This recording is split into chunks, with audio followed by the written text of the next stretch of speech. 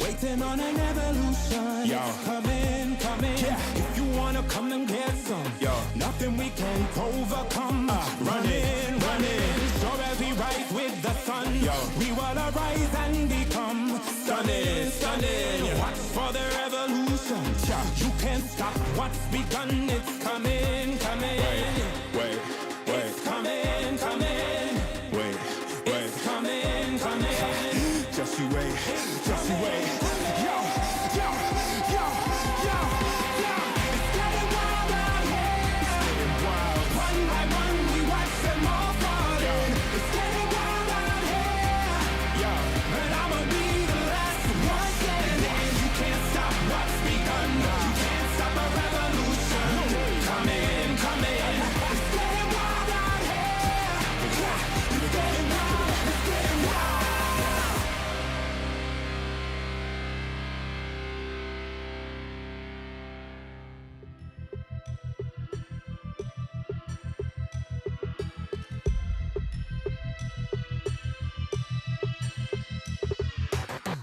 It's a madhouse, it's a madhouse. Had a lot of people showing me some mad doubts. It's a madhouse, it's a madhouse. I got love for the game, I don't cash out. It's a madhouse, it's a madhouse. Everybody with their hands up in the air like whoa. It's a madhouse, it's a madhouse. Shaking all the city, this is how I like my show. I got love for the sweat that I put in. Door with a foot in, proofs in the pudding. Things I did, all them said that I couldn't. Superhero bouncing like a villain. All y'all rooting, you the fan now. Yeah, you understand now what it took to be the champion that I am now. Head in the sky, it's about the time you land now. And let's see who of us has got the better plan now. Who has got the better plan now? Who has got the better plan? Who has got the better plan now? I'm just trying to understand. Who has got the better plan now? Who has got the better plan? Who has got the better plan now? Who has got the better plan? It's a madhouse, it's a madhouse. Had a lot of people showing me some mad doubts. It's a madhouse, it's a madhouse. I got love for the game, I don't cash out. It's a madhouse, it's a madhouse. Everybody with their hands up in the air like whoa. It's a madhouse, it's a madhouse. Shaking all the city, this is how I like my show. How I like my show. Hey. This is how I like my show. Hey. It's a madhouse. Hey. It's a madhouse. It's a madhouse. Had a lot of people showing me some mad doubts. It's a madhouse. It's a madhouse. I got love for the game, I don't cash out. It's a madhouse, it's a madhouse. Everybody with their hands up in the air like whoa. It's a madhouse, it's a madhouse. Shaking all the city, this is how I like my show.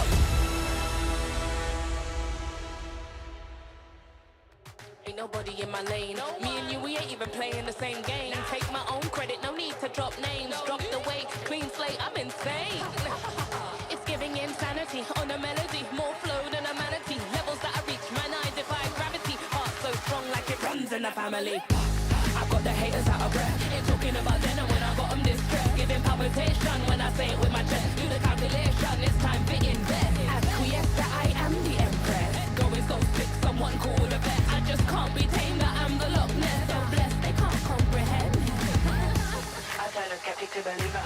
I am a leader, resurrected like it's Easter. If you step to me, you'll get the misdemeanor. They can't defeat her, they can't connect the reader. Card decline, don't worry, I'll be fine. Cause all I see is ups in the line. Did I plan this? Is this by design? Come reflect, my light can't be denied. Come correct, cause this moment is mine. It's mine. Tell me you're feeling up. Tell me you're feeling up. Do it like nobody does. Sipping that haterade, right to the finish line. Tell me you're feeling up. Tell me you're feeling up.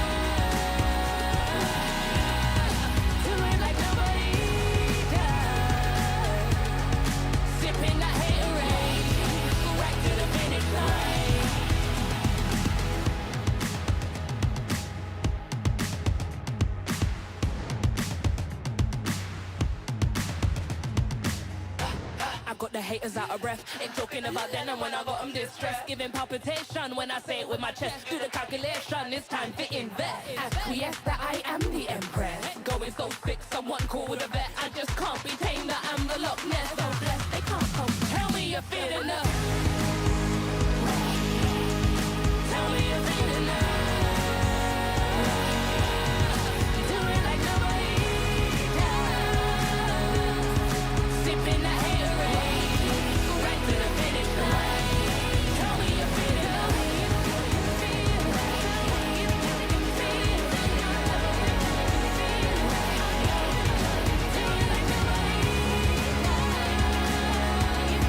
Sipping that haterade, right to the finish line.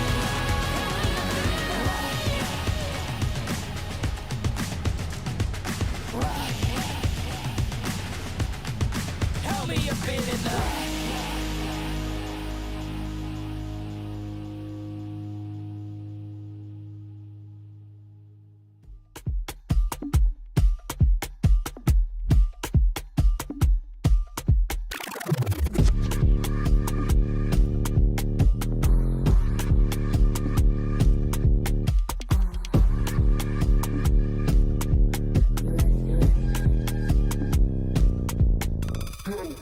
Watch me go, you can't touch this, just peep my flow. Simon said, put it all on the floor. All here's turn when I walk through the door. They know I'm hot, better yeah, ice cold. Heart full of chrome, you can tell when it's on. They can't stop me when I get in my zone. I don't even answer when they call on my phone. Baby, myself, I ain't make no wrongs. Play with me, I don't condone. I'm way too up, but I'm so far gone. Play with me, I don't condone. The man down doing up, beating up the beat till it's blowing up, chewing up. Look at me, look at her, moving, she tickle me, look at me, looking good, got the remedy. Into me, big boss energy, complimentary, they can never be jealousy. When they stare at me, they like legacy, legacy. Gotta leave them white when I feel like I'm lost. Watch me, doing the tiniest love what you see, come get close. Watch me, send me love, I got you on, what you gon' do? Watch me, I make it hot, blow the spot, ready or not. Watch me, watch me, watch me, watch me, watch me, watch me, watch me, watch me, watch me, pretty, watch me do it, watch me slow. Watch me, make me feel it, take control, make me go. Watch me, tell me, watch me, with my legs, if you roll.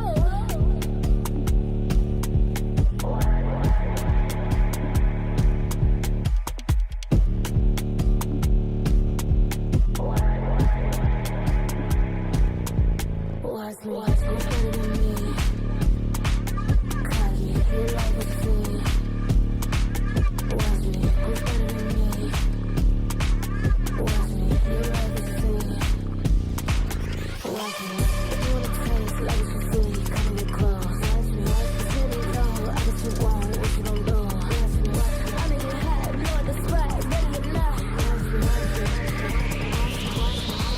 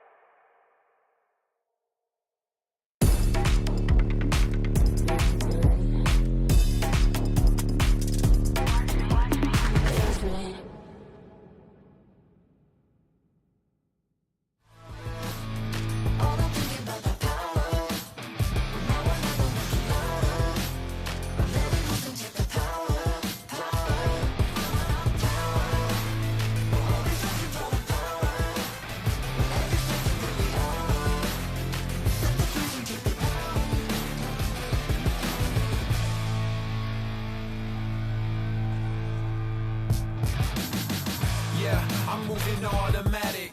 See the top spot, but I move right past it. You're not number one, man, you thought you had it. I got what I want, now it's more than average. We are the masters. Now we back on the roll, headed back to the throne, cause we back what we on. Now we here to set the tone, got the spirit, got the soul, never question the power. Yeah, we showing you the power. Power. Make it loud.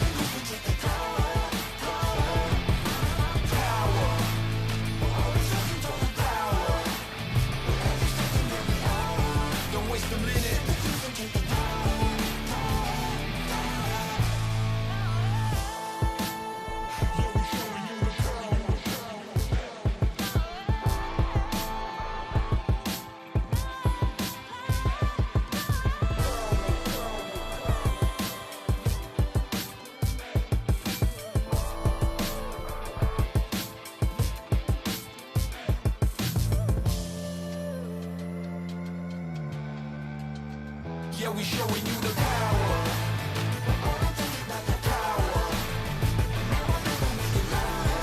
Make it loud.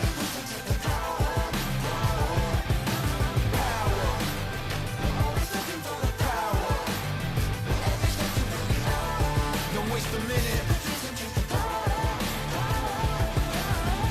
Yeah, I'm moving automatic. See the top spot, but I move right past it. You're not number one, man, you thought you had it. I got what I want, now it's more than average. We are the masters. Now we back on the road, headed back to the throne. Cause we back what we on. Now we here to set the tone. Got the spirit, got the soul, never question the power.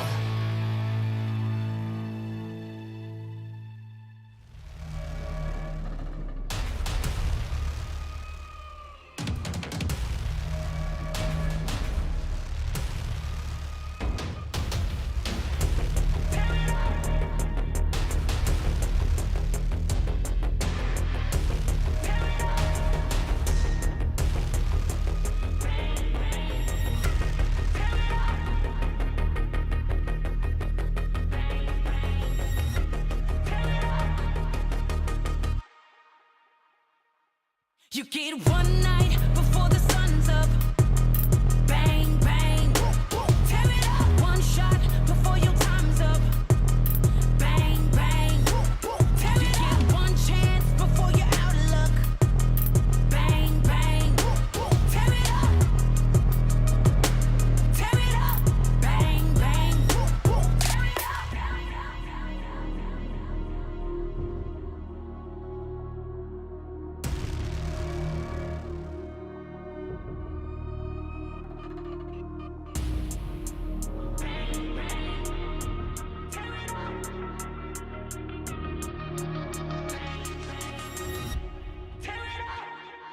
You get one night before the sun's up. Bang, bang. Tear it up. One shot before your time's up. Bang, bang. Tear it up. You get one chance before you're out of luck. Bang, bang. Tear it up. Tear it up. Bang, bang. Tear it up. One army, we unbreakable. Won't ever beat us. We too strong. Take a stand, raise all of your fists high. This is the one. We're fighting for our lives. Don't let the odds run up on us. We fight until the sun comes up. Don't try us, we the one. Bang, bang. Bang, bang. Bang, bang.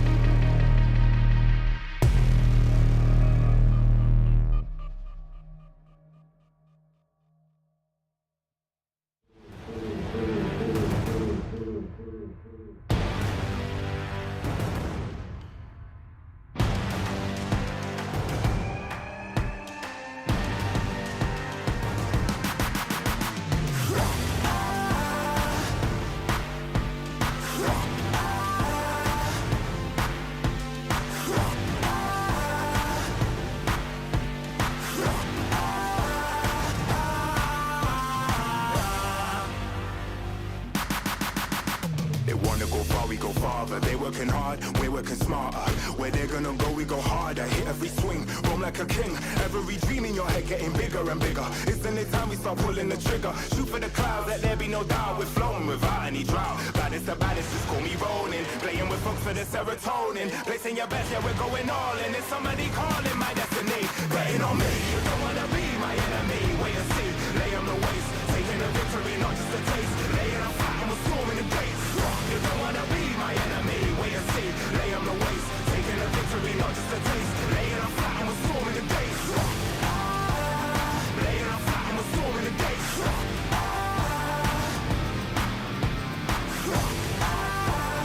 Laying on fire and we're storming the gates.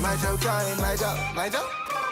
喂，你聽住，我就講個錯過嘅機遇，成嚿叉燒包得埋口，嚼到兩口，打一打就咬唔住。同你講句 sorry 咯，我對唔住，我想瞓對手，就份複習，個新聞住好過要出盡力都不斷地輸。人生最寶貴一堂，公司唔係你學堂，簽咗份約將你捆綁，又唔出呢個節堂，乜嘢係好嘅時機？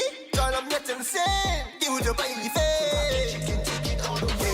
買就雞，機會嚟啦咪就雞，錯過咗喊到無謂，錯過咗喊到無謂，機會嚟啦咪就雞。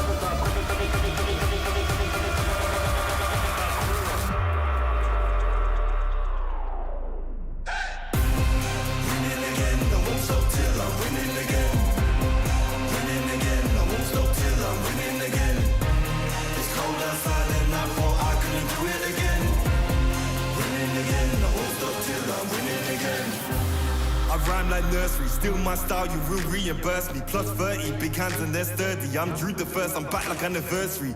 I came back worthy, like I swam in lava till it no longer burns me. I walked the desert for my ego's perjury. Working for that zone where you can't outwork me. I'm a big man, but I ain't 32. I came to the front line with like 32. I'm a Rex, that's a shout out to 32. I'm a danger and I play 32. I'm just so 2032. Ahead of my time, so I'm hard like Bruce. Flows the bomb like I shook the room. I stay lit like Christmas and hot like June. Stop till I'm winning again. Winning again. I won't stop till I win. It's cold outside and I thought I couldn't do it again. Winning again. I won't stop till I'm winning again. Winning again. I won't stop till I'm winning again. Winning again. I won't stop till I'm winning again. It's cold outside and I thought I couldn't do it again. Winning again. I won't stop till I'm winning again.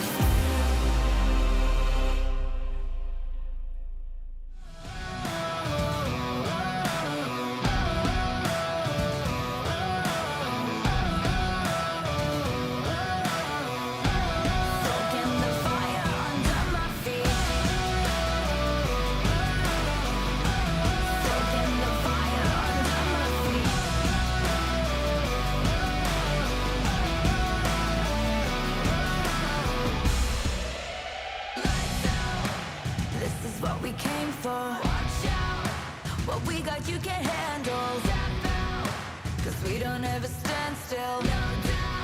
I'm ready for the gamble. I'm ready for the gamble. Ready for the gamble. I keep feeding the flame, chasing the fame. This world will never be enough for me. I feel it run through my veins. I sharpen my aim, soaking the fire under my feet. Soaking the fire under my feet.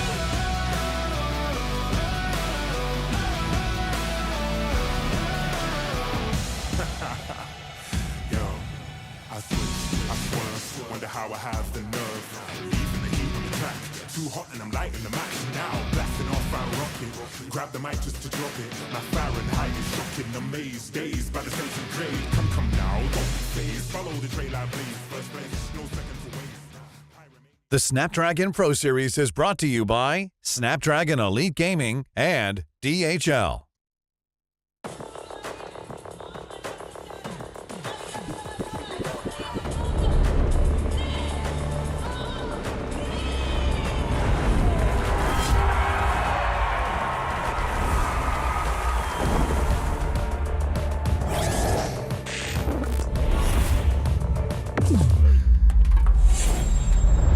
Let the weak melt away. Killing spree.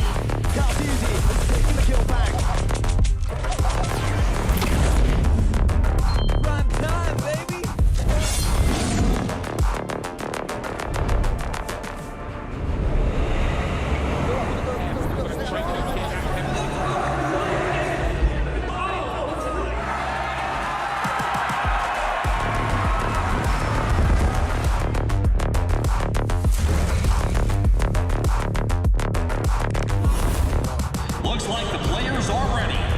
Here we go!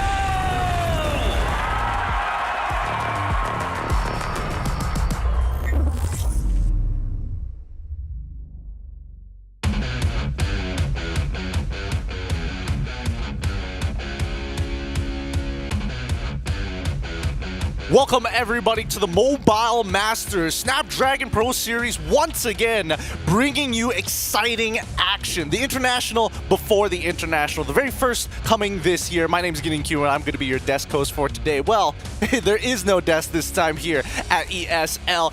We are live in Jakarta to watch some exciting teams from across the world to show who is the true master of Mobile Legends at this point of time. Today with me, we've got two experts to talk about the games and to also cast your games. Coming in from the Philippines, it's Leo, and from Indonesia, it's going to be Miracle. Boys, how you feeling? And welcome back to the SBS. Proud to be making history. This is the very first Mobile Masters in the run of this prestigious international league. And to be a part of this non-desk is going to be a treat. We got so many games happening in the span of a week. It's going to be a jam-packed run for Mobile Masters for sure. It's just crazy how we get to see so many international events now, right? Where we get to see the level, the power level of each individual regions here. We got China, we got new regions coming in here to actually display their talent, and new teams on top of that to represent the region. We're going to address that in just a little bit, but for the meantime, for those of you who are a little confused, what is this Mobile Masters all about? We've had series after series from across the world, multiple different locations to finally bring you the champions and their runner-ups from the challenge finals. These teams have worked so very hard to get to this point, and once again, this is technically the first international with professional teams before we make it to the real internationals of the M series. Here,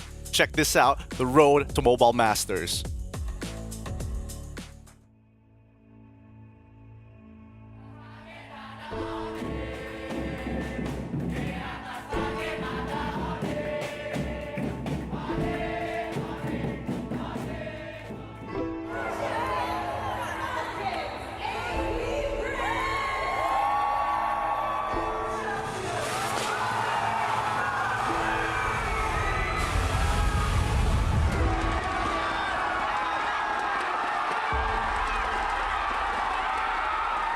These teams here are performing at the peak of MLBB right now.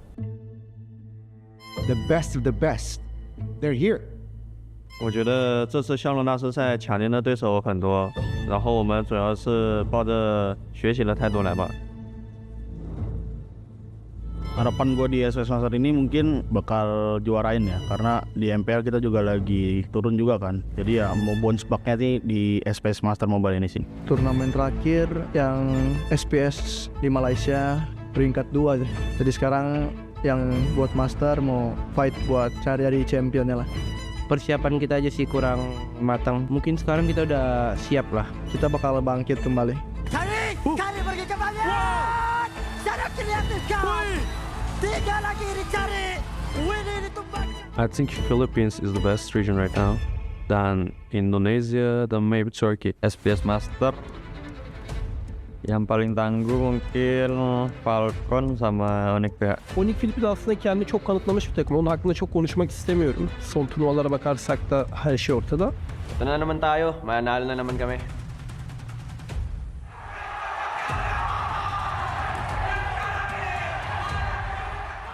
We are in Group B, and I think the toughest opponent will be Team Falcons. It's like the old friend roster and 5 winners, you know, great team, great synergy.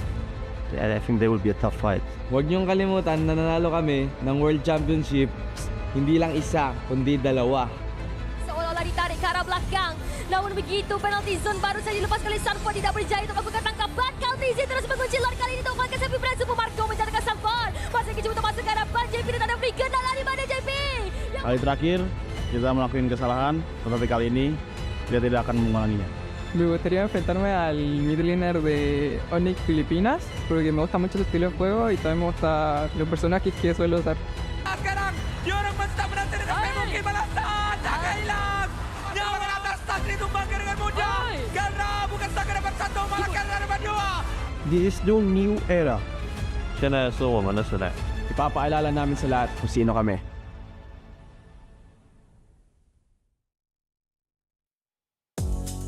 The world is watching right now to see who is going to be the best. And I think, you know, as SPS it keeps on providing us just a little bit of a taste of what an international is going to look like. And this time around, they're bringing in a lot of new faces here. Now, Southeast Asia has been a powerhouse for a very long time. We're looking to see who's going to be able to challenge that right now. But for those of you just tuning in, don't worry. Let's talk about the format for just a little bit. For those of you who are very new to the Snapdragon Pro Series, this is going to be the group stage where 12 teams will be split up into 2 groups of 6, each one having to battle each other out, and the top 3 with the best score will move on into the playoffs, going down to 6 teams, single elimination bracket, and the top 2 seed from the group gets a round 1 bye. Keep in mind that the playoffs is a best of 5. Boys, this is very different from the M series altogether. It's a shortened series, but what are some of the things that you personally enjoy about it? Very different, but just the same, especially since this is a mid-year international event.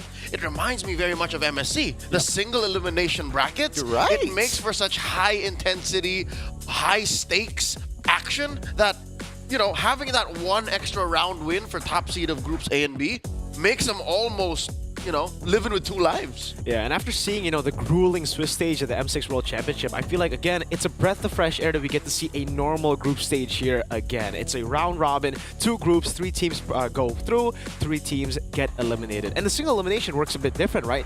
When you top your group, you actually get rewarded by quite a bit. You get over the first match, the first bracket, to move on to instantly the semifinals. Oh yeah, look, the top 6 race has already begun. Let's pull up the qualified teams already who's been split up into both of these groups, Group A as well as Group B. For Group A, we got Onyx PH, the current world champions, up against BTR Indonesia. Don't forget about TLID, with also Influence Rage, a new face coming in from Latam Papada. Hopefully I'm saying this right. Papara Supermassive coming in from Turkey, and not to forget, YBin Gaming coming all the way from China. Mirko, look, it's the GOATs, Onyx PH. BTR? No, Onyx PH. Dear Lord. Dear Lord. Remember, like, GOATs. King Kong was like... He was that guy. He was trying to be that guy. But BTR, man. I mean, BTR...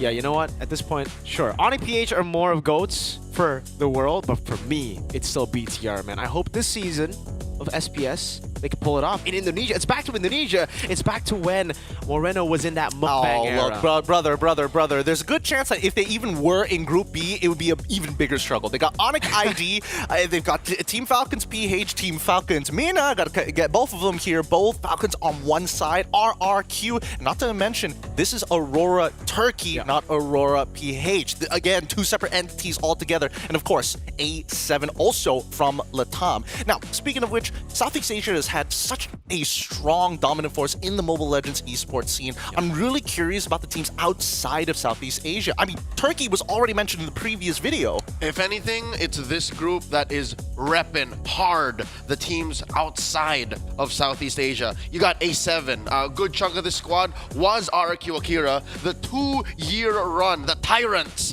from Latam. And then you have the newly minted Aurora Turkey, who's basically another powerhouse team from that region that now is under a new banner. And of course, one of the biggest esports franchises in the world in Falcons MENA.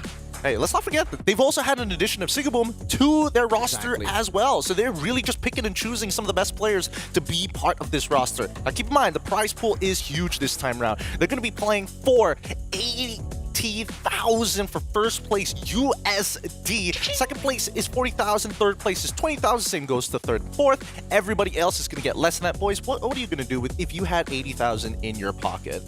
I would make another international tournament, man. I would put that all the way to from prize pool to the event again. Just make it run. Reroute that money. Just run it back. Run it back. Run Up back until the Mobile BTR Masters. Over and over. You gotta spin it. You gotta keep on spinning it until eventually you get that good gacha. That's what we're all looking for. Amen. That good gacha. Now, with the prize pool already at high stakes, Stream A is going to be the one that you're currently watching right now. The main broadcast, of course. There are two other streams happening at the same time, both Stream B and as well C. But for Stream A, our schedule is going to be this. BTR up against TLID as our very first match. Onyx then going up against Team Falcons, and then Onyx PH up against TLID, then RRQ up against Falcons Mina. So a very Onyx Falcons day today, and then kind of everybody else very Southeast Asian oriented. Let's not forget about Stream B, because we're also facing off against Onyx PH with YBing Gaming as their very first one. I'm curious to see how China plays out in that series. Not to forget RRQ up against A7, Onyx PH up against TLID, Onyx once again up against A7. You get the idea. 3 streams happening all at the same time. Boys, are you excited for any of these series, especially for Stream C? Because I think they felt like they had the short end of the stick initially, but no, they've got some banger games. I'm gonna be honest with you, it's all about Stream A, Gideon. But Stream C does have some interesting matchups, all right? You're seeing a lot of the teams aforementioned from outside of Southeast Asia. You got a lot of Latam here. You got a lot of EMEA. China. You have, yeah, that's not Falcons versus Aurora PH. Like, that is Falcons PH versus Aurora Turkey, and then Aurora Turkey versus Falcons MENA. I wonder what that's like. What's that like for Aurora? It's like, Falcons again? I mean, dude, it's so interesting to just see these rosters again, right? It really feels like, well, for some of these teams, we haven't seen them at all. YBin Gaming, we have not seen them in an international stage. We've seen different teams almost every event. We've seen XYG to DFYG to then again KBG, and finally to see one of the teams that we've been seeing in the top 3 a lot of times in the Chinese qualifiers make it to the international. I'm just curious.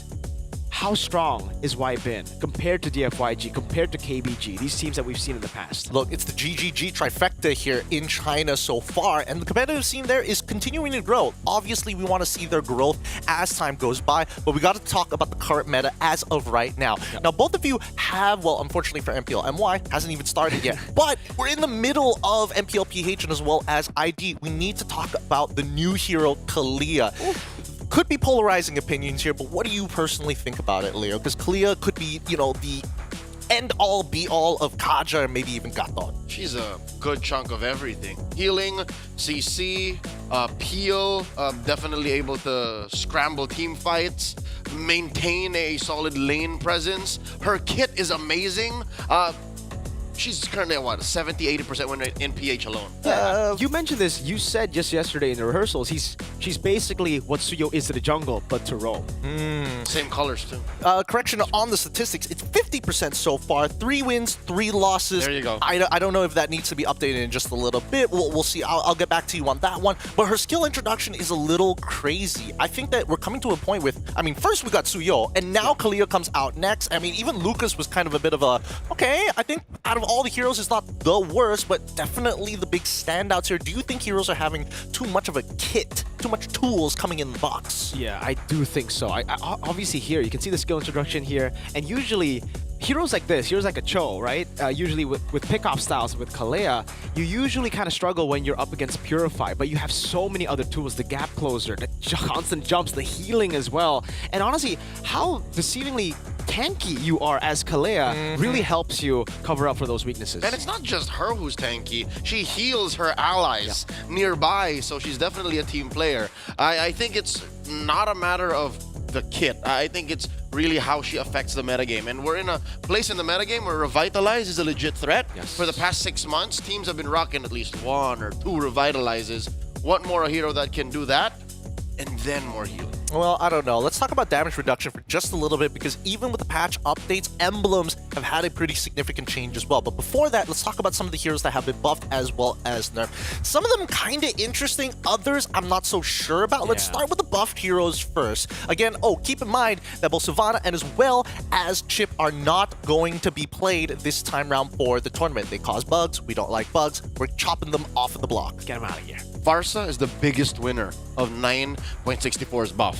Her passive got affected, her ult now reduces the intervals on that, and she moves so much faster with Wings by Wings. That's the reason why she has such a high contest rate now. And she doesn't get banned. Who in the right mind would ban Farsa in the first phase? That's true. I mean, there's a lot of power priority picks, but then let's talk about some of the nerfs then, right? Like things like Badang with the shortened range of his first skill. That Fist Crack can be a little annoying sometimes. You can't farm those Thunderbelt stacks as often, but it's still being picked up. Yeah, especially with the nerfs. I think the Hanzo one really strikes as, you know, the big nerf for me. Because we've seen a lot of Indonesian players play the Hanzo, and unlike in the Philippines, we have found a lot of success with our brawl style with the Hanzo. Y'all win. Yeah, we win with that. And even after the nerf, we've seen players like Rin pick it up and still win. Hazel pick it up and still win. We won't get to see Rin in this tournament, but Hazel is still in for RRQ, and I think he will still be able to utilize this Hanzo together with just how messy but calculated RRQ plays. 5 games played on Hanzo, 60% win rate currently in MPL ID. I mean, even with some of the adjustments here, do you think the Jushin is going to be enough? Because now we're seeing teams kind of stray away from it. I mean, the what do they call it? The mana kappa of it being shortened down does hurt a little, but I still think there is a place for her in the meta, you know, draft-wise. In the past couple of weeks, Super Friends of Onyx PH has actually been picking up Jushin, and they're currently on a winning streak. If I'm not mistaken, that's 5 or 6 series that they won, wherein for more than a couple of times he played Jushin. So I'm thinking it really is just an adjustment. It's not necessarily a nerf. She's not much weaker. It's just, I guess the teams are letting up on her because they think that they could. The adjustment is basically a buff because it makes people let go of the juice and thinking it's weaker. Well, I think that her early game is definitely significantly weaker. Speaking of early game, actually, the meta has kind of shifted a little bit with the emblem adjustments, and this is the big one that everybody's excited for. Killing Spree changed entirely, getting a free reset on the kill, but more importantly, getting the guy low gets you health back depending on how much damage you take. Temporal Rain, added bonuses, durations, and tenacity. That damage reduction, so good. My eyes are on Pull Yourself Together. It turned into a stacking emblem talent wherein it affected so many other things. It affected Wind of Nature. It affected other battle spells. I think Pull Yourself Together is definitely a must-have these days. Yeah, I've seen Eman actually go for both Killing Spree and Pull Yourself Together, and you won't guess the hero on Beatrix. Went for those two. Pull Yourself Together for the equipment, for the flicker as well. This really helps heroes who in the past, well, not in the past, even currently, can't go for Purify. They can only go for flicker. You have to Pull Yourself Together. That means you'll have flicker more time. So maybe the Brodies come in hand, the Beatrix that was just adjusted, but the Killing Spree is so good. We've seen King Kong go on Suyo with Killing Spree. I think Grangers have found a lot of success with with killing spree too, because you get the additional movement speed while you're kiting away. Oh yeah, so much good stuff. Now, obviously, there are some equipment adjustments, not the greatest in the world, especially for those who don't really understand how Pull Yourself Together work. Winds of Nature, obviously, going to have a bit of a change, but Rose Gold Meteor as well, getting a little more expensive. However, Dire Hit is the real question here. Dire Hit now requires a level of CC. You have to crowd control your targets for that extra damage to proc, so it's a more specific kind of roaming boots choice. It's no longer just I touch you, everyone else hurts more. Yeah, the Rose Gold nerf is very, very good, right? I mean, it was already so broken. Most marksmen, even mages slash fighters in the jungle would go for Rose Gold over anything else as their first item. Julian would just abuse the heck out of it in the jungle. But I think the Lord, we can talk about that Lord. Oh yeah. Every Lord jumps. Every Lord jumps, but they also changed those turrets. So, in a way, if the competition is, if your enemy or if you are better, so much better than your opponents, you will be able to capitalize on the new Lord. But if it's more even, then I think it's kind of like whatever, it's the same. It is kind of well, it depends. What do you guys think at home? We want to hear your opinions. Contact us through social media. Follow us on all of our social medias, whether it's the X Everything app at ESL MLBB or even Instagram or Facebook. We're everywhere. So please let us know your thoughts, not only about the show, but even about the meta. We want to hear you. Now, guys, as the games are going to go out, what are some things that are going to come to mind when we're not only seeing these teams, but the way that they're going to play the meta? Because we were already talking about the Lord helping to snowball the game, not to mention, I mean, things like Jushin, but now with the addition of Kalia, is it going to be more snowball-esque around the 8-minute mark, or is it just going to be like, oh, let's play it slow? I'd reckon it comes down to the draft. We talked about how heroes like Farsa come through. We talked about how Zushin might be, maybe she can be played, especially with these two in action. BTR, the... what do you call them? Best in the world. Best in the world. Against, of course, the Young Stallions. The draft is where I'm looking at, what they're willing to let go in the gold and the jungle. And then I think they understand the patch pretty well at this point. Yeah, and I think especially for both Bigatron and TL, we've seen them experiment so much in MPL ID. So it'll be interesting to see what they've finally been able to, get out of all those experiments, because we've been seeing so many cheese picks, so many weird picks in MPL ID for both these teams, for E2 Max and SDL. We'll get to see very, very soon what they decide on. Well, let's see whether those results are actually going to be worth it. It's going to be BTR up against TLID next. We're going to go on a short break, and when we come back, more to discuss here at SPS Mobile Masters. Oh, yeah.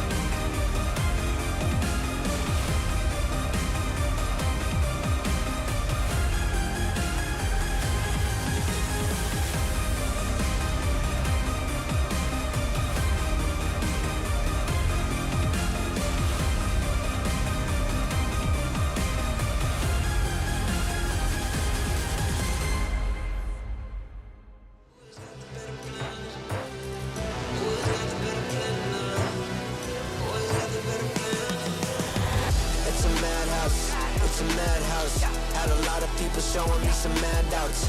It's a madhouse, it's a madhouse. I got love for the game, I don't cash out. It's a madhouse, it's a madhouse. Everybody with their hands up in the air like whoa. It's a madhouse, it's a madhouse. Shaking all the city, this is how I like my show. How I like my show.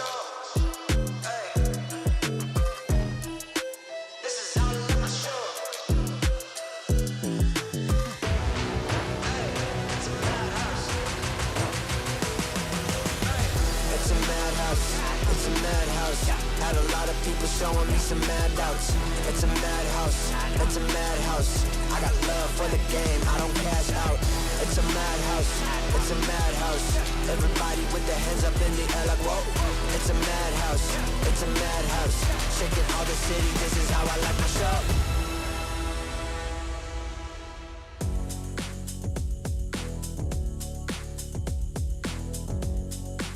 The road to top 6 begins live in Jakarta, Indonesia, where teams from across the world are going to be battling out to see who is a true master. With our very first matchup, our first best of 3 of today, it's BTR versus TLID. Now, before we get into predictions here, this is obviously going to be quite an exciting game. Mirko, tell us a little bit about the matchup between BTR and as well as TLID. You've had plenty of experience in multiple weeks of professional play. It's weird because we haven't actually seen their matchup this season. BTR and Liquid have not met just yet. We've only gone through 3 weeks. So we've had like a 3-week break. So maybe we'll see in week 4. But before that, we get to see it here. BTR versus TL. TL, very, very shaky.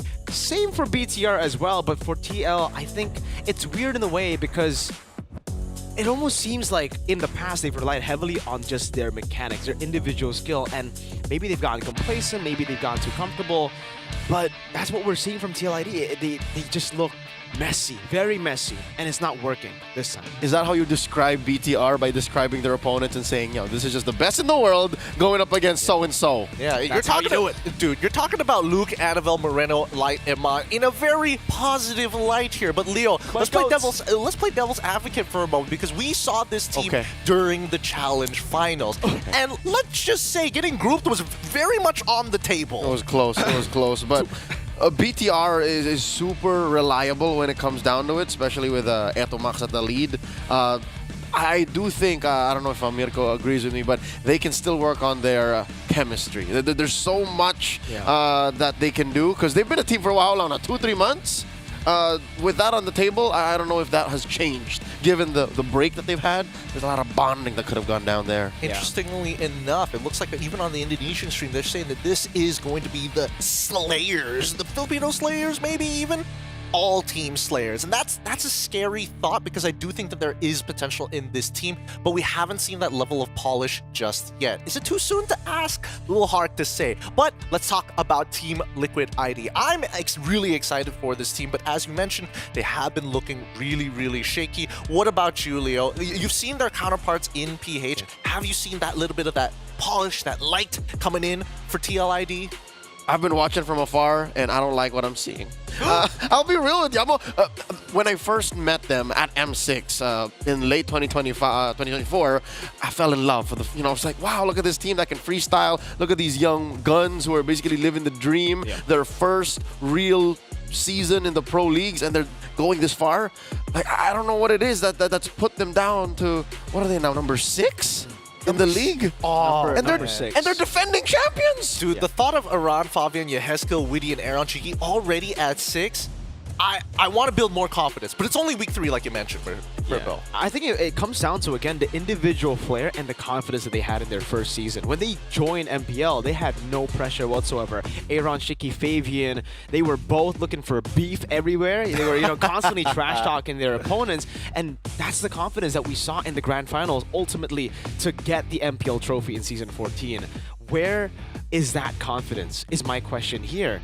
Aaron is kind of like, he's a shadow of his former self. Fabian as well. They're going in for very, very weird plays a lot of times. To be fair, much like their rivals in M6, Onic PH, they also had their dip. I'm talking Onic, right? So maybe this is ID's dip too. Maybe they also need to know what it's like to be at rock bottom and then build up. Again, it's only been 3 weeks. I mean, we talk about rock bottom, but if we're looking like match history, TLID has basically taken out BTR 3 out of the 4 matches against them. Stats. Hey, I like the stats. I like the numbers. They tell me stories, and I like telling stories with the numbers. But Mirko, do you think that this is the time where it's really going to start flipping the script? Well, I mean, for me, I hope so, right? For Bigatron, they have this new roster. They got Light. It could be Light and Annabelle, both of them joining this season. For them, it could be the last 2 pieces of the puzzle. But I feel like it could be another puzzle to solve. And that's what we've been seeing so far for Bigatron. They've actually been struggling more with Light and Annabelle, mainly because of the chemistry issue, the bonding issue. It doesn't seem like they're clicking together just yet in the first 3 weeks of MPL. I'm hoping with the 3 weeks that they got to prepare, the confidence comes back for them, for Light and Annabelle, and the team play starts to finally be visible, hopefully. And that's the reason why I'm so cope with TLID. I know that they have been grinding together a majority of this squad from the ranked game ladder all the way to the MDL under Academy, and then now in the big leagues. I know that they are brothers. So even if the meta kind of messes them up and their mechanics are not, its peak and their confidence might be shaky, I think that's enough still for them to make it 4 and 5 now. It's 3 and 4, right? 3 and 4. 3 and 4. So maybe after this it becomes 4 and 5. I'm thinking that. I'm sorry, Pam. I'm Light. I'm sorry, Light. I'm sorry, Eman. Sorry, Etomax. Like these are my Pinoy bros, but it's just facts. It's just the numbers that are looking not that great. You could, but he's not. He's not gonna take your side this time round. Okay, we gotta keep it clean here. Keep it clean here because you guys are gonna be taking us into the game very shortly, and I'm curious to see whether this is going to set the bar for the rest of Mobile Masters. If we see that high level of polish on both of these teams, I'm excited to see the rest of the series that are going to be happening here today. And obviously, there are going to be some changes in the meta, and whether or not they're going to be experimenting is going to be an entirely different story. But if they were to experiment, what would you take? I don't think they do. I don't think they experiment. Come on! Because for TLID and BTR, I think they've experimented enough. It was all about looking for the right, right ingredients to finally show. And here, this isn't a random group. This is a very, very competitive group. 3 bottom teams get eliminated. I think there's no way that they risk experimenting here. Hey, glass half full. 3 teams move forward. And if it's gonna come down to can we play Kalia or not, then I think you better damn well be able to play Kalia. Yeah. So the question is, can Light pick Kalia? Can Widdy pick Kalia? And here's maybe where I step a little to the red. I think Light could play a better Kalia than Widdy. I'm sorry, Christian, but... Right? I agree. Am I right? Because I know Light. I know Light can find these weird angles. He plays a mean Kaja when he wants to, especially with Eman. Yeah, Cho too. Widdy plays a decent Cho, but between the both of them, I think it's Light who can really play the little fish girl. I actually think it's the opposite here. I feel the little fish girl might be better for Widdy, mainly because it's more straightforward, it's not as mechanically intensive, and a lot of the abilities just go press one button, you do a lot of stuff. I think it depends. It depends. If we're talking about the healing factor, if we're talking about, again, just being there for the team, it's more of a Widdy hero. But if we're talking about the pickoffs, it's more of the Light hero. I see. Now, let's go into the predictions. Miracle, obviously, you're going for BTR. You're going for BTR. Don't lie to nobody here. But, interesting. So only me and Miracle think it's going all 3 games. Leo, why a 2-0? It's cope. It's cope. Because if ever I would see my boys in Liquid go back to their prime, M6 form, it starts now. What happened to Prediction Master here? I've been watching your series, and a lot of your weeks have been doing pretty well. Yeah, half of the forecast is cope. All right, so I just manifest what I want to see, and this is where we do it. So it's not predicting; it's just manifesting that it would give you the most amount of points. Keep in mind that we're keeping a prediction score amongst the casters on all broadcasts here, so you could be a huge lead. You could have a huge lead right now, or it's going down the drain very, very quickly. I like our odds, Mirko. Yeah. I just want to say, by the way. You said Liquid too. What do you mean you like your odds? It's 2-1. At least I got one thing correct. Yeah. Wait, so you get an additional point if you get the scores right? I'm pretty sure you do. No, but wait. Do you still get the point if it's the wrong winner? Oh, that's a good point. Actually, I gotta double check with Zipper on that one. I did not finalize the rules on this. You know what? There's a fun fact here. Every SPS that I've casted for, I've gotten the highest prediction score up until Bigatron. Up until Bigatron. It happened in Season 3. I got everything right until the Grand Finals, where I had to go BTR. Onyx 4-0'd them. That was a fast evening. We went home quick. It was. So I'm saying, maybe you take all the other predictions that I make, but not this one. But BTR, that's the story of my life too, Cope. We had 2 full games of Magic the Gathering after that. 2 full games amongst 4 people. I'm telling you, it was a real quick day. It is going to be a little scary, though, with how the teams could be potentially positioning themselves here. But we got to go matchup to matchup as of right now. Let's start with the EXP lane and then start moving down the roles. Based off of your predictions, I'm just going to assume that the Cope of TLID is going to be good for you in this particular sec, but Luke's been doing good too. Yeah, Luke a little more explosive. Aran, in my opinion, more reliable when it comes down to it. Maybe that's where the draft goes down. That's where you see what they end up picking. Hilda's pretty hot today, but from PH side, what I'm seeing, you got a good glue, you got a good start. Yeah, I think for Luke, he's actually been struggling a lot. After the patch dropped, he started to struggle a lot because the Badang, that was his main hero. He always gets it first picked for Bigatron. It was nerfed quite a bit. We don't see him. We didn't see him pick up the Badang at all after that. Suyo for Annabelle as well has been kind of it's been very 50-50. He's always gone and opted more for like Joy. He likes Joy more. So some teams do.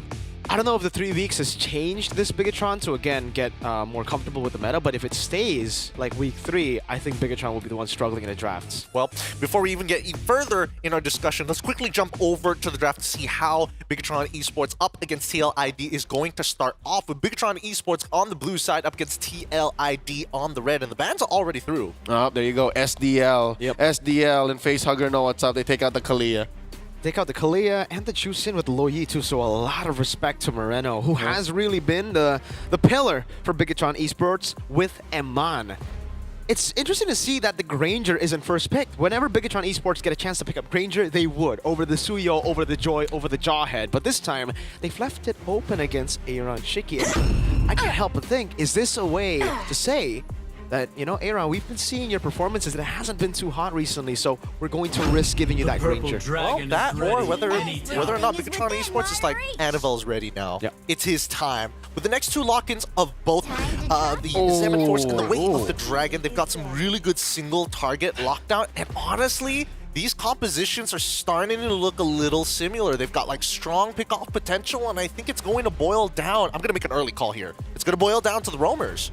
It's amazing how they end up with these picks. Again, these are jackpot bonus round drafts that you got in the first phase. How do you give Light a Cho? How do you give Eman a Harith? And for Liquid, again, snowballing is just literally step 2. You got a Jawhead, you got a Joy, you got a Granger. And Mirko, to answer your question, I think there's a inkling in Etomax's mind, like, hey, he's getting a little more touchable. So let's give him his comfort and just beat him up. Yeah, could be the case. Team Liquid ID, they take out the glue as expected again. The glue for Luke. The Glook. The Glook. It was his signature pick back when he was playing for GeekFam, and we saw a glimpse of that again. He came back to the glue, started playmaking, the Hilda for Aran. Hildaran. Classic Hildaran. Yeah. Luke, Hildaran, I see. That's him. I think banning out the glue is Okay, good, Sunday. but also there's like a sub-theory that, again, they don't want the mid laner to just be, oh, you have to play Vixana, you have to play Faramis. Let's open up the options just a little bit more, and maybe we can actually have that mid-trio work together. If there is a way that Liquid walks away with a Farsa here, oh, that is so much range. Oh, boy. Yeah, the Farsa is a very, very good way to try to beat out the Harith as well. We've seen a lot of teams go for Farsa up against the Harith with the amount of dive that they have as well with the Joy and the Jawhead. It would basically just create a proper front to back for the Farsa to work here. So yeah, for Bigatron, I'm not sure here. Do Liquid want to take the Badang for themselves, or I mean, is Bigatron even comfortable on it? Again, week 3, we have not seen a single Badang from Luke, from Bigatron. Well, I think at the very minimum, it does look like TLID are setting up for this Farsa. They're getting rid of the Guthout as well. So I think that at this point, Bigatron will have to expose their entire hand. If they want to play Badang, I think that's totally okay. But it can only handle so many heroes at once. You're never going to catch both Joy, Jawhead, as well as the Farsa in one single ult. Liquid only has 1 pick when the swing back happens, so I don't know. Does Luke have a Hylos? That might be one Luke way to cut through Hylos. the front to back. Yeah, just lay it down, let Eman get in there. Instead they ban it, because I think Liquid were willing to go like trade 1 for 1. Yeah, because they would be good with the Hylos too. Yeah, so now I'm thinking, right, for Liquid ID, again, do they just go for the Farsa pick here? Is it still too risky considering Bigatron eSports could go for more dive? They go for the Farsa. There you go. So for Bigatron, yeah, it really just feels like they gotta go for dive, and I think the proper dive right now is Badang, right? You get those sets for your team, then Harith and Suyo take control, and for the mid lane, they might have to stick to what, like basic Vexana, or are they gonna go Vex for like is amazing. Yeah. Badang Vex is Badang Vex Cho. Right, so there are multiple layers to make that work. So exactly. Can really punish that Jawhead because, again, no escape mechanism whatsoever. You just kind of hobble around, shoot some missiles, and then die. He's all in. Yeah, he's very all in. Punish him. There it is. Good call. The Badang is in, but they're going to go with the Selena instead. Interesting solution here. I guess they want to be able to fight on a dime if they do find that initial pick rather than waiting for the longer cooldowns. Do we like this? Oh, I would have preferred the Vex. That's just me. Yeah, I think reliability-wise, Vixana does, fit better into this composition. But for Moreno, this guy, we did see him play the Selena once in week 3 after the changes again. He played it, he won. That was against Na'Vi though, right? So I think it was more experimental. I was saying maybe they don't want to experiment here, but maybe it's no longer an experiment. Maybe they have what it takes to actually pull this off, because they've set up for it quite well. They have enough magic damage with the Harith itself, physical obviously from Suyo, and they have that Cho to clear up mid. But there you go. That's the additional dive that they could use to just go and steamroll through Bigatron if they snowball early. Yeah, absolutely. Especially if they don't see the Harith first. It comes in later. Hey, at least you got Lucas to buy you those precious few seconds to then re-engage into the fight. I think this is really 50-50 here, but Bigatron definitely has a more coin flippy-esque type of composition, which, I mean, I'm looking at Mirko's face, he's like, oh boy, I wish it was more reliable. If you miss hard. While Liquid has a lot of allowance, they just have to actually watch where Witty goes. If Witty makes the right calls, the rest of the young stallions can just stampede through. So I love the Lucas pickup. Catches arrows like a champ. Absolutely. Now the question is how the early game is going to be played. Because again, I feel like if Witty dies early on against Bigatron eSports, just gets hit by an arrow, gets blasted down by the mid trio. What are you going to do? So does that mean he doesn't help out with the mid lane and then goes off to try and cheese? How are they going to play this out? I don't think they want to play defensive. That's the thing. Liquid has to always find a way to be pulling out threats, not answers. So it's going to come down to this. Game 1 in a best-of-3, the first on Stream A in Mobile Masters live from Jakarta. Bigatron eSports versus Team Liquid ID. Yeah, for Bigatron eSports, it's much more of, I think, the waiting game, right? I mean, the early game, it really depends. If Moreno lands the Abyssal Arrow, then we will see those fights happen. But if it doesn't, I think they will relatively play it safer. Again, like you said, it's all up to Liquid to really push the tempo. Lethal 1. Lethal, going to be taken by Annabelle. Yep, didn't even need the Retribution. Looking for that Queller. That's also as Ji Kundo used up Life Force to flick around. Aaron Shiki doing a bit of damage over to Moreno, who walks up. The Queller missing onto Fabian, but Annabelle still wants to walk up. Goes for the Soul Sever. Fabian low. He will be zoned away from the green camp, and BTR take an early win. The Usurper gets sent back. Mirko, that's exactly why. Annabelle, despite having a small preference to the Joy, is picking up the Suyo. Again, what they're lacking in the gacha 50-50 kind of engagements, he makes up for in the reliability in the jungle. Quick look at the emblems there. You see now confirmed that Annabelle is one of those killing spree Suyo enjoyers, which I think I am too. At this point, like, 80-90% of Suyos have foregone Impure Rage. I think it really depends on the draft, right? I mean, sorry, on the draft of your opponents. If you are up against a squishier lineup, you can get them lower, you can get those executes, the killing spree gets tremendous value. But if you're up against tankier heroes, maybe the Impure Rage, serves to be the better choice. Level 5, 1 level lead already for Annabelle as he takes the XP crab too.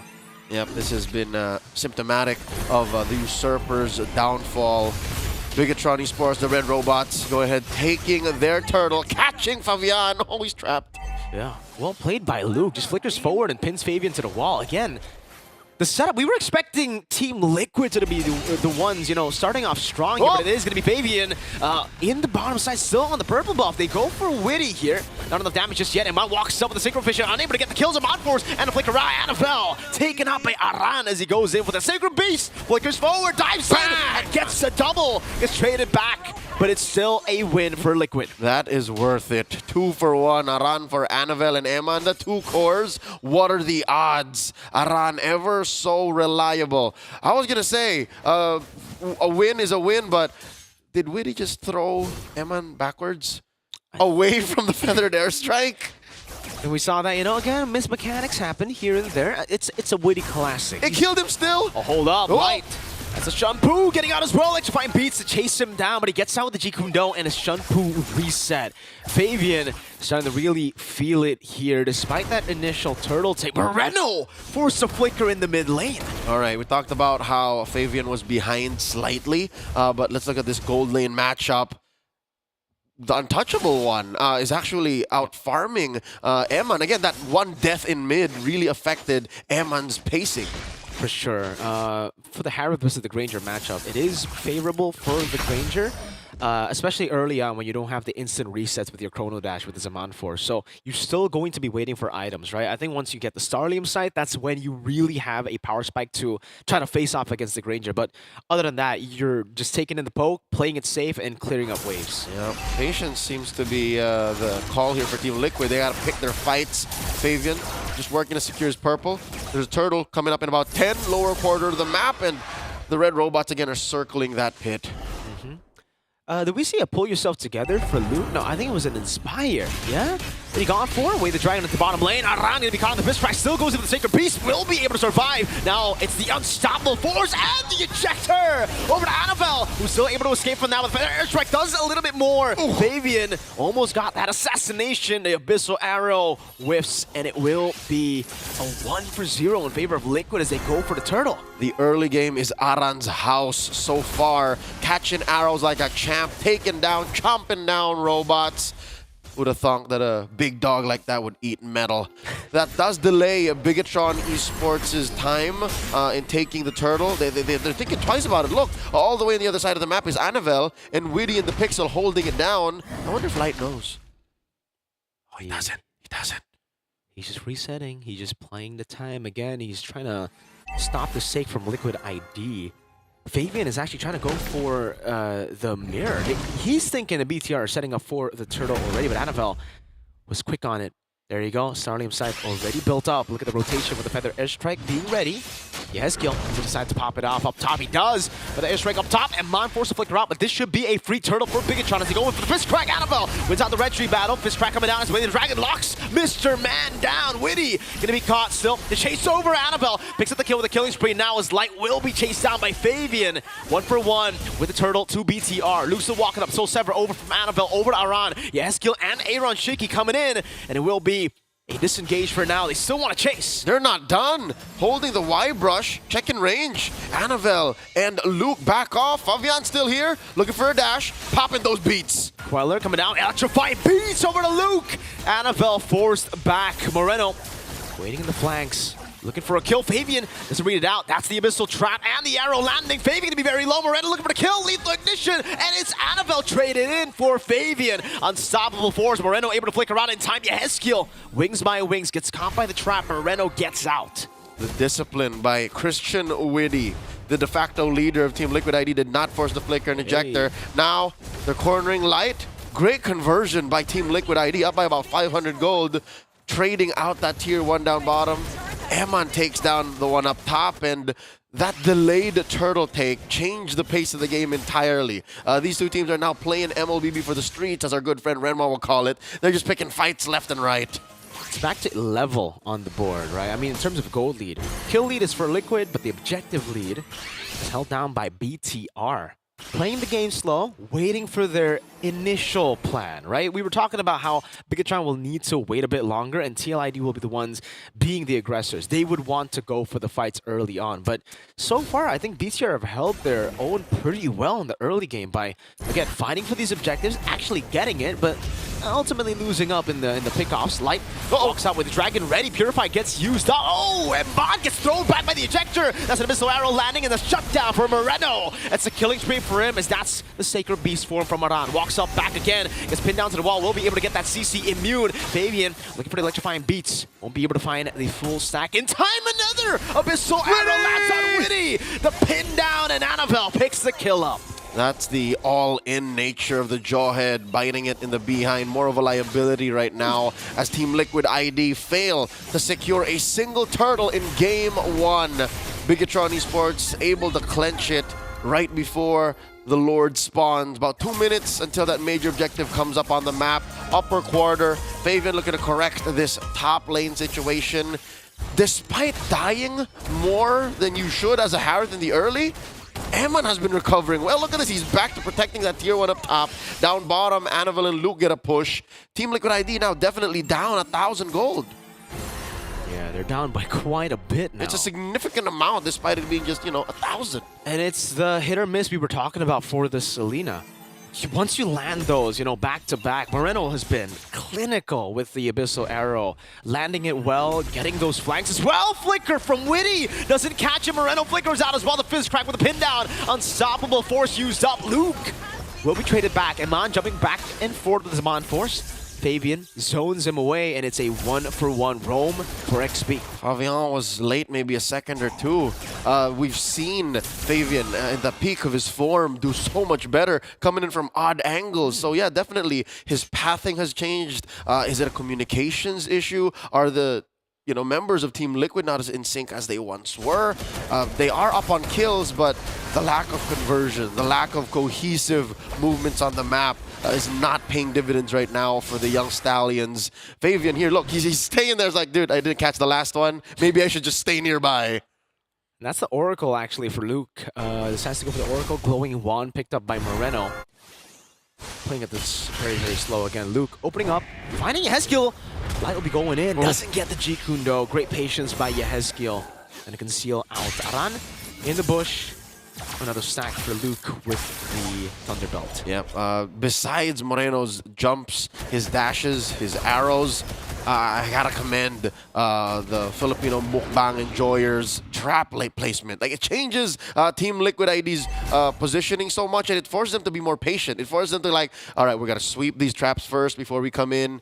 Because what was it now, twice or thrice that Witty got caught out weird, and he was forced to just sit there because of a trap.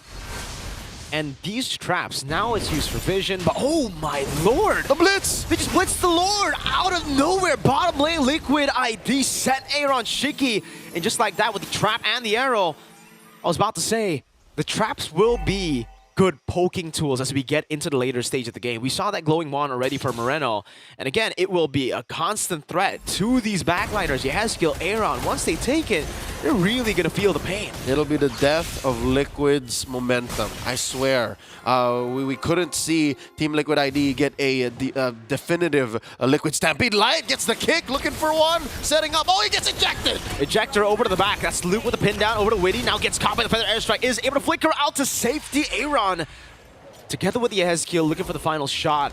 With Light down, Annabelle. Whoa! 2-level lead on the Suyo. Down below he goes for the tier 2. Aaron and Aran dealing with the wave up top. We'll be able to clear it out. Mid lane. Oh, Eman gets the kill. Where does Eman Force? Fabian caught inside of Eman Force, and that's another for Eman. Oh, across the board. I was just about to say that pickoff on Light was one of the few free wins for Team Liquid ID. And now in the effort to take care of the Lord, they got scrambled. They got taken out. Roll per roll 1 for 1, none for Annabelle. So deep in. Point blank. Shiki gets 1. Punished.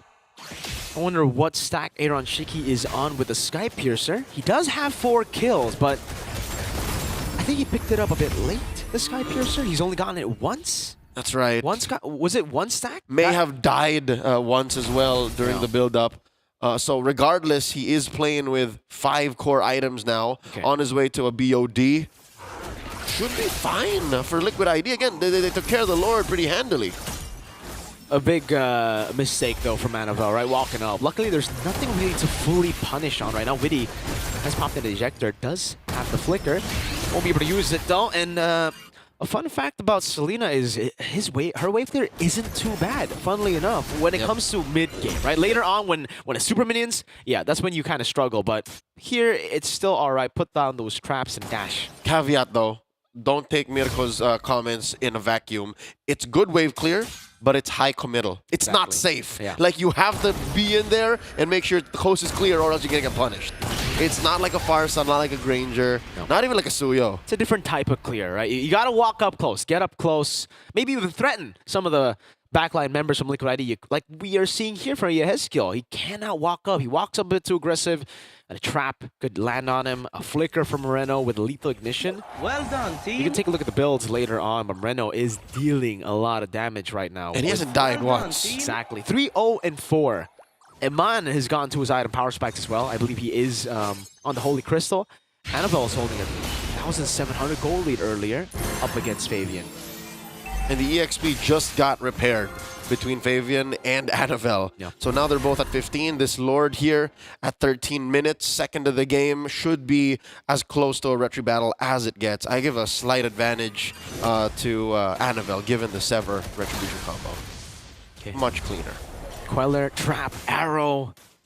So many ways to poke, more ways than Liquid ID, despite the fact that, you know, in terms of range, they should have the advantage with the Granger and the Farsa, but in a way, the poke is also very commitment-based, right? They got to commit. Luke goes in, finds 3 on the board, forces 2 purifies. Iman still able to dish out some damage. Now with Iman force as well. Moreno zoned away, flickering out, but that's Iman with a mega kill. Light goes down, so does Iman. 2 for 2 the current trade, and Anavel folds. That's an arrow, a trap down as well. Fabian gets the shutdown, but Luke punishes him in the end. It's a 4 for 3 trade in favor of Liquid ID. Both damage dealers still up. Yehezkiel walking up, trying to deal some damage. Aaron's taking up the Lord. Luke goes in, pinning down Yehezkiel, taking him to half HP with a fist crack too. This might be a solo kill on Yehezkiel. Aaron looking for the kill. Luke finally falling, but the Lord got reset. 5 seconds on Aran, 1 on Light. He's respawning in. Can he get there in time? It's just Aaron Shiki and the Lord.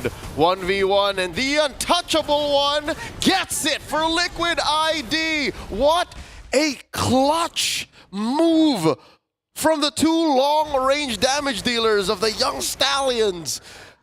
That definitely could have gone wrong, though. That Luke could have just unlocked his clutch gene and said, hey. All right, we'll see the instant replay later, but real quick, remember, folks, it started with a, what was that, a 4-man fist crack. Yep. Disgusting. But Team Liquid ID recovered and landed on their feet, ended up with taking control of the map, turning it red, Lord marching down bottom. And it's glimpses to the Liquid Stampede we have seen in the M6 World Championships, waiting for Fabian to come in to clean up, while Aaron and Yehezkiel just stay back. It's all up to Witty and Aran, though, to have that line. Style force over to Luke, still the fist crack coming down as well, but that's a big resource. Ejector coming in with a flicker, a pin down as well, and that's Luke, still able to survive. Light taking a lot of damage from Aaron. Shiki with the Rhapsody, and Mom pops in his Iman force. That Lord will deal with a base turret down below. Anavel with the endless battle. Wave down below, dealt with by Iman. And they will be able to defend for now. Historians and archaeologists are still figuring out how Witty did not die. He was literally at about 2 HP, stood at the cusp of the turret's range. Got pinned down by Luke. With a wall right there, like, please don't touch me, please don't touch me. And folks, at this point in the game, it is a base siege. If Bigatron eSports pick off 1 or 2 from Team Liquid ID, suddenly the map's equilibrium changes. Moreno gets caught out. Flickers out, still going to be taken down. And Mom pops in his Iman force. A bit late, Fabian still, though, going to be taken down. That's the late game damage of a Harith. You dive onto him, you're dead. Le punish from Eman. This does turn into a steal, though. Aeroshiki taking away the purple from Anavel. He's got 1 star. Ladies and gentlemen, Team Liquid ID have recovered from what was seemingly a surefire hit from Bigatron eSports. But just the same, I gotta say what everybody's thinking. Is Anavel a little too forward? Is Anavel putting himself in places where he shouldn't even be? Yeah, I think so. I think it's kind of weird for the Suyo up against the Lucas, right? Whenever you do want to go in, you get shoved back by the Lucas. You get out-damaged by the Lucas in the Sacred Beast form. So it's kind of a lose-lose for the Suyo as we get into the later stage of the game. You will be poked down by the Granger, by the Farsa. If you decide to go in on the Granger and Farsa, you might get ejected, you might get punished by obviously the Jawhead, new passive, or you get shoved back by Aran. And I'm asking because I just want to confirm. This does happen to me in real life. It happens to a lot of Suyo players. You guys have to admit. In game or in real life? In real life. In real life. So you have to know that Suyo's job as an assassin fighter puts you in weird situations. And I think Anavel just isn't ready for how fast Liquid is ready to answer to that and punish for the wrong decision he makes at the weirdest times. That's why Liquid is now in control, right in the pit. Anavel right in front of Aran. It's 2v1 in that Y-brush. Sacred Beast form coming down with the fist crack as well for their airstrike as well. That's going to be Anavel walking up with the red tree, but it's still going to be Shiki who gets the kill. Iman. Late Zaman force coming in to try to clean up. That's a shutdown from Moreno. And another for Iman. That's an immortality already, but Witty will fall to Moreno, who gets a double. 2 for 1, but the Lord goes to Liquid ID. The Young Stallions on damage control. Aran with the flicker coming off of cooldown at the right time, flickering away, getting away with murder. 2 for 1. Again, the situation with Anavel. And folks, to the defense of the young jungler, it's mainly because he wanted to steal. Yeah. And again, that was his responsibility. That was his job, and he tried. Aaron was able to get the last shot on the Lord. And that probably saved Liquid ID from now maybe having their base getting sieged. It will be still a Lord in vain, technically. There's no way they could utilize this to find any value. It'll just be cleared up before some of these members even spawn in. Only It's a now net negative. has Witty spawned back in the game, and Bigatron have dealt with every single wave. So at the end of the day, Annavel's sacrifice paid off. Despite sitting at 3-5-3, the Lord was scored by Liquid, but look, the map is still at 50-50. So the 2-for-1 trade, definitely worth it. Bigatron Esports should take that deal every single time. But again, the slow roll. You can take down the Lord, but you can't manage the waves the normal way. Look at how huge those minions are. Especially the bottom wave there. It's still going to be the far lane. Lord will spawn up top in the map. Aaron's Shiki getting a bit more sustained to play with the War Axe. Definitely going to need that against the explosive damage of this late game Harith. But that's the thing. Liquid ID can never truly all in as we get to the later stage of the game here up against the Harith. You all in on a Harith with Zaman Force. If you don't get the CC down on him, he will shred everyone, including the front lines. The front lines are backliners to a late game Harith. Yep, someone's got to lock down this young child or else he just tramples all over. Cat child. He's a cat child. He's a white-haired little menace. Bigatron Esports doing their best to secure what they could on their side of the map. So for the first time in a while, Annavel is going to actually taste a buff. That's the orange he secures here. And this is to Liquid ID's calculated approach. They're just controlling the map, freezing it, so that this next Lord coming up in about 30 seconds could be an easier play. There's a part of me also thinking, Mirko, could they be? Could they be setting up for the long lane split push? Could they be going for some cheese right now? They could, but they got to be careful. 18 seconds on the Lord, and take a look at the wave that Bigatron are building right now. That's a wave with 2 cannon minions already, and there's going to be, three. The first one just died there. It's going to build up to a 3 cannon mini wave, so it'll hold lights. Goes up the Jiku, no flicker combo with the way the dragon as well. Arang going to be taken down by Moreno. Eman though caught on the bad spot with Zaman Force. Fabian electrifying beats. Eman taken down. Still Annavel with Moreno picking up the kill as Luke goes for the fist crack and does get away with the flicker. And not a single member of Bigatron falls at the cost of 3 flickers. I'd say that's a good deal. Team Liquid ID, they did not see Light with the 6th sense flicker into that brush, forcing a fight out of nowhere. Aran didn't even get the flicker away. This will turn the tides, folks. We saw Liquid ID being able to control with the far lane. Control the Light is walking up again. Doesn't have the way to Dragon just yet, or doesn't want to commit onto it. Ejector over to Light. Still gets away. The Dragon gets away from the last shot of that Sonata. And Witty is now zoned away. Light looking for the Jikundo one more time. Pinned down by Luke. Witty zoned away from the Lord. So is Aaron and Yehezkiel just by Moreno putting the traps down in these choke points. Yehezkiel and Aaron looking for the big steal. Can they do it? Annavel needs the retreat, and he will be able to get it. Witty pinned down one more time. Moreno does not commit. They back away, and this time they got an involved Lord. Logically speaking, Bigatron Esports, despite their split up and their less than stellar damage profile from that range, they had the Lord. It was theirs to keep. And Team Liquid ID were just hoping for a dream to come true, a miracle. But the fact that Fabian wasn't there, that Aran wasn't there, really made it a 50-50, less than for them. So now with the Lord evolved as it is, marching through bottom, how does Liquid answer to this? Bigatron Esports suddenly back in control, and Light, almost single-handedly, Light got them to this point. And this is the new form, again, of that Evolved Lord. You can play with the Lord itself. You can just get that damage reduction together with the team, and technically that's what Bigatron want to do. This is a team fight composition that want to stick together, aside from Moreno, and deal damage. So if they have enough damage reduction to deal with the poke coming in from Aaron, from Yehezkiel, and they just plow through these turrets, it'll be a concern for Liquid. And the way that Bigatron are building the wave up in the bottom lane too is just so well organized. They are waiting, slow pushing this as slow as they can, so that once they go in, they end the game. They're looking for an end angle. It's here, it's now or never. That penetration is inevitable. And Liquid ID are hunkering down. They are bracing for impact. Lord down bottom. The rest of Bigatron eSports holding on for some flickers. Feather Strike already spent. Oh no, Luke gets caught again. The ejector thrown back. That could be the angle, but Baby gets caught by the Abyssal Arrow. Moreno finds an angle again. It's going to be light with the way Dragon kicking Witty back, but he will be cancelled out. Immortality down. No, not just yet. He has skill very low by Annabelle. Still able to escape. Witty with Immortality. Lord dealt with. Liquid ID prolonged the game again. An impressive defense by the young Stallions, trading 1-for-1 and losing just that inhibitor. This, by all means, ladies and gentlemen, is a miracle.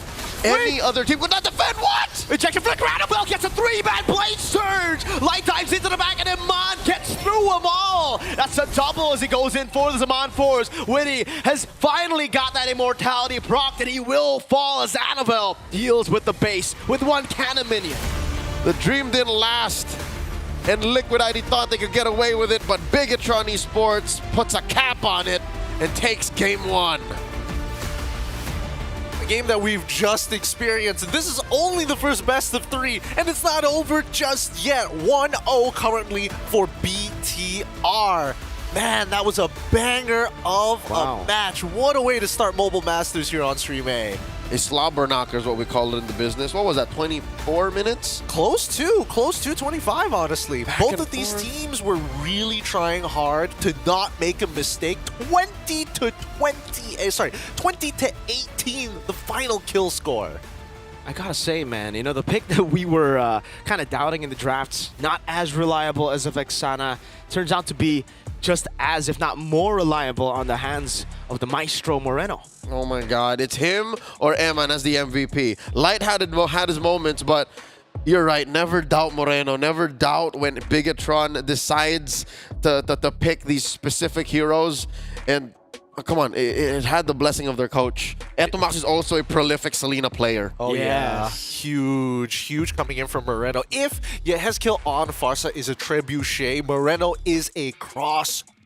This man is able to throw these quick shots, and inevitably one of them is eventually going to hit. He is a volume shooter, as they like to call him in the business. But so far, I think this is something that TLID will keep into consideration, because I feel like the only downfalls of TLID is, yes, they caught him on, but Fabian just wasn't quick on the item switch. It was the clutch moment as well in the later stage of the game when Luke got picked off as the Evolved Lord charged in. Oh, man. Luke got picked off, but Moreno found the clutch arrow to get Fabian. If that had that not happened, I feel like TLID would have been able to, again, force another Lord fight. It would have been more 50-50 because the far lane baser would be level at that point. But still, we got to see a crazy game here in game number 1. It was back and forth all the way from the start to the end, and ultimately it did end according to our expectations, right? Early game, Liquid with those fights, with those brawls, definitely had the edge, but as we get to the later stage, with the arrows, with Lights getting the clutch pick-off too, that 6th sense you called it, Leo, down below in the bush, over to orange buff. Hey, give it up for MVP Iman on this Harith. This game, it didn't boil down to who could make the better decisions. It came down to who had the better hands, who had the better fingers. This man, 8-3-7, literally one-shotting Fabian if he ever stepped too close to comfort and didn't get the right amount of damage on him. And take a look at the build. This is a very sustain-based build, and it's because, he's up against more damage than tankiness. That's why he didn't need to go for the Divine Glaive. Went for the Concentrated Energy, the Oracle, sold the Boots for, and the Winter Crown. I think that was swapped over, Imo, Winter. It's a jungle, But, really good itemization from this genius. Yep. Eman did die a couple of times early on, as you do with a range situation you have, but again, the whole team converged to try and get Eman to this situation. Not just Moreno, not just Light. We talked about Annabelle. Annabelle made the right mistakes, could you say? The best sacrifices. Like, he put himself in harm's way. Again, there really is no true peel for Bigatron eSports, so he acted as that. He went into immortal form, extra damage reduction, a little bit of life steal, spell vamp from the Severs, and that was enough time and enough of a threat to make Eman the actual threat. I don't think Liquid was ready for that. Despite the not-so-good KDA from Annabelle, we got to remember that final moment when he got ejected, he got a 3-man Blade Surge. That was what turned the game around to, again, BTR ultimately winning it. I really hope we get that final moment once again coming in from Luke, because his engagements have been looking great. And I think the biggest takeaway from this match actually really boils down to the way that they trade against their opponents, right? Every single moment had to be crucial. And here we go, right? We see Luke's initial engagement, and they needed to do something to inevitably get ults out. Arrow comes through. We're going to see probably another arrow come in again to close this out. Gets it, 3-man bang. The follow-ups are so crisp from both of these teams. It's hard to say that that one team was lacking in one department and another team is excelling. I think both these teams are looking a lot more equal than we thought. And of course, my favorite part about all of this is the fact that Luke goes in, he dies, gets up. Yeah, all me, brother. High fives all around. Yeah, I don't blame Fabian. In that moment, I saw how just seconds earlier, he saw an arrow fly this way. He's like, all right, I'm going to go in. I got full stacks on that electrifying beats. Folks, even at full stacks, electrifying beats only stops, slows. You are free from slowing effects. Especially considering that this match we thought would be a lot shorter than it eventually was. I think that this is a lot more even than expected. That 2-0 that you're manifesting right now, Leo, not coming into fruition. It is now either me or Mirko who's going to be able to get these full correct points. Hopefully we do get it. Either way, BTR in the lead. What are the adaptations coming in from Team Liquid? You know what? You never lose unless you learn. That's true. So that's what I'm going through, and that's what I hope Liquid are going through. They got to learn that maybe you invest a little bit more in reliability than all-in early game snowballing.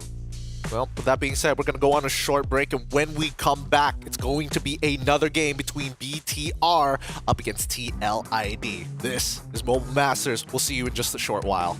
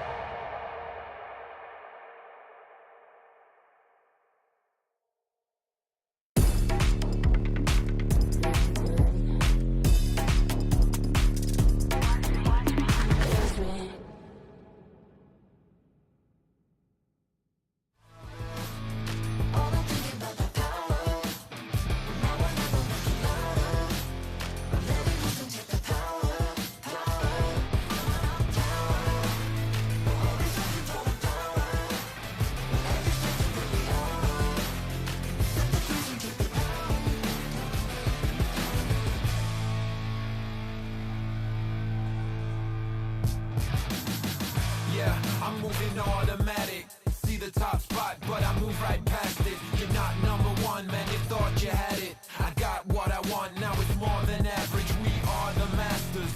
Now we back on the roll, headed back to the throne, cause we back what we on. Now we here to set the tone, got the spirit, got the soul, never question the power. Yeah, we showing you the power. Power. Make it loud. The top 6 road is still underway. Today's matches are looking great, especially after the very first point earned by BTR in this best of 3 series up against Team Liquid ID. Both teams are still looking to eventually win the series, but boys, I need to ask you, what are some of these adaptations do we need to get rid of this Selena? Because the way that I see it, Team Liquid ID, they've got a pretty decent draft. You answered your own question. Get rid of the Selena. Maybe ban it out. Because if I'm not mistaken, there was an episode in Season 15 where... Is that right? Yehezkiel tried to play a little bit of Selena? He played 4 games, he won 1. But even in the game that he won, he didn't do much. See? He kind of existed there. He existed. Yeah, a quick cameo in the episode. He was definitely one of the Selenas of all time. Just get rid of it. Just get rid of it. I do think it needs to go, but we need to talk about Suyo because it remains to be a top pick here. And obviously, I think it's a little interesting with Bigatron's previous draft because, as you mentioned, he's the assassin fighter. It's a little awkward to kind of position him, but it's not like you're going to let Moreno do that job. Might as well him. Yeah. I remember, when did you start picking up Suyo? Yeah, I have. I have been picking up Suyo. Oh, when? Yeah. When it got released, dude. When I figured out this man was a certain someone in the collab we're going to be getting. Oh, yeah. Mr. Sasuke. I have not stopped playing I have not stopped playing Suyo since M6. Wow. I'm at like 200 games now. I'm close. I'm 178. It's ridiculous, dude. It's ridiculous. Your stats on your things. Holy. Look, TLID has made the adaptation saying, you know what? Blue side may be the winning side now. Bigatron eSports still may be a game up, but at least they're second pick. Maybe they can look for some power picks this time around because they've already gone through the bans, and I'm not seeing Kalia ban. Kalia has been left open by Bigatron eSports. We saw it banned out by Liquid on red side, so Bigatron playing a dangerous game, but maybe a game that they want to play. Maybe a game that they know, Liquid might not want to go Kalia. They might take it up. Ooh, no, they go for Suyo. Kalia open for Bigatron. But I have a question. Blue side or red side in the Philippines? 50-50 right now. It's 50-50. It's as close to 50-50. I will double check. There she is! Oh, it's already in. Wow. First Kalia, a Mobile Masters paired up with a Harith coming in from Bigatron eSports on the red side. What I say, I know my boy Dylan Katipon, Light, a.k.a. Pamela. He knows how to play Kalia. Yeah. That's his style, dog. I agree. I think this Kalia pick was really not made for him, but it definitely catered to him, right? I mean, he has always been this kind of pick-off heavy player in the past, and with Kalia, it's the best of all of, his picks' worlds. It's a pick-off with healing. Oh! And a Hanzo as well for Annabelle. I think they're spicing things up here. They're one game up, and then now they're like, we got some buffer to play Let's with. do it. This is the Bigatron I know, man. When they win game 1, they go crazy in game 2. Sometimes it doesn't work out for them, but I feel like this is a pretty good level of crazy to go for, because these are meta picks. These are some really good picks, and it's comfort as well. We were talking about how Annabelle didn't really look too comfortable. He didn't really look too comfortable on the Suyo, but on the Hanzo, this is very, very Annabelle. Think of Annabelle when he was in EVOS, hyper carrying the team. It was on these kind of assassins. Yeah, and also Hanzo is just one of those assassins that are pretty hard to punish now that they've kind of, reworked the way that his body in shadow actually works now. It's, you can't really pick and choose which to go for. And now there's extra layers of protection. Again, the high, the low cooldown, the high amount of lifesteal he gets when the ult ends. Plus, if some way, somehow, Light is in the vicinity, all this extra healing. So all the more, compared to game 1, Annabelle should be more comfortable. Should be, but the question is, what is Aaron Sheik going to play? 2 marksman bans already, with Granger already out from TLID and Harith already locked in for Bigatron eSports. Where does he go? He's going to have to go for, potentially even a Beatrix, considering they've already got a Jawhead, but that's the only synergy that I'm seeing. Yeah. Beatrix, Irithel. Is that all it's left? A carry? Technically, they could go carry. It's not the best. Carry doesn't look good right now. Yeah. Dear God, help. Yeah. I mean, with the jawhead, technically, right? You see the combo, you see a combo. Kind of like a carry jawhead, carry Kaja kind of thing. Carry Kaja, carry Cho kind of thing, but yeah, it's not the best up against the Hanzo as well. That's a Sicilian as well, so actually they're building up to a strange, like a mid-game composition. All of their picks, except for, everyone. Maybe the Kalea. Kalea does okay early, but Harith, Hanzo, Sicilian, especially Hanzo, Sicilian, they need the mid-game. They need those items. And they got away with it in game 1. They got away with a mid-game power spike lineup game 1. Yeah, I can agree with that. I think they could still go for the Badang if they feel like it, just to kind of be like, hey, I may get like beat up in lane, but at least I can kind of keep up. And if we need more peel, that's your guy. There's the Vixana together with the Jawhead here. I wouldn't mind if Bigatron actually go for something like a Gato Kacha too, right? Like the Badang is good for engage, but maybe this time they just need a bit more. They just need a beefy boy up front. Hylos open. Hylos, Gato, those dudes definitely. Oh no. To mind. In the XP, yeah. Because Light's definitely playing the Kalea. Unless. That's so good though. Either way, you pick a Hylos here, you can switch it. I don't care. Yeah. And not to mention that Hylos has some pretty good synergy all across the board, right? I think the only exception being Harith when he drops the Zaman Force, but he can just pick when and where to do it. Either way, Team Liquid ID, I do feel like they're on the back foot here. They've got a strong mid trio, I'll give you that, assuming you find First Blood somewhere in the mid lane. Yeah.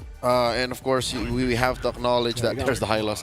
That Aaron Shiki is compromised. Like, this is not the best pick in the metagame, despite there being a lot of valid and viable marksmen. Yeah. Like the Irithel in the face of a Harith, in the face of a Hanzo. If you can even find the Sicilian, that's going to be a struggle. I think the worst part is what battle spell do you go with? Do you just double down on the damage and go for sprint? Because even then, sure, you can get rid of the Hanzo, but you're going to get picked up by Kalea. And then if you take the Purify, you can't run away from the Hanzo, or even with the Glorious Pathway, the Zaman Force. It's too much of a struggle. That's the force error we were talking about. I mean, when you go for the Kalea pick, you're not too good up against the Purify, but you can force the enemy gold laner, mid laner to not go for Purify with your other picks, and this is a great example what Bigatron has done. Boy, this draft is not looking good for TLID. I'm not gonna lie. If they're able to pull this one out of the bag, it's got to be a strong snowball. But I think that Bigatron Esports, the way that I see it, have a really good draft. I'm gonna give it over to our casters here, Mirko as well as Leo. Boys, take it away for game number 2. The Red Robots are at match point. Given they have experimented a bit with their draft, it looks like they're going for the throat here as the Cavalry struggle to get things going. Game number 2 in the very first best of 3 in the group stage of Mobile Masters. Here we go. Mirko, I bet you're feeling so much better because I'll tell you now, I feel good about the draft for Bigatron. Yeah, same here. But you know, a lot of times when you think they got a good draft, the execution isn't, up to par. So we'll just have to see here, because Liquid ID, despite losing game 1, despite not having the better draft, they're still really good. I gotta give it to Liquid ID. They have in the past been able to go with very unorthodox drafts and have done well, better than their opponents on comfort picks. Let's take a look at the player emblems here. Pull yourself together. I'm seeing a lot of PYTs. A solid 2 on Kalea for the Flicker, and for Mr. Moreno up top, Witty. Yep. So he definitely wants to stay on top, and confirms it is Light on the Kalea with Luke on the Hylos. And this is such a great combo of battle spells and kit. You have the Revitalize on Luke, then you double down on the healing with Light. Check this out. Kinjutsu already thrown out by Annabelle, and top lane, Emma's in trouble. As the Purify will be able to pop it right now, as that's going to be the slam from Light. Not able to dish out enough damage or to CC anyone just yet. Gets a bit of healing, but it's not enough to keep Eman alive. 1-0 first blood for the trio of Liquid ID. Great start. This is exactly what we were looking for in Liquid game 1. Sure, they eventually got to a point where they could be aggressive, but this is how Liquid does work. It's the Liquid Stampede. It's not the Liquid wait and walk peacefully. They gotta try to get, force the issue, get that early game snowball with this kind of composition. They cannot. What would you think is the line that they need to cross? How much of a goalie do they need before Bigatron get their item power spikes to actually make it like even. This figure is coming out of my behind, I'd say 2,000-3,000. But more importantly, I think Fabian needs to be up like a level or two. Now the turtle goes, Annabelle scores! Wins out the rectory battle, Eternal Guard comes in, Light gonna be locked down to death, but Annabelle finds a trade over to Witty. Now goes over to Aran, gets caught by the Sanguine Claws, but Reno still able to dish out some damage here. Luke taken down as well. Turtle for 2 kills, +1 for BTR. That's a score for Liquid. Yeah. I'd say Liquid got the better deal out of that one. Look at that, the rest of the map is going to correct itself. And that is Luke sent home, so that's a few chunks that Aran can take out. Oh no, but if only Annabelle could not play the man-to-man. Amazing instincts from the former EVOS jungler. Look at this. Goes in, Soul Snatch, not enough damage to take Aran down. Not just yet, that's a tanky Hilda. Aran gets away, Hylos gets the wave. So they ended up still soaking in the wave here. But yeah, Team Liquid ID definitely still with that lead, that advantage in the early game, building up to almost, well, right now, 1,000. I stand by that. Fabian has to be up on levels, and that's why I'm worried. Because Annabelle is up on him. He just turned level 7. Witty here catches a few, Light very low. Oh, the dive from Annabelle could be ready. The flicker forward, and now it will be Witty falling to Eman as Moreno flicker forward to get that last bad impact. Team Liquid ID overextending there. I don't know what exactly they were going for. It seems like the was the orange stolen? Where did the orange go? I think that's what they were going for. Liquid was going for the buff. I think Fabian got it, but might have to. Annabelle does have double buffs. Yeah, but at what cost? Look, Annabelle is at level 8. This is costing Fabian. Oh no. Not enough damage just yet. No, there's no way he gets to kill Aran there. But yeah, the orange buff is still taken by Fabian up top. Light trying to go in, and Aaron, to answer the questions that we had in the draft, has gone for Purify. Okay, so again, reliability, consistency. He doesn't want to coin flip his way to a sprint and damage. Team Liquid ID first to the scene here. That's a turtle getting bogged down. The Y brush in control. Aran here holding it down. Fabian scores! They go for a kill instead. Now Witty pops in an ejector, but it's only onto the ghost of Annabelle. Witty caught it, gets 4, and Mon gets the kill. So it's a turtle for 2. All right, this definitely is a win for BTR. This was a reverse trade in favor of Team Liquid ID earlier, but ooh, the range, you're seeing it now. This is still the early game, and Bigatron are already clapping back that hard. And that's, again, great for BTR. Not too good for Liquid. They'll need, like you said, 2 to 3K gold lead by the time BTR hit their power spikes. And at this point, it doesn't look like that's... It's not going to happen. It's going to happen. Bigatron have been able to, keep things quite level for the first 5 minutes of the game. Harith already has a Sanguine Claws. We're getting into that mid-game power spike that we were talking about. Luke will be a great tank. Even with the ejector here, Luke going to be comboed in together. Light tries to go for the sustain. Flickers out to safety. Now Annabelle walks back in and gets 4. And Mama is on force as well. Soul Snatch, but it's only onto Yehezkiel still. Eman gets the kill. Fabian unable to get the kill back. Aran walks up. The Queller isn't up. Light falls as well. And there you have it. 3 for 1. There is one of the weaknesses of a Kalia when it gets down to it. Your Tsunami Slam only really targets a singular hero and does it in such a small AoE that when the fight breaks out... Oh, no. Annabelle's Ghost. All right. When the fight breaks out, you can't affect as much of the fight as you wish you could. Yeah. So already Light spent the flicker there. He's already repositioned. Bigatron eSports made their bed. Team Liquid made them lie in it. And now the 2,000 gold up. Luke gets taken out, picked off. What was the play there? No, Eman walks up as well now in a 1v1 against Fabian. But as Eman Force Light walks up, gets a slam down onto Aran, but not enough. Yeah, a good question there, Leo. I'm not sure what were they thinking? What Luke was doing there, just opening up all alone.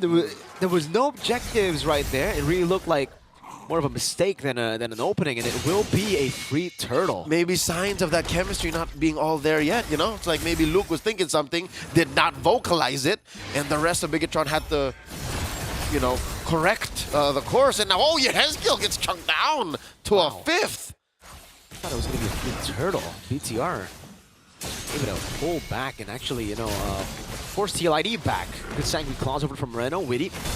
See Luke trying to zone them away. Light Tsunami Slam and Purifies right there, and Anafel gets read out by Weedy and Aran with the Shadow form. That is the duo of Aran and Weedy going head hunting. They found Anavel, and he could not fight back. Like, there was nowhere for his real body in real life to switch up.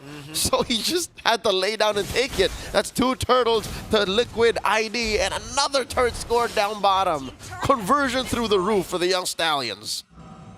Moreno's going to be soaking that wave in the bottom lane, and Man trying to get as much gold as possible up top. But in the mid lane, it is Liquid ID looking for the siege. So despite the fact that we were talking about that 3,000 gold lead not being possible to get taken, ejector again, Anavel forced back. It was a slam down from Aran as well. But now Liquid have gotten it. They are in control. 3,900 building to a 4,000 gold lead. This is comfortable. Comfortable is one thing. Actually dominant is another. That's why Team Liquid ID still have to choose their fights. Bigatron eSports now, truth be told, it's more on Moreno. Like if Moreno can find a way to get to a point of inevitability, get some stacks on him, then that changes things. That might actually shrink Liquid's gold lead and might turn the map a little more red. Slowly but surely, Anavel's utility will go down, relatively speaking, in this game, because Liquid's getting better at hunting his body down. Look at this, Aran. Oh, she's so chunky now compared to earlier. Yep, even with the Soul Snatch, only able to get half of his HP, and that's a Hilda. Walk back in the bush, walk back in the bush, back to full HP. He's photosynthesizing. Aran is buying time. Aran is holding down certain bushes. He's denying even Luke. That's an Amazonian woman. 6'5", 200 pounds, holding it down against a centaur. Damn. This Hilda is tanky. Anavel walks up. Weedy is the choice. This is more of just like an opening for him, right? He just wants to open up the map, wants to know where the Jawhead is. They don't have a Selena to do the dirty business that we saw, the dirty work. That's the difference. That's the difference now. Eman being the MVP, sure, but the map was opened up by Moreno. So now it's switched up. Moreno is the core. Who's going to fill his shoes? Oh, Luke gets thrown out. Luke is trying to fill in those shoes, but it won't be enough. Not tanky, not nearly tanky enough. Light almost gets himself into a tough spot by himself by going in for the slam. Liquid ID get a free Lord. That's the first Lord of the game. And remember, the changes to the Lord, it will start charging even here. This always jumps. Luckily, there are still Holy Shields up for Bigatron eSports. They got about 2 minutes to make the most of that time frame before the Holy Shields go away. This is odd, Mirko. I didn't expect for these tier 1s to still be standing in mid. Is the Bigatron just doing a good job of defending that? Or is Liquid just choosing their fights? Because again, it is, like, logically speaking, harder to defend side lanes. Yeah, I think Bigatron has really also just been sticking together in the mid lane. They have kept their mid lane alive as much as possible. NFL walks up, gets terrified, and you can see that HP bar, man. Yeah, you do get punished quite a bit now if you get taken down in the shadow form, and this will be a siege. Finally, if I can open a tier 1 in the mid lane, a tier 2 follows as well. Holy defense for Aman. He's keeping it alive up top, but in the bottom lane, it surely will be procced open. Great ejector from Weedy again. Right as he dashes in, this is a charge for the Lord into the base turret. The Holy Defense gets rid of the Lord. Now in the mid lane, another Holy Defense to help BTR defend. Eman has a Holy Crystal, by the way. He just picked it up. Yep, so again, this might be the same story earlier. Eman just slowly but surely getting there. Oh, the collapse. Tsunami Slam coming down as well. It's going to be Aran prop back under the turret, but he doesn't care. Taking so many shots and still being able to survive. Not the same story for Luke. He gets taken down very quickly. Soul Snatch, no damage for Anavel.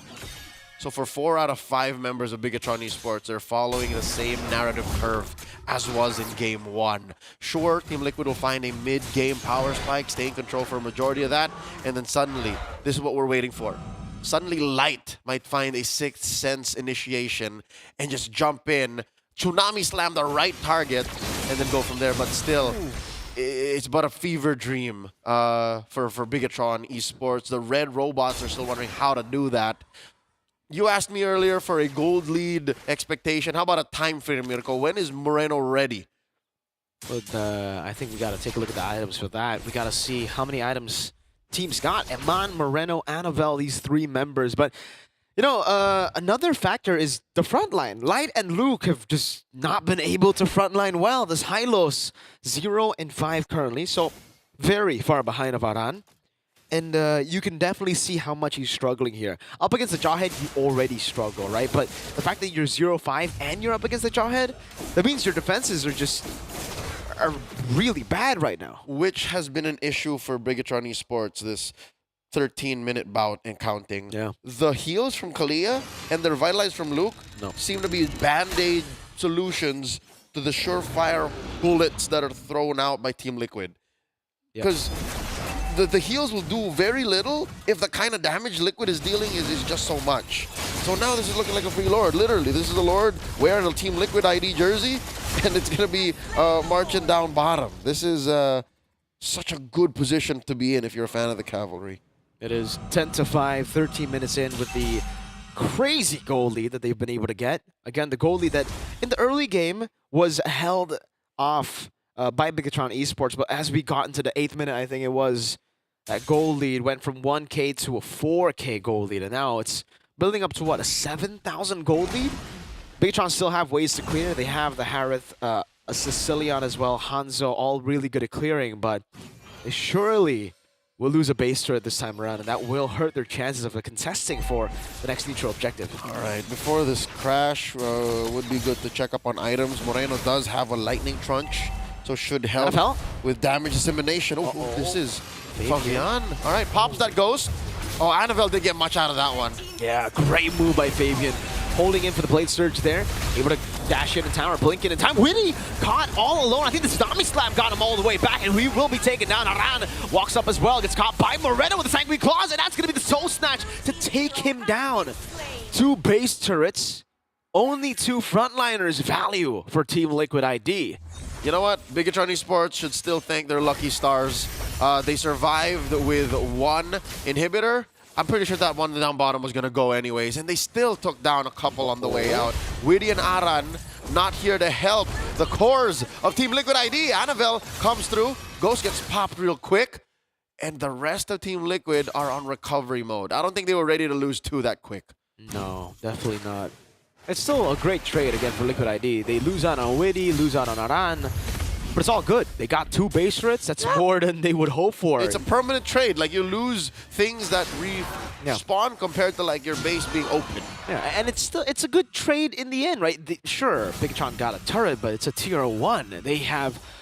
Wow, I just realized Liquid, that was their first turret taken by Bigatron eSports. That's how bad it was. That was, yeah, I mean, right now, 6.8K goal lead for Team Liquid ID. They're just going to play the slow game. There's really no reason for them to put themselves in a risky spot. They will just wait for the Lord, play the far lane, and then... But I think here...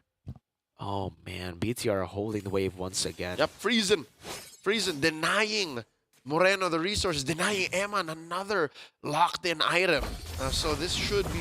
This feels miserable for Bigatron, I got to tell you now. Because even Annabelle can't touch his buffs. I can't remember the last time Annabelle, like, secured a safe buff.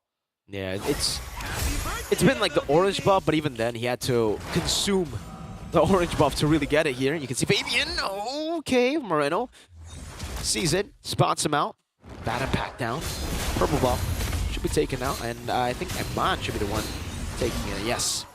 Yep. And it will be Eman, bottom lane slow pushing once again for Team Liquid ID. They go straight for the Lord. Annabelle refusing to devour it. He has to give it to the hero who needs it. At this point, it's Eman, not Moreno just yet. Team Liquid ID already starting to dance, playing with range. Annabelle pops the ghost here, and they begin. Light's dead in an instant. Luke walks in with the Glorious Pathway, but there's not enough damage just yet. Pops in a Purify, gets bursted down, forces him on force defensively. Again, 2 of Bigatron's front lines disappearing. Annabelle trying to go for that form, to go for the steal, but it's impossible at this point of the game. In vain. Anything Bigatron eSports tries now out of the realm of defense is in vain.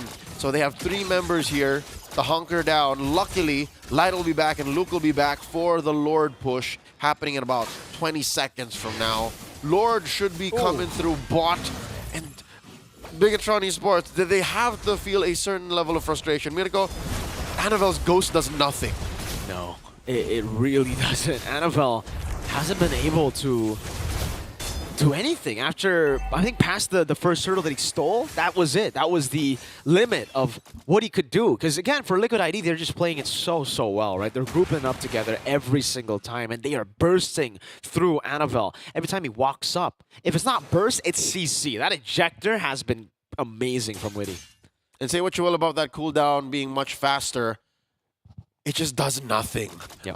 You're basically doing it over and over again. Insanity is what it is. The glorious pathway dropped down by Luke, and he gets ejected. Uh-oh, Immortality going to be popped by Witty, going to be taken down as well. Zamanfor still down there as well. Good poke over to Aaron Shiki. They keep the base alive, but the turrets have all been dealt with, and you can see the discipline from Team Liquid ID. They're taking the base turrets. There's no reason for them to keep on going. Annabelle should be able to take this. He will. Bigatron, again, able to defend, but what cost now? 3 base turrets down. Team Liquid ID, I think they made the right call here, deciding that there's no point in forcing the issue. They definitely could get punished against. This is the same story of that push for bottom and mid. So now Liquid ID learning from that lesson. They can just play it slow again. Look at this Light jumping in, looking for an engagement. Does not have a flicker. And look how deep Annabelle is. Ooh. Good response from Fabian there. Aaron had to jump over. Does he have a win in nature, by the way, Aaron? Or is he just going glass cannon here, thinking that, again, his front line will be enough to hold off the Hanzo? Folks, there is very little incentive for Aaron Shiki to build Wind of Nature. He's only afraid of Annabelle in that case. Everyone else does magic damage. So that should be a question we'll be getting the answer to in just a bit when we get the item check. Should be a rose gold, right? Witty, no immortality, was popped just earlier in the team fight. Light has just bought that immortality. So far, Light hasn't really been able to get those big tsunami slams, right? It's really just been Witty, Aran, these frontliners. I don't even think we've seen Fabian get tsunami slammed yet. Nope. It's very difficult. Again, it's the frontliners that you'll get those easy slams on. He'll have to commit the flicker to get the good targets like Yehezkel and Aaron Shiki. And that's even counting those battle spells. He has to watch out for the flicker, has to watch out for the purify, or else he put himself in his position that a Jawhead usually finds himself in. You know, just constantly deep behind enemy lines. Now that the Lord has spawned up top, Liquid making a beeline for it, and the concealed play coming in. Bigatron eSports looking for one. Light does have a flicker and a Tsunami Slam online. They find one up top. Tsunami Slam over to Witty. Doesn't have the immortality. Goes to Projector. That's purified from Eman to escape. Witty going to be taken down right now. Zaran's going to be dealt with by Annabelle, who's dealing so much damage, but Luke will fall as well. Moreno trying to go for the kill with the bad impact and the flicker, but won't be able to find it. Light caught again. That is the Curse Blast together with Aaron Shaky to take the kill over. That's a 2-for-1 in favor of TLID. Only the damage dealers left alive for BTR. Another 20-minute banger coming your way. Annabelle starting a lot of damage.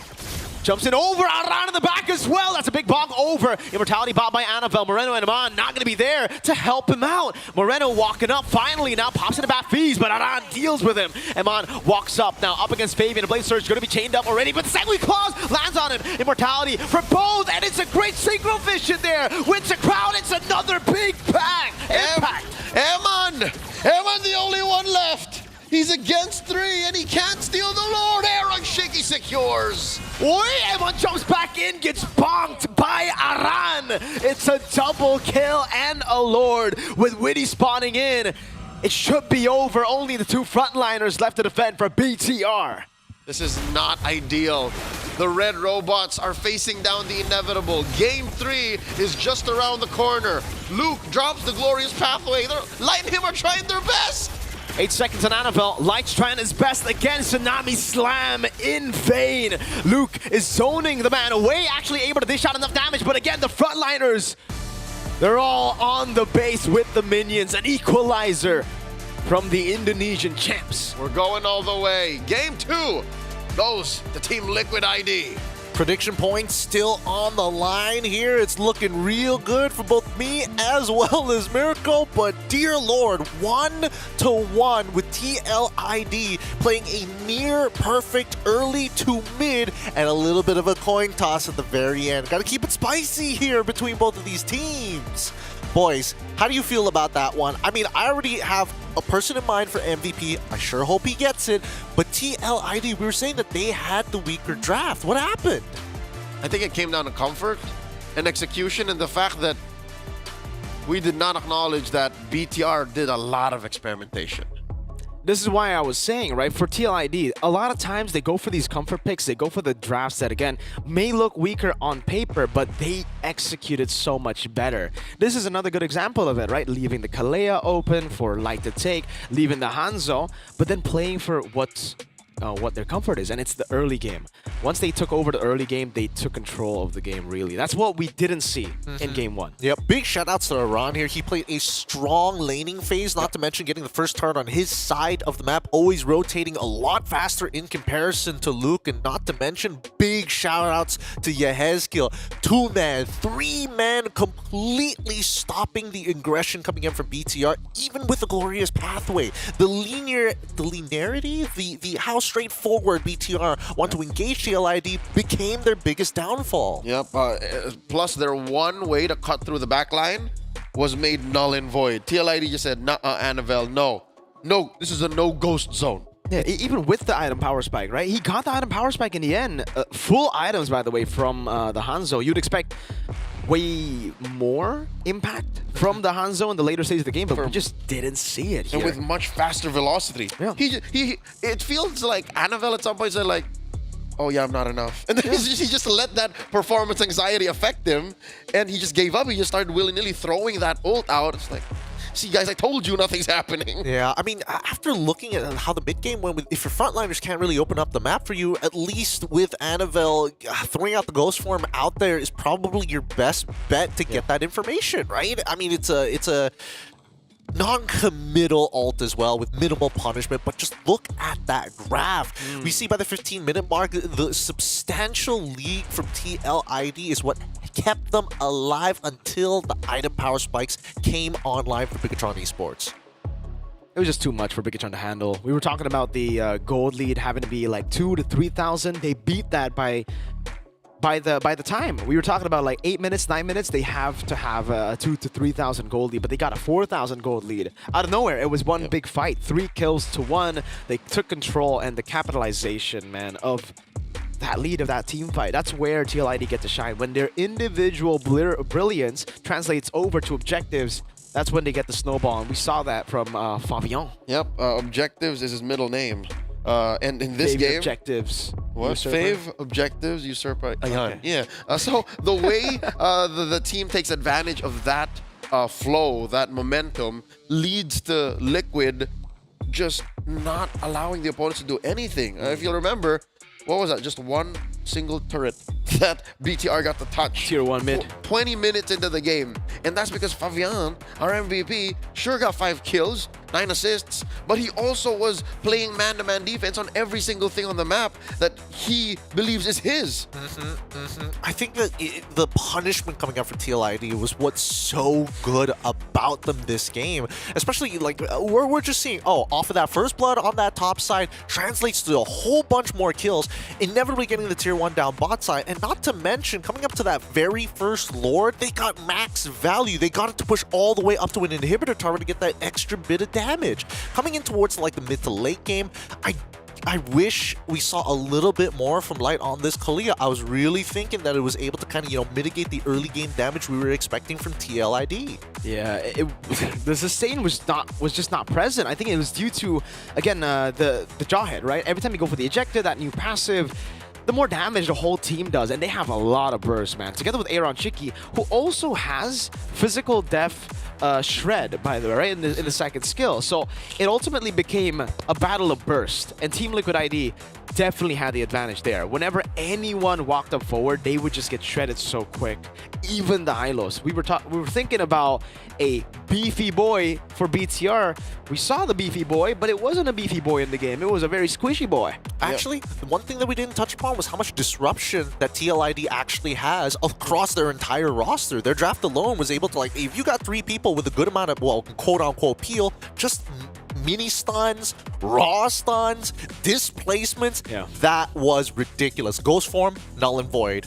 Hylos, null and void. Kalea, even if you do pick somebody up, null and void, bringing the score to 1-1, which begs the question, who's going to take it away at the very end here in this best of 3? We're going to be going on a short break in just a little bit, and we got a bit to discuss here, but when we come back, oh boy, the conclusion of our very first series here on Stream A.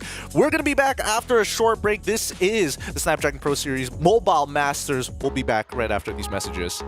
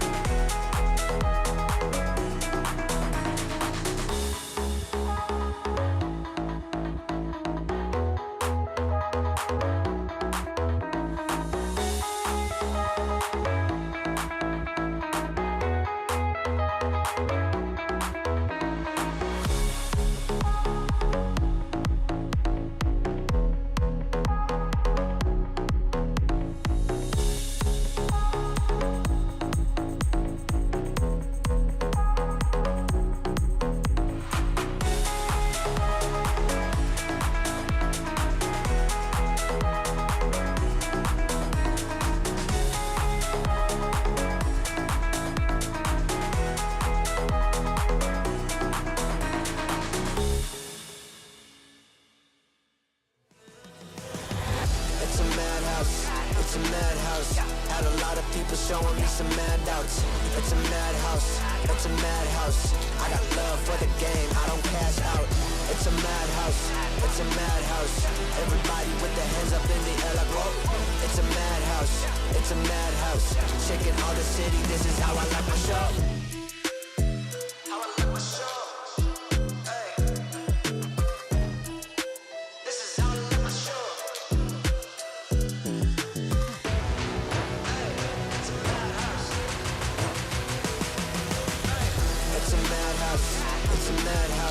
Had a lot of people showing me some handouts. It's a madhouse, it's a madhouse. I got love for the game, I don't cash out. It's a madhouse, it's a madhouse. Everybody with their hands up in the air like whoa. It's a madhouse, it's a madhouse. Shaking all the city, this is how I like my show.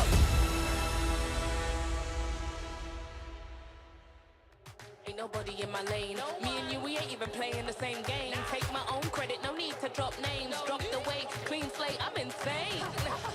It's giving insanity on a melody. More flow than a manatee. Levels that I reach, man, I defy gravity. Heart so strong like it runs in the family. I've got the haters out of breath. Ain't talking about dinner when I got them distressed. Giving palpitation when I say it with my chest. Do the calculation, it's time to invest. Acquiesce that I am the empress. Going so sick, someone call the vet. I just can't be tamed, that I'm the Loch Ness. So blessed, they can't comprehend. I turn a skeptic to believer. I am a leader, resurrected like it's Easter. If you step to me, you'll get the misdemeanor. They can't defeat her, they can't connect the reader. Part 3. Welcome back, everybody. This is going to be our very first series, the very final game of this series to conclude who is going to get some extra points here at the Snapdragon Pro Series Mobile Masters. My name is Gideon Q, and once again, we've got our casters, our professionals at the desk to keep you guys entertained throughout the game. It's going to be Mirko as well as Leo here. Boys, we talked about adaptations initially, but we need a deeper look, a deeper intake of what BTR needs to do to win out this game, because I think compared to game number 1, game number 2, there are some clear flaws. Just don't experiment. Don't experiment. Stop it. That's one. Just experiment. But not so much. I feel like it was a bit too much. The Hanzo plus Kalea. Remember in game 1, it was just the Selena. But even that was an experiment, technically, because Moreno's good. Moreno's really good on the Selena, but we've only seen it once, right? So it's still kind of a gimmick. Whoa! We got a B stream update. Yep, that's Onic PH taking the 2-0 against Swibin game. And it was devastating. It was what was 16 or 17k gold lead by the end of it. With last time I was watching it earlier. What's the time? What's the duration of the match? Oh, that I don't know. I didn't stick around for the post games. It was it was a brutal beatdown, to say the least. A BB, some may say. Beloyski. Look, the way that I see it right now, I think that both these Indonesian teams are going to be bringing their A game because, again, to be fair, they had BTR had a buffer game. Now there's no buffer game, but they are going to be short on some points if they don't win. If we're talking about adaptation, we didn't see the Selena ban, and the Clea did get to go through. Do you think the Hanzo is going to show up once more? No, I don't think we're going to see the Hanzo anymore. I think we're going to see the Joy plus the Suyo more times for Annabelle. I think it really depends though, right? Because I feel like the Kalea, the composition works, but the front line didn't. Ooh, the front line didn't. We got a Stream C update here. It looks like Papara Supermassive has taken a full series 2-0 up against Influence Rage. Interesting to see how this is playing out for some of the other streams here. They're finishing way too quick. I'm feeling kind of jealous. No. It just shows Stream A is bang for your buck. Like, your time here is well spent. We respect you. Best stream. And these teams want to put on a great show for you. That's why we go all the way here. We're so Asian. Have to be keeping an A, keeping it a stack here. The best possible grade as we go into game number 3. Let's look at the draft. BTR going to be on blue side, Team Liquid ID on the red. Oh, look at that statement from Liquid ID now. We saw your Kalea. We're not impressed. We don't care. Go Do ahead. It one more time. We don't like the Harith though. So does this mean Shiki's gonna pick up the Irithel again? Probably the Moskov, actually. He's going to go for Moskov more than Irithel. Moskov Open, yeah. But they get the Jawhead Suyo. There it is. JHS. This is what I expected Game 1 to look like. Bigatron with the first pick, Granger, and then Suyo, Jawhead for Team Liquid ID. But for Bigatron, this should be a Joy pick. There you go. And then Joy Selena. Are they crazy like that? Probably going to go for a safe pick like Badang or Cho again. Oh, wait. It would make sense if they do decide to do that. But tell me a little bit more about TL IDs, especially Witty Wise picking up this Jawhead. We saw it since last year, coming into this year. It's all Witty wants to play today. Yeah, it's all what Witty wants to play today. And it feels like he isn't the most, how do I put it? He isn't the most snowbally on it. He definitely feels a lot more responsive, more like defensive Jawhead. Yeah. I am the protector. He's definitely more calculated. We do get the Cho, by the way. Yeah, he's definitely more calculated on the Jawhead. It's not a key boy kind of crazy, unstoppable force, flicker to the other side, ejector type of playmaker. He's more, safe. We play for objectives. Yep. We play for my calls. And that's what you get. I think it's the same way he plays the Cho.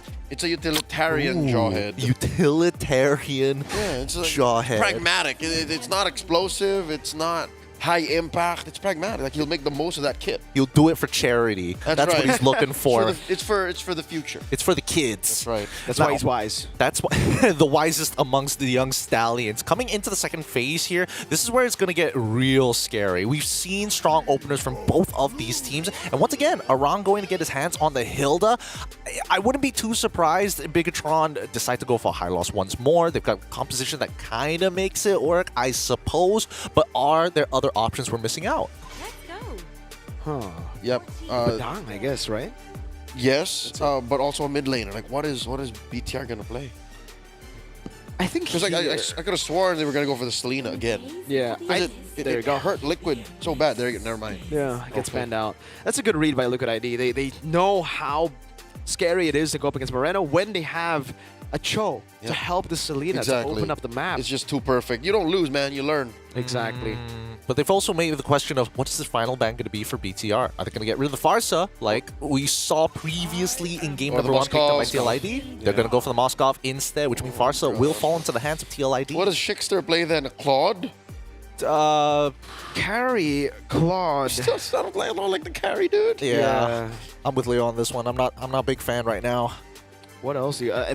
Beatrix is even worse against the Cho, right? So he's always just reverted to the Claude, man. Yeah, I think the Claude will probably be the last pick coming in for the Liquid ID. They do go for the Farsa.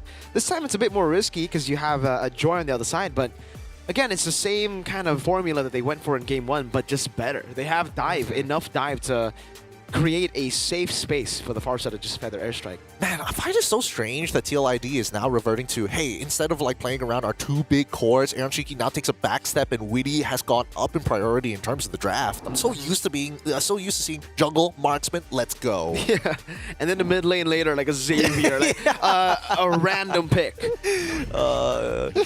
Yeah, skill cries in Indonesian. Now, Bigatron eSports gonna be lucky in the high losses as well as the Yiv this time around to kind of keep it within the box. Okay. So still a high-lows, despite the fact that, again, the high-lows didn't do well against the Hilda, the Jawhead in game number 2. They still go for the high-lows. Maybe this time, Luke has taken a learn as well instead of a loss. He's learned from that mistake of walking up with no one there to back him up. He's got better support now. Like, the draft around this high-lows feels so much better. And... yeah, I'm gonna say it. This is a clawed game for Shiki. Especially since we confirmed the Hylos and the Eve. Yeah. He has to protect himself. He has to pick a very mobile hero. I've got to blink out. Yeah, he's got to blink out. It's got to be MI here. All right. You guys called the draft so far. Which team are you favoring at this point based off of their drafts? All right. We say it on together. 3, 2, 1. Liquid. Yeah. Ooh, both. Wait, are you cursing? Are you do not do this, Mirko. I'm not trying to curse. Okay. Listen, Leo, I try to curse for Bigatron's opponents every Doesn't time. work. It doesn't work. All right. Okay. You just like this draft. I really like the draft. This is game 1 draft, but better for Liquid. I agree. I agree that it's a game 1 draft, but slightly better. But I think that Bigatron, this is more within their play style, right? At least they have a couple more options in the way they can actually engage and play from multiple different angles here. But that's just me playing devil's advocate at this point.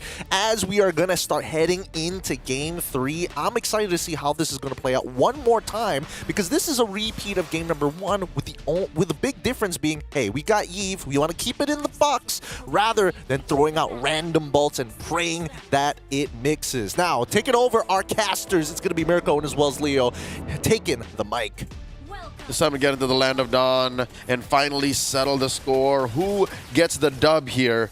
Is it Bigatron eSports with the momentum snatched from underneath them by Team Liquid ID with a draft that, again, we would argue and admit takes some cues from both Game 1 and Game 2.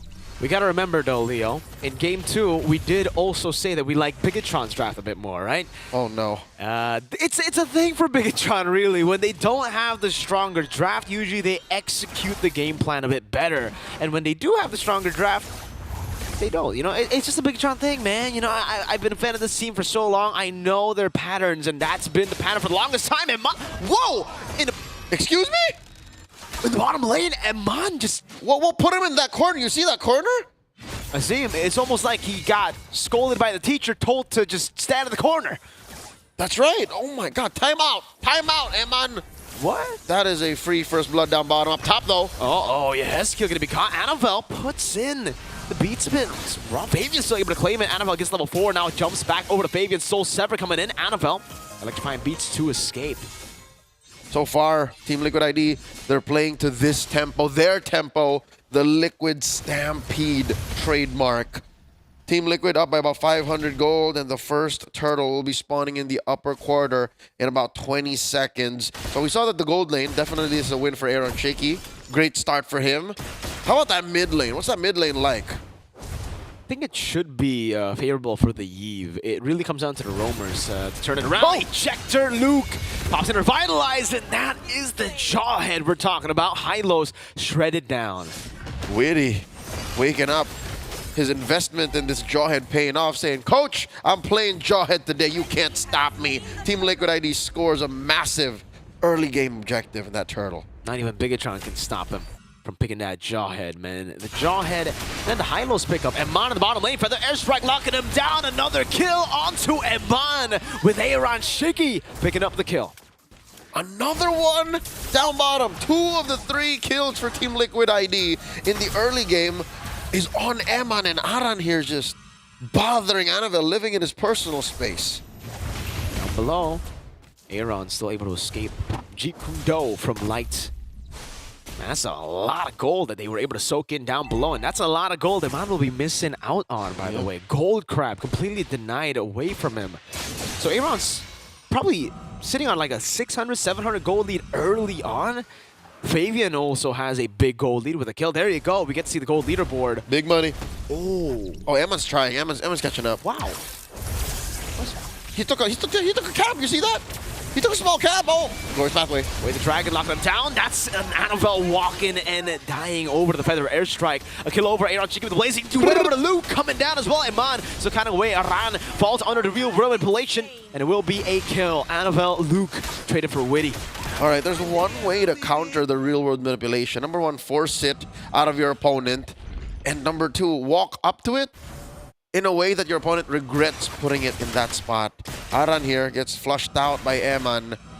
Dude, 3.5 minutes in, Liquid is unrelenting. They are making Eman's life a living hell. You want to shut down Eman on the Granger. It's a great move. They're oppressing him. This has been a way for Bigatron to, you know, get wins in the past. Even when the team loses, they can always just rely on Eman on the Granger to carry in the mid game. But this time, it'll be a bit later, I think, for Eman to get those items. And even then, Aaron in the bottom lane. Oh, Witty coming down as well. Unstoppable force. Flicker out from Eman. Goes in for a bit more damage over to Witty, who's going to be very low. Aaron should get the Blazing Duet coming down as well. 2 members down below. That means Bigatron have a man advantage up top. That is huge. It's a 3v4 there, but Light still goes down first. Yehezkiel pops him. Retribution. One out by Annabelle. Moreno taking low, still able to cut away. Aran walking up again. Annabelle looking for RW. Went for the shielding. Aran bypasses it. Luke will revitalize a Queller from Fabian to take Annabelle down. And Aran gets away with murder. Who'd have thought by diving 2 turrets deep, jumping onto Moreno, getting the kill, getting out would be possible. And this whole time, Witty and Aaron Shiki do not get punished. That was a 3v4, Miracle. 3v4. Whoa. A win 3v4, 3 kills to nothing. They only got a turtle out of that. Liquid is so back. They are angry. After that game 1 loss, BTR now in a tough spot for the airstrike coming down as well. And Mom might just be taken down by the Feather Airstrike. Light able to provide backup in time, but man, they are really shutting down Eman. Oh, I said 3.5 minutes, it's on Eman. 5.5 minutes still on Eman. And yeah, you're right. Light is doing a good job playing an enforcer, a bodyguard, an escort for Eman, but it's not working out. Like, this means the rest of the map for Bigatron is passive, is defensive. You can see it again. Even taking this orange buff is a problem. Aran is just taking those shots like a champ. The Cannon in with a trade up top. Orange buff still being held on, but Fabian wants it. He's a level ahead of Annabelle. Revitalize from Luke. Get a bit more HP. Eman's over there as well. The retribution will come through from Fabian to steal this orange buff away from Bigatron. Perfect timing. No turtle coming up for about 20 seconds. Annabelle's been busy. Annabelle worked out that trade up top, that tier 1 takedown. But there is their own tier 1 who's like, what, a breath away from going down as well. Turtle spawning in just a bit. And look at this, very sneaky. Team Liquid ID know that they're so ahead that they can still win the 3v4s, 3v5s. They keep Witty and Shiki down here. Conceal. Over from Witty. Eman's going to clear out the wave in the mid lane. Unstoppable force. Eman with a flicker out. Oh, that's a flicker. Also responding. Over Blazing Duet from Shiki. Yeah, Yehezkiel gets taken down. It's a man advantage for Bigatron. Make that too. Shiki falls. Oh, Annabelle looking for the kill. Fabian able to dash away again. Eman with that Sonata. 2 for 0 in favor of BTR. The biggest of all clutches, suddenly, what seemed like an engagement initiated by Team Liquid ID turns into a 2-man pickoff for Bigatron eSports. Amazing response from the Red Robots.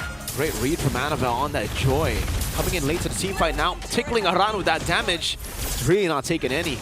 Back to the bush, back to full HP. Annabelle, retry up in a bit, but he will not be able to contest. They will be happy just by leveling the lead just a bit more. Yep, taking it down a notch from about 4,000 approaching to just 2,500 gold, 7.5 minutes in. Final turtle going over to Team Liquid ID. Still in control of the game, and they're taking control of mid. I do not know what's next for Team Liquid ID, honestly. They could snap any moment. Bear down on this buff down here. Light shoved out of that bush. Luke walks back in. Luke trying to get control over this. Annabelle, level 11 to Fabian's 12. All right. TLID won't force the issue. They'll go straight to the mid lane, poking Light out. Orange buff taken by Annabelle without using Retribution this time around. And both teams are just playing for the waves at this point, waiting for the next neutral objective to spawn. All right, looking at the item check here, that's a gold lead across the board, the most massive one between the junglers, Favian and Annabelle, just a Starlium Scythe on Annabelle, while a BOD on the way here for Favian. Does Shiki know? Did he see Annabelle here? No. Oh, sneaky. Oh, cancels it. You might go for the kill. Does he want to go for the 1v1? They don't know where everyone is. They only see where the Suyo is. Oh, look at that cut. Annabelle walks up. The PMI gets placed down. Annabelle will be able to clear it out. Unstoppable force all the way to the back. And that's the big bong. Annabelle taken down by Aran. Lu walking up as well. Moreno looking for the damage again. Really able to flicker out as Iman goes for the Detonata. Fabian. Blade Surge just to threaten them away from that tier 2. The commitment and the patience by Team Liquid ID. Impressive. The fact that it took a while for them to actually see where everyone else was, and they're still committed to getting at least one takedown. And how fortunate it is for the Cavalry that it's a jungler, that it's Annabelle. It's a key pickoff. And here they hold their ground. 10 seconds until the Lord spawns. Lower quarter of the map. Team Liquid ID relentless. Like they're not letting Bigatron eSports breathe. They're both freezing the lanes and making sure that if Bigatron commits to something, somewhere else on the map cracks. Well, there you go. Back to where they started. Not really where they started, but it's closer, right? It was 5,000 gold lead when Bigatron got 2 for 0. So look at back to almost a 4,000 gold lead. Witty in the bush. This time, Immortality. Oh, Amon gets chunked down for the airstrike, forcing him to flicker out. Light goes in for the kick, but Yeski was able to flicker out. Now Luke gets brought back in the blazing duet there. Way the Dragon canceled out by the Purify. It is all clean from Liquid ID. A lot of ults and battle spells spent there by Bigatron eSports, only resulting in a takedown. So they're a man down. Luke is out. There's ill intentions from Favian and Witty. They see Annabelle. Oh, that ejector over to Fabian. Annabelle will have the dashes. Can he escape? Yes, he can. Turret taken by the minions in the bottom lane as Annabelle pushed it earlier. Yes, kill in the bush. Looking for the stun. Moreno with the flicker out.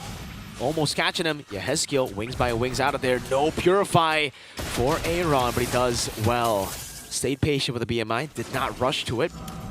Forced Light out of the cooldown of the Jeet Kune Do. Impressive spatial awareness by the Ghost of Jakarta, Yehezkiel. Died only once this game. How he claimed that moniker. Every time, in this single fight alone, he has dodged so many frontline, backline hunters from Bigatron eSports, and now he's back in the fight. Again, this is what you get with that buff on Farsa. The wings by wings gets you there so much sooner. And this is what you get when you put Yehezkiel on a signature high ground hero. Witty, unstoppable force at the ejector. Luke able to sustain out of it though. Light not going to. Feathered airstrike. Used up. Annabelle walking forward now. Goes for electrifying beast. Retreat battle. It's Fabian who claims the Lord. Aran stops Annabelle in his tracks. Flavor Fave with a big ticket win. A lesser jungler would have panicked when they see a fully charged up, stacked out electrifying beats Joy.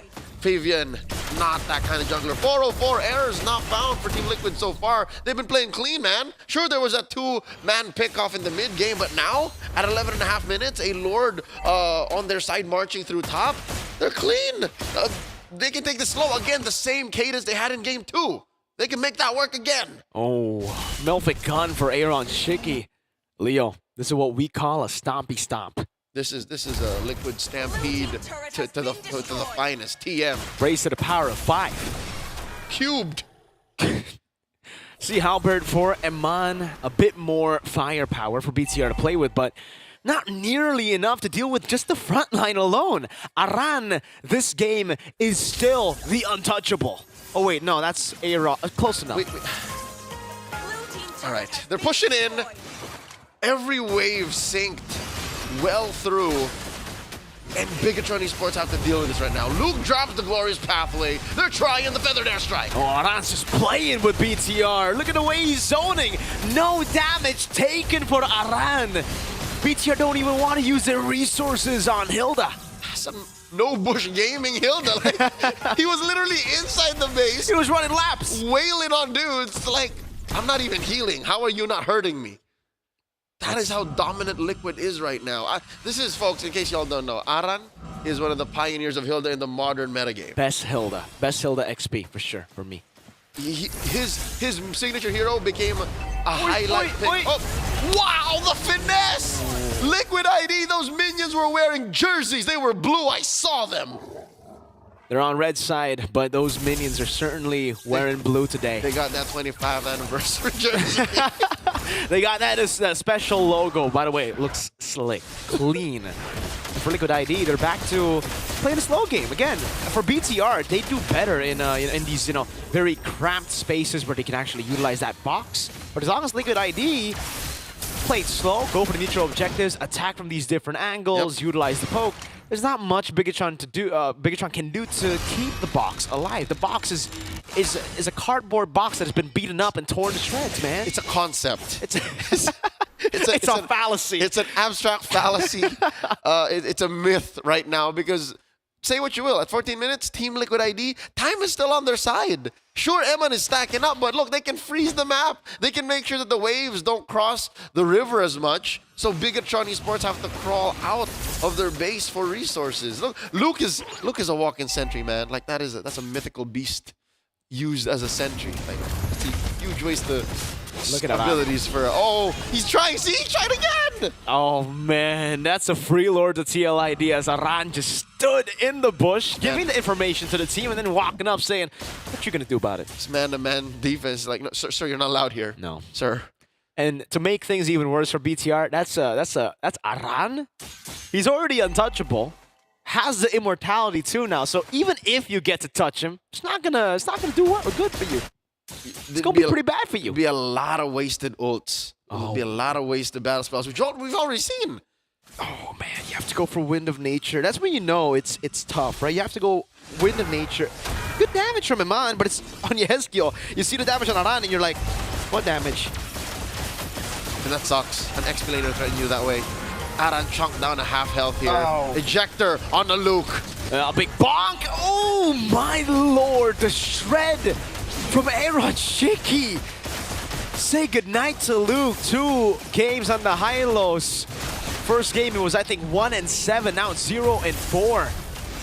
Back into the fence again. Eman doing damage this time. Gets the Sky Pierce to proc over to Aran. Now is that going to be Fabian? Locked down in place. Fabian giving away the shutdown in the bottom lane. A mistake, but not the costliest of mistakes yet. They can still recover from this. They did lose an immortality on Aran, and BTR is starting to deal damage. That's one step back in what seems to be a sprint. Light dashing on through, trying to find that kick on to Aaron Shiki. Luckily, Shiki got that BMI perfectly on time. Has yet to press the Purify in a while. There's no one to force the Purify outside of Light, right? So it's very different to game number 1. We had the Badang. The Badang could be the one to start off the engages, bait out the Purifies for Light to then get a pick off 30, 20 seconds later. Now it's just Light. He has to do everything himself, baiting out Purifies, opening up the map. I'm saying that because Luke cannot open up the map. Nope. On this high-lows against the Jawhead, nope. You open up the map, you dead. The best thing you can do is just stand in a bush and say, they can't cross this line. But that's it. It's a small-time gig. He's not going to buy a house and a car out of that. Is that another concept? It's another concept. It's a theory. It's a game theory. It is just something that he can think about, but not do anything about right now. That's what's happening for. It's part of the late night talks of the boys, you know. Something you just think about. Yep. It's not giving. It's just not giving. 1,000. It's an L he has to take right now.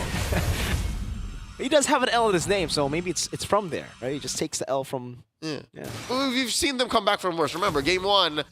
They had 2 lanes pushed in, like 2 inhibitors lost, and they still came back from that. Who's to say, right? But they had the opening. They had the... Oh, and on the bottom lane.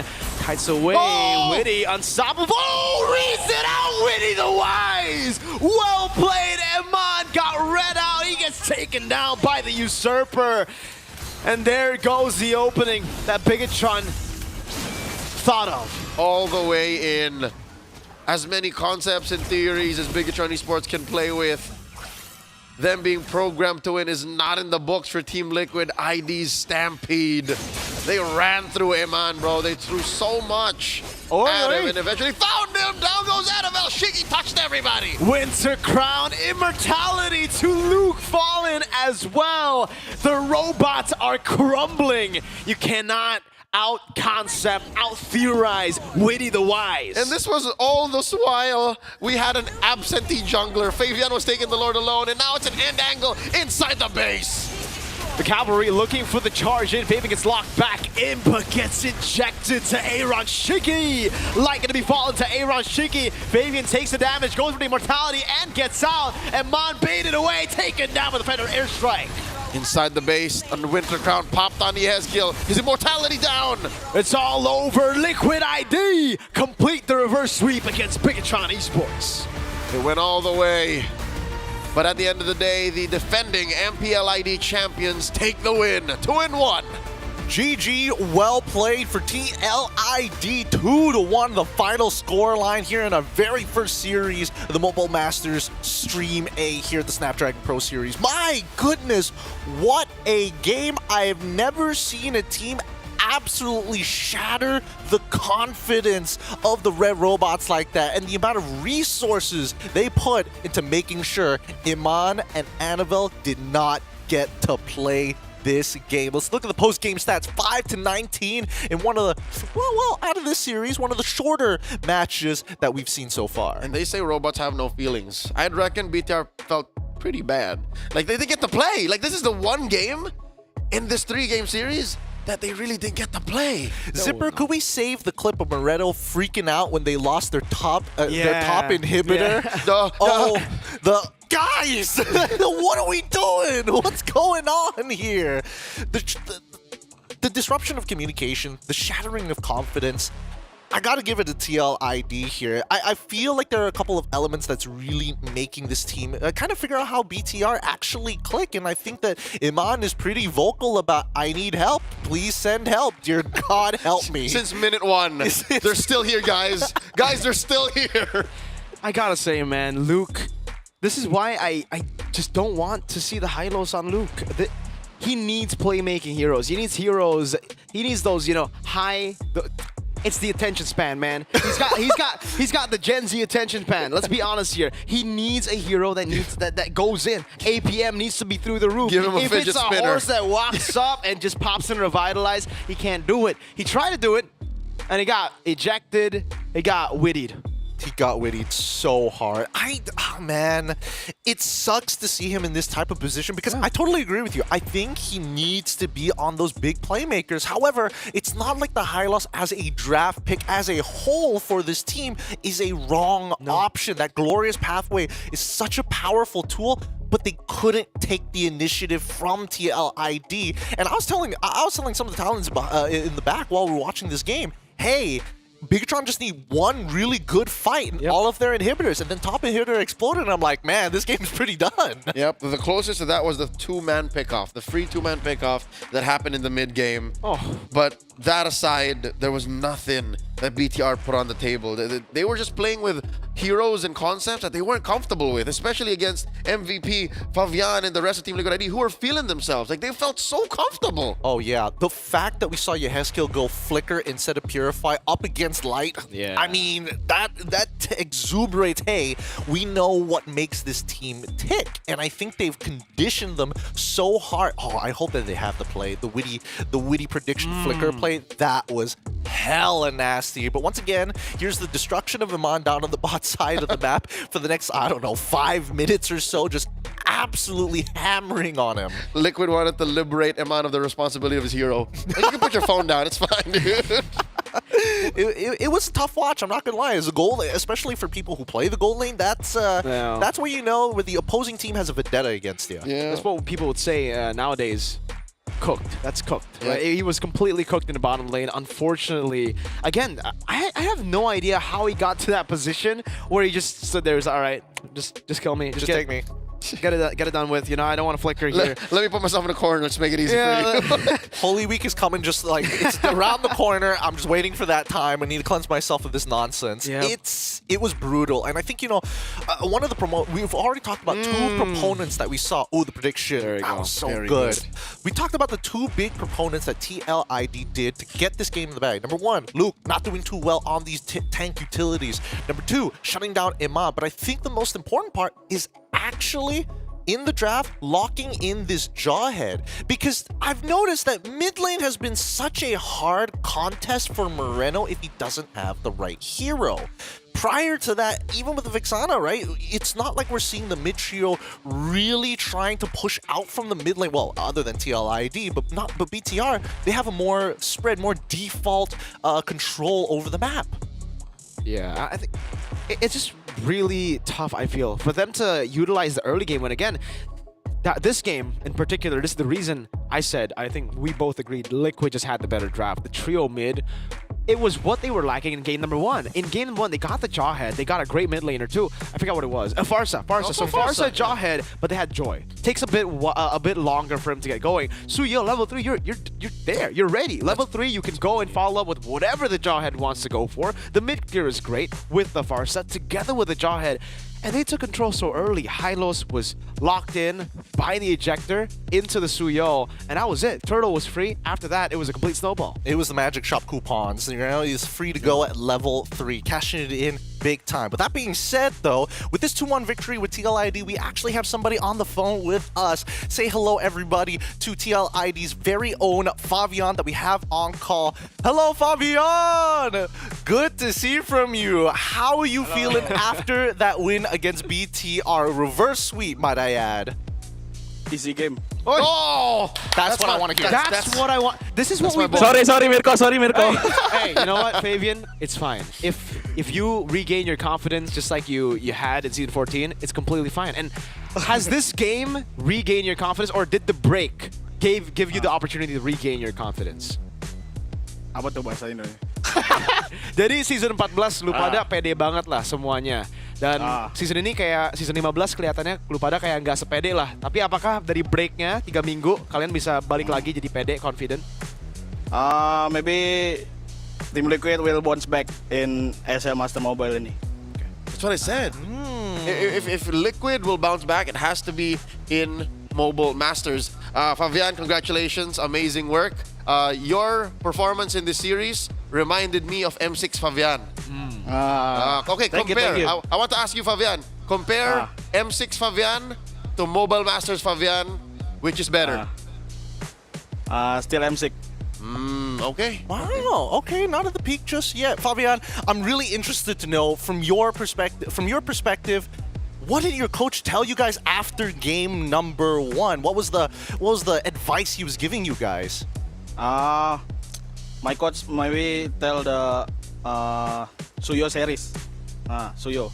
If pick Suyo, we'll win. Yes. Okay. Yes. Yeah, I agree. What's up with the Jawhead, by the way? Widdy picked Jawhead 3 games in a row. Is it just Widdy being comfortable on the hero, or is it just a team strat?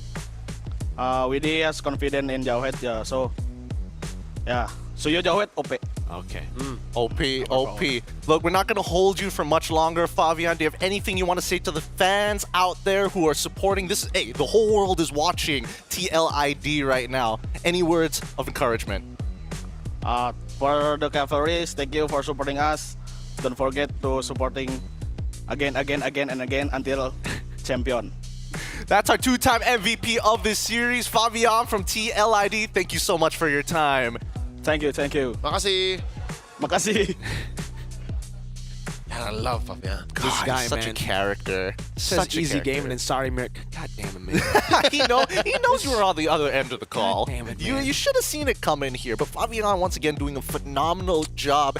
TLID. Hey, I don't know. We were talking at the beginning of the show. Oh, I don't know. TLID's not doing too well in MPLID, so therefore they could be bad. They're coming back slowly for Mobile Masters. I told you the cope hit. The manifestation. Not 2-0, but you got it done. I'll take it. You know what they say about a negotiation, right? If both parties don't walk away with feeling like they lost something, not a good deal. So, just worthwhile. It is worthwhile. But the fact is, the coach is telling them, we get Suyo, we win this game. And they did it. They were like, okay, let's bench that joy. It's not doing God's work just yet here. But with that being said, with this 2-1 victory, we've got another series going on. Actually, the rest of Stream B and Stream C is already done. We'll double check it in with the results that are coming in for the second series of that day. But up next, it's going to be Onyx ID up against Team Falcons. And this is going to be a big one here. We're going to see some ID versus BH all over again. We're going to go on a short break here at the Snapdragon Pro Series Mobile Masters. We'll catch you later after these messages. The Snapdragon Pro Series is brought to you by Snapdragon Elite Gaming and DHL.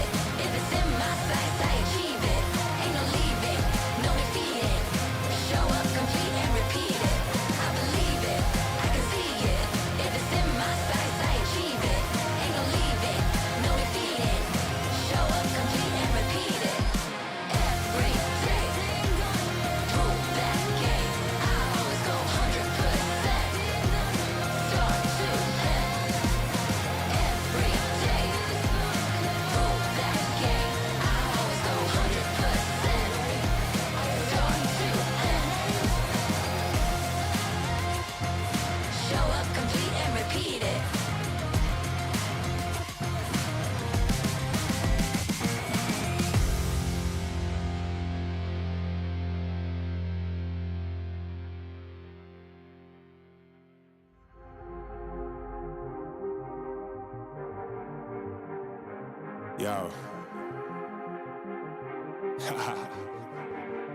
I don't think they're ready for it.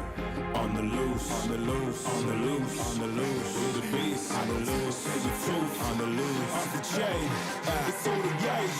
Yeah, getting wild, shot me out the cage. It's getting wild out here. One by one, we watch them all falling. It's getting wild out here. But I'ma be the last one standing. You can't stop what's begun. You can't stop a revolution. Coming, coming. It's getting wild out here. It's getting wild. It's getting wild. Eating them, beast.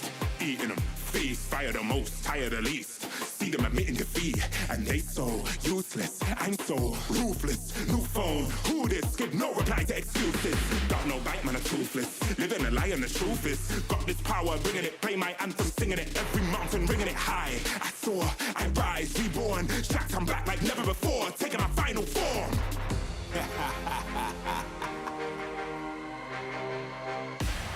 It's getting wild out here. That iconic line from the Sky Kings during the previous challenge season, right? During the challenge finals of the SPS, we saw Severo actually come into full fruition on that Onyx ID roster. But of course, he's backed up by the household names. We have Kyrie in the back, and now Severo has come on that gold lane. And will he fulfill his destiny of reaching that gold standard? Well, we'll just have to see.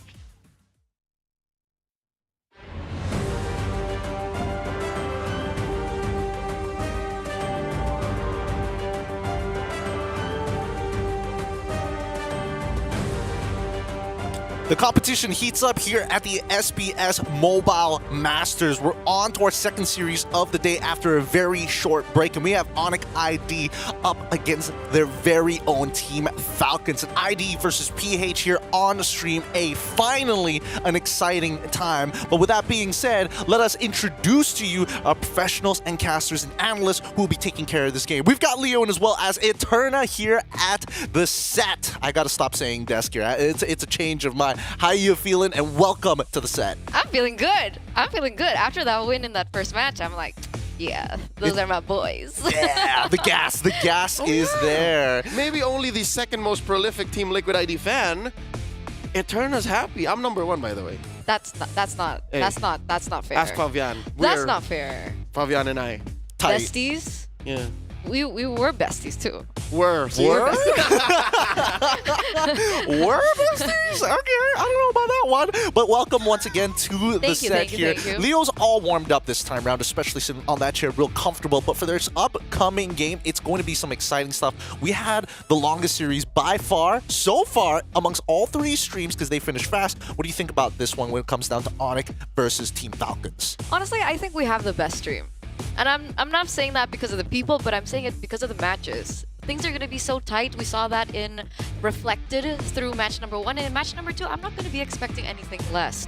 Sure, Onyx ID are on a little bit of a slump, especially seeing their performance in this seasons of MPL ID. But like TLID, it feels like they've found their rhythm. Maybe we're going to be seeing new faces in the lineup for Onyx ID, and I think they do have a chance against Falcons. You know what? You're right, but only partly right. It's because of the matches, it's because of the teams, but also because of the people that makes Stream A the best. I didn't want to be biased, in bro. all of Mobile Masters. Don't be too humble. But also, you're right in that Onyx ID is struggling and that Team Falcons are slowly catching up. You mentioned how Onyx ID are right now in a better spot than they were when we started Season 15. But for Falcons, it's actually so good. They're currently number 3 or 4 in the standings and have secured their playoffs in MPL Philippines Season 15. So we're bound to see a great match. Again, we're calling this the never-ending rivalry. The never-ending rivalry. They faced each other so many times, but let's first talk about Onyx here. Because again, as Eterna mentioned, they are currently on the slump with Ryota, Sans, Keyboy, Severo, Mr. Breaker of Change, Mr. Steal Your Girl, Mr. Hide Your Sisters. It's Kyrie Targaryen here. And I think that so far, what is the slump? Because again, we had that talk about Severo. Can he fill in the shoes? And we're seeing another EXP laner swap places coming into the new season? Yeah, it's been tricky for Onyx because I think among all the teams, we have 9 teams in MPL ID. They were one of the only teams that were sitting at a 3-match lose streak, and that was alongside Navi. So that's not the best of comparisons, understanding the accomplishments as well as their experience that they've had so far. So as we got into the second week, we finally saw some changes to the roster. No longer Rez, we see Ryota coming back into the fray, and then we see Severo, who has been a good replacement to CW. Hey, good is an understatement. Severo in his debut international tournament right here in this very tournament series, Snapdragon Pro Series Season 6, he went all the way to the grand finals. What were we saying about then? He compressed what CW experienced in the first 6 months of his career in the span of a weekend. Yep, in a span of a weekend. That's all they needed. Because the fact is, Onyx has been here for a number of seasons of the SPS. Onyx secured their first victory over Falcons since the M5 Grand Finals at Season 6 APAC Challenge Finals. That's another fun fact here. So I don't think Falcons are the kind to hold a grudge, but at the same time, considering that they've done pretty well for themselves coming into having some pretty tight games in the MPL PH, let's talk about Falcons for a moment here. Because again, it feels like, I mean, a team that sticks together for a long time does bring up a couple of questions. Chemistry definitely going to be there, but the meta has been something that they mentioned was something they couldn't comprehend first, but now it feels like it fits like some nice shoes, some cool kicks. Yeah, what you're talking about right now are the best pure athletes in the game. Falcons, once known as Falcon AP Bren, once then AP Bren. These are the M5 World Champions. They've gone on multiple world tours, and yeah, compared to every other single team around the world, they're the most consistent. Like they've been together with this 5-man lineup for the better part of 2 years now. But that's a double-edged sword, wouldn't you say? I mean, like, being that too. together for so long. I mean, there's a lot of information that all the other teams are looking at, and that's not the same problem that Onyx ID has. Because sure, there's rivalry breeding between these two. We've seen them go head-to-head on multiple occasions, but that wasn't against Ryota plus Savero, and that I think is the main change that we're seeing from Onyx. I mean, if I have to play devil's advocate, isn't Few getting old? Like, I'm reaching for straws here. You know what? I get it. If against a team like Falcons, all you have to say is, yeah, but they're getting old. Like they gotta be getting tired of each other, right? But I get it. That's a valid opinion. A lot of people would say, especially in the first 3 to 4 weeks of MPL Philippines, people are saying, oh, they're cooked. They're has-beens. They're has-beens. But we have a surprise interview with Flaptizi, with Rosen as well as Corleos live in Jakarta. Let's give a listen to what Flaptizi has had to say. Snapdragon Pro Series as well, and you guys lost. So how will today's matchup be any different? We came more prepared and we want to take revenge against Onyx Indo. Wow, jadi di pertemuan terakhir mereka di Johor Bahru beberapa bulan yang lalu ketika bertemu dengan Onyx Indo, mereka kalah. Namun kira-kira apa sih yang udah dipersiapkan sama mereka sekarang? Dan kali ini Flap menjawab bahwa mereka udah siap dan bakal balas dendam ke Onyx Indo. Yes, that is right. Okay, before you get tired, because this post seems very tiring, is there anything you want to say to Onyx ID? Good luck to us and let's give the audience a good fight. Oke, ada yang ingin disampaikan nggak ke Onyx ID? Terus dia bilang, ya semoga beruntung buat kita dan kata berikan pertandingan yang terbaik. Thank you very much, Flap. Thank you, Flap. Thank you. Okay, back to you guys. Yes, good words from the man himself. It's not tiring. An absolute Chad of a man, a person who has gained quite a bit of muscle over his time after the M1, ever since M2, sorry, my bad. But generally, the way that I'm thinking about it, I thought they didn't hold grudges. I take it back, he's an EXP laner, he knows what he's out for. Yeah, no, Flap is right. He has to be prepared, they have to be prepared. And I was going to say, the only way that Falcons holds grudges is against themselves. So it's more, I believe, the fact that they can't forgive themselves for losing to Onyx. Then they beat Onyx in M5. So how could it happen here in Snapdragon? Man, the P90X and as well as the Pilates are working out for the both of you here. Eternal, what do you think about this? Because again, it's one of those situations where, hey, we're going to have to start comparing junglers once more. The Kyrie versus the Countizes. But Suyo has been such a prolific, quote-unquote, problem here. 75% win rate so far in MPL PH Season 15, while Onyx has a 68% in MPL ID.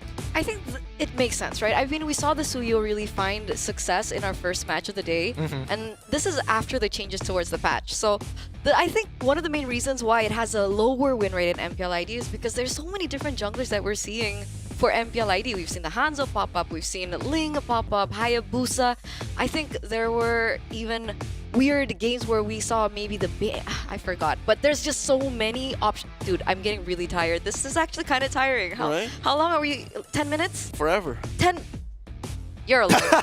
Yeah, like Pilates not doing it. It's not designed for this type of work. Not like the P90X, man. That's some hardcore stuff. Or even the CrossFit. Either way, let's talk about our predictions here because I feel like I have a very polarizing opinion. Don't worry about it. Don't think about it right now. Who did this? I'm just going to say that Leo, as a very prolific Onyx ID fan, why the 2-1? Wait, what? Is this Who real? did this? No, somebody did us dirty. It's a swab. It's a swab. There it is. All right. Oh, okay. Wait, is this? Why would you do this? Same questions, though. Same questions. Notice mine did not change. Hey, I'm just saying, you guys are clearly Team Falcon fans here. What are we looking for? And I'm going for an underdog. I'm going for the underdogs. 2-0 going for Onyx ID. This is my quote-unquote hard gut feeling about. Your could be my cope. This is my cope. This is my manifestation. But what about y'all? Hey, I can't say that I'm a Falcons fan. I'm a Onyx ID fan till I die. What? But if we had to look at it on paper, if we had to look at the stats and the data and what we've seen from both of these teams so far in their own respective MPLs, I feel like Onyx are still a little bit inconsistent, and I feel like they're still looking for their footing. And it's a very different story what you mentioned Falcons is on. Yep. To be honest, a part of me wants to maybe believe in your prediction that maybe Onyx will score one, because there are bouts of, as Mirko would put it, experimentation from Falcons. Coach Trevor, the whole squad sometimes would get these weird ideas like, let's try it. Why not? And then they would gloriously fail. Like, it's happened in Season 15, and many times I've confronted them, like, very, laughingly and lightly. It's like, guys, what was that draft? And that's what happens sometimes. So some of their stumbles in Season 15 were caused by that. But today here, especially since Flap already said, we want to get Onyx back for what happened in Johor Bahru. That can't happen on a stage like this, not at Mobile Masters. I'm thinking they're locked in, they're focused, and Coach Treb will whip them into shape and make them draft clean. To be fair, I will say at the very least that Team Falcons are notoriously good at group stages. Like, absolutely demolishing teams here compared to Onyx. Monsters when it comes to these fast-firing best-of-3. Yeah, and we don't talk about Onyx ID in group stages. Hey, look. That's not something that we discuss. Since 2022. But I like that he mentioned the drafts coming in from Falcons, because it's kind of a similar story with Onyx, especially now with Adi alone solo coaching for Onyx ID. That thing that he has, the ego draft, it's still there. It's still there, and it has been a problem for Onyx, especially this season. I don't think it has really changed here. And I agree that Adi definitely has those ego draft moments, but it doesn't come without some fundamental concept that is correct. And that I can get behind at the bare minimum. The fact is, I'm just going based off of feeling. I'm hoping that my Delulu is going to be made manifest here today with a 2-0. That'll be a very shocking 2-0 victory here, but it also means that Falcon will be put in a really awkward position and making the groups even more exciting, especially for Group B. Because again, the Group B roster is already stacked with teams that we expect to move on to the playoffs. Okay, Gideon, here's the thing. If some way, somehow your Delulu does manifest in real life, I think that means Falcons will be better in the playoffs. That's I'll take that. I'll take that. Good deal. I think that's totally fine here, but the draft is going to be where it's at. After seeing our very first series and the performance level of the teams, I don't think Falcons is going to crack. I feel like it's more likely that Onyx is going to crack, but at the same time, I do feel like the Suyo ban might just be necessary. I want to see that Nolan coming in from Falcons. Just show us like Killing Spree Nolan, just to be cool. That's what we call back home the run and gun. They somehow draft these super fast, high velocity drafts that no one has the answer to just yet. So it's possible. Oh, but we're getting spoilers. Don't worry, but don't We're getting talk about the spoilers. spoilers just yet. That's I like just the for spoilers. us. Draft is ongoing, by the way. I love the viewers. I'm gonna let you know that All right. Jushin was left open. Okay, no more spoilers. We're going straight into the drafting phase at this point of time. Team Falcons on the blue side, and Onyx is going to be on the red. Jushin first picked, while we have the Suyo as well as the Harith locked in hard for Onyx. Alright, so the Jushin does finally get open, and we're gonna see few on it. And the interesting thing is Onyx have gone for the Harith as well as the Suyo, understanding that the Joy was still left open. I mean, technically in MPL, we've seen a Kyrie go for different flavors, but more so we've seen the Suyo over. I think Suyo is just so reliable. And honestly, before, when was this argument happening? I think all the way up till M6, we were still wondering whether or not the Joy or Suyo was better over the other in the matchup. But I think recently we've seen it really boils down to just mechanical skill. You can chase down the Joy. You can dodge the damage as well. And if you got a team centered around diving, maybe Joy could be a little bit better in certain scenarios. Yeah, Joy just has higher highs. Suyo is just better in most scenarios. Like 4 out of 5 times you would rather the Suyo, especially if you're on the losing end of things. But now going into the draft, it seems like Onyx cared for the Suyo even more, which I think is the right call. And then they're playing with range. They do pick up the Sicily on the close off the first phase.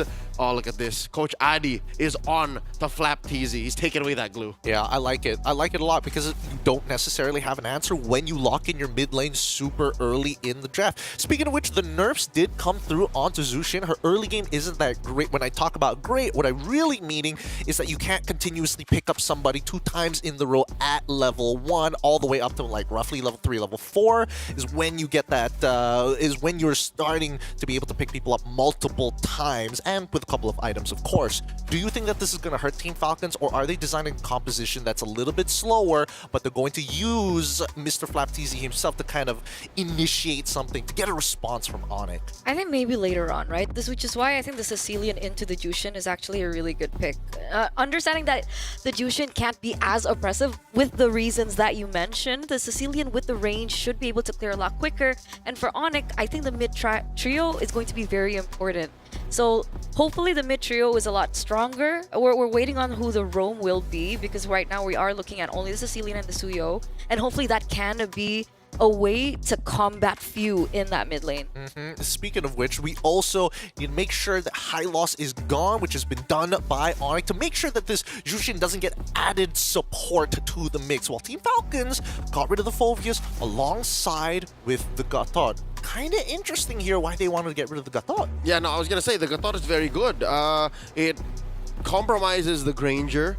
It changes possibly how the Zushin positions herself, because you only have one way in most of the time. It's just a Crimson Beacon. So they read into that, and Onyx then picks up a Hilda, most likely going into the hands of the new general, Ryota. And the Team Falcons, they still need an XP laner. Again, the question is, what is the Filipino going to do? Or the Filipino Cannon going to do? And it's a Badang. It's got to be the Badang. I would rather it be Badang XP than Roam. It's fist cannons here. That's what we're hoping to see. He wants to go for that quick 1-2. He was doing the pose with those iron hands, and it looks like it's going to be Khalid lock-in just a little bit. I mean, what else can they go for at this point, right? Because they need something that's a little mobile. They need something that can actually initiate, because Hilda isn't that sort of initiator. She kind of likes to poke at the beehive, the Falcon's Nest at this point. Sorry, the Falcon's Nest. Sorry, I'm still thinking of their previous iterations of past lives. It still is the Falcon's Nest. It's still the Falcon's Nest, yes.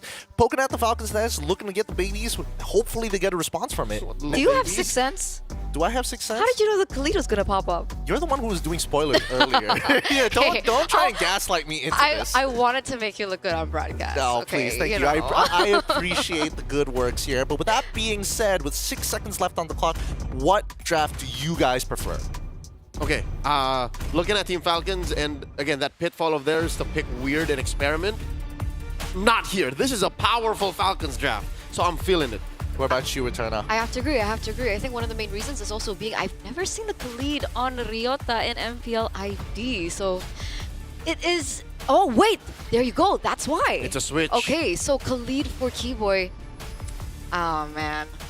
I'm a huge fan of Khalid Keyboy. Oh boy. Well, with that being said, our casters is going to be Eterna and as well as Leo. Give it up for them as they take you guys into the Land of Dawn.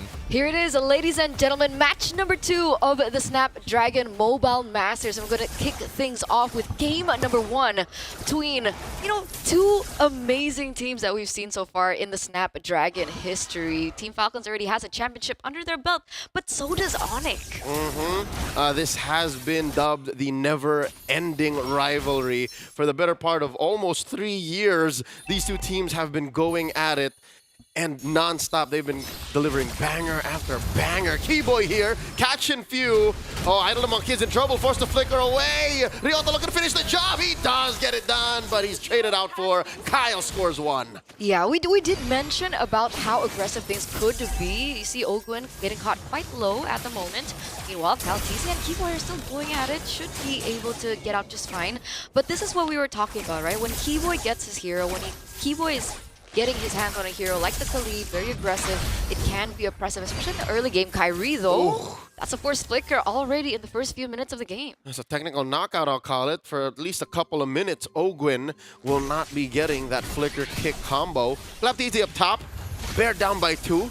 Keyboy gets stopped in his tracks. So far, it looks like mid has Team Falcons on lock, while, hold up, Flapteasy looking for push back there. What was Sans thinking? Was Sans trying to get that level 4 up top? Probably, right? As he gets at level 4, it doesn't make that much of a difference, but I mean, when they start going and corralling around the neutral objectives, it should help him sustain through. So that is most likely what was going on, and here we're seeing it actually all unfold. Keyboy not yet level 4, so that is something that we do need to take into consideration, as it looks like, though, Onyx have the better footing. Oh, that's 3 in the pit, playing in the paint, in retribution range. Kyrie scores. Flap Easy pushed back. Ryota doing amazing work. The Ryota army goes wild.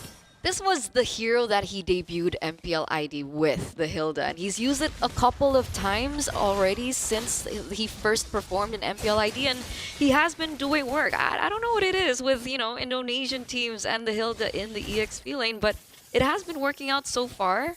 Meanwhile, Team Falcon still looking for that clapback setup going on, but again, Onyx just really stepping up on the gas. Oh, Kyle Teasy compromised, jumped on. Keyboy scores 1. It might be another on the way. Owen gets popped by Sans. And MPL ID, this is what we call the brawl server, right? So Onyx RD are like, you know, welcome Team Falcons. This is how aggressive our gameplay can actually get. And so we're looking at 3-1 already in the first 3 minutes of the game. However, Super Marco has still been left untouched on the Granger, and that could still be a potential problem that Onyx will have to deal with. Yeah, that might be that one spot that Onyx has to watch out for, where Team Falcons finds their comeback. In mid, though, it's impressive. I dare say maybe a little even stubborn that Team Falcons continue to pressure mid. I get it, though. I understand. It's because you have a Jushin, and there's a Sicilian there that is slowly ramping up. You gotta apply pressure. Absolutely. That Sicilian will become a problem. We've seen it in the hands of Sans before, and, you know, at some point, he's been able to get so much stacks even before minute 15. So that is one of the, I would say, problems that, you know, Team Falcons needs to deal with, considering that they can utilize that to the later stage of the game as a secondary carry. You know what else is a problem that Team Falcons has to deal with? Why does Onyx have a 2,000 gold lead? Where is that coming from? Kills have been scarce, map has been quiet, but where is all this money coming from? I mean, technically, they were also able to take that first neutral objective down, and they do have a few kills under their belt, so maybe that's where it has been coming from. Economy Bites, we'll take a look at the, you know, comparisons later on, because right now, both teams are looking to secure this next neutral objective. Turtle at a third of its health. Kyrie holding his ground. Ryota keeping away too. Savero firing away. Wall put up by Flap Teasy. The Filipino cannon can only do so much as another turtle is secured here by the handsome future of Kyrie. Few gets jumped on. Oh, there's a crack coming in from Flap. The kick from Ogwin, isolating Keyboy. Savero holding the back line. There's not enough damage. Where was Marco? Yeah, that was so well played. I don't know, the follow-up just wasn't there in time. But luckily, Team Falcons, they do have a little bit of a trade going on. Kaltiza was able to pick up that tower in the top side. Meanwhile, Keyboy should be fine. Yeah, he gets kicked out of that bush, flushed out. And I don't know, is this right? Am I reading the map right? Team Falcons is investing in the long lane. They're farming out for Kyle TZ anywhere else that Onyx isn't. And so far, you know what? If this happens for a solid 2 minutes more, this should equalize. It should shrink that gold lead. It should, but if we're looking at the comparisons right now, it looks like Onyx are holding on most of the economy. I think the closest one is in the gold lane. Only, you know, 20, 30 gold difference. So again, Team Falcons, what's the clapback, right? Because we usually see them play the opposite lane. We usually see them find maybe trades in picks, trades in objectives, but it's been really quiet. Is Team Falcons waiting for a particular power spike? And if they are, what power spike are we looking at? Because Super Marco should get that power spike early. And what does it do, right? Does it kill? Does it just suddenly take the map? Is it a turtle steal? Could it be this last one? Spawning about 20 seconds. Ryota gets hit with a Crimson Flare. Gets the wall put up. So many things thrown at Ryota. Finally, he goes down. Super Marco gets the kill. Ogwin down to a 10th of his health. Ney at 20th. And that's a whole lot for just one. I'm not saying Ryota's life isn't worth anything, but still, Team Falcons are taking this really slow. They did pull out a flicker from Ryota, so I guess a part of him did think he could get away with it. I mean, I'm going to play devil's advocate and say that was worth it, especially now that they have one man up on the neutral objective, despite Ryota coming back real soon. But there it is. Kaltizi. Okay, this could be the clapback you were looking for, Eterna. As the kick catches Keyboy in the air, down goes one. And slowly but surely, Team Falcons getting in the position of power, dominating these small skirmishes. Again, they're not 5v5s, Eterna. They're just like 3v2s, 4v3s, leading to like a single man pickoff and then a conversion. This is the clapback we were looking for from Falcons. Absolutely. 7 minutes in, and we can already see Super Marco picking up 2 items. Was that kill before Skypiercer or after Skypiercer? I think it was after. Timing-wise, yeah. What's it worth? 0 stacks or 10? Exactly, because that's what we're looking at. As now he has the Sky. Oh, wait a second. Few forced to use a Crimson Beacon, dashing backwards, threatening a choke slam. They let go. You were saying? It's A-okay. All right. It's A-okay right now. And yeah, back to this. With the Skypiercer already procced in, and now we're going to have to look at Super Marco because that damage is going to be piling up, especially if they play the slow game like they are right now, right? They don't risk too much for Team Falcons, but they get the kills on the right people, and that can add up into the mid game that we're almost in. Yep. All the more, I am waiting for one more key item pickup for the Bulletproof. That Sea Halberd. He's on the way. There it is, built up. Should make these pickoffs on Ryota, on Keyboy. Yeah, hell, if you find a way to take Savero down, that would be great for Falcons. Now, Few gets caught out. The Sanguine Claws plus the Feast of Blood, putting him down to 1/10 of his health, forced him home. This is a fight Team Falcons is not ready for, and I think Onyx can smell blood. Here comes Kaltizi walking through the pixel. River controlled by Onyx, and no one pulls a trigger. Yeah, I think Onyx have to be careful, right? Because with with Super Marco on already 3 items, Savero is not there just yet, right? He only has 2 items right now, only with the Starlim Scythe as well as the Feather of Heaven. Meanwhile, we're still waiting on that Holy Crystal, and so this is where the power kind of shifts over to Team Falcons, I would say. And the slow transition. Exactly. Especially now we're hitting the 9th minute of the game. We see the Lord already spawning, and Kyrie's actually very quick to it. He's holding his ground. He doesn't want to let go. I think Onyx believe this Lord should be wearing a yellow jersey. Team Falcons might have a different thought right now. Kaltizi taking that north brush. I wonder if Kyrie knows. Ogwin, right about half health. Doesn't matter. All he needs is that kick. And Keyboy also looking for an amazing jump. Wow! On that sandwalk, Keyboy flushes out that space to the left. The Lord dance continues. This is so patient. This is so patient by Kaltizi. MPLI, we don't see stuff like this, but look at the Lord health going in. Oh, wait a second. That's a jump. That's Few taken out. They take out Idol to Mock Kids, and Kyle compromises Savero, forcing out that Salmon Force. And Flapteezy moving out of the way. Still has that flicker. Still that has an ult. Kyrie secures the Lord, and it all falls down for Team Falcons. Not a single body, nor objective scored. All they could hope for is Super Marco to take down Ryota. That's happening off camera. And Onyx are happy with their win. That's a number for Skypiercer. Man, that's 3 members taken down, plus a Lord now for Onyx ID, the Yellow Porcupines, the Sky Kings, in an era where everyone was questioning them. This is against Team Falcons. This is no pushover team either. And now they have the Lord control, they have the map control, and you saw the tower as well, just dropping up in the top lane, and they're pushing on the tempo. What's Team Falcons to do? All right, I guess it's back to square one. Like re-engage that transition phase. Find a way to close the gap in gold and then get more stacks on Marco. I hate to say it, but you play the same movie twice in a row. You find those little details and then you go, I get it now. That's how that happened. Memento, directed by Christopher Nolan. Zaman Force, dropped in by Savero, down bot, and he looks like he really wants to take it down, but there's not enough of a wave there. Flapteezy, I'll tell you now, and I think took too long earlier on to pull the trigger. Super Marco down to 10 of his health. The crack, the kick, and the takedown. Kyrie falls. Beautiful, beautiful, beautiful defense coming from Team Falcons. Not a single inhibitor touched. And meanwhile, Team Falcons are still holding on to their 2nd tier turrets. So, man, again, you can't count them out just yet. Ogwin as well with the pick was amazing onto Kyrie. This is what we're living for. Yep. Again, I did say the way Team Falcons could win is if they once again go for those singular pickoffs, work on the map, and then get Super Marco back on track is how they're going to win. And they're doing it now slowly. The remix, we're seeing it now. Slow push down bottom. Tier 2 going to get cracked here by Team Falcons. And suddenly the gold swings once more. Oh, man. Now I get why they call it the never-ending rivalry. These two teams know each other way too well.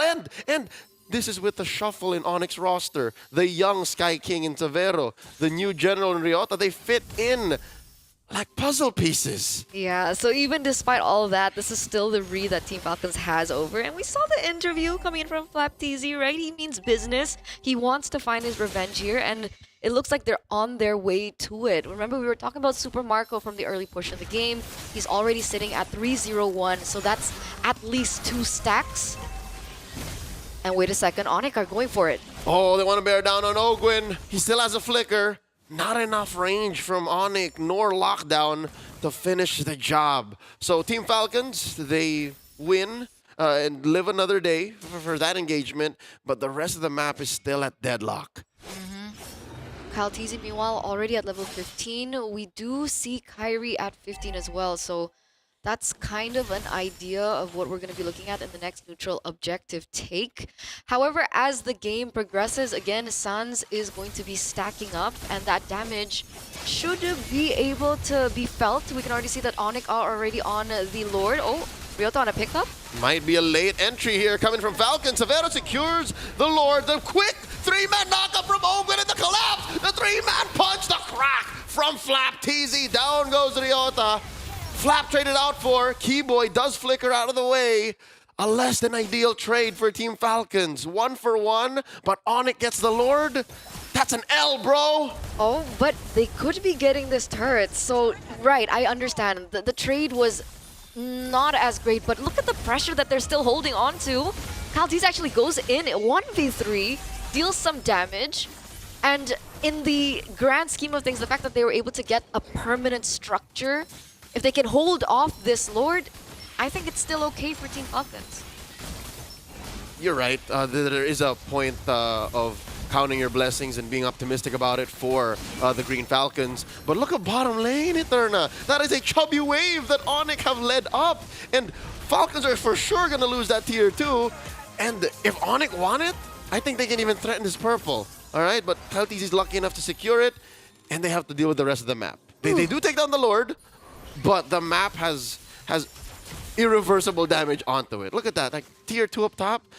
Onyx just blows on it and it breaks. And now the clock ticks for Team Falcons, right? We're already in the 14th minute of the game. Like we keep mentioning over and over, Savero's actually already on his power spike. I think the next item would be maybe Divine Glaive, because he already has the Holy Crystal in his kit. And a concentrated energy. Plus, he has the concentrated energy. There you go. Those are the item builds, ladies and gentlemen, for those of you wondering back at home, seeing the progression. And things get a little bit worse, seeing how far ahead Sans is in that mid lane. He already has 3 items under his belt, a little bit more, you know, magic power to work with, but also a little bit more sustain in his kit.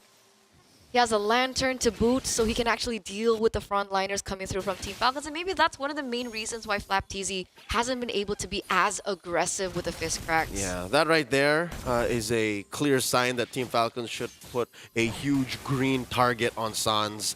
Not a single shutdown, not a single kill on this young man. Gilak Sans getting away with so much. Yeah, we're ready for that.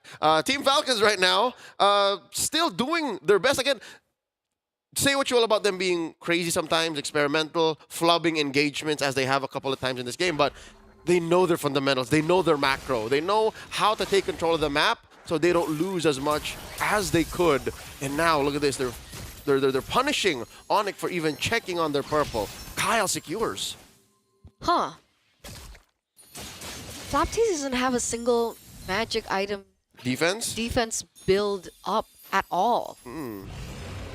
He doesn't. Yeah, he doesn't. It's Brute Force Breastplate, Oracle, Thunderbelt, Oracle. Yeah, he does have toughness stuff. Okay, so that's a little saving grace. But I mean, as compared to Sans right now, yep. Who should have like somebody? Oh, the king from Ogwin collapse onto with the Rampaging Sandstorm. Down goes Kyrie. Ryota flickers away to safety. 1-for-1. That's a winning trade for the Falcons. Absolutely, and now they're going to be able to get their hands on the Lord. So just a second ago, we were talking about the advantage coming from Onyx. Wait a second, now Kibo is caught in a precarious position. Still has the Immortal. Luckily, he's still able to get out, but this is it. This is the turnaround that we're looking for from Team Falcons. A successful hunt for the best pure athletes in the game. Team Falcons get one over the Sky Kings in that exchange. Now there's a Lord marching down bottom for the Filipino champions from M5, Season 5 of SBS. The collapse from Keyboy takes out the Filipino cannon. Severo gets hit with a Crimson Flare with the Zaman Force on cooldown. Do they pick the fight here? Do they force it? Here comes Kyle Teasy, looking to dash through. It's a fully stacked up electrifying beats. He dances through, but he understands that it's too much to dive into Tier 3. I think they stood there a little too long. They were being too overzealous with it. They didn't have to lose Flapteasy there. They already had the Lord. And now they're going to have to push with only 4 members for the side of Team Falcons, as Onyx, they have all the range as well as the clear that they need. Look at that damage. Oh, they have the inevitability in Sans too. Again, still untouched. He is never died this game. 18 minutes and counting. Kyrie picking up the Queen's Wings here. This is a utilitarian. Suyo, like he knows that he has a switch between assassin and fighter, fighter and assassin at any given point. So that, folks, that's why you gotta understand the 0, 2, and 5 line. Oh man, what do they do now? Yep. Altizzi looks like he's looking for an opportunity right now. This tower does fall in favor of Team Falcons. It's slow and steady. It really is. It really is. But again, Onyx still have Sans. Look at his KDA right now. We're looking at him on screen. He's super locked in, you know, in the bottom right corner. Yep. He's standing at 405. He's got enough KDA to share with some teammates to make it positive. He has 100% kill participation. That he does. Again, a singular Sanguine's Claw just changes the face of a team fight entirely. That's the fact of the matter. So you gotta also appreciate how he's just running on a flicker, Eterna. He's not rocking Purify. So he's been so good at reading these engagements that even when he's at the cusp of death, he's able to out-mechanics himself. But on the other hand, that is an opportunity for Team Falcons, right? They do still have Ogwen. They do still have Flapteasy. It's like a little piñata. To look for these engages, and that might be the weakness point that Team Falcons need, especially now we're entering the 19th minute of the game. Can you imagine how many stacks a Sicilian has in 19 minutes? Yes. Right? A lot. Like 200-ish maybe at this point, maybe more, 250? I don't like counting stacks because this is Sans we're talking about. It could be a Gilak amount of stacks. That's true, that's All true. right. Oh, wait a second. The kick catches Keyboy, does Raging Sandstorm away, so that is one resource that Team Falcons could count out short term. Lord spawning in 10. But remember, Ogwen burnt 2 for that, right? He burnt out the Flicker, and he also burnt out his own Way of Dragon. So a 2-2-1 in terms of, you know, a resource trade. Math doesn't check out. Math does not check out, folks. And Keyboy kept his Flicker, mind you.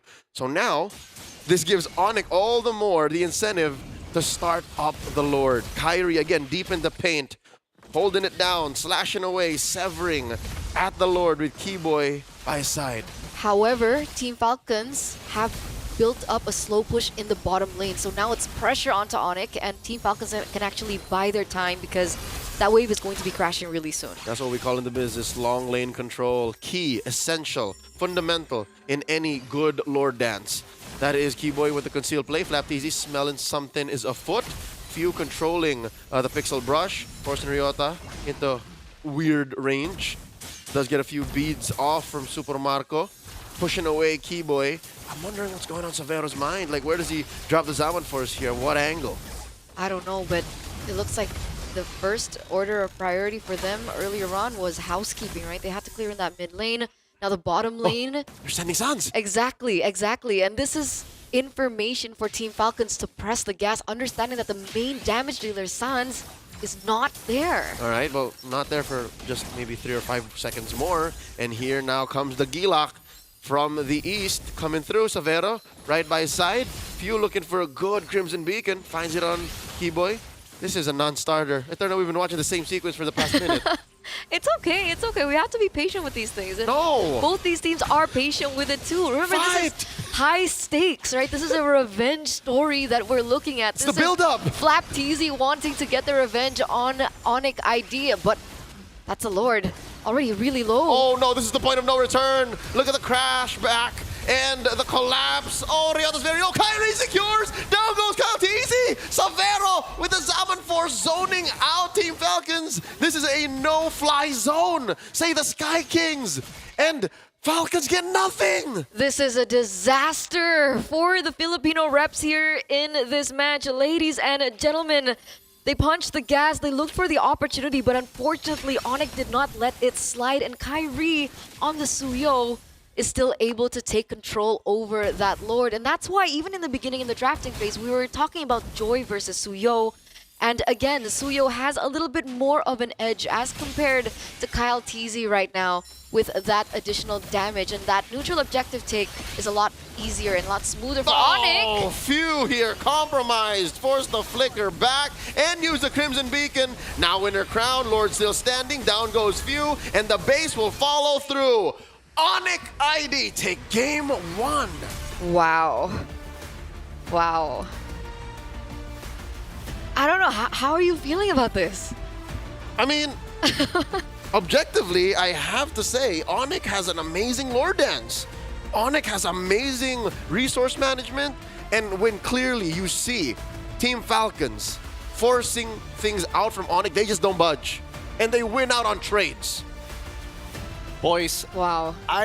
I'm surprised. Mr. G-Man. Hey, look, I was surprised that game went the way that it did. There's definitely a lot of back and forth, and this is why it is the eternal rivalry, the eternal struggle between two sides of the world. Falcons, unfortunately, dropping the ball in game number 1 with Onyx ID taking it away 7-11 in this 22-minute battle of the borders. Because my goodness, both sides were trying to disrupt each other's anchors. I mean, Few got a lot of punishment there. Sans played a really, really strong game. But overall, it all depended on the engage.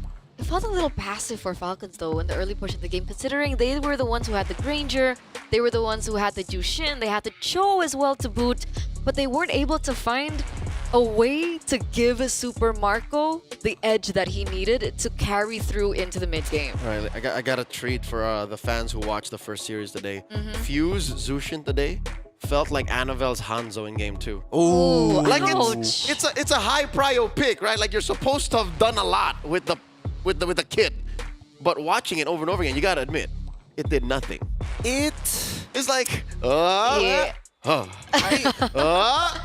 It was underwhelming. It was a little underwhelming, but I gotta give it to Onyx because, again, they saw this pick come right at the very beginning. They let it through. They let it through, and then they designed a composition around him. Every hero that you're expecting to quote-unquote get caught has means of escape. The only exception being Keyboy, and that's assuming that he whiffs his Raging Sandstorm. And I think we saw 1 or 2 punishes, and I think Keyboy was like, okay, that's fine. Next time I'll have Flicker, and then I'll get out.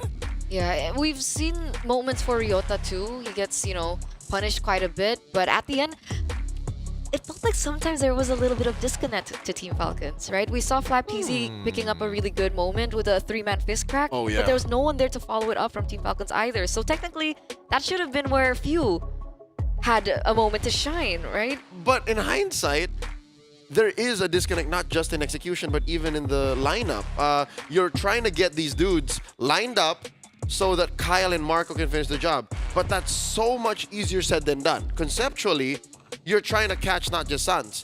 You're trying to catch even Severo. You're trying to take down, maybe, if you're lucky, Kyrie. But Sans alone was enough of a threat. So if you can't catch Sans, then this whole setup, this whole shebang, wasn't worth it.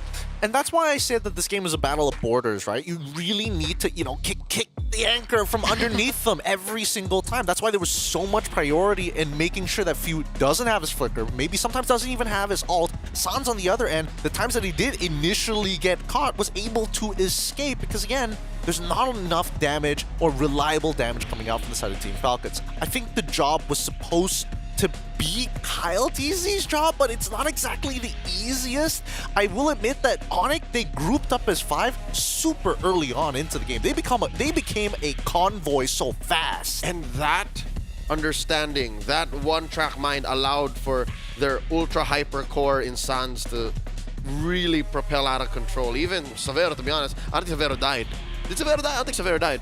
Severo, let me just double did check not this. die, sir. He had a perfect game. He was bulletproof. So here's the thing. I figured it out. The reason why I think Fuse Zushin did not feel as good as he could have. Onyx front line are built to be punished. Like, they actually enjoy it. Look. No, but it's true because you're looking at the Hilda and you're also looking at the Khalid. Right. Who technically don't take as much damage. But yeah, aren't as compromised. Exactly. So it's because like, there's always ways for them to rejuvenate back to their initial form. or even enjoy being thrown into the front line. Which is so weird to say. You've got, I mean, it is a little masochistic, but I think Leo's got a really good point here because keep in mind the Team Falcons only have a limited amount of bullets in the Exactly. mag, right? Because they're depending on the electrifying beats, Yep. they're depending on a resource here coming in from the Granger as well. If they run out of those resources, there's nothing they can do. Not to mention that even if the Khalid and the Hilda just disengage from the fight, they can heal back up to full and then come back in. Yeah, so at some point for Falcons, I could imagine, it's like, why are they enjoying this? Why do they like it? Why do they like it so much? Why'd you bring him closer? Which begs the question, adaptation. Because again, these are two powerhouses, and we did get to see Onyx kind of play their own game this time round. A bit different from our previous series where we saw blue side having a little bit more of an advantage and then it's swapped over to red side. What do you guys think? Is this more red-sided meta? Is this more blue-sided meta? I think it's worthy trade meta. Because here, I think Falcons, rightfully so, like this is not wrong to overvalue a Zushin. They really played for that blue Zushin, that blue Shin, right? But Onyx clapped back by saying, yeah, we're going to make that Zushin not worth it. So the rest of the draft kind of fell through. So here now, I'm guessing Onyx will still want to go blue. Onyx still goes blue. Yeah, game 2. If it's their choice, Onyx will go blue. Okay, we'll see how that's going to play out. I feel like the red side is already pretty good from what I see. I do feel the Kalia ban, the Kalia bans for the red side makes sense, especially since they are coming from MPL ID. What about you, Eterna? Do you think that, that's going to be the adaptation? Are they like, stick to the game plan? It's working well. If they want to go back to an anchor, we just clap them real quick. I will answer after the break. That sounds good. With that being said, you're watching the Snapdragon Pro Series Mobile Masters Series number 2. We'll be back right after these messages.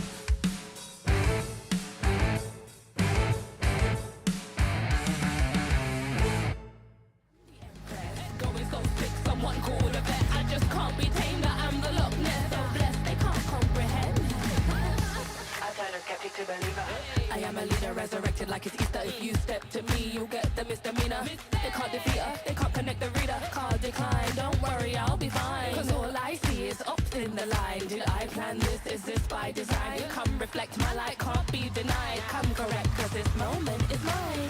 It's mine. Tell me you're feeling the. Tell me you're feeling the. Do it like nobody can. Sipping that haterade, right to the finish line. Tell me you're feeling the. Tell me you're feeling the. Do it like nobody can. Sipping that haterade, right to the finish line.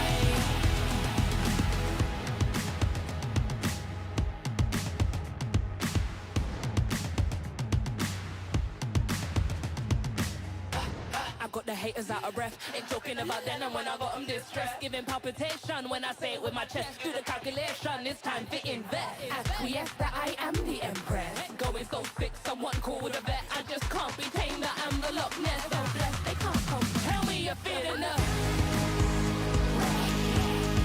Tell me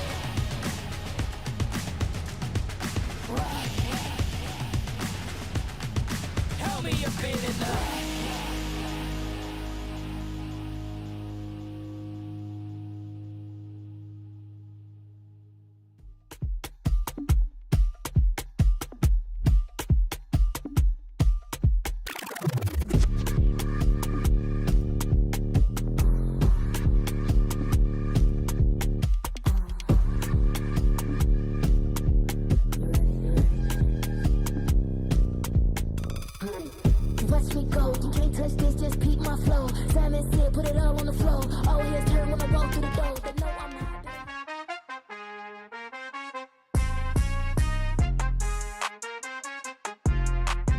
And the series continues here at the Mobile Masters between Onyx eSports up against Team Falcons. It is going to be a tough day if my predictions are going to be correct, and really going to shake up Group B if this does come into fruition. But before that, we have game number 2 between these top tier teams. The eternal struggle continues as we T-pose on this next upcoming one. Boys and girls, of course.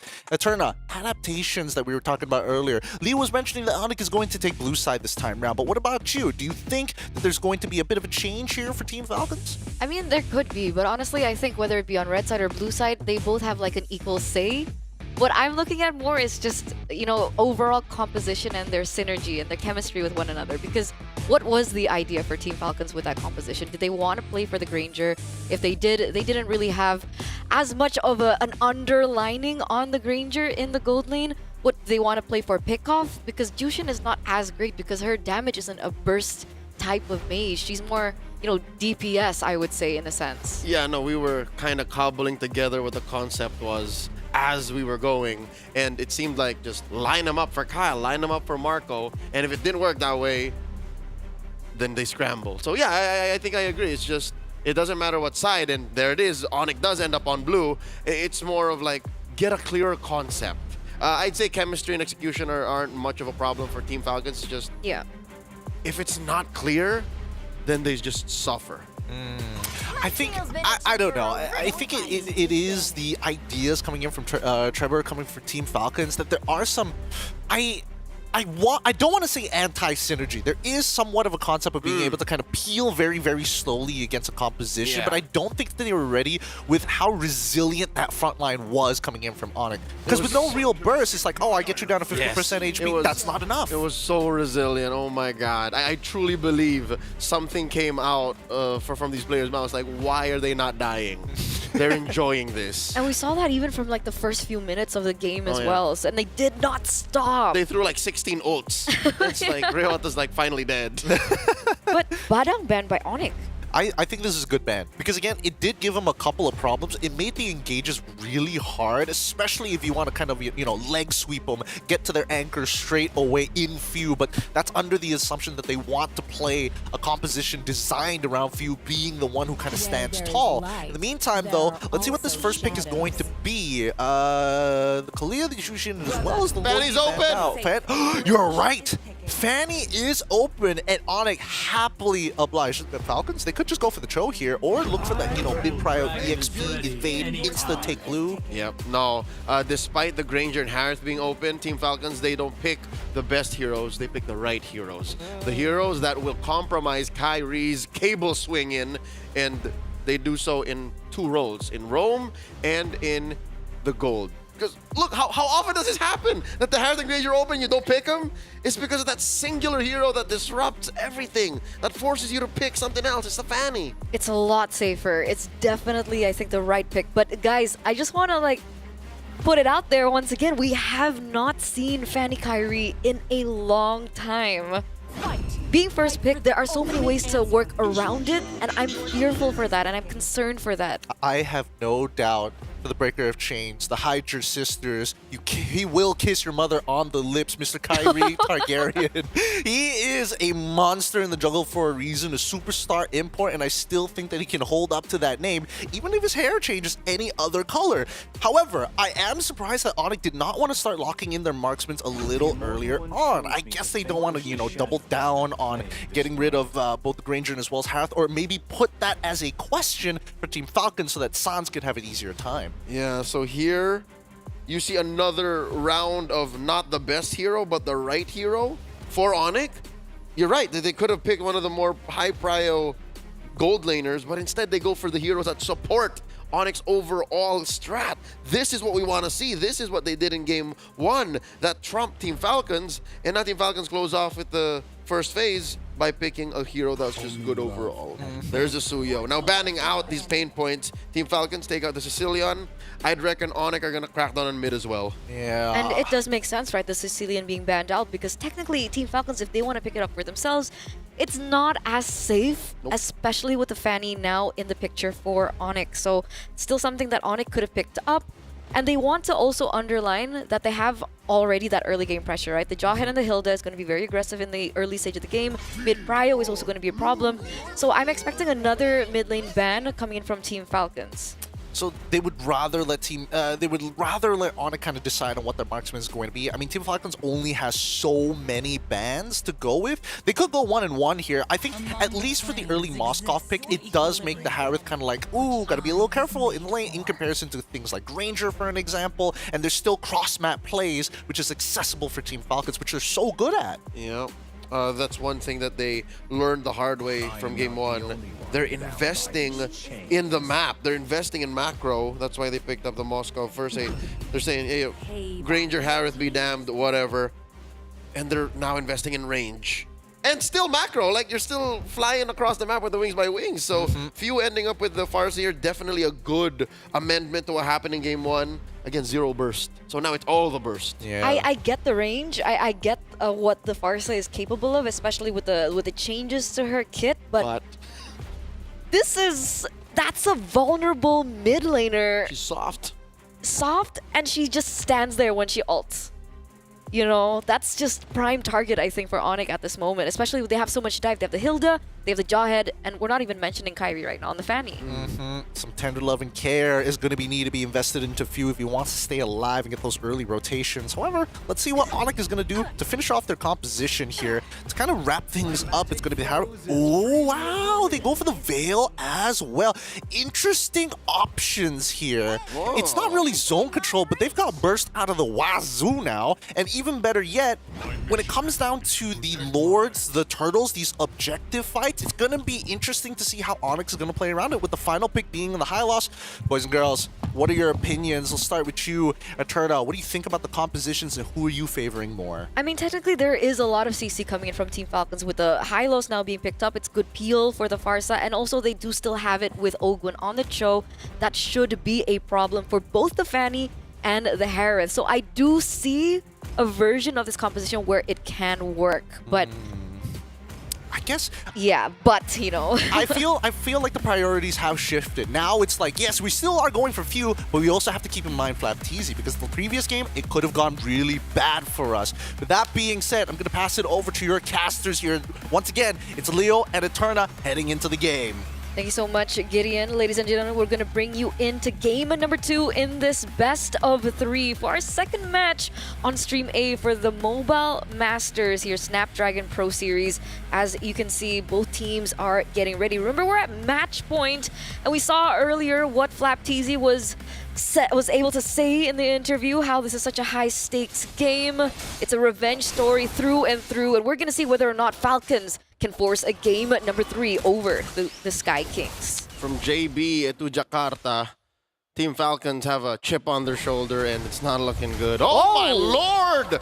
Ogwyn with the first blood drawn on the Suns. Damage reduction, allowing for Ogwyn to survive. Few looking to punish Kyrie. Where'd that come from? And Kyrie doesn't even get the hit either, so there's no trade back. That's Angie.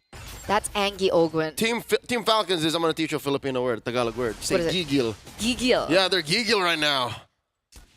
Oh man, all right. So the early game pressure that we were thinking from the side of Onyx has been kind of overtaken by Team Falcons, and we should have saw it coming, right? Farsa and the Cho in the mid lane, really fast clear, really heavy engage as well, high mobility as well with the wings by wings.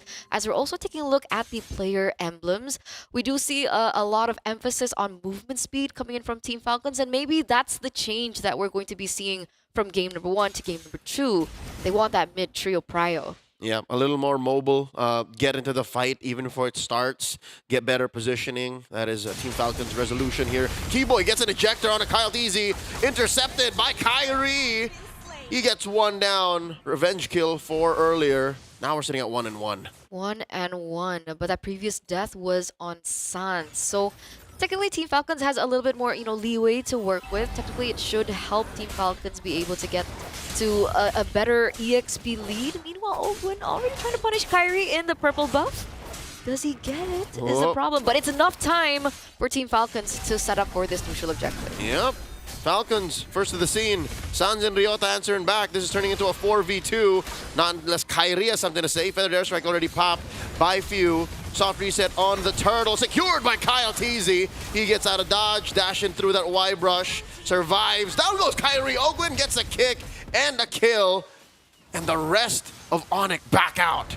Oh, it's Sans gets taken down by Marco nonetheless. This is an amazing start for Team Falcons right now. 3 kills on the board. That was an SOD entry. Exactly. Neutral objective take as well. And that's the beauty of the Moskov. Not only is it a great way to kind of hold your ground against assassins like the Fanny that's on the hands of Kyrie, but also the fact that you have a lot more global pressure to work with.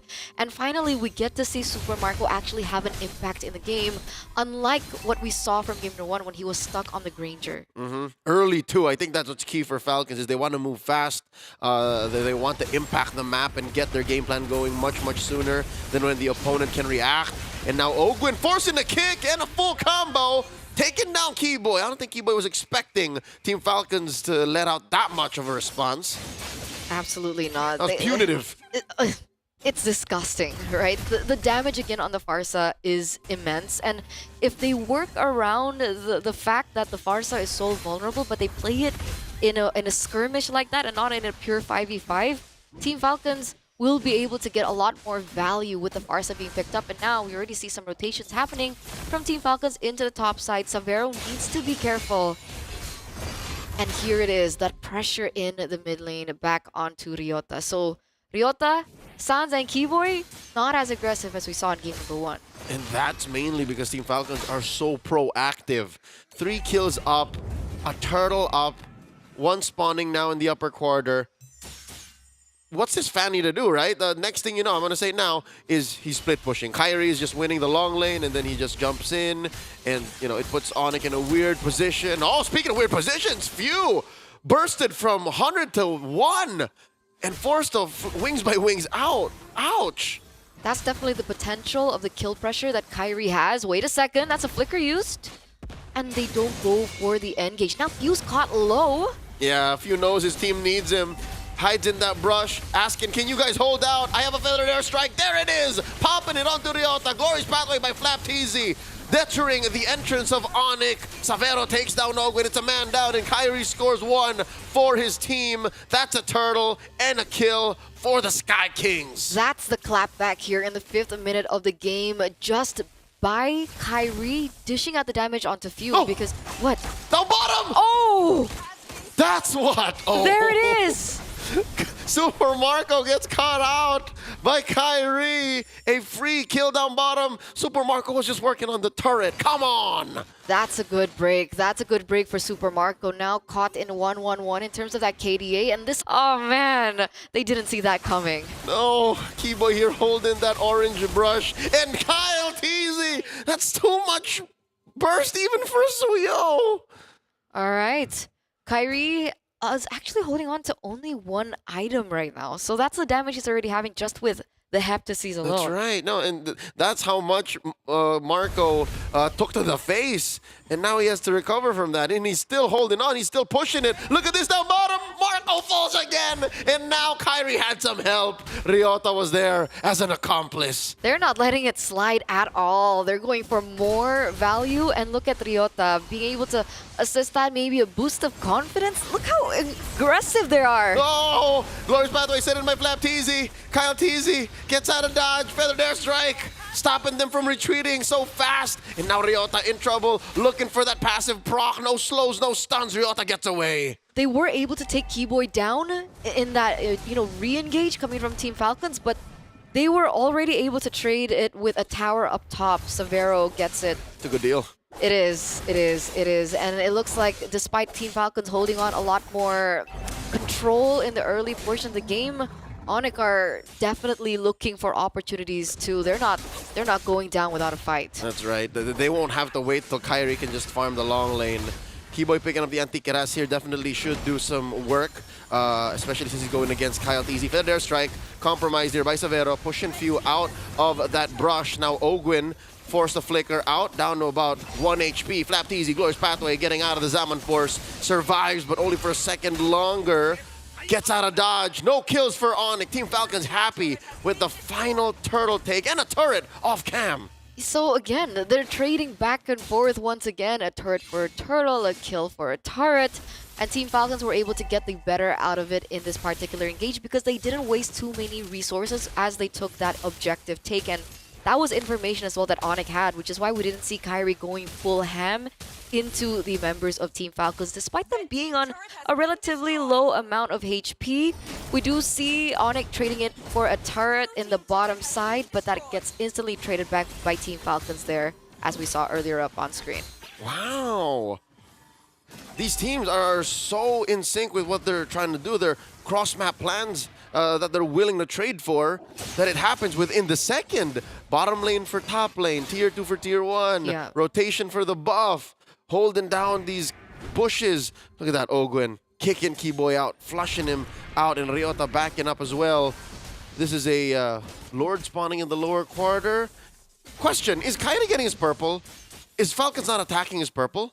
I don't think so. I don't think so. I think Kyrie has been able to get his hands on the purple for a little bit. I don't think they've been able to find the right opening maybe into the enemy jungle. And So that's good. Oh, there it is. See? Okay. So again, that's step one. As a Fanny, you secure your purple and then you can talk business. That's why I guess Onyx is not so worried. Their fans watching all around the world. Eterna is not so worried. That really? You know, despite everything that's going up on screen right now in the first 9 minutes of the game, Team Falcons are still holding on to the gold lead, 1,400. I know it's not too much, but the problem is that gold lead is mostly being held in by Super Marco, who already has the Holy Trinity.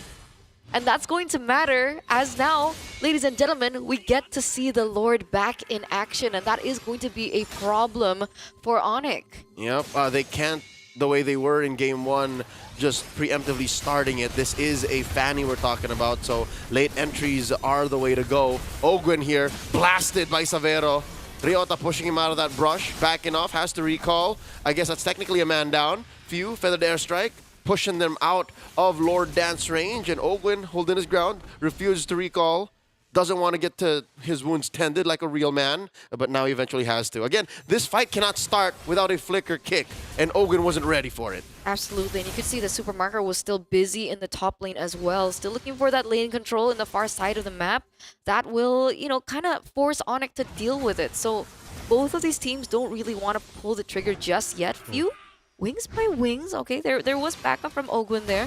They're so liberal with their skills. I mean, they know because they control the map. They control the long lane bush, the river bush. They control the long lane. That's one thing. And look at this. Kyle Teasy secures the Lord. No problem. It's just Ryota threatening the kill. So what's the call for Onyx now? Okay, maybe eventually they go down to this. You see, Kairi just pushing the long lane, farming out, waiting until Savero's ready. But when is Savero ready? That's the question. I would say that he is not. He's only on 2 items right now, only with the Starlium Scythe and the Feather of Heaven. He should be on the way to the Holy Crystal, but as soon as that Holy Crystal lands, it should be okay. They don't need the Divine Glyph just yet. I don't see too many anti-magic resist. I do see 2 Silence Robes on Ogwin as well as Flap Teasy, but other than that, no Athena Shield built in just yet. How about Satu Gilak, the crazy one? How about Gila Suns? Yeah, he's been having a tough game, you know. 0-2-2. Oh my lord, feathered airstrike on a Few. Ejected. He wasn't ready for that. He had to purify. Man, I mean, I guess despite everything about Suns, and maybe we were wanting to get into his items, the fact that he has that knockup, the fact that he has so much CC and so much tools, it's enough because everyone else can follow up, and that's Few that gets bursted down. Okay. That's Few, by the way. Okay, I get it. I get it. There it is. I think it was a calculated trade. I mean, it's expensive, yes, but some things you just can't get a good deal on. Few was sacrificed so that Team Falcons could push mid. Look. They eventually got it. I think that was the price Falcons paid. It is a permanent structure that they could utilize. A lot more map control, a lot more map pressure. Ogwin pushed out. That definitely could have been a lethal kick if he committed the flicker. Did not just yet. Flapped easy with the glorious pathway. Team Falcons with dominant movement on the map because, again, they have all the incentive to be as proactive as they could. They're still holding on their ground. They're asphyxiating Onyx for the moment. They haven't been able to look for an opportunity. Choking, right? Savero goes in for, oh, wait a second, Ogwin. Oh, Lord Keyboy! Down to a fifth! All from Super Marco's basics! That's it. That's the Holy Trinity at work, right? Corrosion Scythe, you have the Golden Staff, and you also have the DHS. Plus, he has a lot more, tools to play with. He has the Wind of Nature now. Rose Gold on the way. That's the big kicker here. Because with so much magic damage, so much burst coming from Onyx, that Rose Gold is a problem. He's gonna be better in the paint, as the kids say. He's gonna be better at these trading moments, team fights that last a little longer. Does that mean Savero has to invest in a, yeah, it is. He's on his way to a concentrated energy. Yeah. So he wants to match Marco. But it's going to take him a little bit more time. And that's why there's a lot more emphasis on Kyrie, right? Wind of Nature built in first rather than the Rose Gold Meteor because he's definitely appreciating and respecting the kill pressure that Kyrie has. It's more eminent. Exactly. It literally could come from any direction. 360. No scope. No scope. Pro gamer moves. Literally, this is the best of the best in the business right now in action. Kyle Teasy and Super Marco in the pit. Uh-oh, Ryota. Catching Ryota. Can they finish the job? Ryota gets away with it. Lord now at half health. Lord Dance continues. And he can afford it just a little bit, right? It does take him time to catch up in terms of that HP, but he should be able to be a-okay pristine condition. Savero, though, not okay. Oh, dear God. Savero gets knocked up. Forced to Zaman Force defensively. And now Keyboy gets caught with a charge Quella. SOD, no one home. But this is a go signal. Green light go. Team Falcons blitzing the Lord. All resources wasted as well from the side of Onyx, so they're not nearly as prepared. What was Savero doing in that push? It's a weird angle. Oh, Team Falcons, you can't make mistakes like this against this team. They will punish, they will capitalize, and they will now have the Lord on the way for the airstrike just to zone the members away from Onyx, so they will be able to get that turret in that mid lane. Yep, Lord will be marching down the bot in about 3 seconds from now. And Falcons are going to be synchronizing these waves. They're freezing the rest, so it all comes crashing down at the same time. Looking at Savero's items right now, there's the concentrated energy, short of one more. I wonder what his last item will be. Is he gonna go DG? Full cannon Divine Glaive? Glass cannon build? Or something safer. I mean, that should be Divine Glaive. yeah, then he can just sell his boots for like an Oracle if he needed a little extra. That's true, that's true. But either way, Savero should be at his power spike, but we do see Athena Shields building through, so they desperately need that Divine Glaive. Can Onyx defend this one? It comes down to choosing your battles. Again, they'll have to lose something, and that something is that tier 3 down bottom. Next up is the second in mid. Glorious Pathway already spent up. Zaman Force as well. Savero dashing through. Ogwin gets his immortality popped here. Flapteezy holding the line, and the rest of Team Falcons get out of here. Gets blown to pieces by Gilasans. Ogwin has fallen. Kyrie compromised. Kyrie gets taken down. Fade away spears from Super Marco, and the fight disperses. Ryota don't want none. Feathered airstrike from Few. Let me finish. Oh man, that's a 1-for-1 trade. I wouldn't say it was as worth it, right? I mean, it was already a really great ejector coming in through Keyboy, so they can go on, damage control. But did they really have to go for that extra pick coming in from Onyx? And they lost out such a key hero too. It's Kyrie for Ogwin. That's how mad they were. That's how, I guess you could say, desperate they were for something on the clapback, on the return. Because it's been so long since they actually won anything in this 16-minute game. Absolutely, and now things are going a lot more interesting for Onyx, right? Savero does have the Divine Glaive, so the damage should be there, but the main problem is, sure, Savero, you can catch up on these items, but if you position improperly like you did before... You can't buy good positioning. Exactly. I can have 1,000,000 gold and still stand in front of y'all and get kicked in the face. And that's exactly it, right? Savero really needs to think about it. Savero needs to be put in a position where he can be in the team fight long enough for him to dish out the damage that Onyx severely needs, because we know that Super Marco now, with an additional item, by the way, he's on Malefic Gun, so a lot more range that he can work with, can play around these team fights a lot longer with more DPS to give. And that's not even considering the macro aspect. Marco has just been with the team this whole time, and now they're blitzing it. Falcons are going hunting. Kyle D secures the Lord. The kick finds one. It's Ryota out of commission. Glorious pathway set in. SOD on the Kyrie. Marco presses it. Spear of Misery to the wall. Down goes Saz. Down goes Keyboy. Savero and Kyrie left. Zaman Force set in, but there's only so much he can do. Savero down. Double kill for Marco. Kyrie left. Ladies and gentlemen, it's a wipeout. Triple kill for Marco. We're going to game 3. Dear Lord, 1-1 the current scoreline. Both teams seem to not want to give up in any capacity as the eternal struggle continues again, captivating the audience of the MLBB eSports world. Onyx tried their best, but their composition is just way too hard to execute upon. So many things need to go right, and especially when you have something like Veil, you must get value. And unfortunately for Mr. Kyrie Targaryen himself, was not able to create enough of a lead, enough of an impact to kind of set that into stone. Yeah, it felt like a marathon race that Onyx were trying to live up to, especially with how Falcons was really able to set the tempo in the early portion of the game. They were a lot more heavy on control of the neutral objectives. They had a lot more picks in the early portion of the game. It was in the mid game that we saw a little bit of a change coming from Onyx, but I'm afraid to say that Super Marco was already on his way to that power spike, that Holy Trinity, that eventually Falcons was able to work with and work around, and Onyx had no answer. Yeah, Onyx long drawn-out victory from game 1 may have been a liability. The fact that they were playing to that pace, again, you mentioned they were going for a marathon, they did not account for the fact that maybe Falcons just want to dash. They just want to sprint. And that sprint they did, not literally, not in real life, but they just ended so fast and played to a pace that they were ready for. Every single kick mattered, every feathered airstrike, every SOD, especially towards that late game where a single SOD, and Marco didn't even think twice. Like, he SOD'd in the middle of 3 dudes.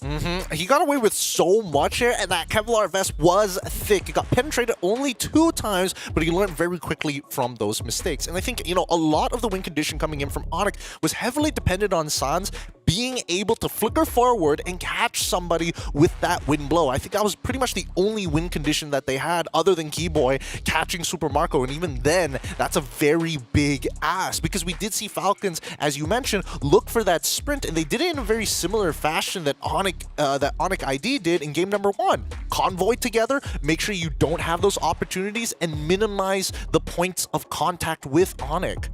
Because that's the whole point of having an assassin in your jungle, right? That's the whole point of having a Fanny in the jungle, is you want to have as much kill pressure as possible. But the big question was, who was supposed to be the target in the early stage of the game? Was it supposed to be a Super Marco? That's why the Moskov pick came into clutch. Was it supposed to be the Farsa? The Farsa was always grouping up with everyone else on his team. And so Kyrie was also left in a position where he's like, okay, what do I do? How do I play this? And not to mention getting kicked out of the sky, literally through the cables as well. Not much you can really play against that. I don't know. I was hoping that Keyboy could make some savior plays a couple of times, but even then, it was still a big ask. This is a sign that even if teams these days, again, as shown by TLID, think Jawhead is OP, these are one of those moments where, yeah, even when you're down this bad, the Jawhead can't help you. There's nothing the Jawhead can do against a Moskov that's wilding out. Oh yeah, he was having the time. Dude, Super Marco was having the time of his life. Once he got 3 items down, he was like, all right, it's time.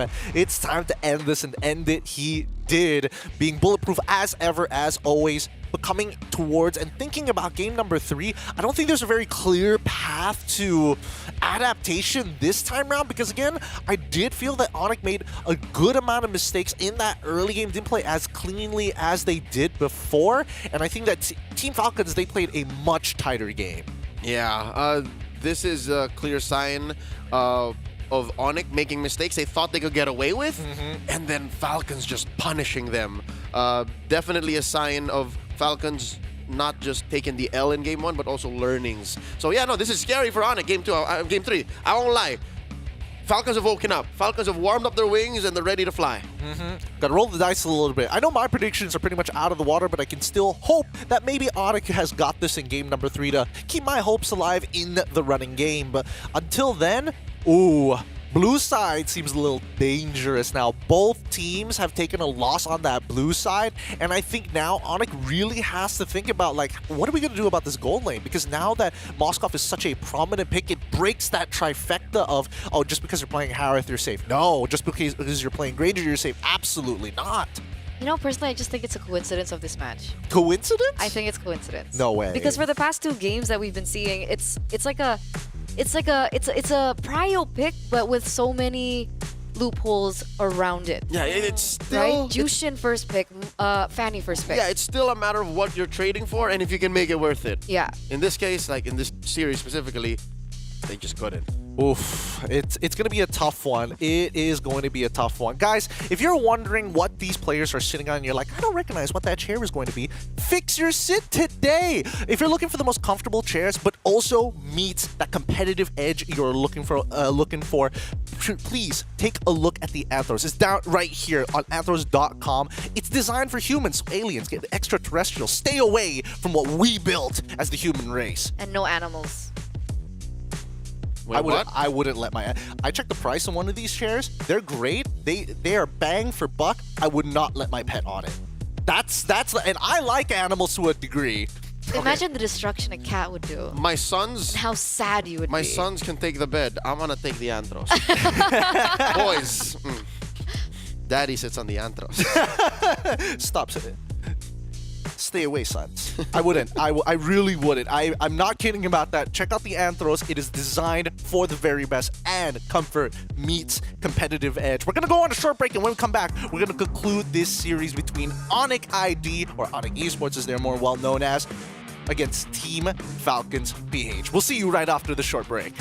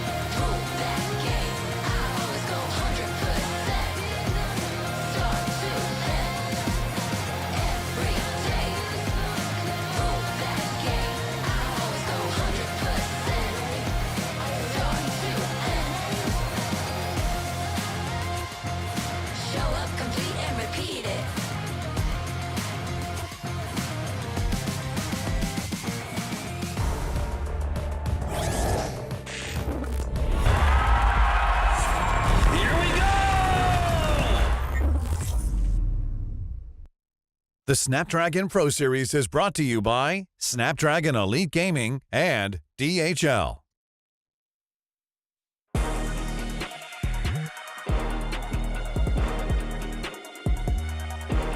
The eternal struggle, the eternal rivalry as both of these teams are now coming to a conclusion here in the group stage. The point is 1-1 between Onyx ID up against Team Falcons with, again, our professionals here at the desk, making sure that you guys are not only entertained but well informed about the game. It's Leon as well as Eterna. My name's Gideon Q. Once again, going to be your host. Boys and girls, adaptations need to come into play. And yes, would I call it a flub? Probably not, but good ways of drafting around these first picks on the blue side. Do you think that we're going to go back to the standard, the default, the de facto play it safe, take a Suyo? Yes, because in Game 1, they work out for Falcons. Game 2, it was Onyx who got punished hard by investing so much into a Fanny against a team that also plays a Fanny and knows how to give a Fanny a hard time. So now, I'd reckon, yeah, just try to play as clean a game and draft as well-rounded draft as you can,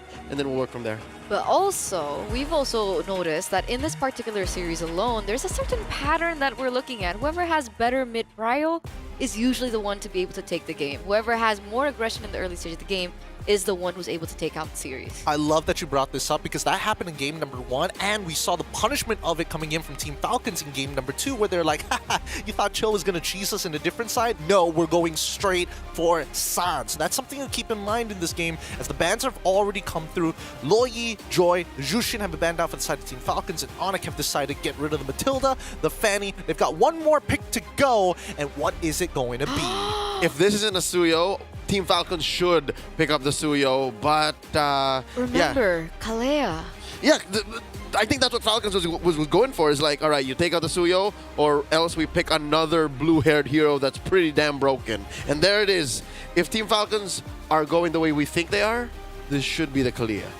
Should be, or Team Falcons just go Super Marco, put on that bulletproof vest, put him on the Granger once more. He's comfortable with it. Do they want to go for that 50-50 gamble? Hard to say. On the Kalea? Because so far we haven't seen amazing Kalea games. Hey. Oh, they are still going. No, it's still Kalea. No, you're not talking about the Filipino Kalea. This is a Filipino Kalea. Okay. What was the record? 60% win rate, right? After the games last night, this weekend. Yes. Oh, I'll double check. 50. Yeah. I think it was 50%. I could be entirely wrong about that. I'll double confirm. So stats-wise, in MPL Philippines, Kalea is a great hero. Now you're going up against the Indonesian Hanzo. Are you talking about the pilot not being right? I didn't say anything like that. I just said, like, Kalea does good in our meta. That's Okay. 50%. I've double checked that. There for you go. 3-3, the current win rate. See? So it's not great. Hey. It's 50-50. If it does well, it's amazing. Okay. If it's 50% and above in MPLPH, it does better than most places. It does 100%. It works all the time. 50% of the time. Okay. You know, disregarding the Kalea, we're going to see exactly how Team Falcons are going to be able to utilize it. But the Hanzo, right? The Hanzo hasn't been finding as much success Today, yeah. Especially with the changes to Hanzo. Is it still a viable pick? You've seen it in action, right? Like, today alone? It's meh. I mean, after that game, obviously most people's ideas are going to be, it's a little meh. But generally, I feel like picking it so early on is kind of strange. It doesn't have to be too early, no? Well, I wouldn't pick it here. I would have picked it maybe here in 3. In 3? Okay, if it's 3 and beyond, I think that makes a little bit more sense. Because now Team Falcons get to kind of play around it. They got the Harith, which is totally fine. I do think that he is still a little susceptible to the Hanzo, but they got the Hayabusa at the same time. Now, this could go both ways. This could easily be like, oh, I go into my little ghost form and dodge your ult, or you don't have any purple buff. What do you do at that point? That is tough. I didn't think about it that way. I was just going to say, clear, straight up, Hayabusa is the better Shinobi. Because I'm taking, again, from MPLPH standpoint, Hayabusa has always been sitting in A+, A-. Oh, yeah. Even in the presence of Joy and Suyo. That's a good point. That's a good point. Coming into this next phase. But it's a good read, though. Yeah. Even if Sans picks up the Sicilian, he always has to be at the mercy of how hard Coyotes wants to kill him. I suppose. I don't know. This one's a little tough to say because I feel like, I guess this is Sans' comfort because he was probably given an option. It's like, hey, you can play Barca, you can play Sicilian. It's kind of like up to you. And Sans is going to lean in to what carried him in game number 1, which was the Sicilian. I think, you know, despite Sicilian being one of those vulnerable mages, there is still a little bit more of sustain to him. Is it the Bat Feast that gives him a lot more shielding? There's still leeway around it, and we've seen the Sicilians still thrive despite going against hard assassins like the Hayabusa. I mean, the infinite scaling is probably what the best part about him, but at the same time, I can't say for certain that Team Falcons wants to play an ultra dive comp because of how wide of a kit that we see from Kalia. She's able to pick people off, she's able to dive pretty hard as a strong engager, she's great at peeling, and she's got heal, like a crazy amount of heal. Yeah, Falcons is playing a mid-range comp here, not completely dive, not completely poke. Onyx here, going red 4, Phoveus. Team Falcons, they could answer with a smorgasbord of options because, again, they have committed to a mid-range comp, so anybody knows what they could draft. But here we go. A specialty pick for Flap. The Filipino cannon gets his hands on the glue. No clear counter from Onyx. No Faramis, no Vixana to get rid of it. Yeah. And they were the ones that banned out the Faramis. Exactly. And they picked the Vixana. Exactly. It's tough to say what the logic was at this point because, again, when I saw Phoveus, it's like, okay, yes, they have a bunch of dashes, but the laning phase is going to be really rough if they get the glue. Now coming into the last pick here, with the, let me just double check the bets. I guess they want him to play the Granger. Even so, it doesn't feel very good. You need something that's going to have that Purify. Oh, that's why they wanted to go for the carry this time round. It does well into the Harith, deals with glue pretty well. I just don't know how you do against the Hayabusa. Maybe pick up a Wind of Nature. That's it. Pray. Yeah. Lord help me. And the rest of Onyx is going to be running to hopefully shield you from the damage. Share it. Share the slashes. If everybody takes one, we won't all die. Either way, this is an interesting draft coming in from Onyx. I like the idea of holding carry as a way to kind of deal with the glue as well. Another solution rather than the direct answers. But I'll leave the predictions to both of y'all on who likes the draft and who doesn't as we start moving into this final game between Team Falcons versus Onyx eSports. It's Leo and Eterna taking you into the land of Dawn. Will they be able to do it, ladies and gentlemen? Will Team Falcons be able to find their revenge as we are entering the final game in this best of 3 between these two teams? It's going to be tough. It's going to be tough. I'm looking at Savero on the carry. This is one of his heroes that he has picked up in MPLID, and he has been able to perform on it, but it's not as clear-cut, especially in the early start of the game. Yeah, building around a carry while you want to, you know, play to the early game power spike of a Jawhead and a Hanzo while investing in a Sicilian. It's a little too much you want to do in a single lineup. So that's where that's coming from. While Team Falcons, it's very down the wire. You know what I mean? It's like when they go wrong, they can really bounce back. But I don't know how they snowball just yet. I also do not want to call it as easy a win for them. But one thing is true. This is the never-ending rivalry, and it ends now. Savero gets hit with a shadow kill, and Kyle TZ gets one. And that's why the Moscow pick was really, really, really good, right? I mean, what can a carry do when an early game Hayabusa with that much base damage and that much kill pressure in the early portion of the game is jumping at you? Gideon already said it. You just pray. And I don't think he prayed enough because... Yeah, they have no allies. That's step 2. Step 2 is you hope you have allies next to you so you can share the shadow kill.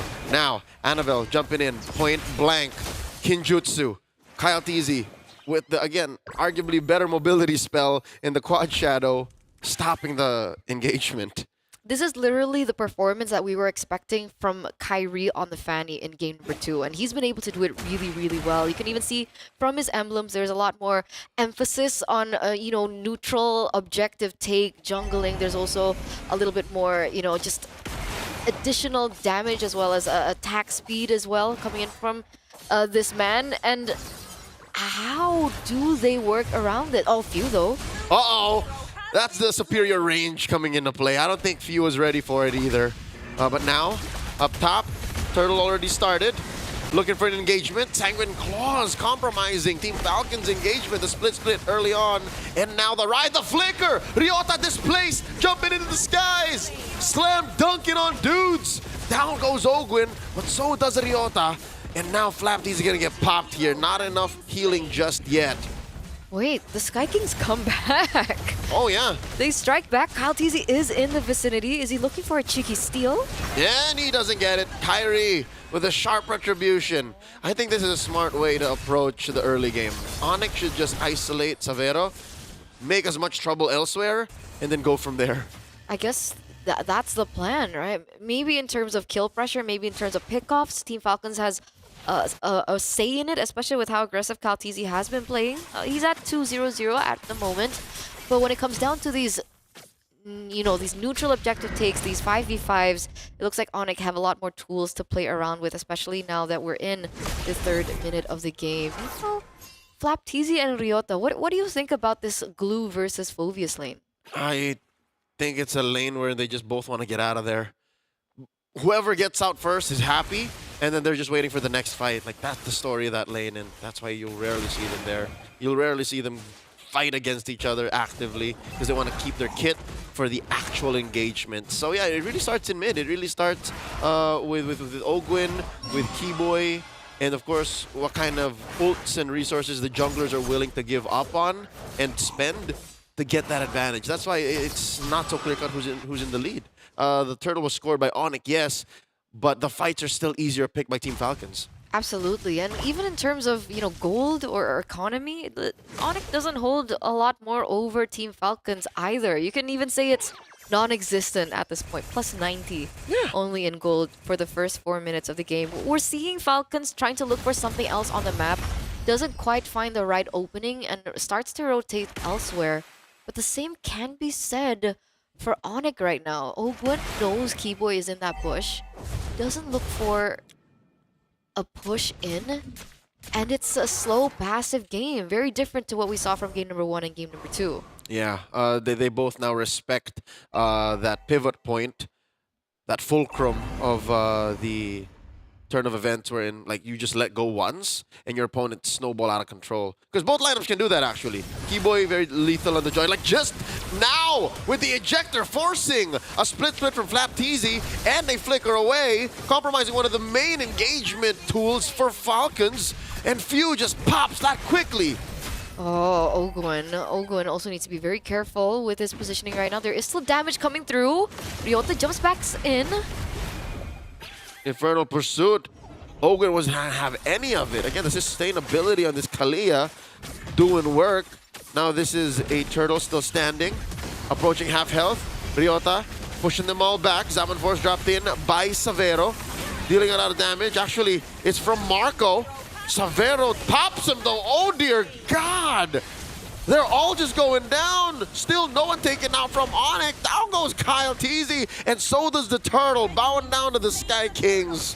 That's 4 members taken down from the side of Team Falcons of Philippines for the price of absolutely none. It's free 99. It's insane. Onyx pick up that neutral objective. They pick up this turret as well in the mid lane, and the Hayabusa will not be able to function with his purple buff. Everything taken out. This is a 3,000, almost 4,000 gold lead for the Sky Kings in the first 6 minutes of the game, and they really are rolling out of control. This is that clutch point, that transition moment in the game where a single trade, a single win in a fight plus conversions will put you and skyrocket you in a position like this. I guess Falcons, they were just waiting for a perfect engagement. Onyx did not give it to them. They took down the elements or the singular parts of their fight faster and dismantled them even before they can get into position. So now, Onyx want to do that again. They're using Keyboy, they're using Ryota to force something out of Team Falcons. Absolutely, absolutely. And oh, wait a second, Flaptease. And now the jump in. Oh, look at the damage brought out by Onyx. Tsunami Slam already spent in by Ogwin. The flicker only really used to reposition. The grab on Keyboy. Might have been the wrong target. He doesn't mind. The Feast of Bats on Sans keeping him topped up. Down goes Flap. Nothing from Falcons. Nada, zero. I need another word in a different language.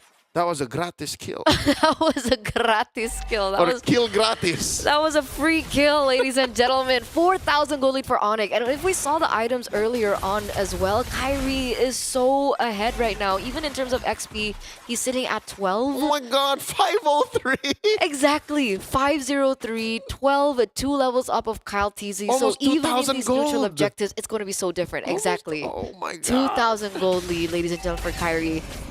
I think this is the first time I've seen Kyrie on the Hanzo. And this is the performance we're looking for. Yeah, this is the MPL ID staple because this is a hero that is picked often in your region. Tsunami Slam 101 catching on to the Eternal Guard. Keyboy very low. Salmon Force by Marco dancing around. Ryota falls. And that's 3 members of Onyx pushed out of the turtle pit, still standing. They've been holding this turtle overtime. He wanted to turn to a lord 10 seconds ago. Yeah, I don't think that was the best of engages coming from Onyx, and that's going to be a free turtle given over to Team Falcons. Well, technically not free. They traded 2 members from the side of Onyx for it. But this is the clapback we're seeing again from Team Falcons. Onyx have to be careful with these engages because, again, having the Kalea on the side of Oakwood does give them a lot more leeway to work around in these team fights. Meanwhile, Kyrie goes back in. All right. Dashing away, slashing away, forcing Super Marco to back off. That's what a farmed out Hanzo is capable of. Again, he's currently sitting at what? 3 items. That's his trinity, which is basically a marksman trinity.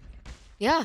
It's Corrosion Scythe, Golden Staff, and the DHS for Kyrie. And speaking of the Holy Trinity, it looks like Savero is on his as well, already with the 3 items up. And it seems like they are ready now for more damage. I think in the earlier team fight, Savero did not have the DHS just yet. No. It's basically a copy-paste build. Like, Kyrie, what are you building? Oh, yours. Same. So that's the kind of damage they're putting out. It's real and physical. Now Flapteasy forced to use a split here. He's scared of ghosts. Rides the actual body, pulls him out, but where's the clapback? Where's the follow-through? Shadow kill spent in by Kyle TZ. But Kyrie has taken Flapteasy to a place he's never been. So far away from home, the Filipino cannon is gonna get popped. Oh, and even Flapteasy also gets taken down, right? We saw the shadow kill earlier on from Kyle TZ, and it's starting to look underwhelming. He only has 2 items at the moment, only with the Hunter Strike as well as the War Axe. So what he had earlier on is no longer there. With how many items and how many physical resources or adjustments Onyx has against that kind of damage, Team Falcons need a little bit more time now. I think Super Marco next item should be the Holy Crystal. Just secured it in just a bit.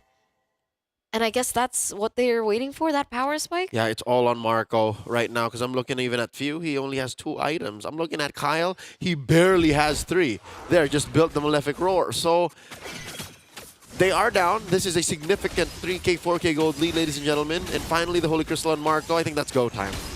Maybe. If Flap can get a decent split, they've always been so good at compromising Flap. Even Ogwin, his Tsunami Slams feel like a hug from a friend, you know? It's comfortable for Onyx. Onyx doesn't have magic resist. Oh, that's a conceal. And the ejector, threatened by Keyboy. Look at the back line. Vio goes down. Ryota jumping in. Flapty's taken out by Savero. Super Marco falls as well. And it's all a disaster for Falcons as Ogwin falls. Kyle TZ, the only one left. Oh, that's a soul snatch coming in. It's a wipeout. Onyx take down all of Team Falcons. The Sky Kings reign on top, ladies and gentlemen, in the 11th minute of this game. Full wiped out as they're going to be able to pick up this Lord, get more turrets under their belt, and Team Falcons have to go back to 0 and think about how they get themselves out of this precarious position, because it's looking like a 7,000 gold lead plus, almost a 10K. At this point. It's huge. And building, Eterna, and building. So far, Team Falcons have to think twice about leaving their base now. Yes, they are maybe a step or 2 away from sheer defeat, wherein your base is cleaned out, no inhibitors, and you're dealing with waves again and again and again. Now it's just miserable. It's just like, we can't leave. We can't set fights wherein we're the aggressors. They have to counterattack. That's the only way Team Falcons can win. If they punish Onyx by overextending. It's not going to be as simple, right? Because Onyx have so much range to work with. They also have Severo, technically not as great of range, but still really big siege potential on these inhibitor turrets. And we're seeing that damage come through. Keyboard already looking for the zone. The conceal already popped in as well. They're been able to take down the bottom inhibitor turret as they're looking for their next one. Ejector on to Super Marco, the perfect target. Falcons have gotten clipped. Down goes Flapteezy and Few. I'm gonna say it, Onyx ID are going to take this series. Kyle Teasy and Ogwin are just holding on for dear life. 2-1. 2-1. The Sky Kings take the series. 2-1. 2-1. Really, really great stuff from the Sky Kings. A new hope. I mean, they went all the way to the grand finals the last time we saw them in the Snapdragon Pro Series, and it looks like they're trying to replicate that same success. Unfortunately for Flapteezy, that revenge plot will not be today. Whew, what a draft coming in from Onyx eSports. Honestly, I have my doubts about the draft, and I can't believe that Kyrie himself was able to get away with so much once that Trinity was online. That backline melted so fast, and I think you got to give it to Ryota. He was able to kind of weasel his way through, find the little cracks to kind of seep into the backlines of Team Falcons. And it only came at the press of a button. The most courageous Infernal Pursuits I've ever seen. And he only died 3 times.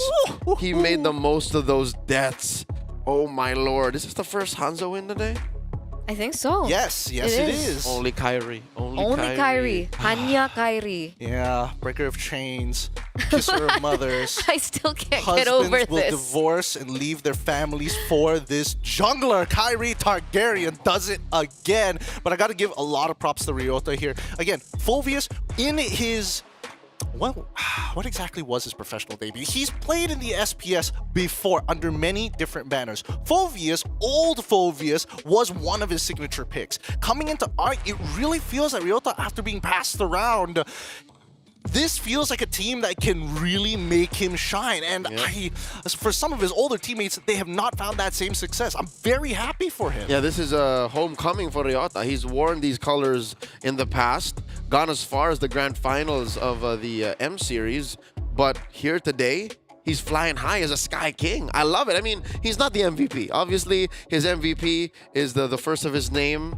The breaker of chains. The plower of lands. Yes, yes, I'm loving it. I'm loving it. I need 2 more. I need 2 more. You need 2 more? Yep. The slayer of lords. I don't like where this is going. You know what I'm about to say, right? It's Kyrie. It's Kyrie on the Hanzo. 83% kill participation. Honestly, there was a couple of things that didn't click in my mind. For an example, once you get the Trinity, it actually works out pretty well against some of these tanks. I thought the glue was going to be a little bit more of a problem, but that split, especially getting sucked back to his original body, he can't burst him down even if he's at 10% HP thanks to the Trinity to keep him alive. DHS brings it back for the Assassins. So it poses the question, was that Faramis ban in the draft phase a bait by Onyx for Team Falcons to pick up the glue?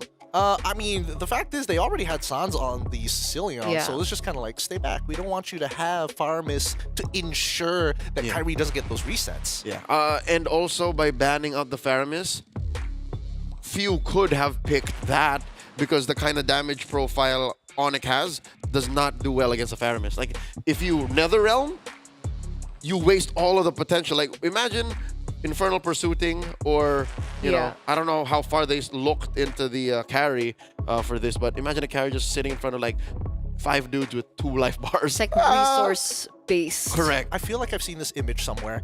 And 2-1 current scoreline. Well done to Onyx eSports. I thought it was going to be a 2-0. Falcons once again showing why this is going to be the eternal rivalry, the eternal struggle between these two teams. They do not find revenge just yet, but this is only the group stage, and there is more to be asked of them once they go to the playoffs. And I say once they go to the playoffs. Yeah, I'm just man. I'm just hoping that maybe it is the opposite, wherein Team Falcons PH become playoff slayers, and they just barely make it out of groups. but that's neither here nor there. Again, Onyx, well-deserved win. They played to their fundamentals. They punished Falcons where it mattered. They played their game, and this forces Falcons to evolve. Because if you look at this draft, right, it looks like it's a great Falcons draft. It looks like a lineup that you would have to dream and hope for and trade your soul to get in MPLPH. Like, you don't end up with these kinds of heroes. You don't end up with Harith. You don't end up with a Kalia. You don't end up with a Glue the way you do here in SPS. But Onyx beat him. Yeah, and honestly, I'm pretty surprised. And this is one of the few points that I want to mention. The fact that we are now seeing one of the few weaknesses that Kalia actually has. After her engagement, if you're not fighting on top of the Kalia, you're kind of dead in the water because you're healing just yourself. You're not getting that double value that you're hoping for as the Kalia. But with that being said, now with the victory coming in for Onyx eSports, we have the pleasure to say hello to the newest member, Ryota, that we have here on the line. Ryota, are you there? Coming in from all the way from Jakarta. Can you hear us? Hi, Ryota. Hi. I'm so glad to have you on the line here, Ryota. You played a phenomenal game at the very end there. First questions first, how are you feeling winning out that match against Team Falcons of all team 2-1? This win is important for us because we need momentum. Momentum. Okay. Congrats again, Noe, for that victory, and you have the momentum now. I have a question. It's a little personal. Team Falcons, you became their teammates once when you played in the SEA Games. What did it feel like facing them again? How did you feel like reuniting with Team Falcons there in Jakarta? I think it's just same in MPL pitch. We miss you. We miss you in no MPLPH. Yeah. Well, what's the difference between MPLPH and MPL ID? I think the fans. The fans are different. So wild. Yeah. So the fans are wild in ID. Yeah. Is what he's saying. Yeah. Okay, Ryota, I'm curious. You know, they've been asking about your background, how you're feeling, but I want to know about Kalea. You went up against Kalea in the hands of Falcons earlier on. Did you think that it was a problem to you? Do you think it's still a priority hero that we should be looking at, or do you think that the hype is just hype? It's not an OP hero. I think Kale is just OP hero. Just need a better composition. Oh. Sorry, can I pick that again? What composition is needed for a Kalea to work? Secret. Yeah. Secret. Okay. He was building up to it. You should have seen that one coming. Ryota, I want to know how your transition into Onyx ID has been like. Has it been difficult? I mean, it's a whole language that you have to pick up to be able to be part of this team. How has it been for you? In first, it's so hard because I need to learn Bahasa first, then next, and I keep try hard speak Bahasa. That's it. That's all you got to do. Become an Try import, hard. Try hard Who to speak taught the you? language, and you win. Who taught you how to speak Indo? Kyrie. Oh. Interesting. So that's the transition point. Ryota, thank you so much for coming on the line with us. Do you have anything you want to say to family back home, to the fans of both PH and as well as ID? The floor is yours. Thank you for all Onyx fans. Keep supporting us in this SPS Mobile Masters. Do it in Bahasa. Terima kasih Sonics. There you go. Sama-sama. Sama. Thank you so much, Ryota. Thank you for coming on board here at the SPS. Please take your break. We know you got a long day of games ahead of you. Bye, Ryota. Thank you. Ryota kuat.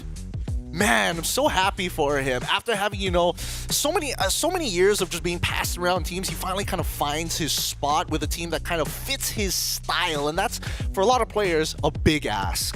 And looking at the other side of the spectrum, Onyx has been looking for that perfect fit for quite some time too. And now they've found Ryota. So it's good to see it from both perspectives. Actually, it's kind of funny that they're trying out the rookies and they always do it they find themselves within the SPS. Something about this tournament of the S series is really bringing the best out of them. Yeah. Not to mention how I guess he's at home because he's technically a new member, but also he's not. He's worked with their now Vice President of Esports and Coach Yeb. He's worked with Kyrie. He's for sure scrimmed with a lot of these Onyx ID players in the past. I'm super happy for Ryota here. It's great to see that once again, these teams, these players are finding their home here, and we get to watch it live at the SPS. With that being said, though, we're going to be going on a very short break because our next series is going to be another banger for you guys, because the Snapdragon Pro Series never fails to entertain here at the Mobile Masters. We'll catch you right after this. Halo guys, gue Fabian dari tim Liquid Indonesia, role gue jungler. Hari ini gue bakal ngajarin kalian bermain Suyo. Kalau buat emblemnya, gue kalau main Suyo biasanya pakai Trill, kalau nggak Swift ya. Kalau yang 2 sama 3-nya nih sebenarnya bisa killing spree juga, kalau nggak Impurage. Cuma biasanya kalau buat farming mungkin Impurage biar lebih cepet aja sih. Terus kalau yang talent satunya nih bebas sih sebenarnya, bisa Swift, bisa Trill juga. Jadi ya lebih enak Swift sih sebenarnya. Tapi ya udahlah, kita coba Swift aja lah.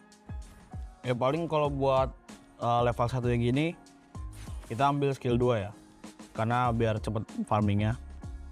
Terus biasanya kalau gua sendiri start mana buffnya sebenarnya tergantung turtle. Kalau misalnya turtle-nya di bawah ya udah gue start bawah, kalau turtle start atas gue di atas. Terus kalau farming, kalau dari gue sendiri sih langsung retry aja sih biar cepet aja. Terus juga main Suyo gini skill 2-nya bisa di hold, bisa di tap juga, jadi bebas. Habis merah gini ya ke biru aja sih, kayak farming biasa aja sih ya. Terus kalau misalnya udah 2 buff gini ya kalian habisin jungle kecil aja. Terus kalau misalnya ada kutu ini Lito, ambil aja. Terus ada orang ya udah kita kill. Terus kalau masih menit 1 gini mungkin ya farming doang sih. Kalau misalnya ada orang yang buat digging kayak di XP lane, kalau nggak di gold lane gitu, mungkin ya bisa digas. Cuma tergantung pattern kalian. Kalau misalnya pattern kalian ke atas ya udah ke atas aja gitu. Jadi nggak usah mondar-mandir. Terus juga jangan lupa kalau misalnya ada jungle musuh, kalian coba invite aja sih. Biar lumayan kan XP sama gold. Yang turtle udah mau respon guys. Jadi kita ya stay turtle aja sih. Karena Suyo tuh ibaratnya kayak hero yang lumayan kuat megang objektif ya. Jadi ya buat pegang turtle, pegang lord gitu lumayan ada advantage-nya sih. Udah kalau misalnya udah dapet turtle gini, kalian tinggal farming lagi. Terus kalian bisa geng mid, geng atas, geng bawah sih, bebas. Jadi kesimpulan main Suyo ini menurut gua, ini hero buat di jungler sangat overpower karena dia mempunyai banyak advantage ya, kayak ibaratnya bisa sustain di early game-nya, ada damage gitu-gitu kan. Jadi ya cocok lah dipakai buat solo rank, entah itu party gitu, cocok banget sih. Ya paling dari gue itu aja sih kalau buat pro tips bermain Suyo ya. Kalian jangan lupa buat dukung tim Liquid Indonesia di SPS Mobile Master ini supaya juara guys. Thank you.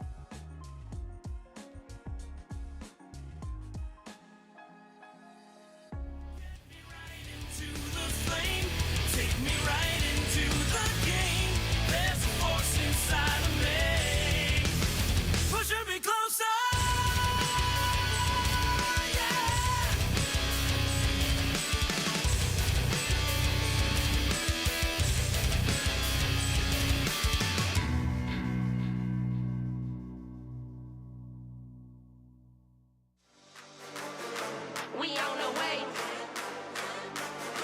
We came to play. We on the way. Showtime. Let the games begin. You can't stop us.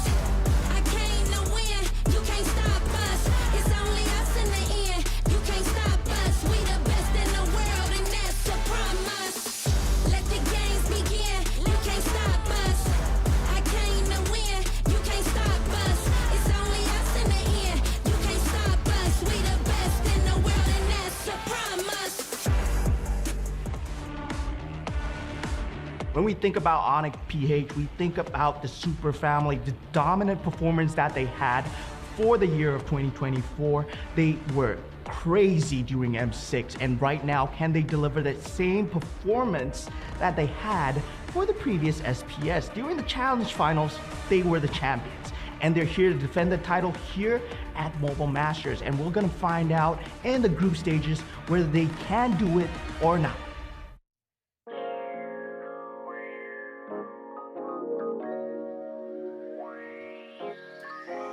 And we're already back for the third series of the day here on Stream A. The very best of the best is here to play. Welcome everybody, you're watching the Snapdragon Pro Series Mobile Masters. The internationals are here with all three streams going at full throttle with banger games of best of threes for you guys. But this time, we're going to see Onyx PH face up once again TLID. This is going to be the second time we're going to be seeing them playing here today, and I don't know if it's going to be any different, but we've got our professionals here at the desk. My name, of course, is Gideon Q, but we've also got a tournament, and as well as Mirko, hoping that the results this time is going to be different.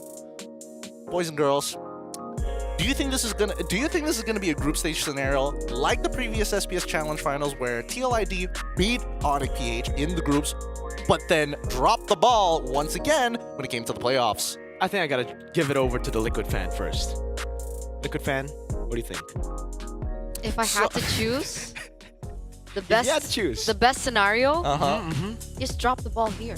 Just drop the ball here? What if you drop the ball here? Playoffs? What if you drop the ball here and you don't make it to playoffs? That's not possible. Did you see TLID and their performance earlier on? They're almost back.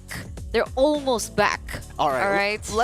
Before we go any further, let's quickly show the standings just to give a rough idea of where people are kind of going, because there are three streams happening at once. Currently in Group A, in number 1, we have Onyx PH looking good with 3 points in the bag, with Papara Supermassive actually right behind them as they have won their series as well. 3 points for them. TLID in third, 2 points because they did a 2-0 their series. See, it's important to 2-0 your series for this very reason, and keep in mind, this is a single round robin. They will all play against each other at least once, and that's it. For everybody else, it's on that slow climb back up from the bottom to the top. Let's look at Group B. Group B is a little, Aurora Turkey is doing very well, contesting, once again, equal points to RRQ, who's also doing pretty well, 3-3. So, that's the current standings as of right now. Does that change your opinion of whether TLID should be dropping the ball? Maybe they don't drop the ball.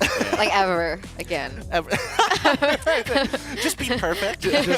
You got this, guys. I don't know. I feel like for TLID, especially up against Onyx PH, it almost feels like Onyx PH for the longest time has always just been the kryptonite for TLID, right? Really I think it's okay to drop the ball here. I think for all the teams in Group A, they're thinking about this matchup and they're already thinking in the back of their minds, right? Obviously, this might be a drop the ball kind of game already. Let's save our strats for the next team, because again, Papara Supermassive, amazing team as well.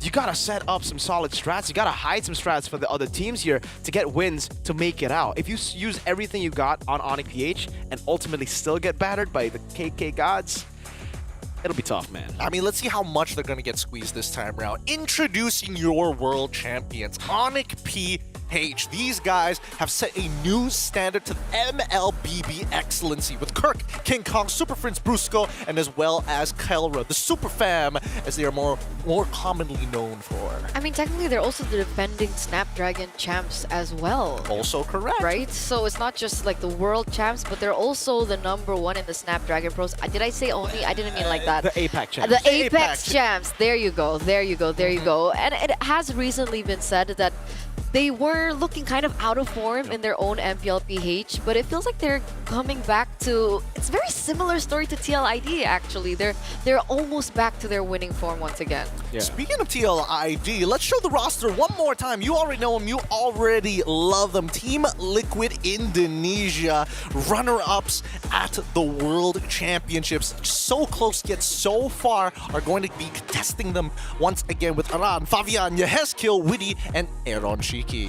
We got a taste of the old TLID as they went up and reverse swept Bigatron eSports just earlier in match #1. TLID, very similar road like you said, but I think there were a lot of individual underperformances as well in MPLID. For Aaron Shiki, on top of the draft, also being very experimental. With that being said, it looks like we have a surprise interview with Rose live in the arena. Rose, take it away. Going up against TLID, it has been countless of times. So how is it like going up with this matchup? All I have to say is, here we go again.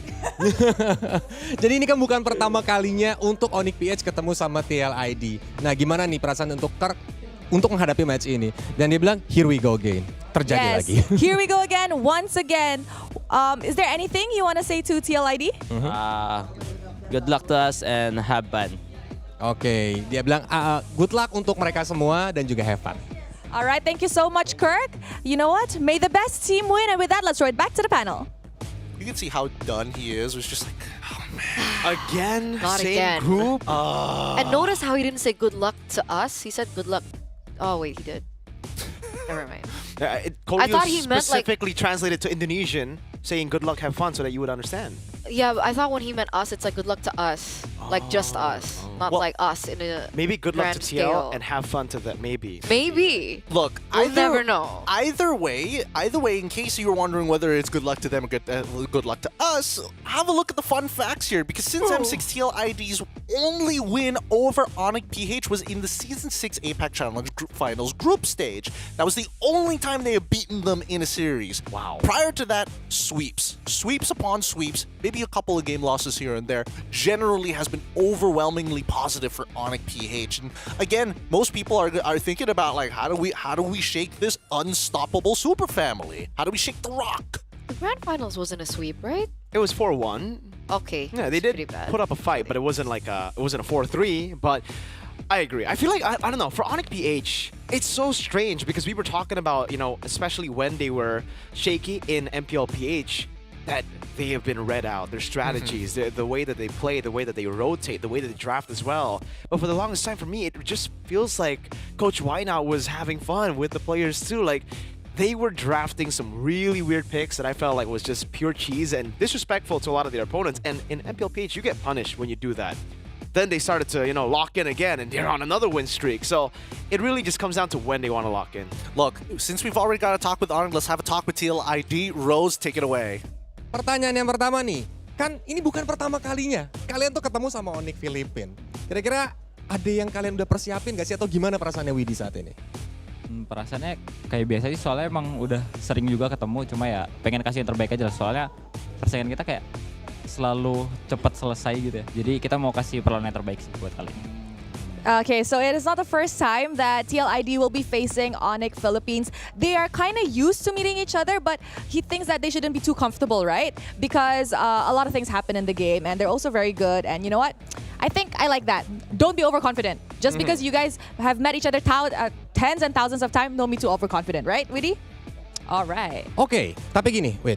Kalau dari hasil-hasil sebelumnya mungkin kurang memuaskan. Apa yang bakal ngebuat kali ini Tim Liquid bisa menang lawan Onyx Filipin? Dilihat aja nanti sih. What do you say? Dilihat aja nanti. Let's see later. Let's see later. Okay. So is there anything you want to say to Onyx Philippines before we start? Kasih yang terbaik, biar seru. Give the best, because they won a very tight game. Yes, a very tight game is fun to watch. Yep. Stream A so far, very tight, very, very fun. Let's see later. So let's get back to you, panelists. Take it away. Thanks, Kulios. Thanks, Rose. We love it here in Stream A. We like it toit, real toit, as Tighter much the as better. possible. And now, our predictions. Here's where it's going to get a little interesting. Let's see what you guys think about it, because even for this one, I'm leaning in to history, and it looks like we were all on the same boat. Now, it's okay for me. I'm the Malaysian. I'm neutral party here. So I got to ask the Indonesians, what's up? Wait, hey, hello? 2-0 for Onyx? I think it's more of a sin to predict Falcons against Onyx ID.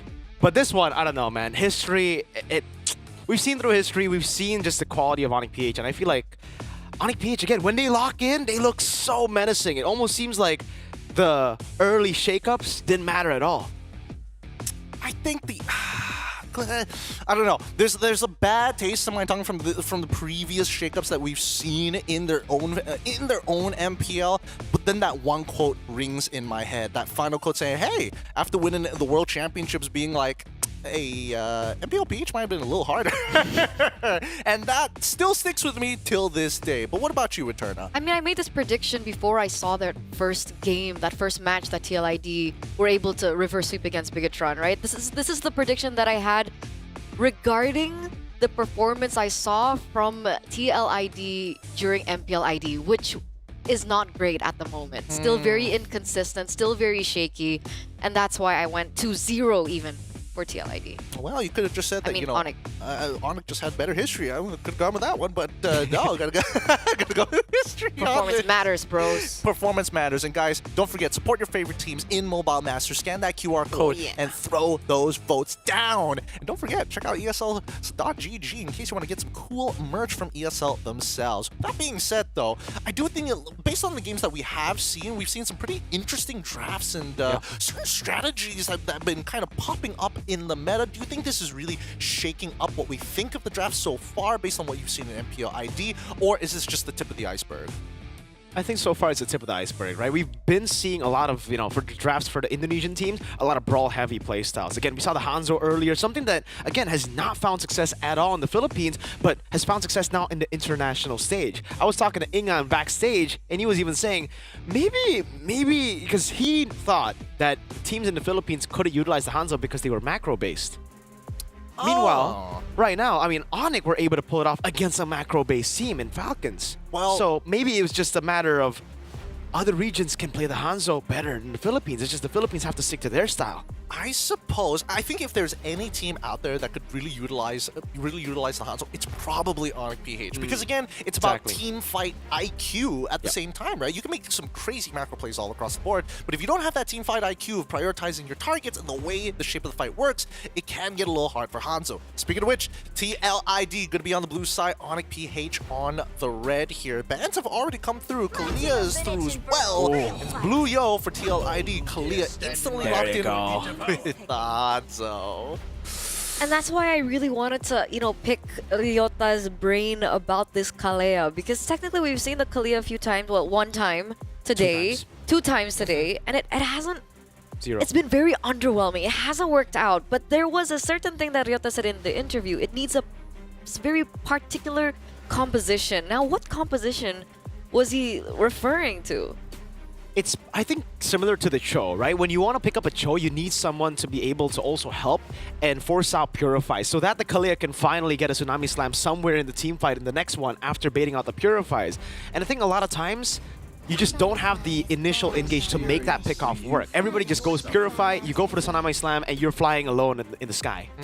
I do think that Onyx PH might be testing that a little bit, trying to push the limits. I think there are a dive composition, and I think it'll be interesting because now Hanzo, when he goes into that ghost form, is able to kind of follow along with the Kalia, and if Kalia is able to kind of get into that backline and stick there, that heal is going to be double the profit. And this is literally the same route that Bigatron eSports took up against Liquid ID in game number 3. They went for the Kalea, Hanzo, and the Sicilian.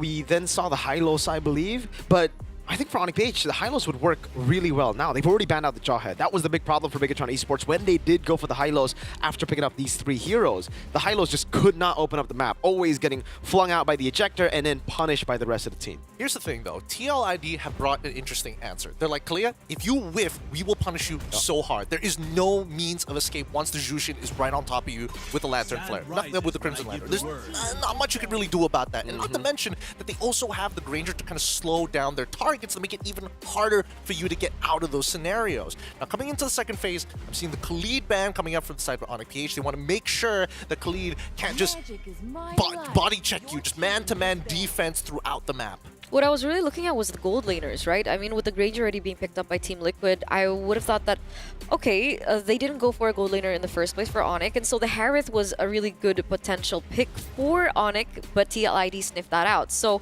what are we looking at Kelra playing against this Granger in the gold lane? What's left for grabs? We're looking at the Moscows? Literally anything. Yeah, I think there are just so many options right now for Onyx PH. They could even go Beatrix, honestly. But yeah, the obvious choice would be Moskov, Irithel. Those two choices, right? Up against the Granger, Suyo and Jusin. Irithel would probably be the best choice just to maneuver around in team fights. Oh, this is interesting. You brought up about the Hylos just now, but it looks like Onyx PH are going to be the ones who ban it out, and Team Liquid ID making sure that the Irithel is gone. So that means kind of leaves them with just the Moskov. I mean, worst comes to worst, there's always Claude. I mean, PH, all teams from PH can play Claude. It's Kelra, man. Even in the bad spot against a Cho Tigreal in the grand finals of against Aurora, they would pick up Beatrix. So it wouldn't be too crazy to see Kelra pick up a hero like a Beatrix even here. They go for the Hilda first, so that's their beefy boy. They opt to take away a big pick from Liquid. Again, the pick that saw Bigatron struggle against in their first match, the Hilda on Aran. So they ban out the Hylos, pick up the Hilda to deny Aran. And by the way, going back to that point about the Beatrix, you mentioned about the Cho being similar to Kalea. Do you think it's the same as a Beatrix-Cho combination? Kalea, Beatrix? That could be a... Oh, there is outplayability there. There's definitely a lot of outplayability, and... Because you're not locked down for as long as a Cho, right? Because the Cho has 2 parts of the kick. Yes. Tsunami Slam is just boom and then slam. It's not like a forever lockdown. Well, I mean, as long as you're like held in that tsunami slam, you can basically get shot in the air while the grapple is currently underway. But I think that TLID has done very smart play here. Now, there are like 2 ways of being... It's either you take the Irithel, which again, why would you do that in the first place and throw her into the back line, or Cho, who has outplayability. She can try to go for the first engage, shouldn't pull out of the way and maybe get a kick with that. Yep. A signature Witty the Wise pick on the Cho.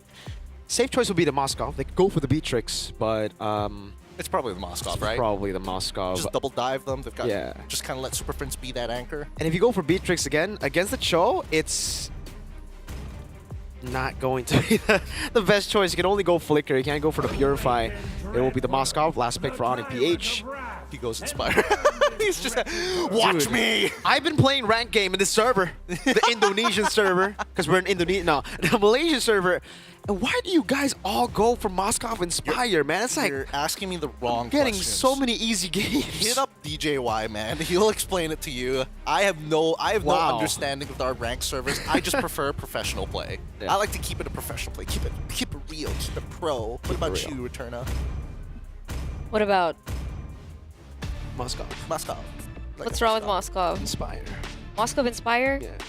It's gambly. It's risky. Gambly. It's gambly. Oh, I know Gani when you see it's gambly. It's gambly. I don't like it that much. Everybody out with their debit cards. It's card roulette one more time. Whoever loses has to pay for the diamonds. Now, boys and girls, Team Liquid ID and Onyx PH, again, 2 considered to be the best teams in the world, going head-to-head in a best-of-3 series. Merkel, Eterna, it's your turn. Take us into the land of dawn. Game number 1, ladies and gentlemen, between both of these teams. Will it be history repeating itself once again, or can TLID finally be able to bag a win against their Onyx counterparts from the Philippines? Let's see. Oh, already so much aggression in the mid lane. Oh, Double G Kundo, Super Prince still, though, winning the trade against Yahezkiel, forcing the regen. We're already seeing some differences with the Hanzo this time around for King Kong compared to Annabelle up against Liquid ID. Annabelle went for the War Cry. King Kong has opted to go for the Killing Spree instead. Everything else pretty normal though. Fabian still sticking to the good old Impure Rage instead of the Killing Spree, something that we have seen Suyo go for. But I personally agree with Fabian. I like Impure Rage more. Oh. I mean, you mentioned it in your cast earlier on, right? Impure Rage versus Killing Spree. Do you think Onyx PH have a lot more sustainability in their comp for the Impure Rage to have more value in? I think so. I mean, they have Brusco on the Kalea together with the Hilda there. They do have a lot of sustainability, to be fair. Even Kelra and Prince, they're both very elusive, very tough to deal damage to. So, for Liquid ID, I don't know, right now, it how big of a factor will the first neutral objective be? Because for Onyx PH, I think they're completely fine letting go of the first neutral objective, waiting for the Sicilian, Moskov, and the Hanzo power spike in the mid game. Yeah, that's a little similar to the composition as also the gameplay that we saw from Onyx ID earlier on. And King Kong's also on the same emblem as Kyrie, I believe, Killing Spree on the Hanzo. I believe so. Turtle number 1 spawns in the game. Brusco. First onto it. Putting these water splashes down on the ground. Fabian invaded Kirk, getting the information, but really both teams are not going to commit to anything. It's just setup versus setup for both these teams. But I think it's TLID that want to pick up the gas first, right? They have the Suyo, they already committed to the Suyo, and the neutral objective should be in the bag for them, as there it is. Free Turtle here in the first few minutes of the game, going over to TLID. Great move from King Kong. Again, utilizing the consume of Hanzo. Just consumes the purple buff and maneuvers away from Witty. Looking for the pickoff. Has away the dragon. Won't be able to find the G-Kudo, and King Kong gets away.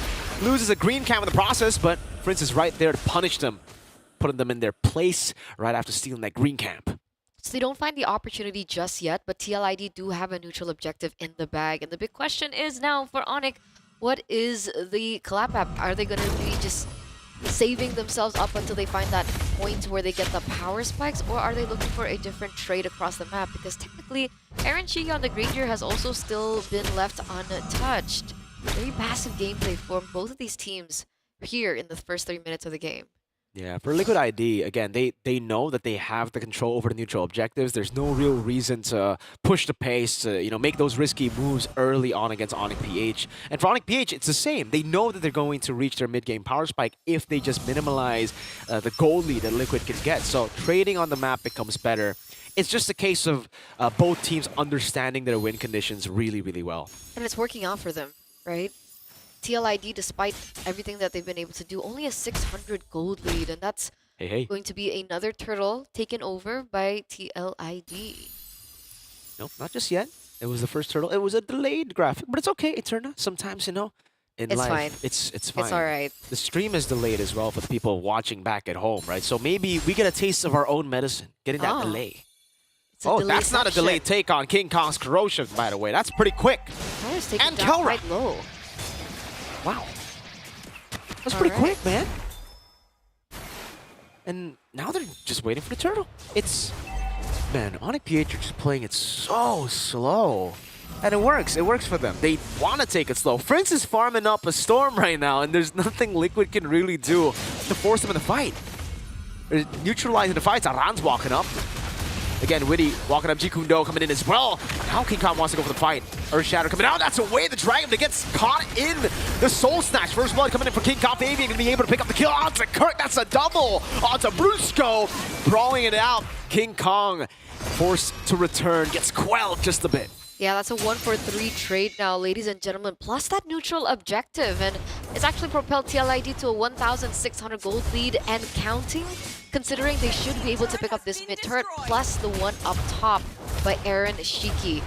And this is the interesting thing, right? Because even last season, I think it was Gideon that mentioned that if there was a team in Indonesia and MPL ID that was a lot more PH, it would be TLID, right? They love to play the macro game, so the slow-paced game that we're seeing now from TLID is not uncalled for. It's not uncanny as King Kong, though. Oh, Soul Snatch. Not enough damage to take him down just yet. Still waiting on those power spikes. Is the power spike the holy trinity for King Kong on the Hanzo? Yes.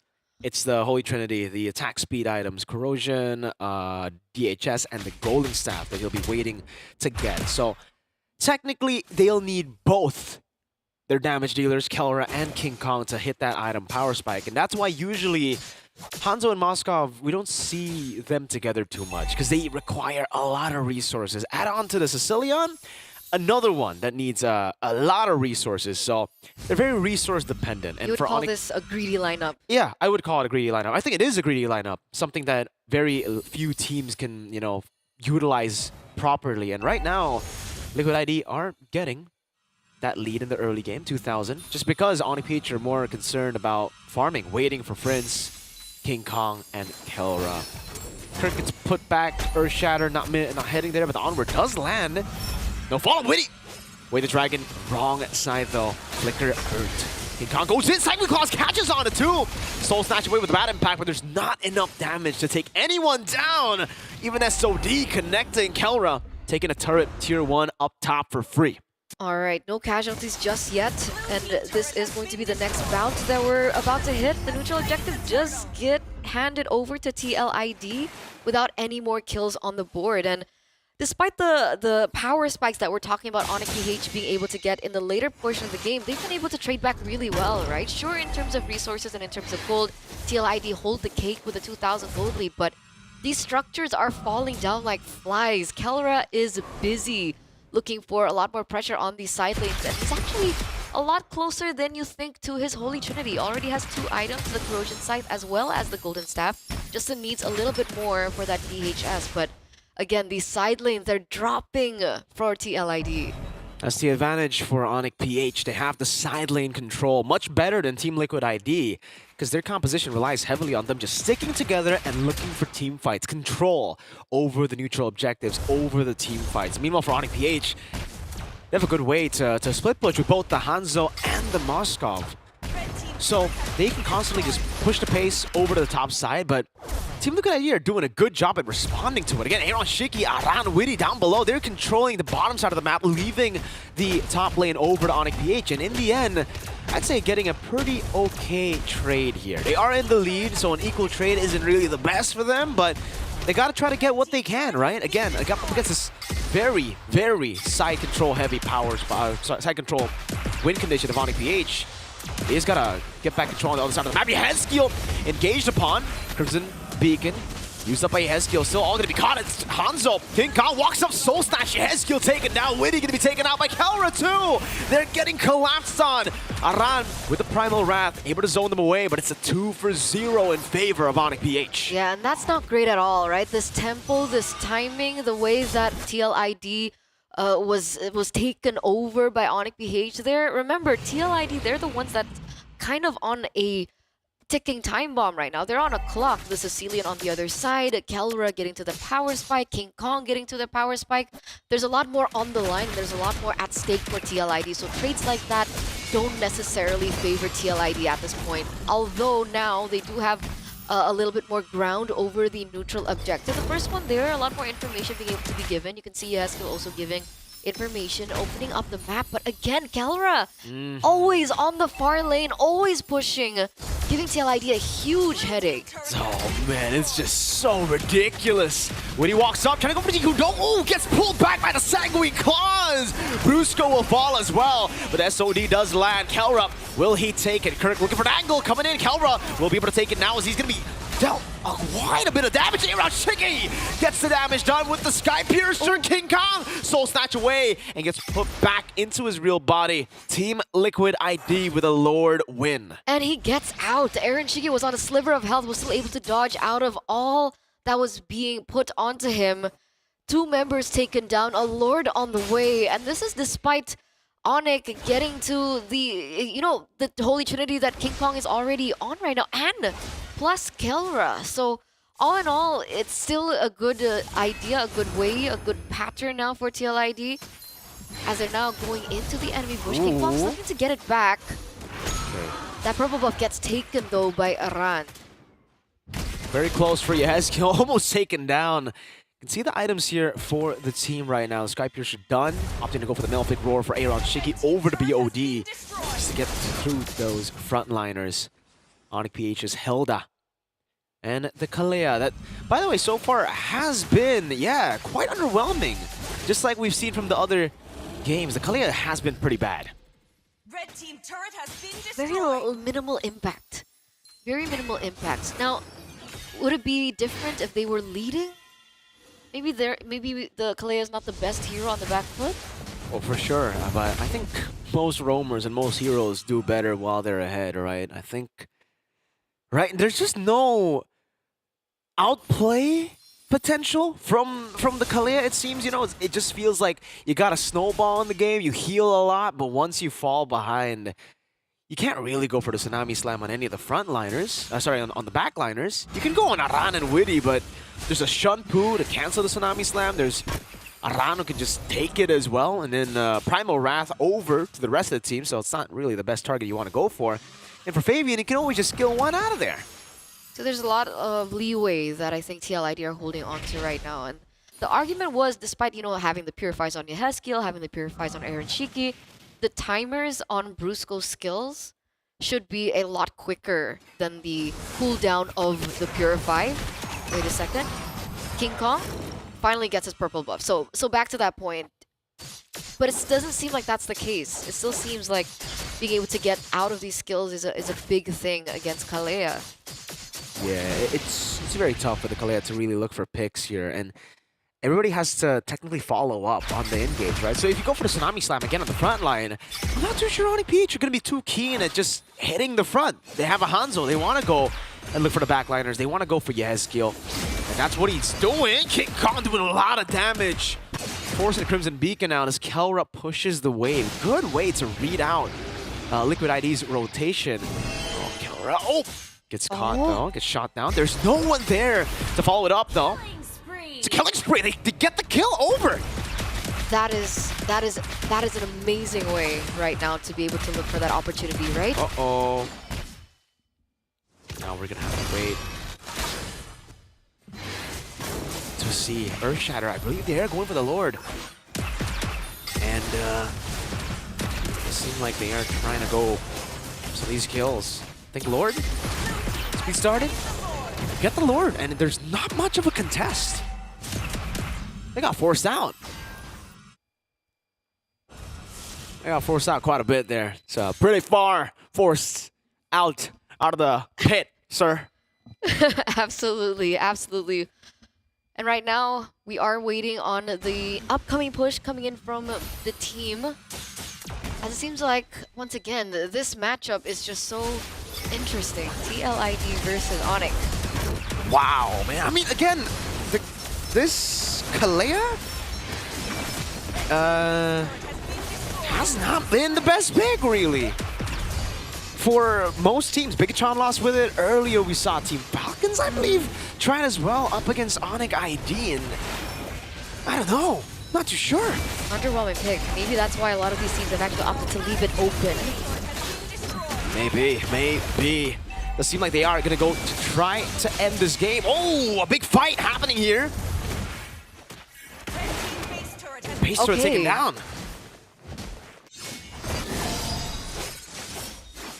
Base turrets are falling left and right here, ladies and gentlemen. As, once again, we are seeing... There you go. All right, 7-7. All inhibitor turrets have been taken down from the side of Onyx BH.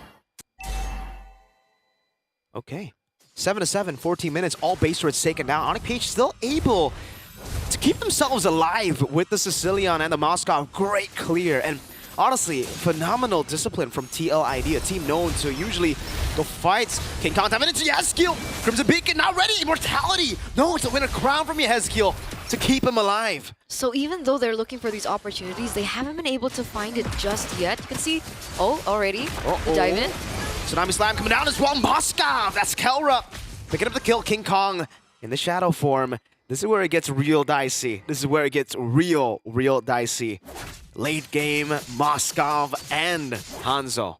Yeah, so despite things going in favor of TLID right now, once again, they do still have to respect the damage output coming in from Onyx BH. You can see the damage already given over by the Moskov, but we do see on the other side that the BOD has been secured by TLID too. So they just need to limit any mistakes as possible from TLID.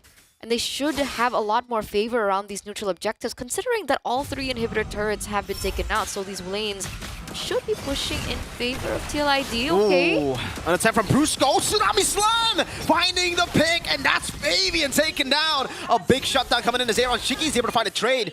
And now it's back to an SOD in the back. Aaron Shiki. It won't be a commitment from Kelra. King Kong gets the orange. Oh no.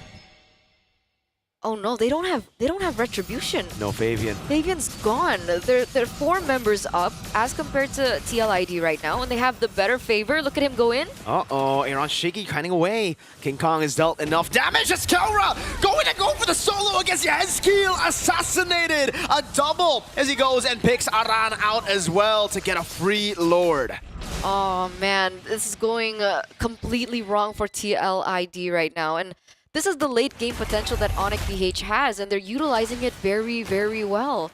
Small mistakes can be utilized by Onyx BH, and all 3 lanes are going to be pushing for Onyx BH now. There's going to be a dive happening. They don't get it just yet. Wrong side of the map. Wow.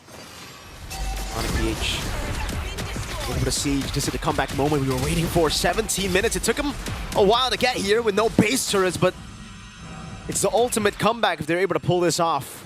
That late game composition, King Kong diving in, won't be able to utilize it too well. Buys the immortality in time, now a dive, Witty! Able to find the Jiku no flicker combo, no Aaron Shiki going in, but it's wide blocked. Witty finds his shutdown, going in again, Kelra right there to help out with Super Prince. Hilda walking up as well, now it's gonna be the Tsunami Slam, not there, Aaron Shiki gets a shutdown! A double on Brusco.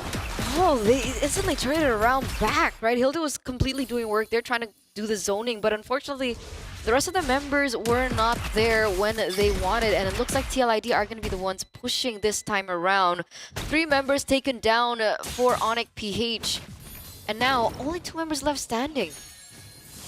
Can they defend this? Not too 3v2. Super Prince has got to make a miracle play happen. Yezkiel's hanging up the turret. Aaron Shiki's on the base right now. Hilda's looking for it. Liquid ID will get the job done despite a big mishap in the end of the game. Almost a comeback from Onyx.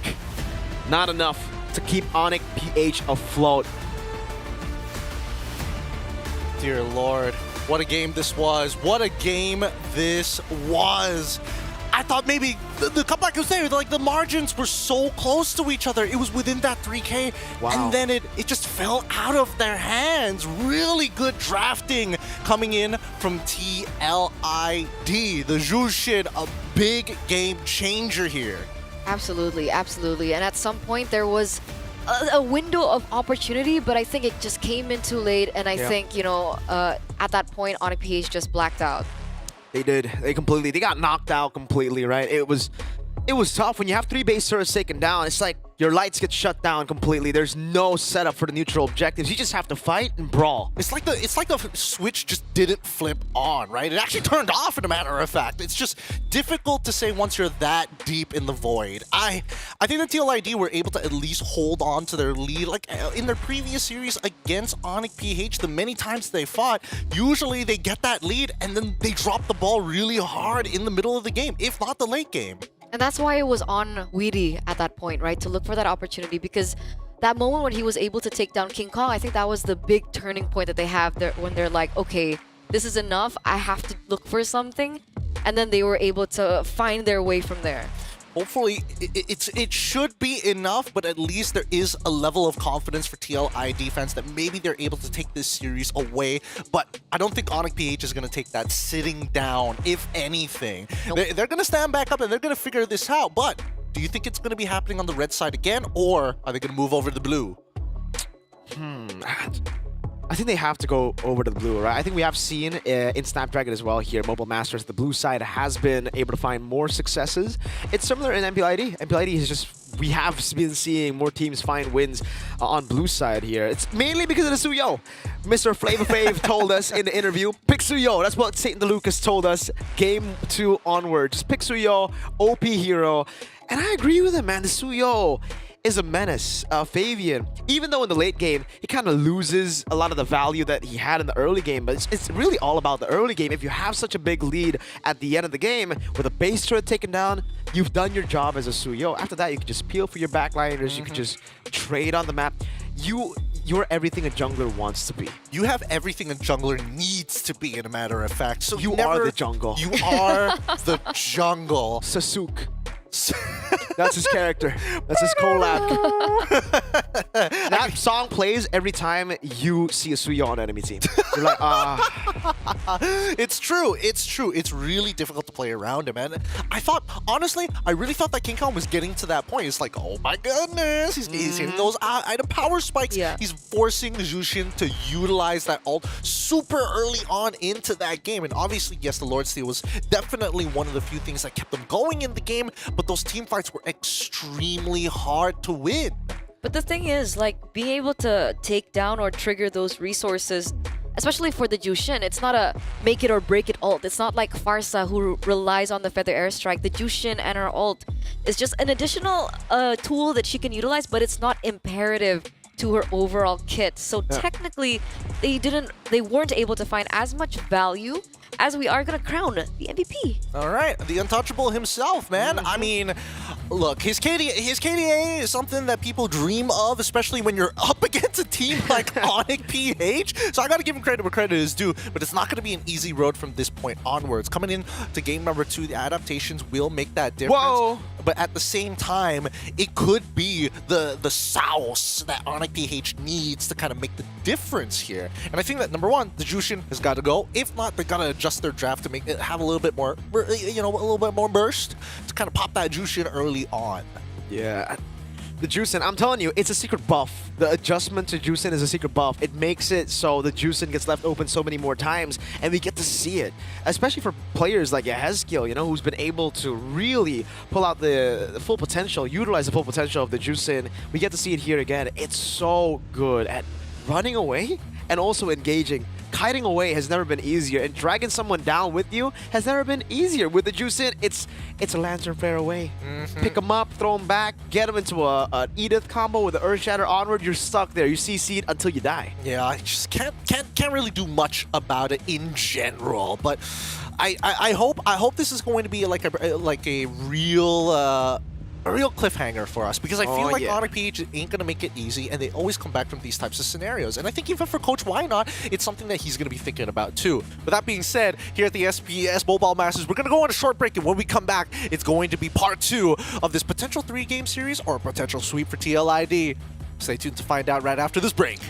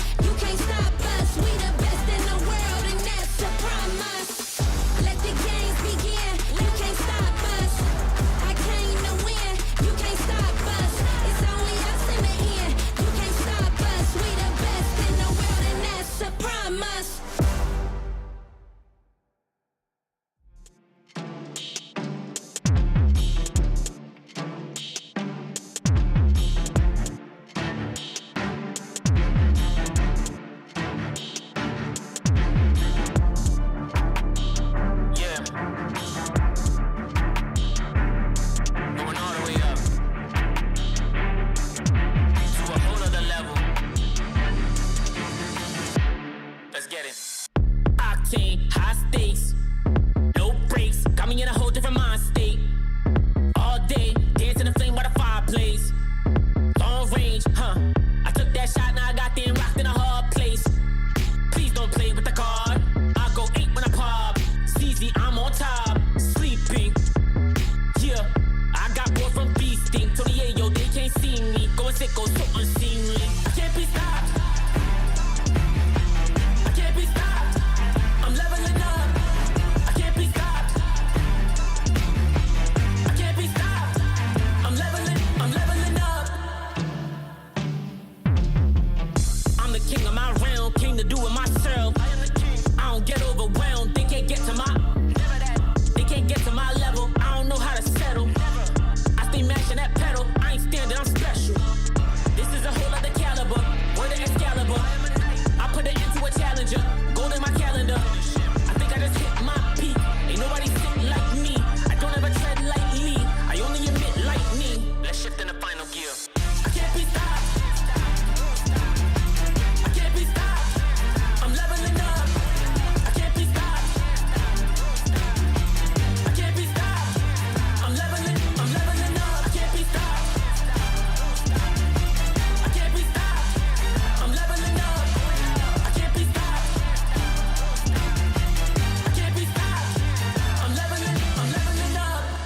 I can't stop, won't stop, can't stop, leveling up and I can't stop, won't stop, can't stop, leveling up and I won't stop, can't stop, won't stop, leveling up and I can't, I'm leveling up and I won't. I can't be stopped. I can't be stopped. I'm leveling up. I can't be stopped. I can't be stopped. I'm leveling up. I can't be stopped.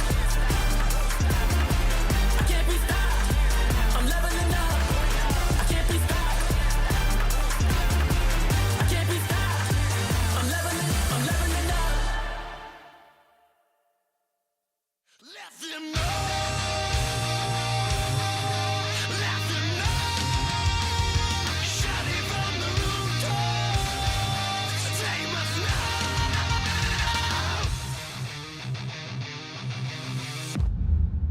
Let them know of the weak and the weathered. Let them know. Let them flock to the flight of the feathered. Let them go. Let them know of the beauty you can see when your eyes are reborn green. Let them know of the magic.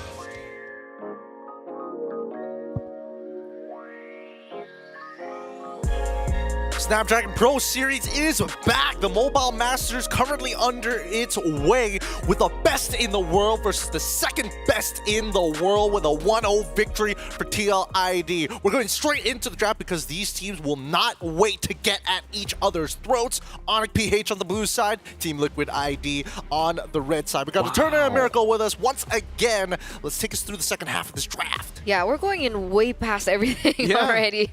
Already into the second phase right now. We can already see the bands coming through into the second phase. And we did mention about blue side, red side earlier on. And it looks like Onyx PH have actually opted to go for blue side this time around. And what's crazy is the fact that Liquid ID have not picked up a jungler. So the Suyo has been picked up by Onyx PH, obviously. Blue side, first pick. That's the Suyo. OP hero, as SDL said. Onyx PH take it away, but they still stick to the Kalea. So they're thinking maybe this time they're going to be able to win out the early game with the Kalea. It's a Suyo, Kalea, Harith. First 3 picks. Liquid ID got what they wanted as well, I believe, but the Joy ban surely will be the final ban for Onyx PH, right? I mean, the thing is about Fabian is that he has a lot of heroes that he can bring up as well. Technically, Lucas is an option for him to pick up. Hayabusa. He's also picked up the Alpha in certain occasions, as well as the Ling. I think, oh man, I think it's really scary when you're up against a Kalea and you're thinking like Alpha, you're thinking like Ling as well. Yes, they have burst. Ling technically has iframes, but do you want to risk it for the biscuit against a Kalea who could just grab you and you don't have access to Purify because you're a jungler? You have to take Red Tree. Yeah, that's what the Hanzo will be. You know, the best choice up against the Kalea, you get Tsunami Slam. Ha, it's not me. That's my shadow. Or the Joy that could actually try to electrifying beats out of there. You have a few dashes, so there are more ways to counterplay. Maybe Lance Lancelot would have a way to like, you don't see me, but even then it's tough. Once you get you gotta time it perfectly. It's kind of like a Suyo's first skill kind of thing, you know? Oh, yeah. You gotta blink at the right time before the Tsunami Slam picks you up and slams you back in the ground. How much of a banger would it be if he gets access to Lancelot in a high stakes match against Onic PH of all teams? Do you really want to put yourself at that? Well, I don't want to say mechanical disadvantage, but the possibility of making more mistakes mechanically within the series itself. And that concerns me because for the past few games that TLID have been able to win, it's always Fabian that's the deciding factor. So whatever gets put onto him is going to be so important to the success of the overall team. Wow, what a combination that Yeah. Onic PH has right now. That's going to be a really tough team fight. I mean, obviously, the tanks might just struggle with the Jushin. The Jushin can only pick up a couple of people at a specific point of time unless you have the ult in the middle of them, but that puts you in danger. Oh, man. There you go. Ling. The fact that they didn't secure the jungler in the first phase Yeah. gives me an inkling as to the setup for this Ling in the first place. We'll just have to wait and see. I don't know. I think this is a really risky draft coming in from Very. TLID, but hey, gotta roll the dice here and there, gotta spice things up, especially against Onic PH, who are out for blood. They want to win this series. They want to get that free buy to save themselves a best of 5. Wow, dude. They have so much physical damage. I don't think Jusin can stand alone as the sole damage dealer in Magic, right? So you have a Phobius, Ling, and Granger. Onic PH have crazy amounts of damage there as well. And they have 2 really good tanks. Godot being an amazing one up against physical damage. Yeah, no, a really great answer to this. I love the adjustments coming in from both of these teams. Maybe TLID have been pushed into a corner. We'll have to see once we start getting into the game. Eterna and Miracle, it's up to you guys to call the action as we head on over to game number 2. And let's get it. Ladies and gentlemen, the Snapdragon Mobile Masters. We're getting into our second game of this best of 3, and the big question is, can TLID once again, can they do it? Can they rewrite history? Can they pick up their second win of history against Onic Philippines right now, as we are seeing that Super Prince is getting a little bit aggressed on in the mid lane. Oh, Blazer's coming down. Oh, forcing the Purify out from Yehezkiel. Another shot now from Prince, 2 with the Void Blast. And we're back to even on the board in the mid lane. Yehezkiel will have to pop in that regen. Rupture, Wilderness Blessing for Yehezkiel. It's all about staying active on the map and utilizing the Ling kill pressure in the early game. Aaron versus Kelra up top for the Gold Crab. Brusco scouting out Fabian, stopping him from getting level 4 early. And that's the big question, right? I mean, against all assassins, as a general rule, we'd like to see a little bit more aggression into the enemy jungle. And we are seeing a little bit of that by Onic PH, but not so much as to really stop Fabian in his tracks. And we are headed to a pause, ladies and gentlemen, so we do have a little bit more time to talk about the compositions that both of these teams have committed to. Well, thank God. I want to talk about the composition so very badly here because, again, 2 tanks, and obviously with the Jushin on their side, it will come down to who can really, like, disrupt that front line, who can really, like, kick him in the shins enough to force that reaction. That's a good question. I'm looking at Mirko. He's thinking. debating about this. He's just like, okay, there's the possibility that everybody's going to get screwed over once the box comes back out. Yeah. And then do you continue to push the lead from then on, or do you just call it off once the box is down? See, there are 2 boxes. One of the boxes being an arrow, Zaman Force. You fight in that, you're done. I feel like it's impossible to go for the dive there. Again, up against the Harith with items later on too. The Ling will be the prey, and the Harith will be the hunter at that point, right? So, man, I don't know, it's just really tough. On top of that, Brusco, again, could just save the Tsunami Slam too. He doesn't even need to save it. Phobius walks up early on, gets Tsunami Slam back to the team. For the longest time, that has been a way to counter the Phobius. You go for CC tools, like the Vexana, usually. You Terrify, Eternal Guard right as he jumps in, and then you have the whole team punish him. Well, this is on the assumption that they're able to chain CC upon chain CC, right? And they've only got 3 heroes who can technically do that, 2 of which very reliable, 1 of which you probably want to hold back for just a little bit longer. So it depends on Rod on how he kind of plays that out execution-wise, because technically, if given the opportunity, given the window, he can buy that extra bit of time with the Infernal Pursuit. Maybe that's where we see the turnaround here. However, what I will give Onyx PH is, yes, they can technically set up the box, but they can also disengage from it as well. Yeah. As easy as it is to engage, they can just walk away from the fight just the same. That's why the Gatot pick is just so brilliant coming in from Onyx PH to be able to utilize that in both scenarios. And that's why, I don't know, why did they opt to go for this Ling pick? They had no other choice, right? They It was- had the Lucas. Does the Lucas not work as well in this composition? Technically, yes, with the CC immunity, so you're not as scared as the Kalia, and Exactly. then possibly winning out early fights against Suyo, but that's kind of it. Once the Lord starts to spawn, you need your whole team. You can't just juggle it without committing your ult. Yeah, you're even more early dependent than a Ling, right? At least for the Ling, mid to late, you do really well. You actually do better mid to late compared to the early game. But for Lucas, you're all in. With this kind of composition, you go all in. You already have a Phobius, a Juicin, and Hylos. You go for the Lucas too, boom, you're a complete early game composition who is dependent on like a 2,000 goal lead by 4 minutes. Well, without much to say, I'll give it to you guys. Good luck for this game number 2. All right, we're going back in, ladies and gentlemen. 1 minute and 20 seconds has elapsed. We are still back in game number 2 between Onyx PH versus TLID. And we're going to see exactly how this pans out. We can only assume what can happen, but only the players will be able to execute it. Okay, back at it again. Into the land of Dawn. In Console Sever over to Witty. Void Blast to Witty. Taking a beating on the horse. Okay, and he's actually going to force in a recall. So that's a little bit more time for Onyx PH to play with in this early start of the game. We're hitting that 2-minute mark. Turtle has not spawned just yet, and there it is. Very quick, Onyx PH on it first. Should be a free one again for the Ling. You do not want to contest for the first few neutral objectives usually. You gotta farm up, wait for you to get... Even then, they didn't contest the turtle, but they're still struggling to go for the purple buff here. Aran trying to help out there. Gets caught by Brusco quite a bit. Onyx PH not going to commit fully on here. Crick is brought back again. Or use AOG, gets cancelled and taken out. First blood to Liquid ID.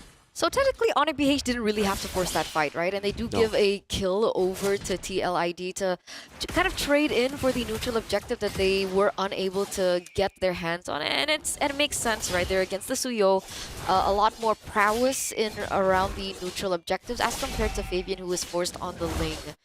But again, Onyx PH right now, not so much aggression as I was expecting them to have. Is it because they're on the Kalea and the Gatot?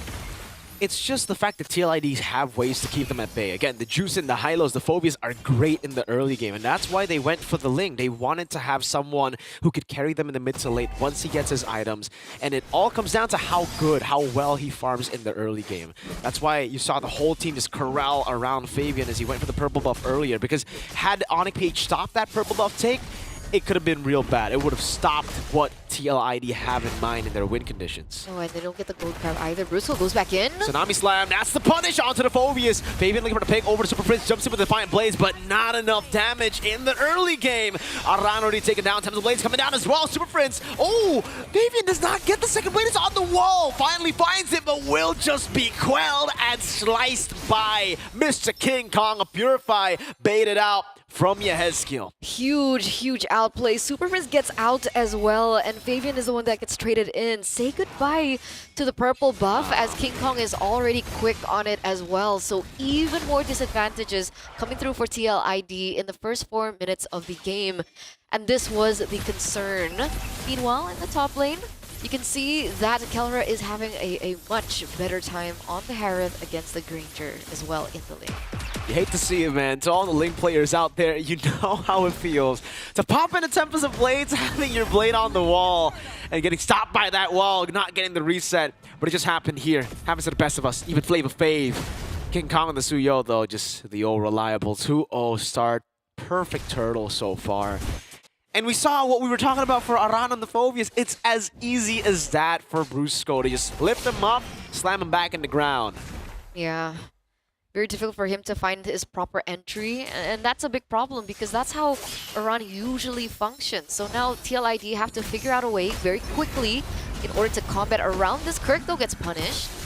stunned up again. AOG going to be cancelled, but actually works in favor of Onyx PH. Going back in with a Revitalized Witty. Looking for the play. That's a Tsunami Slam over to Fabian. Times of Blades used up one more time. This time, it's King Kong again who deals with him with the help of Super Prince. Witty falling as well. Kirk very low, but Aran unable to chase. King Kong with the Blade Surge up top. It's going to be a turret taken by Keller. No, not just yet.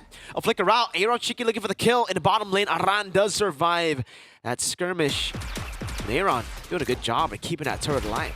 Yeah, but it's only like a hit away of coming down, right? The inevitability of the Granger and the Harith matchup as well in the gold lane is something that is to be expected. But going back to Flava Fave, man, he must be so frustrated at this point, right? He's usually been able to weave in and out of these team fights, but here he isn't. I mean, well, another engage. Stun over to Super Prince. Witty gonna be caught. Has it revitalized. Now it's gonna be Aran jumping in with the Infernal Pursuit. Looking for more, but the Tsunami Slam knocks him down. Witty falls. That's Aran falling from the skies as well. As Brusco gets out with the conceal. Oh no, Fabian unable to claim the Blaze. King Kong with AOG. Kirk follows up. One last shot. Queller from King Kong to get a monster kill. Wiping Liquid out. In the 6th minute. In the 6th minute of the game. I mean, sometimes we see wipes out maybe later on in the game, but this has been 6 minutes. This just really reflects how unfortunate TLID are playing right now, and Onyx PH are claiming control all over the map. The fact that TLID keep fighting back, is this the wisest way to approach this game? I don't know. When I saw the drafts, I had the same thought in my mind. What do? They just lay back and go game 3, take the first pick again, and go for Suyo. Because really, the Ling pick... Yeah, I mean, I don't know. For Liquid ID, it was very ambitious, maybe a bit too ambitious. They technically just have to fight. I mean, maybe they could have, played it a bit slower, sent the Ling over to the side lanes. But the thing is, on a Granger, you want to have gold as well. You want to build up the stack. So even then, I think about it and you can't even do that. You either sacrifice the Granger or the Ling. I mean, at this point, what's the choice, right? The Ling is falling so far behind in gold. He's 3 levels below. Tsunami Slam. Kirk holding his own. AOG gonna be... Oh, that damage from King Kong with the Soul Sever. Gets away from the Temps of Blaze. Forces the Finch Boys. Kaura Zaman Force taking him down from the wall. A double onto Witty. Super Prince picks up a killing spree, and they're gonna wipe TLID out one more time. Slowly but surely, Kaura walking up for that final shot. Aaron Shiki, he's been untouchable in game 1, but in this game, 2 deaths. As if one time wasn't enough, Onyx PH come into the second game with a second wipeout. Ladies and gentlemen, only scars of 2 minutes. Imagine the dominance here for Onyx PH. And again, Fabian on the Ling has not found the proper moment, the proper opening, and he gets so punished every time he goes in and dives. This is a 4-level gap between Fabian and King Kong. So if we're looking for a moment of return, what is it? Neutral objective definitely not in favor of Onyx PH. It's bad enough if the Fabian is the same level, but with 4 levels behind, they need to pray for like a huge mistake from Onyx PH at this point. And that's something very, very strange to wish for, right? I mean, you can't really wish for Onyx PH to make a mistake like that. When was the last time you saw Onyx PH make a mistake like that? I think it was up against Omega in MPL Season 14 regular season before when their 14-0 win rate got cracked by Omega. It was on the Alpha. It was a team that had to play together as 5, and Omega were able to split up the map. Liquid ID, looking at their composition, they do have the tools to do it. They have a Ling to split up the map, but I think they're just far too behind. King Kong walks up. Queller gets 3 members to half, forcing a regen out of Aaron Shiki. Man, a snowballing Suyo. That's what it looks like. 606 KDA right now. Only 3 deaths for the side of Onyx PH, and it's on Brusco and Kirk. Calra untouched. Super Prince as well, untouched. And look at the dominance going into the enemy jungle. Absolutely no problem. I think Fabian was still able to walk away with the orange buff. But that's just about it, right? They used the Retribution earlier, unable to get the contest on the neutral objective. And Fabian can only play Annabelle. Right now, Liquid ID can only just look for farm, look to trade on the map. On the ball. Did you say play Annabelle? Yeah. Is that the Annabelle playstyle? That's the Annabelle playstyle. That's pretty true right now. And technically, that's the only thing Fabian can do right now. He can just only Annabelle it out. He's going to be able to hold out the Lord, but will his team be able to hold out for Onyx PH is the question. They have really good tools to dive in, to utilize the real-world population. King Kong's been sent down below to escort this Lord over to the base. That's a tier 2 in the mid lane taken down. They will be able to wait for the next wave here, 40th second to spawn, and then they'll form another 3-wave push. Hopefully, for them, they would want to try to get those base turret holy defenses, but they won't be able to do it. Only the bottom lane. So, best case scenario for Onyx PH, at the minimum, they will probably get a base turret here.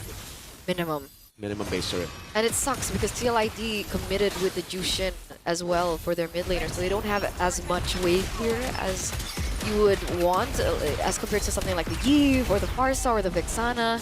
So that hit inhibitor turret does get taken down in the bottom side of the map. The shield in the mid lane is still standing, but the one up top I think goes as well. So they're still holding on to what inevitably might be their demise. Fabian in no man's land doesn't get caught out just yet. Still looking for opportunities to buy more time for his team to get to that power spike. Oh my goodness. Yes, that lead. A 5,000 gold lead between the junglers. The Ling is starving. He's only got an Azure Blade at 11 minutes. Not even an endless battle completed. And oh man, he's going for the purple buff. He's gonna have to wait for it.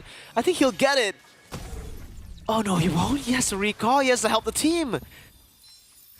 We're looking at a 10,000 gold gap, ladies and gentlemen, between both of these teams. RWM coming down. Kelra putting himself in front as well as Mount 4 is going to be ready. He will be able to pop it and say goodnight to Witty. King Kong holding his own in front of Pursuit out of range. King Kong gets away as Kelra wipes them in the back, getting a triple. Yehezkiel and Fabian.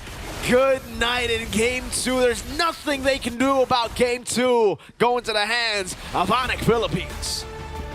1-1. These two teams have faced each other many times, but this has been one of the fastest games we've seen here on Stream 8 as Onyx PH showing their dominance this time round. No holds bars. We ain't letting the series slip through our fingers, but that draft, too difficult to play, not enough win conditions, and it looks like they backed the wrong horse on this one. Boys and girls, I need some opinions here because yes, the draft really difficult to play at this point of time, but I think it really boils down to how many answers do you have? Get rid of the Suyo. We're probably going to see the Joy be banned out once more, and at that point, what are we left with? Do we go back to traditionals all over again? I think that should have been the idea, right? I feel like coming into the second game, TLID they were risking something, they were gambling something, and this is something of a pattern that we've been seeing for TLID lately. They play to something that isn't their main comfort, and they don't function well. Remember an MPLID, the Selena over and over again, and now they're forcing the Ling.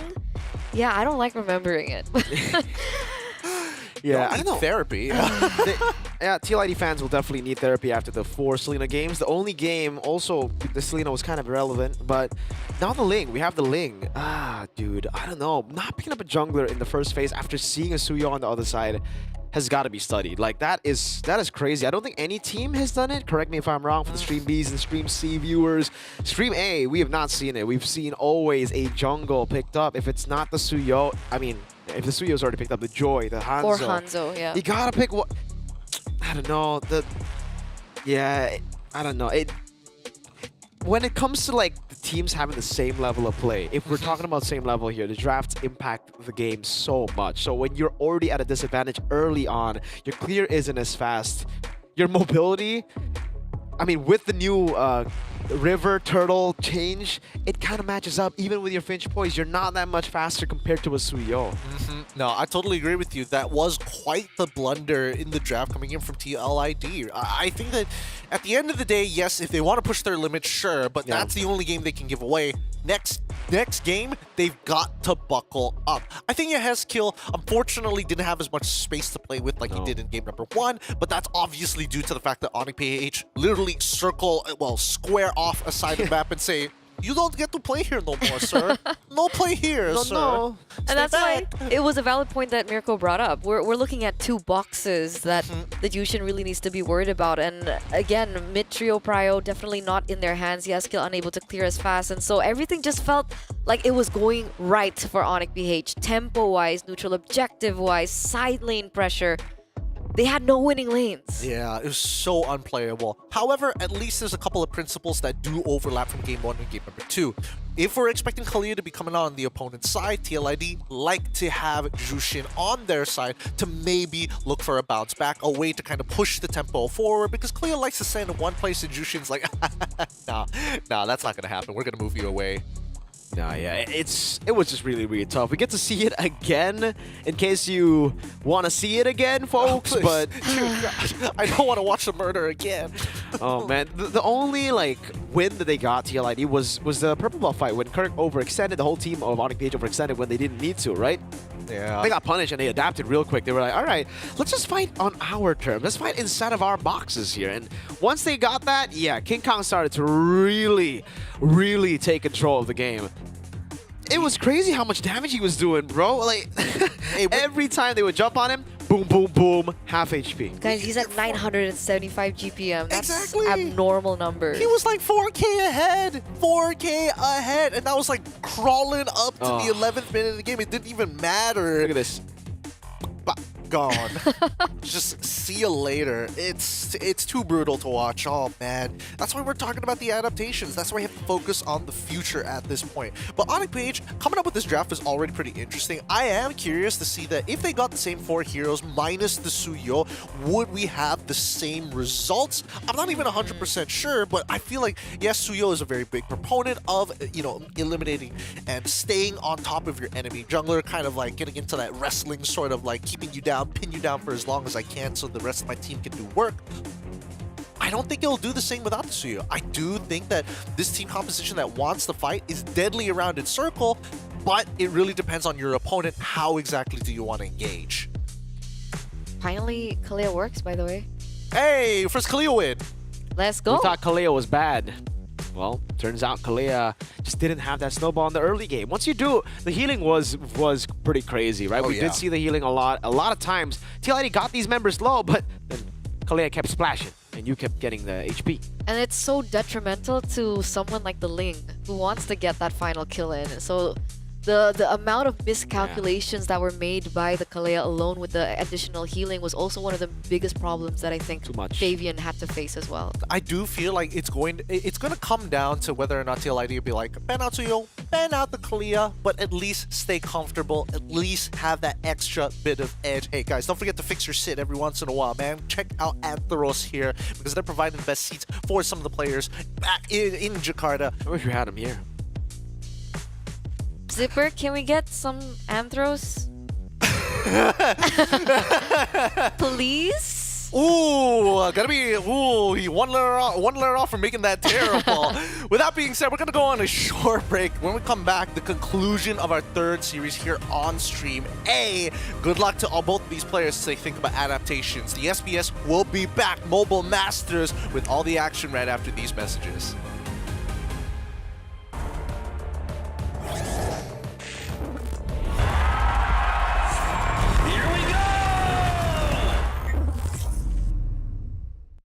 The Snapdragon Pro Series is brought to you by Snapdragon Elite Gaming and DHL. One thing's for sure, you're gonna recognize me when I walk in the door. And the type to get the haters to giving applause. I can get an uncle without giving them more. But wait, I'm giving them more. Every 7 days I'm giving them 24. You can't make the cut if you ain't gonna bore. These ones don't know about war. I grew up cold, hungry and poor. I wasn't grateful, I wanted more. I wanted women, I wanted tours. So I grinded and grinded some more. Woke up depressed, I had to fight more. So I burnt out, I couldn't do more. I had to put a station on pause. Now I'm back like I want no war.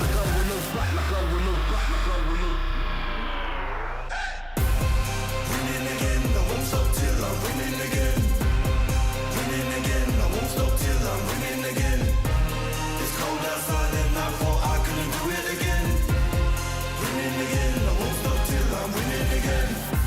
in my bag like loose change. Self-proclaimed hero like Bruce Wayne. Out the sight even if you bought new frames. All this talk about weight but got no gains. How you gonna do a sight with no aim? Marathon longevity is my lane. I get dark like under the duvet. And don't grow with a weak link like a broke chain. Self-ignorer when I was poorer. My struggle gave me a god flood of the Torah. I didn't stop me pleasuring somebody's daughter. My cup running forward to the spoons of the saucer.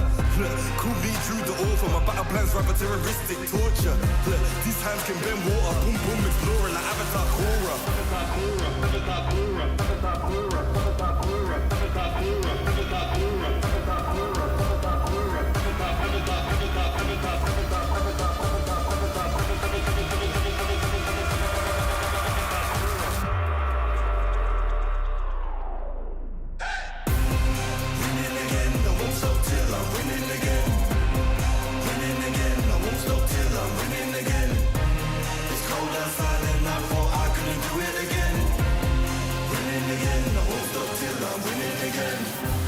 I rhyme like nursery, still my style, you will reimburse me. Plus 30, big hands and they're sturdy. I'm Drew the first, I'm back like anniversary. I came back worthy, like I swam in lava till it no longer burns me. I walked the desert for my ego's perjury, working for that zone where you can't outwork me. I'm a big man, but I ain't 32. I came to the front line with like 32. I'm a Rex, that's a shout out to 32. I'm a danger and I play 32. I'm just so 20, 32. Ahead of my time, so I'm hard like room. Froze the bomb like I shook the room. I stay lit like Christmas and hot like June. Winning again, I won't stop till I'm winning again. Winning again, I won't stop till I win. It's cold outside and I thought I couldn't do it again. Winning again, I won't stop till I'm winning again. Winning again, I won't stop till I'm winning again. Winning again, I won't stop till I'm winning again. It's cold outside and I thought I couldn't do it again. Winning again, I won't stop till I'm winning again.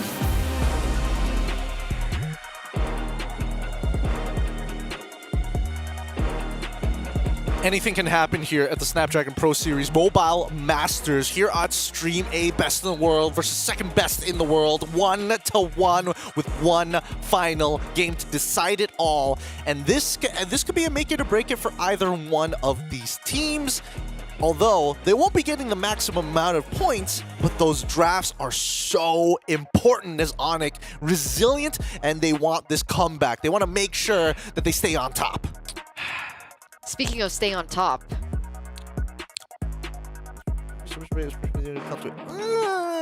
6 consecutive matches. That's what I'm telling you guys. I think you know the picture, you know the meme where the guy who plays video games like this and then he starts losing. He's like, all right. He sits back up, yeah. I feel like that's Onyx PH. I mean, I feel like Onyx PH has definitely been taking it easy for a couple of games at the very least, but now that it's crunch time, they got to really step up their game and make sure that they, are playing at their polished level. So everybody wants to see them at that polished level. It's hard to maintain. I don't blame them for taking that break and taking their time with it. But even so, TLID could make them run for their own, make them run a little bit for that money here, especially if we see that Suyo come out once more. And we'll see whether the clear gets let through. Let's roll the dice a little bit. because I think very similarly to TLID, I think one of their saving graces for Onyx PH is King Kong, right? I think I was talking to Leo a couple of days ago about Onyx PH's performance so far, and he has been saying that King Kong finally looking back to his winning form. It seems like he was the one on the team that was underperforming, so there were a lot of critiques onto King Kong, but seeing his performance earlier on, that GPM, that 4-level lead, 4K gold difference against Fabian, that jungle is going to be a huge priority and a huge highlight in this next draft. As we roll into this draft, Team Liquid ID on blue side once again, Onyx PH on the red side. Let's see how this is going to play out, because the Loyi and as well as the Phoveus have been banned out, followed up by the Joy. Onyx PH, let's see how they're going to play this out. Suyo going to be the priority. Such a good ban from Onyx PH there. There you go. That's the adaptation made by the red side team. You just... Dude, I think this is the right choice. Suyo... I don't know why Suyo... In every MPL, Suyo has been the most picked hero. And I think he has had 100%... No, not 100%, but a positive win rate in every single region. Just goes to show you how good of a hero Suyo is. It's banned out, finally, thank goodness. Yehezkiel picks up that juice in. Ooh, Hanzo and Kalea. Hanzo and Kalea. This is kind of interesting here because at least with Hanzo, yes, we did see in game number 1 that it just forces Jushin to use that all whenever necessary. It really pushes her out of position. Huh. Ling, Hilda. Okay. Okay. Now it makes sense though. There's no Suyo, there's no Joy. You're going to have to battle the assassins out, right? So now it makes sense. In the previous game, why don't you go for Joy? Now, sure. What else you want to go for? Hayabusa, right? Hayabusa Ling. Yeah. Okay. Sure. Okay. I'll take it with a pinch of salt for now because there's a couple of things that I'm worried about. Number one, do they have enough peel in the first place to deal with the Hanzo? We do see that the Hilda does get picked through. We'll see what position. It's most likely going to go for Aran, but we'll see in just a little bit as the Moskov gets banned out. Something of this thinking about as well for Aaron Shiki. Team Liquid ID could look to ban out mid laners at this point. Do they want to get rid of the Yve once more, or are they thinking something a little bit more bursty? Because they have to keep in mind that Ling has free access to backline. Which is why the Moscow ban, I think, is really valuable coming in from Onyx PH. But I don't know. I'm worried. Technically, Hylos is still available for TLID to pick up if it doesn't get banned out. The Glue does get banned out by TLID here, as well as the Khalid takeaway, because I was also wondering what Weedy would be playing. Is he forced on something like the Jawhead? Would it work in this composition right now? I think it's not the best choice now. You already have a Juicin, right? Going for the Jawhead Juicin and then the Ling. The Ling isn't really isn't an early game oppressor, but yeah, I don't think they go for the Jawhead here. I think more of like a Gatot Kacha could come in together with the Hilda, then you follow up. But even then, the Harith is already a good choice against the Gatot Kacha. It'll just probably be a way to peel off the Hanzo, right? If they do go for the Gato. The Hylos does get banned out by Liquid ID and on PH. You see here, I think a mage? What do they go for here? I don't think they want to go for Farsa. Maybe They just show the EXP, right? They should. They're going to take a. I'm going to take a wild guess that the Hilda's going to go on Aran, I suppose. Yeah, should be Aran. So I mean, it's pretty straightforward from that point onwards, unless they've already got a pick in mind for Kirk as well. Wait, no, tanks are going to struggle against the Jushin anyways. Tough call here, but it looks like they lock in the Sicilian early on. So technically, it's one of the safer picks. Obviously, there's still the Aurora and like the Valentina against something like the Ling, but the Sicilian does have ways to kind of outmaneuver those kinds of dives, especially with the Bat Feast. But now for TLID, still need a hero that can be placed onto Weedy to help bridge in everything else that's already been put onto the table, as well as a goal laner for Aaron Shiki against the Harith. Granger is their option, and the Cho. Okay. So technically with TLID, yes, if they want to burst down their target, sure, they're still going to have to play around their anchor anyways. But Onyx PH, the way that they're going to have to maneuver in these fights will be interesting. How are they going to decide where to pick and choose? Are they still looking for choke points, or is it just solely based on, hey, big ultimates are down, we have to look for this counter engage? Yeah. And again, for Liquid ID, I was thinking the Gatot Kacha because it's a good deny away from Onyx PH too. It's the same issue again for Liquid ID. They have too much dependence on physical damage. Granger and Ling.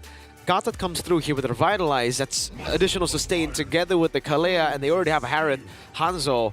It's basically game one, but Onyx PH need to wait a bit longer for their snowball, right? It's not as instant as, the Suyo. It's not as instant as the Yve Suyo, but still, it looks like the same draft, just with more steps for Onyx PH.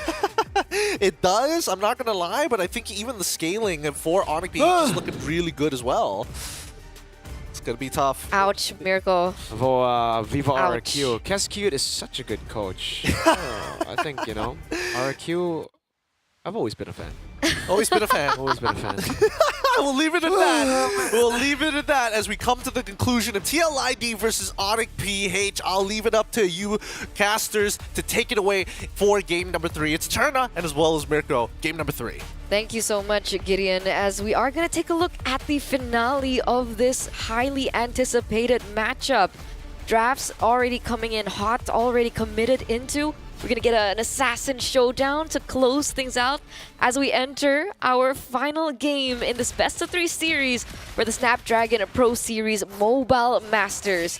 TLID versus Onyx from the Philippines. Zeta, ladies and gentlemen, into the land of down we go. Fabian back on the Ling. Type 1 in the chat if you guys think the Ling will work in game number 3. Type 2 if you think Onyx Peach are going to get it done again against the Ling. Brusco, man, that sustain is so deceiving. And you see it again. The deceptive healing sustain gets them first blood.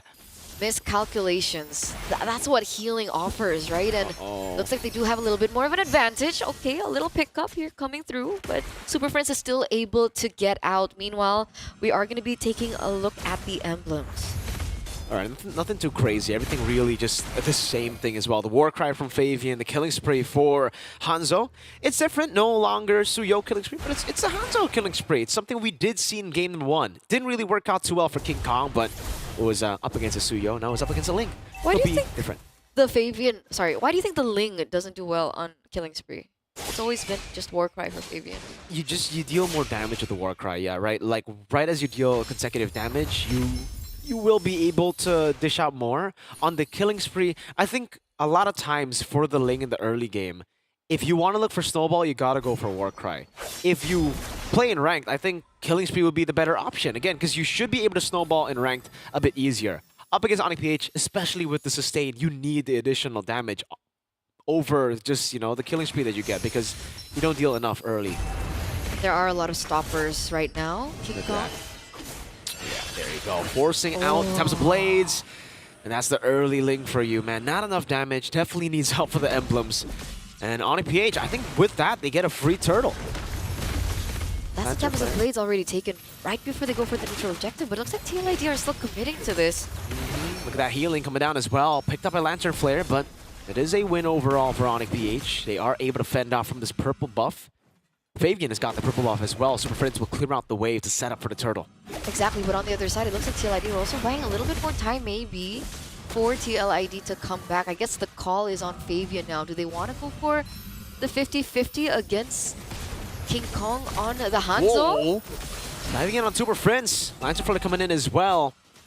Aran's doing a lot there, but will be chained. Sanguine Claws bringing him back again. It's going to be King Kong with Soul Snatch. Should be able to pick up the kill. Aran taking down the turtle. Not taken out just yet. AOG locks Fabian down for a bit. A stun and a Tsunami Slam. Forces out a Tempest of Blades. And now King Kong walks up again. Kirk, just so tanky. Brusco, wow. Following through on that Finch poise. He can jump on walls too. He's not letting go of the Ling whatsoever. And this should be a free turtle now for the hands of Onyx PH. Despite the setup coming in from TLID.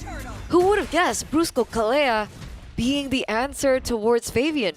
No fancy feat whatsoever here. Finch poise. There's another new ability that can get on walls too. Follow it through as well. This time with a slam and a puddle. 1,800 gold lead now for Onyx. They're building up the momentum that they already have built for themselves. You can see King Kong already a level ahead of Fabian right now, and they're looking for some more. Yeah, Friends with the flicker out there, trying to read out with his movement. Soul Snatch! Good way the Dragon defensively to keep King Kong at bay and to stay alive for Witty. But all these plays have been very reactive for Liquid ID. Yeah, unable to look for anything on the map, and this is the big question, right? What are you going to do with the Ling in the early portion of the game? Are you supposed to try and pressure Kelra in the gold lane? Look for a little bit more standing on for Aaron Shiki, who's currently struggling in the lane as well. He's getting zoned out as the Granger, and here comes finally the rotation. Up top, Witty walks in. Tsunami Slam from Brusco. Oh man, now it's an all-in from King Kong. He's gonna go for the Aaron Shiki play, but no. Turns back around, goes over to Witty. Soul Snatch to take him down. That's King Kong with a Corrosion Scythe early on. And Fabian can only just trade on the map. Well, that's the example of TLID being the proactive ones. The insta shutdown, the insta lockdown coming in from Onyx PH as if they were already aware of what TLID were planning in the first place. Yeah, for the fight, types of blades used up. Super Friends actually caught overextending there.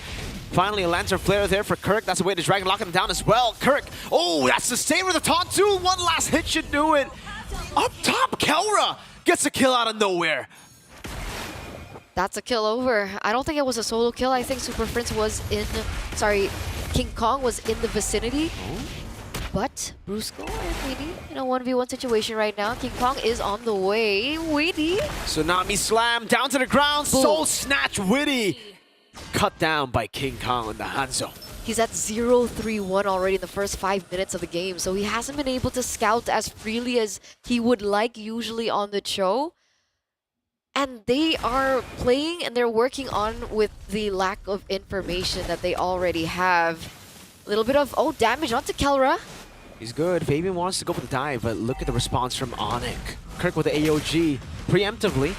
King Kong holding on to the turtle earlier. Gonna be a retry battle as Fabian walks up close as well. King Kong in the shadow form. Retry battle. Here it goes. It's King Kong who wins it. Witty with Wade Dragon over, but it's only onto the shadow right now as the sustain comes in. As Fabian jumps in. That's a shutdown for Yehezkiel. Kirk staying alive in the team fight now with Revitalize as well, but it gets picked up. Lancer Flare still able to survive. Kirk gets saved by Kelra. What? What is that sustain? What is that healing as well coming through from Onic PH? Again, miscalculations are happening all over the board for TLID, and it's not as clear-cut and simple in these team fights because of it. Sure, the trade does come in. Aran gets taken down, but King Kong as well. But for the most part, Onic PH are still holding onto the gold lead, but we do see a little save and grace coming in for TLID with the fact that they were able to trade in for a permanent structure in the top lane. Onic PH down to a 900 gold lead. It was looking really good for them in the start, but Liquid ID getting some solid shutdowns here. Great targeting from Witty to set up, facilitating that kill on King Kong. And a good eye too from Yehezkiel to just jump in with the Crimson Beacon. We're seeing Yehezkiel finally get online. Something we didn't get to see in Game 2, unfortunately, due to the Suyo. But now that the Suyo is out of play, yeah, he's online, man. 3-0. 3-0-0 KDA already with one item, an Elegant Gem to boot, so a little bit more for him to utilize in this early portion of the game, but it's not a crazy gold lead that we're seeing between these two teams. If we take a look at it earlier on, it's still very equal on the board. But the problem is, for Onic PH, they have the Sicilian, so TLID are working against the clock here. The longer this game goes, the more Onic PH has in terms of damage. And we've seen the tools are there for them to help Super Friends on the Sicilian as well. Look at this, Kirk. He's gonna be poked down by Aaron Shiki. Takes a good beating. Regens back up. Gold lead basically non-existent at this point. Both of the assassins fighting. And this time, Fabian actually getting the dub in the skirmish, forcing King Kong to rotate over to the team right now. Fabian continuing this push in the bottom lane. And King Kong will just have to go back to the orange buff. The Ling doing work in Game 3. That's a good thing about the Ling, right? Really good rotations, high mobility, especially with the purple buff, so you are always able to have a little bit more pressure onto the far lane, and that's exactly what they're utilizing to their advantage here for TLID, considering, again, no Moskov on the board, so that is something they have above Onic PH. That turret goes down, and now Onic PH have to do housekeeping. They send King Kong back down, should be able to come back into the fray real soon after he gets that purple buff. Ooh. Does Fabian have purple buff? No, not yet. He's gonna go for the orange buff, and he's actually gonna rotate down below without the purple buff. Huh. Wants to have it by the time the team goes in. Onic PH are hesitating to go for the Lord right now, and it's giving, again, Fabian time to set up for the wave in the bottom lane and to go over the purple buff. So no force error from Onic PH. It's actually a force error for TLID, but Yehezkiel does get poked down quite a bit. Wave slow pushing the bottom lane. That's the engage. Aran gets out of it. Brusco wasn't able to go for the Tsunami Slam. Now it's going to be Witty jumping in with a Jikundo. Kelra taken out by Aaron Shigi. Seventh of Blaze, Fabian diving in, getting them all over Aaron Shigi to clean them up. What? A 3-4-0 trade now, ladies and gentlemen, in favor of TLID, as they are going to be the ones to be able to pick up the Lord to boot. Everything went perfectly for TLID in that team fight. Fabian, again, when he gets the space, when he gets the momentum rolling, he's always able to make these groundbreaking plays. In addition to the damage coming through from Aaron Shiki as well. Now 3-1-0 in the 10th minute of the game. Uh-oh, King Kong. Ooh. So able to get the orange buff there. Gets the golden staff, third item. But Liquid ID have taken control of the game, and it's through the Aaron Shiki 3 stacks on Sky Piercer. Tsunami Slam. And the taunt coming down. Aran should be down. There you go. Finally, a successful Tsunami Slam into a pickoff. Which is great for Onyx BH, right? Because now TLID have to function this siege with one less member that they can utilize to their advantage. Sure, that that second tier turret in the top side does get taken down, but it's damage control for Onyx BH and not the best of scenarios for TLID. No, fortunately not. The Lord advantage, I think, will go towards Onyx PH with this one. They'll be able to take back a bit of what they lost, but TLID do have a bit more control on the map now, and that's going to be great.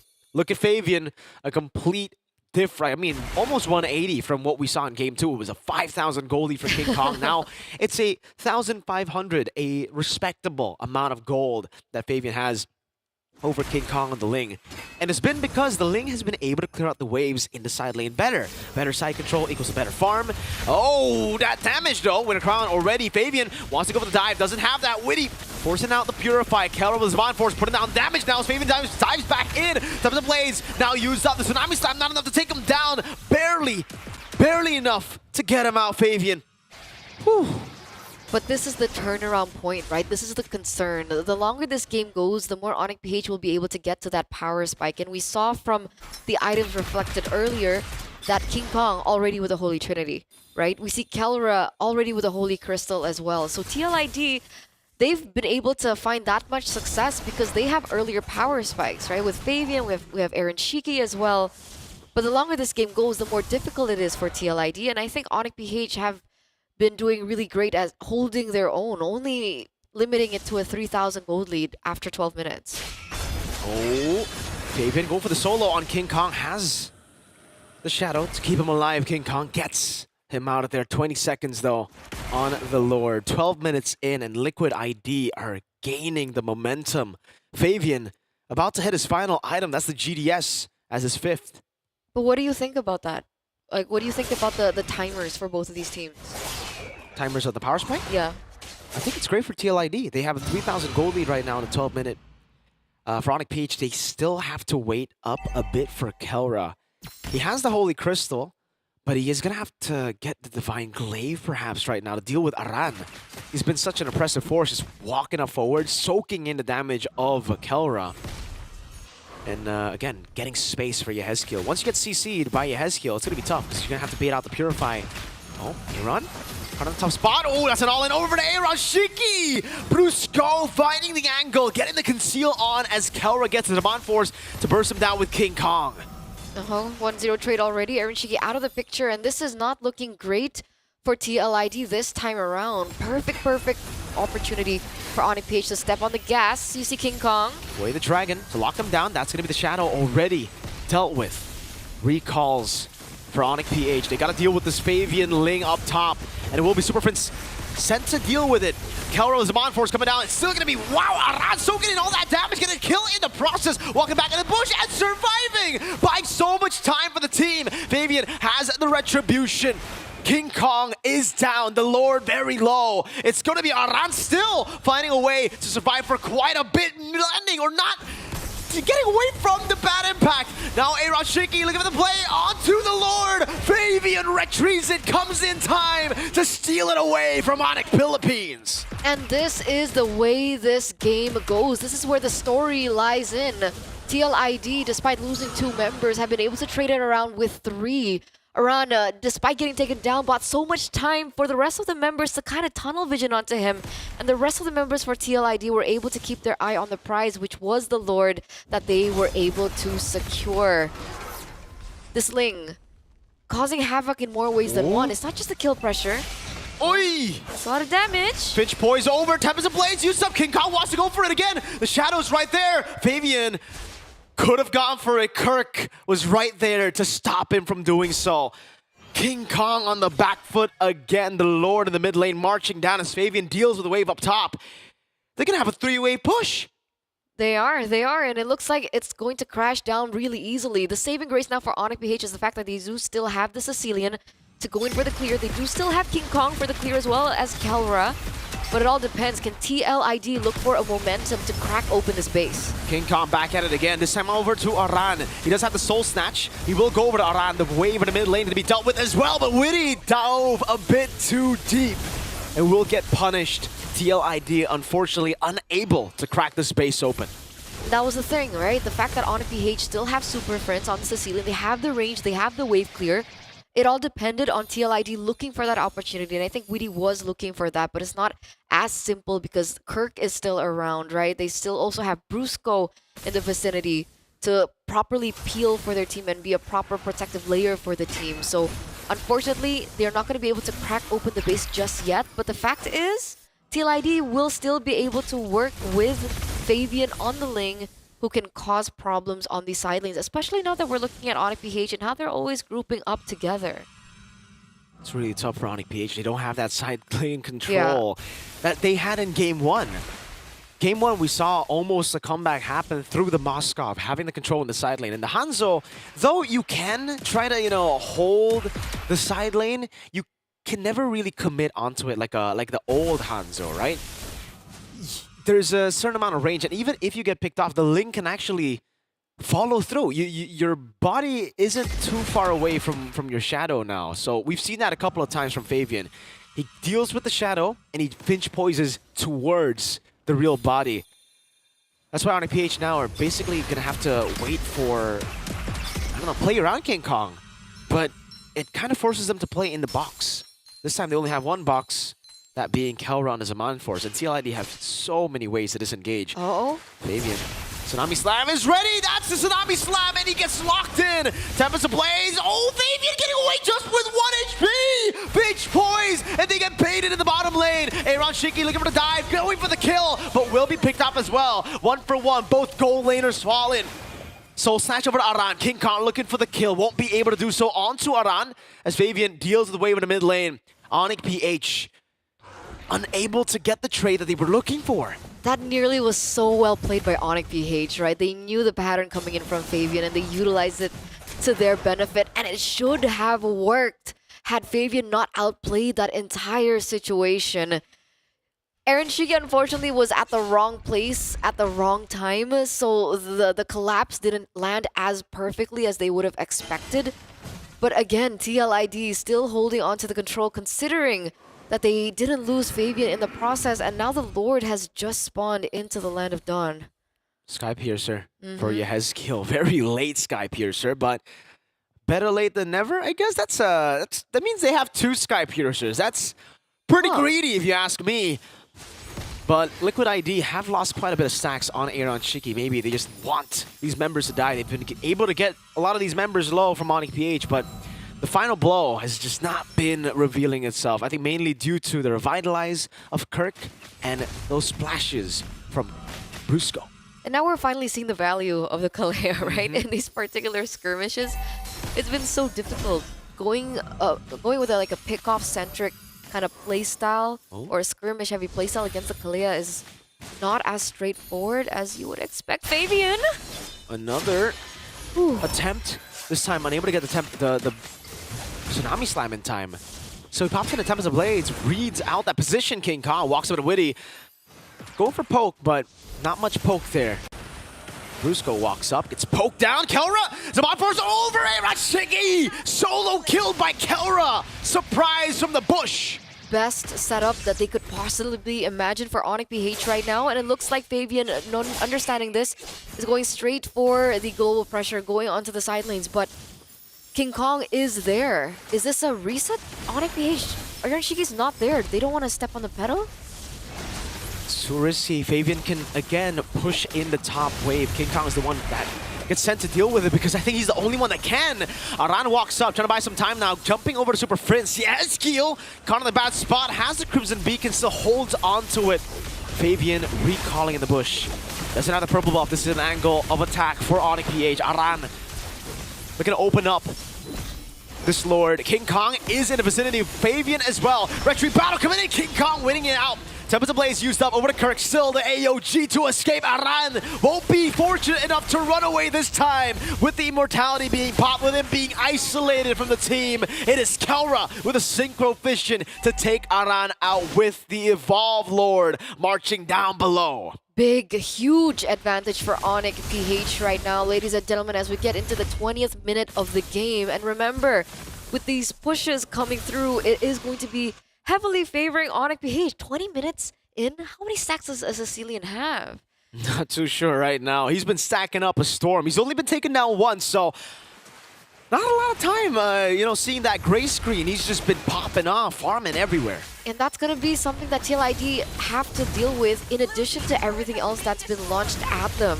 We see that the Lord is marching down into the bottom lane. Meanwhile, Fabian's still trying to push in that top inhibitor turret, but this is imminent.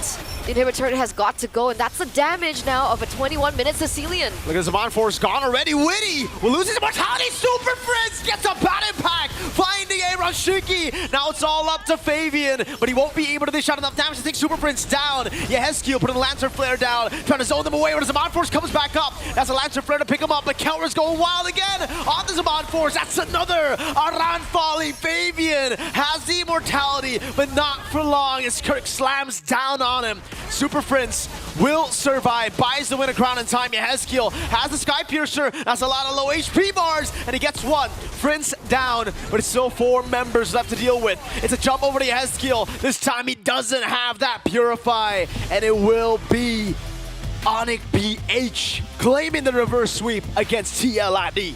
GG, well played. A tightrope of a game, but it's going to be Onyx PH who are able to walk away as victors in our 3rd series here on Stream A.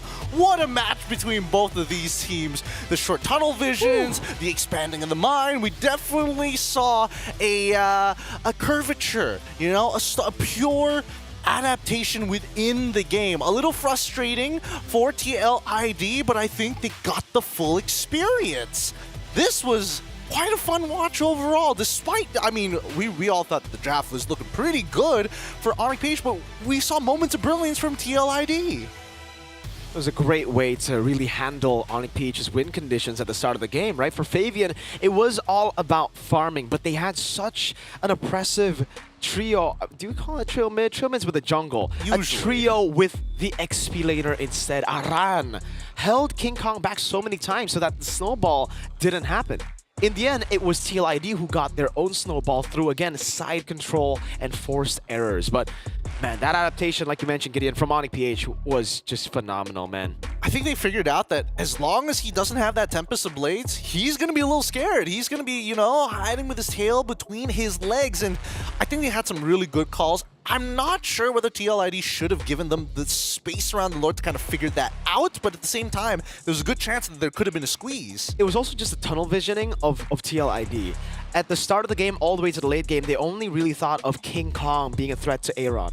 They forgot of Kelra. They forgot about Kelra being a threat in the late game. You saw just how Kelra was able to assassinate Aaron Shiki, I think, a couple of times there, and that was the reason Onyx PH got control over the neutral objective. With Aaron down, that's it. That's their main artillery. Remember, they only have the physical damage of Fabian and Aaron. Yehezkiel is more utility. It's very easy to itemize. Look at the items that we are seeing through, making sure that they have plenty of armor through, and it's like, okay, sure, do we really need it? I guess not. I think Brusco was the only one to have that bit of leeway with the fleeting time as well. I definitely thought that it was, again, really great matchup from both of these sides. We saw both teams actually tunnel visioning at a certain degree. OP kind of knocked themselves out of his, like, guys, we cannot be stacking that close together in some of these fights. We can't be giving them that much value.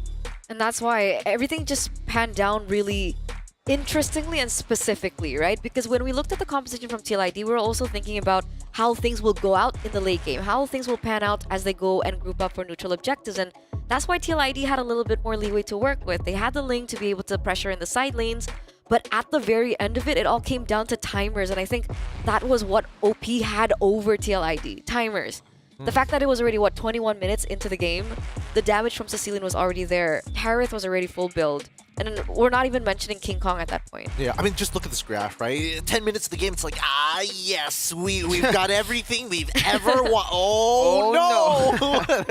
It turned around pretty quick when it comes down to both gold as well as the EXP. Honestly, this has been a great match to watch in particular. Maybe not so much game number 2. The second no, sorry, I was about to say series. Just second game here in this best of 3 series. But this third one really showed the full length and breadth of both of these teams. How creative some of these teams can get, but also how quickly can you knock out of that, tunneling mentality. The crash was crazy, dude.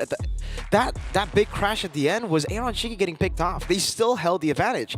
Actually, a lot of the times that, Onyx PH took control of the game back again, it was still TLID who held it. It was TLID who held it all the way through to the later stage of the game again, because there just wasn't any side control for Onyx PH. Yet they were able to find a way through the loophole of Liquid ID, completely forgetting Harith is an assassin once we get to a certain portion of the game. And rightly so, he's also our MVP. He got the right targets at the right time. It's a different take on the gold lane. Usually you just sit there, deal damage to the front. This guy was the real assassin this game. The gold lane god, Keldra himself from Onyx PH, scoring the MVP in this match. I think it was a total of, what, 3 separate occasions where he first solo killed him in lane, 2 times was able to assassinate him as he was on the retreat after a quote-unquote, oh no, we were just zoning alt, gotta stand backwards. Oh no. But it's just a matter of resources, and I think, Onyx just a little bit more aware in these types of situations. Well done to them. Hopefully we do get to see this matchup once again. Hopefully towards the playoffs, we'll see how this group stage actually goes. And so they've broken something, right? This time around in the group stages, TLID unable to beat Onyx. So still have not found another win against Onyx PH, maybe the true kryptonites of TLID. So Eterna, is this according to what you said? Is this dropping the ball in the group stage so that they can do better in the playoffs? Only time will tell. Because I think that's what Bigatron are doing. Look. Right, okay. Hey, boy, guys. If not now, then when? If not them, then who? Wow, I completely forgot about that. Thanks for the reminder, guys. Hey, no worries, no worries. We'll always remind you if you forget. Don't worry. We haven't even brought out the big guns just yet. Okay, that's just the tip of the iceberg, right? 2-1 score line so far, and I think, this SPS Mobile Masters is going to be very interesting. I've been looking at some of the other streams as well. A couple of upsets here, some pretty surprising plays coming on through. We'll talk about it once we have the graphics all ready, but in the meantime, OP still looking best in the world right now. I don't think they're going to be shaken as easily, especially when it comes down to full series. Taking the game off of them, definitely more possible in this current metagame, because I don't think we've cracked it just yet.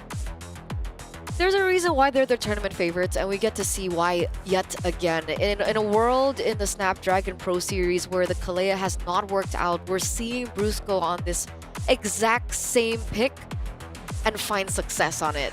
3 games in a row. Exactly. Exactly. I'm surprised he got away with it so many times. He got away with it. He has won, he has lost, he has lost, he has won, and then he won again, just to ensure that he is by far de facto best Kalea so far on Stream A. I gotta say though, props to Coach Waina. That Suyo ban, I think, set up for the game that we saw early, and picking the Hanzo, forcing the Ling out. It was good for a time, but again, just not giving out the Suyo to first pick. Gave the red side a win, finally. Yeah. Hopefully, I don't know whether it's going to change their mentality, but maybe we can ask the people who played it themselves about this Kalea and some of their drafts. We've got King Kong on the line from Onyx PH. King Kong, can you hear us over there on the other side? Hello. Hello, King Kong. Great to see you. Looking great. Back in the default skin. King Kong, I have to ask, how was the match against TLID? I know you guys were like, don't underestimate these guys, and they pushed you to a full best of 3. How is it, and how did it feel? The match was very, very fun. Good game, Fabian. I'm used to winning against you. He's ready to go. He's got his little guns. Pew, pew, pew. Speaking of the Fabian matchup against Fabian, it really seems like this meta is shaping up to be a whoever gets Suyo wins the game. Do you agree with that? Because we heard from Fabian that their adaptation against Bigatron was, we got to take the Suyo. And we saw it from you too. Game 3, banning out the Suyo. Game 2, winning with the Suyo. Is Suyo that broken in the current meta? I think it just depends on the Suyo user. So is your Suyo the most OP, Yeah. bro? Okay. Just yeah. So it depends. Yeah, it depends. If it's King Kong, auto ban. Okay. I have a question here, King Kong. In an era where everyone is currently doubting maybe your prowess, especially after your performance in your respective MPLPH, do you think you guys are back to your prime? Is this the strong Onyx PH that we're anticipating? Personally, for me, I think we're not back yet because I think we still lack a lot when it comes to the game, when it comes to decision makings. I think we just need to be a bit more faster and more connection. Wait, so what percentage of Onyx PH did we get to see earlier? Since it's Fabian, I think it's only 25%. Well done, King Kong. Well done. Always a character on the camera. Couple of questions here. I'm curious to know your opinion on Hanzo. I mean, it has got nerfed a little bit. We're still seeing it get picked up here at SPS. What are your thoughts? What are some of the win conditions you're looking for? And is it like the go-to pick now? Hanzo is very good, especially when it comes to the late game. He can kill very tanky heroes. He can target both tanky and squishy heroes. OP. I feel like Coach Winehouse is like, just tell him it's bad. Tell him it's really good. Tell him it's really good, guys. With that being said, King Kong, please, to all the international fans who are watching you from all across the world, whether from Southeast Asia and outside of Southeast Asia, please tell your message to them. What do you want to say? For all the fans around the world, thank you so much for all the support for Onyx Philippines. Please always support us and we'll always do our best. Thank you so much, King Kong. Give it up for King Kong. That is the jungler. Onyx PH. Give him that last fighting pose. Yeah, there we go. Sir. That's what we wanted to see, boy. Keep it up with the clips. Thank you so much. We appreciate you. You got a long day ahead of you. I'm sure you have more games to play. We'll see you then. Thank you, King Kong. You gotta salute the beast. Oh yeah, I forgot. Ooh yeah. Look, King Kong is doing a phenomenal job with OP, but the fact is, as Leo mentioned when we had the talk in the back, yeah, they're struggling to a certain degree, and I think even King Kong has confirmed that. It's like, yeah, we're definitely going through the phases, the growing pains, of course. Whether he's going to tell us exactly what that's going to be, he can point it in a direction. No way to confirm. Apparently that was 25%. 25? He only needed 25% to deal with TLID. I wonder if we caught him behind the scenes just going after that game. Nice! Deep sighs, deep breaths. Turns out it was 100. Oh, hey, please. We got plenty of Onyx fans in the house here. That being said, we're gonna go on a short break, and when we come back, it's gonna be the final series wrap-up day number 1. It's RRQ versus Team Falcons here at the Snapdragon Pro Series Mobile Masters. We'll be back right after the break.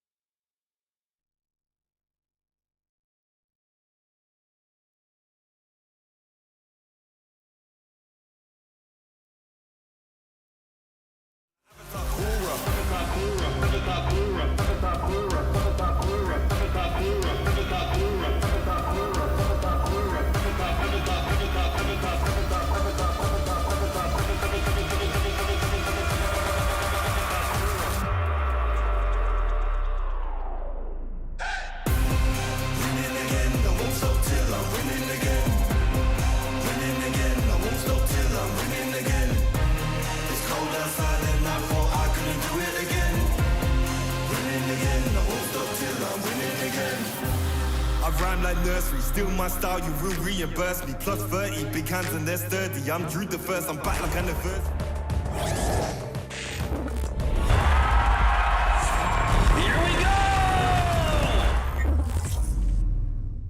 The Snapdragon Pro Series is brought to you by Snapdragon Elite Gaming and DHL.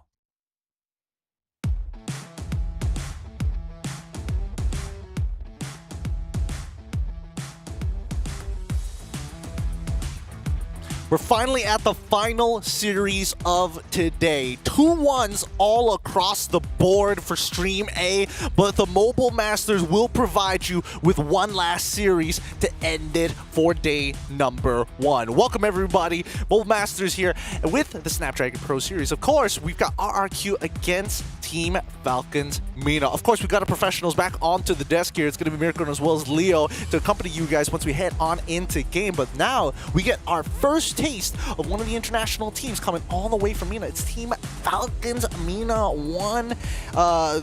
This would be their...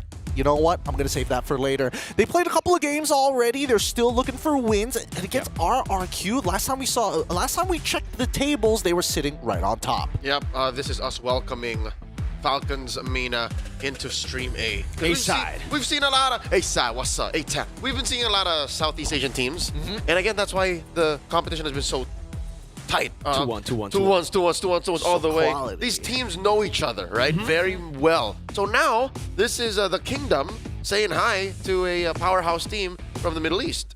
I am curious to see how Team Falcons is going to play this out because again, after acquiring quite the roster in PH, they still had the funds to get one more in Mina. Is just a never-ending supply, as they like to call it. But still, their opponents today, RRQ, the Kingdom, has had a legacy of winning international tournaments and then holding the crown for as long as possible with Dairen, Sutsujin, Rins, Idok, and as well as Toy. Miracle, introduce your team. How have they been doing so far in their own local leagues? Ooh, man, before week 3, they didn't drop a single game. They only then dropped 2 games, but they still are undefeated in matches. It's just ridiculous how crazy RRQ have looked now with Toy in the lineup. You know, again, I think we saw this in the previous SPS APAC with Toy in. It looked like they were still trying to synergize, and I thought it would take a bit longer. But no, it took real quick, man. It took no time. Kescute was able to make this team work, and again, it's through the drafts. Kescute and MM doing a phenomenal job to keep this team at a tip-top shape. Hopefully we get some more information with Dairen on the line with Rose and Kolios. How's he doing? He was told to pick Kalia XP, but why? Yeah, what's the power? Kekuatannya apa sih sampai Kalia tuh bisa jadi XP, Le? Sebenarnya kekuatannya di early tuh lumayan kuat lah di laning kan. Apalagi karena pasifnya yang buat batek sama nge-heal tuh banyak gitu, terus kayak nge-ganking, terus nge-pick off juga enak gitu. Jadinya Hero itu ada potensi lah di XP. Oh, okay. Kalia has big potential in the EXP lane, especially in the early phase where he wins by 1, I'm pretty sure, and even in the ganking later on. So it's pretty aggressive too, right? And they actually won that game, so I think we're going to be seeing more Kalia XP in the near future. Ya, catat ya penonton kalau mau coba pakai ya. Nah, iya Nile, kalian kan bakal ketemu sama Falcon Mena. Mereka ini turnamen internasional pertama mereka. Kira-kira gimana nih persiapan kalian untuk berhadapan sama mereka? Ya persiapan kita mungkin kita lebih waspada lah, karena kan kita jarang juga kan ketemu mereka di scrim maupun di turnamen lah. Pasti mereka bisa jadi nyiapin hero-hero aneh atau strat-strat aneh lah. Jadi kita tetap respect ya. I see. So since this is Falcons Menace with this lineup, first international tournament actually, they've come prepared because they are well aware that if teams are not really familiar with the international scene, cheesy picks and cheesy strats will come, so they still respect the opponents. Terakhir Le, ada pesan nggak buat mereka semua nih? Welcome to Jakarta. Welcome to Jakarta. Oke, makasih Le Diren, dan kita bakal kembalikan lagi ke panelis kita. Take it away. Thank you, Kolios, and as well as Rose. Welcome to Jakarta. I'm curious to see how that welcome is going to go. Yeah, dude. You better not batter them after saying welcome to Jakarta. Ooh-wee. For context on the first half of that interview, they were talking about, their first ever EXP Kalia. And this has been something that I've been debating for quite a while because, yes, it has that hard sustain when it comes with her passive, but also great ganking capability as we heard into the interview. Do you guys agree with this? I have a feeling that Kalia is just going through her growing pains. Remember when we saw XP Kaja or XP Joy? XP Suyo. I don't know what you're talking about. Yeah. That sounds dirty. But yeah, so I think now in the early days of this hero, the newest hero in MLBB, she's just going to be tried elsewhere. Obviously, they experienced a lot of success with XP Kalia, but I still think she deserves to be in the Rome. Yeah, I agree. Yeah, I think it fits better as Rome, but again, it could be another flex situation like we see from the Ganta, the high-lows as well. Having that sustain is really good because, again, for the XP, a lot of times it's just a non-lane. You're just there farming out and then rotating over, so it technically fits. Because at this point, the meta is looking like XP is the secondary role. Yay, woo, so much fun. Not as fun as the gold lane because we gotta look at Toy because he's looking to fill up some really big shoes. We talked about this in that Challenge Finals APAC Season 6. Again, he's in the legacy of both Sin and as well as Skylar, both of which brand names of the kingdom itself are RQ. And I think, Toy, do you think that he has got higher potential than these two currently in the current metagame as well? Higher potential than Sin, I think definitely. Higher potential than Skylar individually. I gotta hold on to that for a bit, right? Because for Toy, he has been performing really, really well at the start of his career. That's better than Skylar's start. But usually when you start off shaky, you do better later on. Like something just, you go through the hard periods of life first. Okay, that's fair. You agree? That's fair. We might We'll get back into this topic in just a little bit because we have to introduce to you for the very first international tournament here. It's Team Falcons Mina with Orange Bob, Limi, Sensei, Boro, and Koba to fulfill the lineup. A very international roster here. Yeah, this is not the Falcons Mina we are used to. This is a one-time MPL MENA champion franchise. This was Season 5, the season also known as the Golden Season for that region. None of these dudes were there. It was a totally different face for Falcons MENA, but what that means is it's a new hope. It's a fresh take on Falcons MENA. So who knows what we can expect. Let's hear the opinions of Koba here as we have him on the line with both Rose and Kolios to see what he thinks about his team. He says hello back. Wow. Dah, gini. So, is there any Indonesian food that you've tried before? انت جربت اي اكل اندونيسي عموما قبل كده؟ لغاية الحين لا. Until now, no. Oke, sampai saat ini mungkin belum ada makanan Indonesia yang udah dicobain. So, because this is your first time to going on the international tournaments, right? How do you feel when you are know that you are gonna facing against RRQ, the kings of Indonesia? بما ان هي اول مره بالنسبه لك ان انت تلعب في بطوله عالميه هنا، انت هتقابل فريق RRQ هوشي الملقبين بكينج اوف كينجز او ملك الملوك، فبالنسبه لك انت ايه احساسك في ماتش زي ده؟ بصراحة احنا جايين عشان ناخد خبرة كبداية سنس انها أول مرة لينا كمستوى في المينا وكفريق جديد يعتبر، فإن شاء الله يكون ماتش كويس بالنسبة لنا وناخد منه خبرة كتير ونوديها للمينا إن شاء الله. Okay, so he's saying this match for us and this tournament generally is for them to gain more experience and pass it back to MENA and get it back to MENA, and also he wishes that this tournament is theirs. Jadi memang ketika Kolius tanya kan, ini pertama kalinya turnamen internasional mereka dan mereka bakal berhadapan dengan tim RRQ. Gimana nih perasaan mereka saat mereka akan tahu mereka akan bertemu dengan RRQ? Dan dia bilang karena ini adalah pengamalan mereka, so mereka bakal mencoba untuk mencari experience dan membawa experience juga buat teman-temannya yang ada di MENA nantinya dan semoga bakal buat mereka lebih improve lagi. And last question, do you have any message that you want to say to Team RRQ? آخر سؤال بالنسبة لك، هل تحب توجه رسالة لفريق RRQ؟ أتمنى إنهم يلعبوا بأحسن مستوى عشان إحنا بصراحة عايزين نتعلم منهم ونتعلم من خبراتهم وفي نفس الوقت نقدم مستوى حلو ضدهم، فإن شاء الله يكون في منافسة قوية بينهم. Okay, he wants you guys to play with your best performance because this is the way they want to win or this is the way they want to gain experience against you. Wow, jadi Kolius tanya ada pesan gak nih buat tim RRQ dan dia bilang bermain aja yang terbaik karena pastinya juga tim RRQ ingin memenangkan match dan mereka juga ingin mendapatkan pengalaman yang terbaik. So that's all I think. Thank you, Koba, for the interview. Definitely. Let's throw back to the panelists. Thanks, Yasu. Thank you, Koleos, as well as Koba. You heard it himself. He wants the Jakartan introduction, the Welcome to Indonesia special. RRQ is going to be giving it to them, and I don't know about you boys, but this first encounter is going to be interesting. Yeah, Koba has what they say in Arabic, kabir dreams. You have big dreams. He wants to beat RRQ. He wants to take the tournament and then use that experience to help out the region. That's a glorious ambition, man. Like, I mean, you know, in movies, he starts off with like a dream sequence. That's his ambition right there. Yeah. He's set it in motion. Now it's time to move. It's time to manifest. It's time to attack.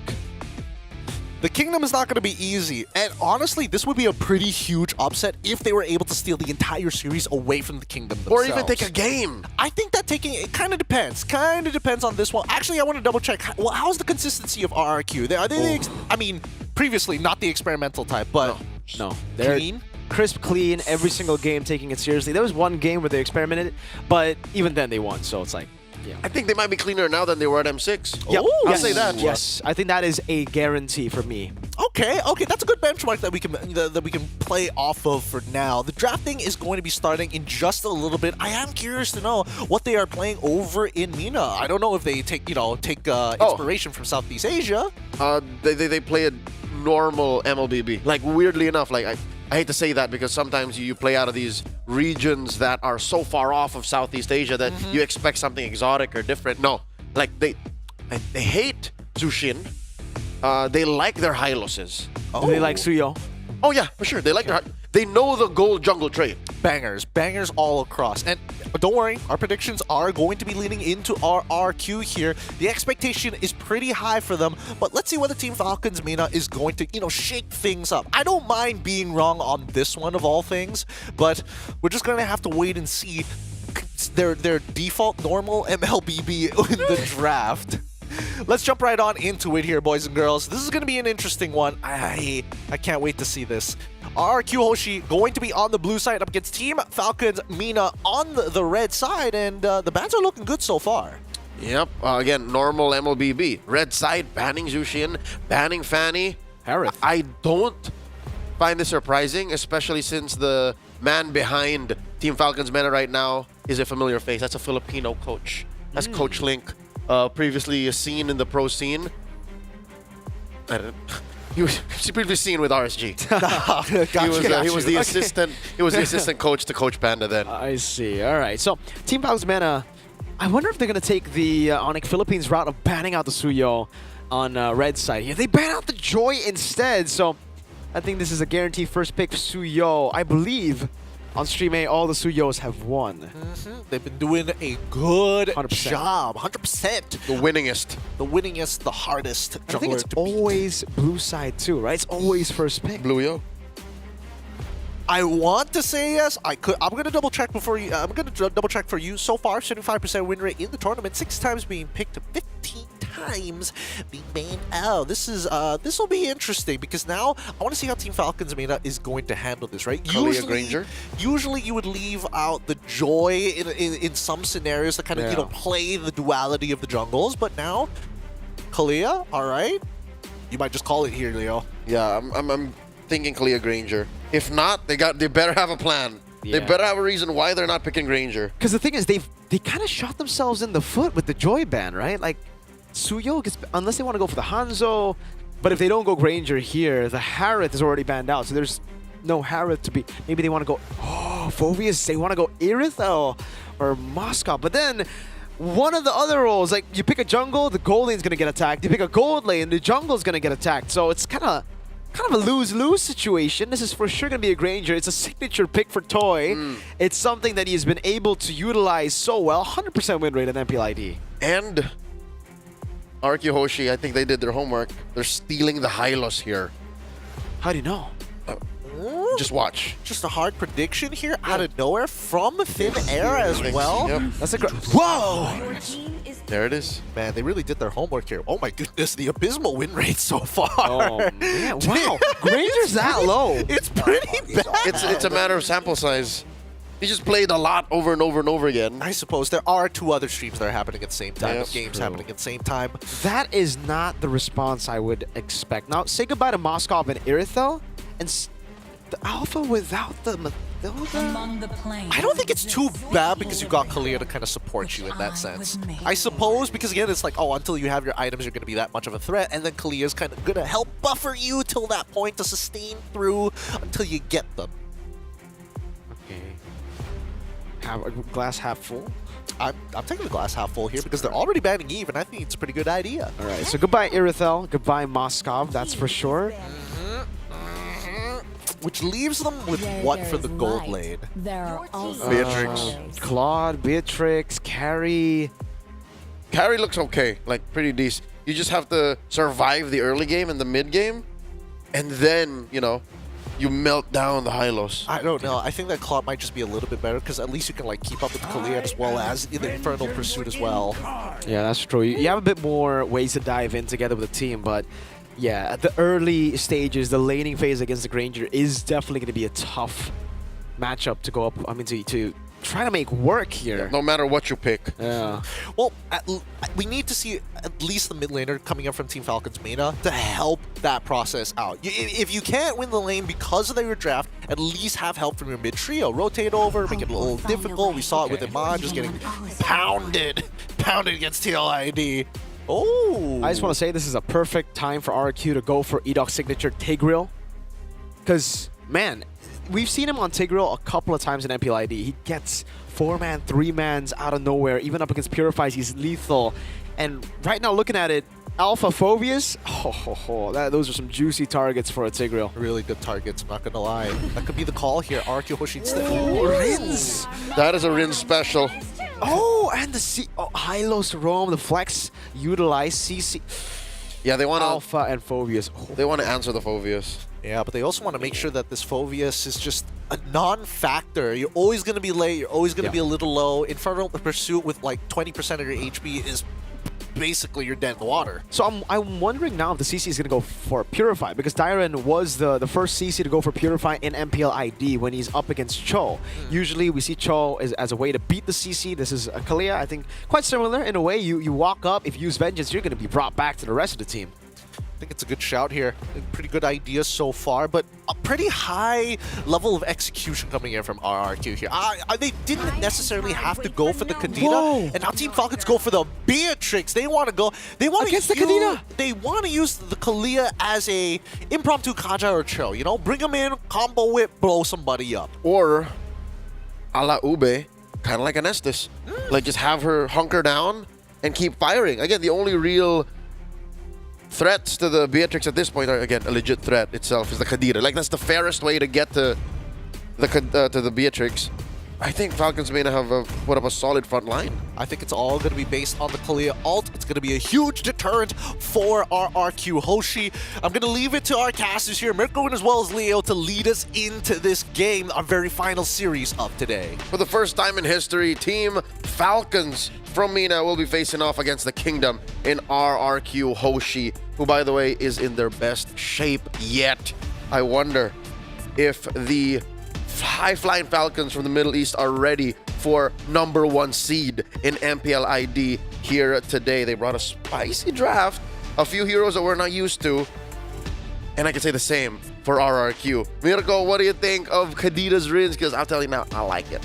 It was the only game that they got against SRG. It was Rins on the Kadita at the M6 World Championship, and I agree. Anything on Rins that wants to go in is a good pick. You put him on a Yi Farsa, maybe not so good because that's not his playstyle, but Kadita, Juicin, that screams Rins. Faramee? Faramee? Oh, he's that kind of... close range specialist. Very rare in the current metagame. Here we go, game #1 in a best of 3. Looking at the rotation so far, of course, our player emblems. No, that's pretty unnatural. Plus firmness on Toy. It's a tanky Granger. Wow. Huh. really respecting the damage potential.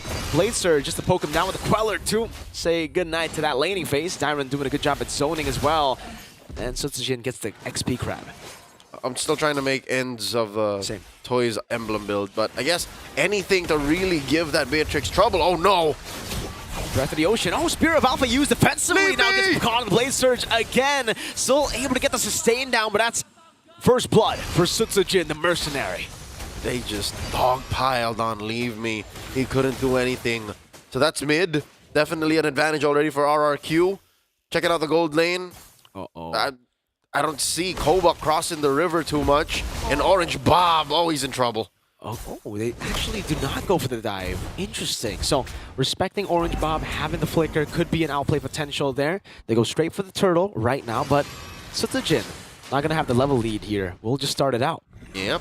Leave Me still going for the purple here. We'll have time to contest. Secures it, and Rin's just putting up a wall using his body. Spirit of Alpha used defensively again. Tyron shoves him back. Free turtle, no retribution used. Orange Bob trying to go and open up a bit there. As you can see, Boro jumping back. Haruki Hoshi, despite just the first blood kill and the rotations that they're doing on the map, nothing spectacular, nothing too crazy, nothing out of the ordinary, are dripping with aura right now. I feel like Team Falcons Mena, they're farming. Or yeah, are intimidated by that. Something tells me, because you saw that defensive Spear of Alpha, right? Twice. That just spells out, oh, I don't want to fight. He wants to leave it. If you leave it, then when do you fight? That's true. On the Alpha, you would expect the early, with a Vexana, Alpha, Kalea, Phobius, right? This would be the timer to usually go in. Hey, you're talking about that common MLBB. I think right now they're playing it a bit too safe, Leo. Yep. That, the lack of experience on the international stage for this roster. It's too conservative. Way too. Oh, that gets Tyron. He will be able to pop the Vengeance, and that's a Tsunami Slam to bring him back. Finally, there we go. That's the proactivity. Yep. Mirko, they were just waiting. Patient. I think they heard us and took it as a challenge. Up top, the 1v1 kill. That's Toy. a solo. On Koba. Toy. Doing a good job up top, getting that kill, leveling things on the board at least, so not too much of a punish. And look at Rins. I'll tell you now, that wasn't leveling, bro. That's a better trade. That was a solo level. 4 dudes. Oh, 4 dudes were sent to take down 1. Literally, Toy just did his job. Solo. Leveled. Songjin. Wow. Hey, man. 1300 up. Oh, Rins hunting down Koba. That was an interesting one. Koba with the Nibiru's Passion. Great knockup from Boro with a punish. Toy up top. First item Skypier? No. That's just how fast he got it. He got the entire turret gold, plus a whole wave, plus a kill. That's an early Skypiercer. All right, second turtle up. Let's see if Toy can make the most of this early advancement.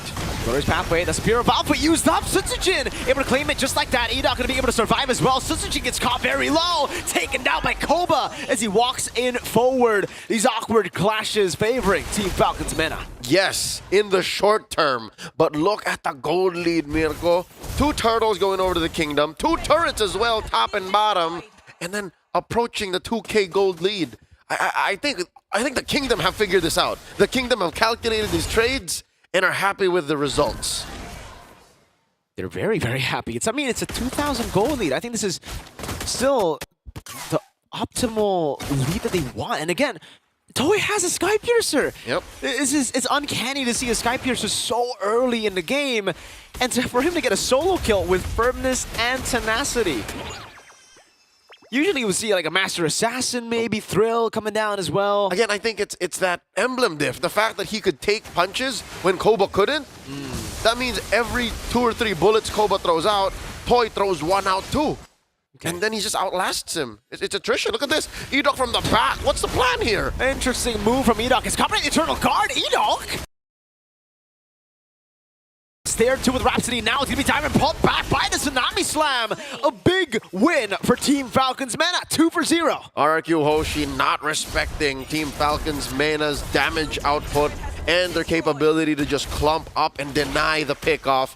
Again, the question stands. I'm still going to ask it out loud, what was Edoc's plan? Why was he taking that angle so far in without his teammates nearby? It was a lone stallion. It was a little awkward.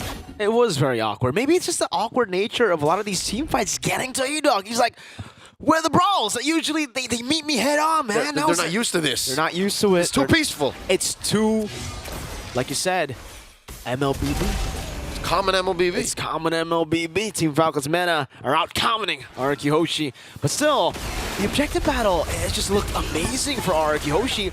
Perfect turtle claiming it again. Glorious Path going to be used up. Now the plate surge as well. Orange Bob going to be taken down. Leave me. Araki will leave him. Because he left them.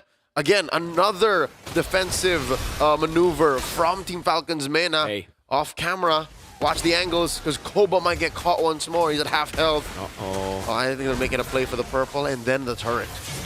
Okay, Sisajin comfortably taking away the purple buff. Oh, wow.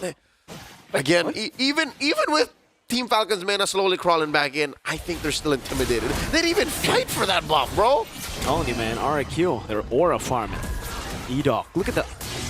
They're going to try to go for the steal. I think Toy got that, and leave me a bit late to the retreat. Got the small green camp, and you know, you did say they were going to play Ube, but I feel like it's a bit too early to go for the full stack in mid when, again, the side control is just so good for RQ. Yep. I think that might... A free tier 2. Yep.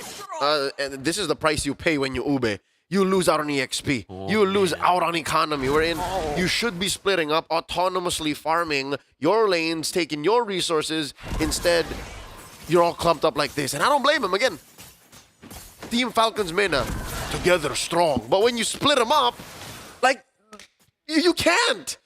Because that's where Rins is happy. That's where Toy is happy. That's where Suchis is going to get you. Koba up top.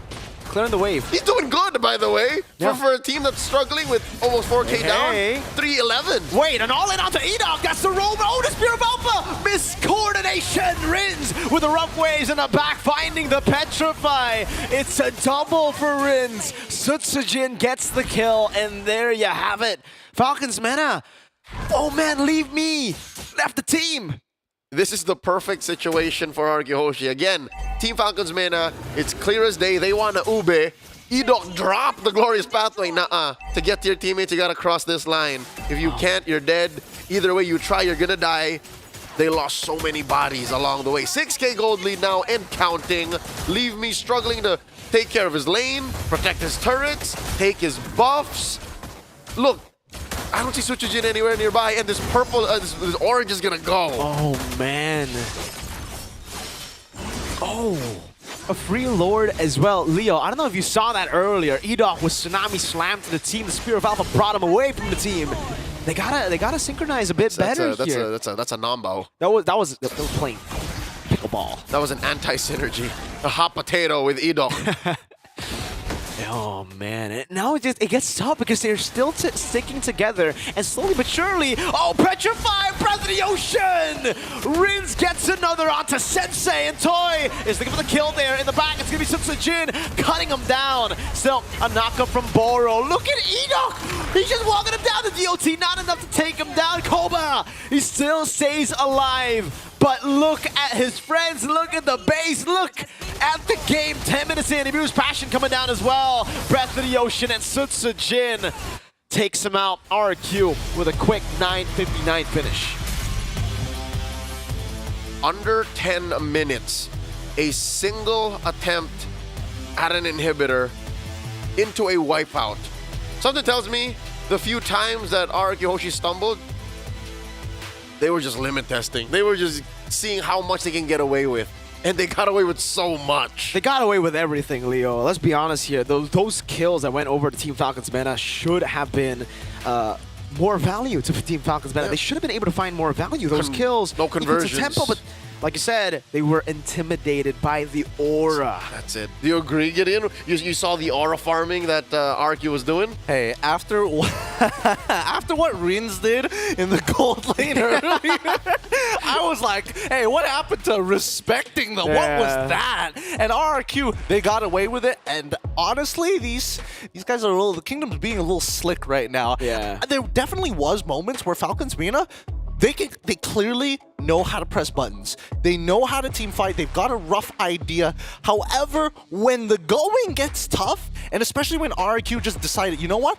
We're not gonna keep respecting them. We're gonna double down. We're gonna multiply the pressure to see where is the breaking point, and they found it rather quick. Did you see Edok just walk down the face turret? He didn't even pop Glorious Pathway. Mans was just walking. So disrespectful, dude. Man. And he got away with it too. He didn't die. He didn't die. Actually, it was Koba who almost died to the DOT. About an inch away from his fountain. Oh man. Look, it's clear that Falcons are a little rough around the edges, but they've got a couple of good fundamentals. They've got a couple of good ideas.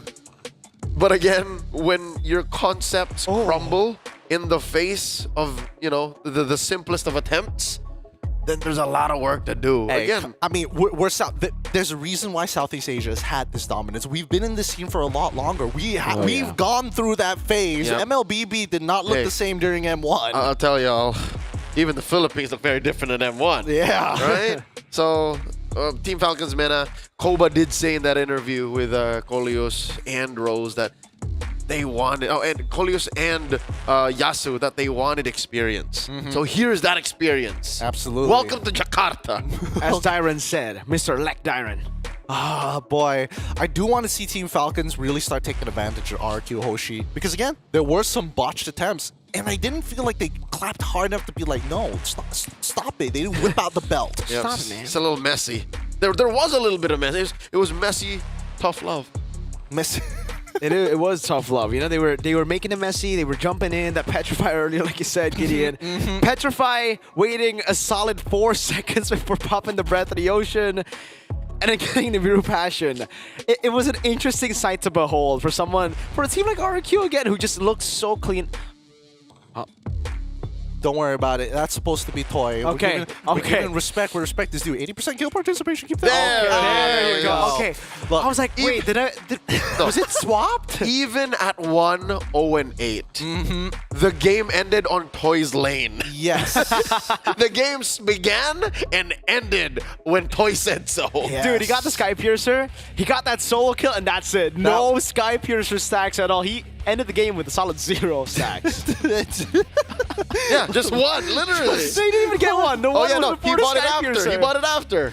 Oh, bro. Look, it's clear that there is a lot of inexperience coming in with Team Falcons Mena. At the very least, you could see that they don't know how to judge certain situations. They don't see the scale. Yeah, I think it's just a matter of reps. It is. And am I not mistaken? Like, don't Sky Piercer start with some stack? Like, no, I don't think so. You start with 0. It starts with 0. All right, You get a kill, and that's 10. So it's at 0 then. It's all at right. 0. Just pain. No, I mean, 8 assists. You're just trying to go from great to best. All right, like this was. And then maybe you'll be greater than ever. Good to great. Yeah. RRQ was this close to being greater than ever. They didn't even get the. They just got to the top. They really did. I don't know. I honestly watching this game in the back, and I was like, okay. There was definitely a moment when I looked at it, I was like, they don't need to take this fight. And also, they don't necessarily want to take this fight. I looked back, went to the bathroom, came out, oh boy! It's going to be an endgame angle here. The decision-making isn't going to be as clean, but that's why Koba is saying, hey, we're going back. We need this experience. It's super important to them. And so far, this is the quickest victory we have seen from RRQ Hoshi in the entirety of the SBS, amongst all 3 streams. Yeah, see, this is why Stream A is the most must-watch stream in all of Mobile Masters. You see, like, the longest games, you see the longest series. And the shortest ones. Yeah, and the shortest ones. Like, the most, like... sweet and sour. Polarizing. You know, fun fact, RQ are also the holders of the record of fastest game in MPL ID, and it's faster than this match. It was 9:40-ish. What? Who are they up against? Oh my lord, it was up against TLID. Oh, wow. Hey, no. Falcons, PH, and Onyx ID have experienced, their equal share of fast game losses, so... Hey, it happens. It happens to even the best of us. But at the end of the day, I do think that think there's got to be some adaptations here. A couple of things need to be changed. We'll discuss it behind the scenes while you guys are going to go on a short break. And when we come back, that's where all the action is going to happen here at the Mobile Masters. We'll see you right after the short break.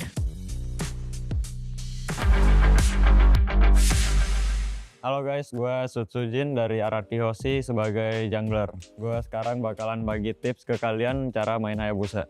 Oke guys, sekarang kalian bisa nentuin startnya dari mana itu lihat turtle-nya guys. Kalau turtle-nya di atas, biasanya gue start atas biar nanti bisa turtle-nya gampang.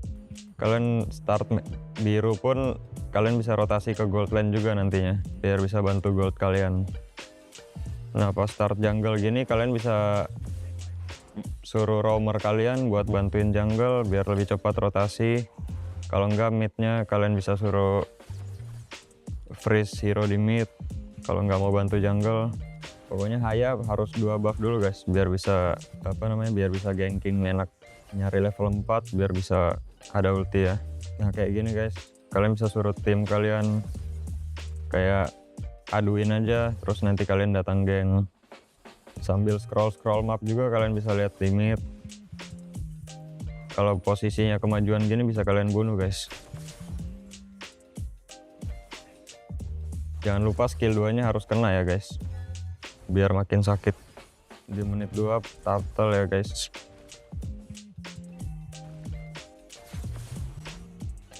Kayak gini musuhnya out of posisi, bunuh lagi.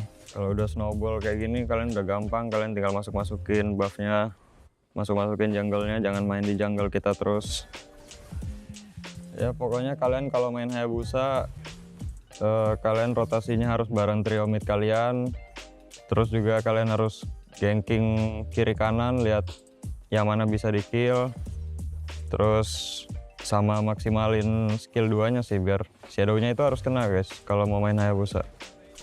Soalnya stack pasifnya tuh penting banget biar bisa ultinya tambah sakit. Udah sih gitu doang guys. Oke guys, itu dia tip dari gua untuk main Hayabusa.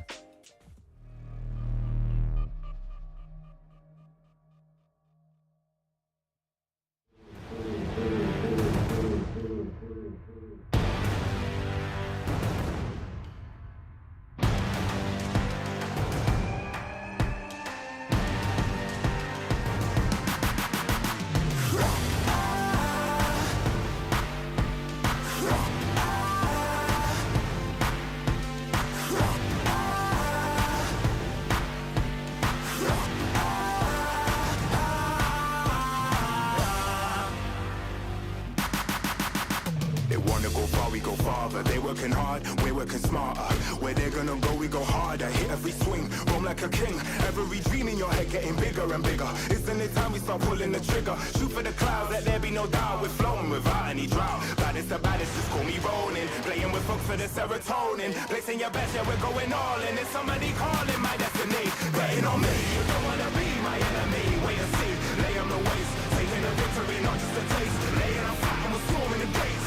You don't wanna be my enemy. Wait and see, lay on the waist. Taking a victory, not just a taste. Laying on fire, we're storming the gates. Laying on fire, we're storming the gates.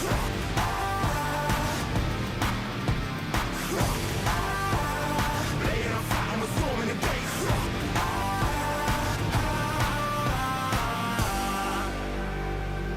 Right from the heart of me, never apart from me.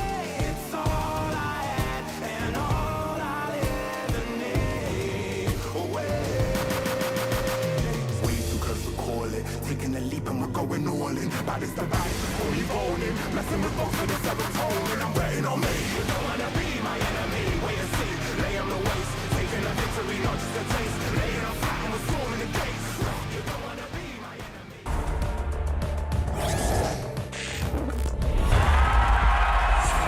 Here we go!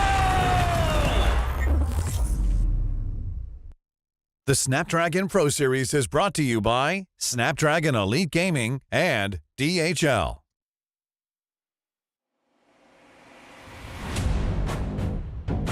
It's already nighttime here in Jakarta. The sky is dim and dark with the lights showing you what is to come. This is the Snapdragon Pro Series Mobile Masters. Welcome back, everybody. We're here with our final series of the day, RRQ versus Team Falcons Mina. And so far, the Kingdom is given the Jakartan welcome we were all looking for with the fastest game we've seen so far in all three of the streams, making the A side the best side. Go and make sure to leave a comment down on the A side of every other stream you see.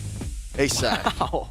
77% win rate? Dear Lord. And it's like pick every match or banned. 14 and 18. So 100% contest rate, 77% win rate. The numbers don't lie. If you can pick Suyo first in blue, do so, or else just ban it. You're trolling if you're not. Oh man. Honestly, it leaves Suyo with a really bad look. It's getting to the M6 Bruno level of please get rid of it, dear God. Without the Granger to answer for it, or the Layla in Kelra's hands. Like there's no equivalent. There really is. How do you stop a Suyo? Pray Ban to it. whatever deity you believe in. Yeah, that too. And ban it. I mean, banning it is the simplest answer. But God, this is going to be a rough one because now we do see that a couple of adaptations have been made here. It looks like Team Falcons Mina going to expedite the banning process with the Loi Yi and also getting rid of the Badang alongside it. With RRQ Hoshi now getting rid of the Jushin, I'm curious to see whether they're going to let Team Falcons Mina play Kalia one more time. I think they can do it again, right? I mean, again, the Harith is also wow. They decided to ban it. But mind you, Harith, Granger, Mathilda are open. Yeah, knowing the Alpha was picked up earlier, I think the Mathilda should make its way as first pick. There you go. But here's the thing. Is Mathilda Alpha really better than, like, Joy Granger? Would you say that that's a fair trade? Because right now, Alpha feels like he belongs in, like, the B tier. Well, it really depends. Hey, sometimes it's not just the plane, it's the pilot. It's so important that the pilot is able to, really max out the capabilities of their vehicle mode of transport. Oh boy. Now, RRQ, man, I really don't want to spoil this, but we'll see the next two picks coming in real soon here. And I think that RRQ, with how much they got away with game number one, game number two, it's kind of up to them. Dude, RRQ Sutsujin just did a tutorial earlier on a specific hero. It's this one. And we're going to see it. We're going to see it on his hands here. A Hayabusa, not a Joy, together with a Harith. La Mercenaria. La Mercenaria. Team Falcons Mina, what's the answer to this right now? I mean, just commit to it. If you're going to do the Alpha Mathilda thing, if you really believe in it, Coach Link, by all means. Boom, there you go. It's a free world. Handsome. Not a Granger, but an Aerith though. Why? They're overthinking it. You guys can't see it right now. Leo's upset. He's crossing his arms right now. He's angry. My gears are grinded. Like my gears were grinded when I saw a Joy ban and then an Alpha pick. Hey, not everybody Southeast Asian level. I'm just putting that out there. I'm not saying they have to do these things, but if you overcomplicate and you discombobulate, then you end up flummoxing the gear capacitation, That's it, Sherlock Holmes. Dude, I love Tom Cruise. just the best. Cecilia going to be the final lock-in here for RRQ Hoshi as we move on to the second phase of the band. So here, they respect Tangerine Robert enough to ban his Phoveus. He was one of the closest threats earlier. Tangerine Robert 50. Woo! We have fun here.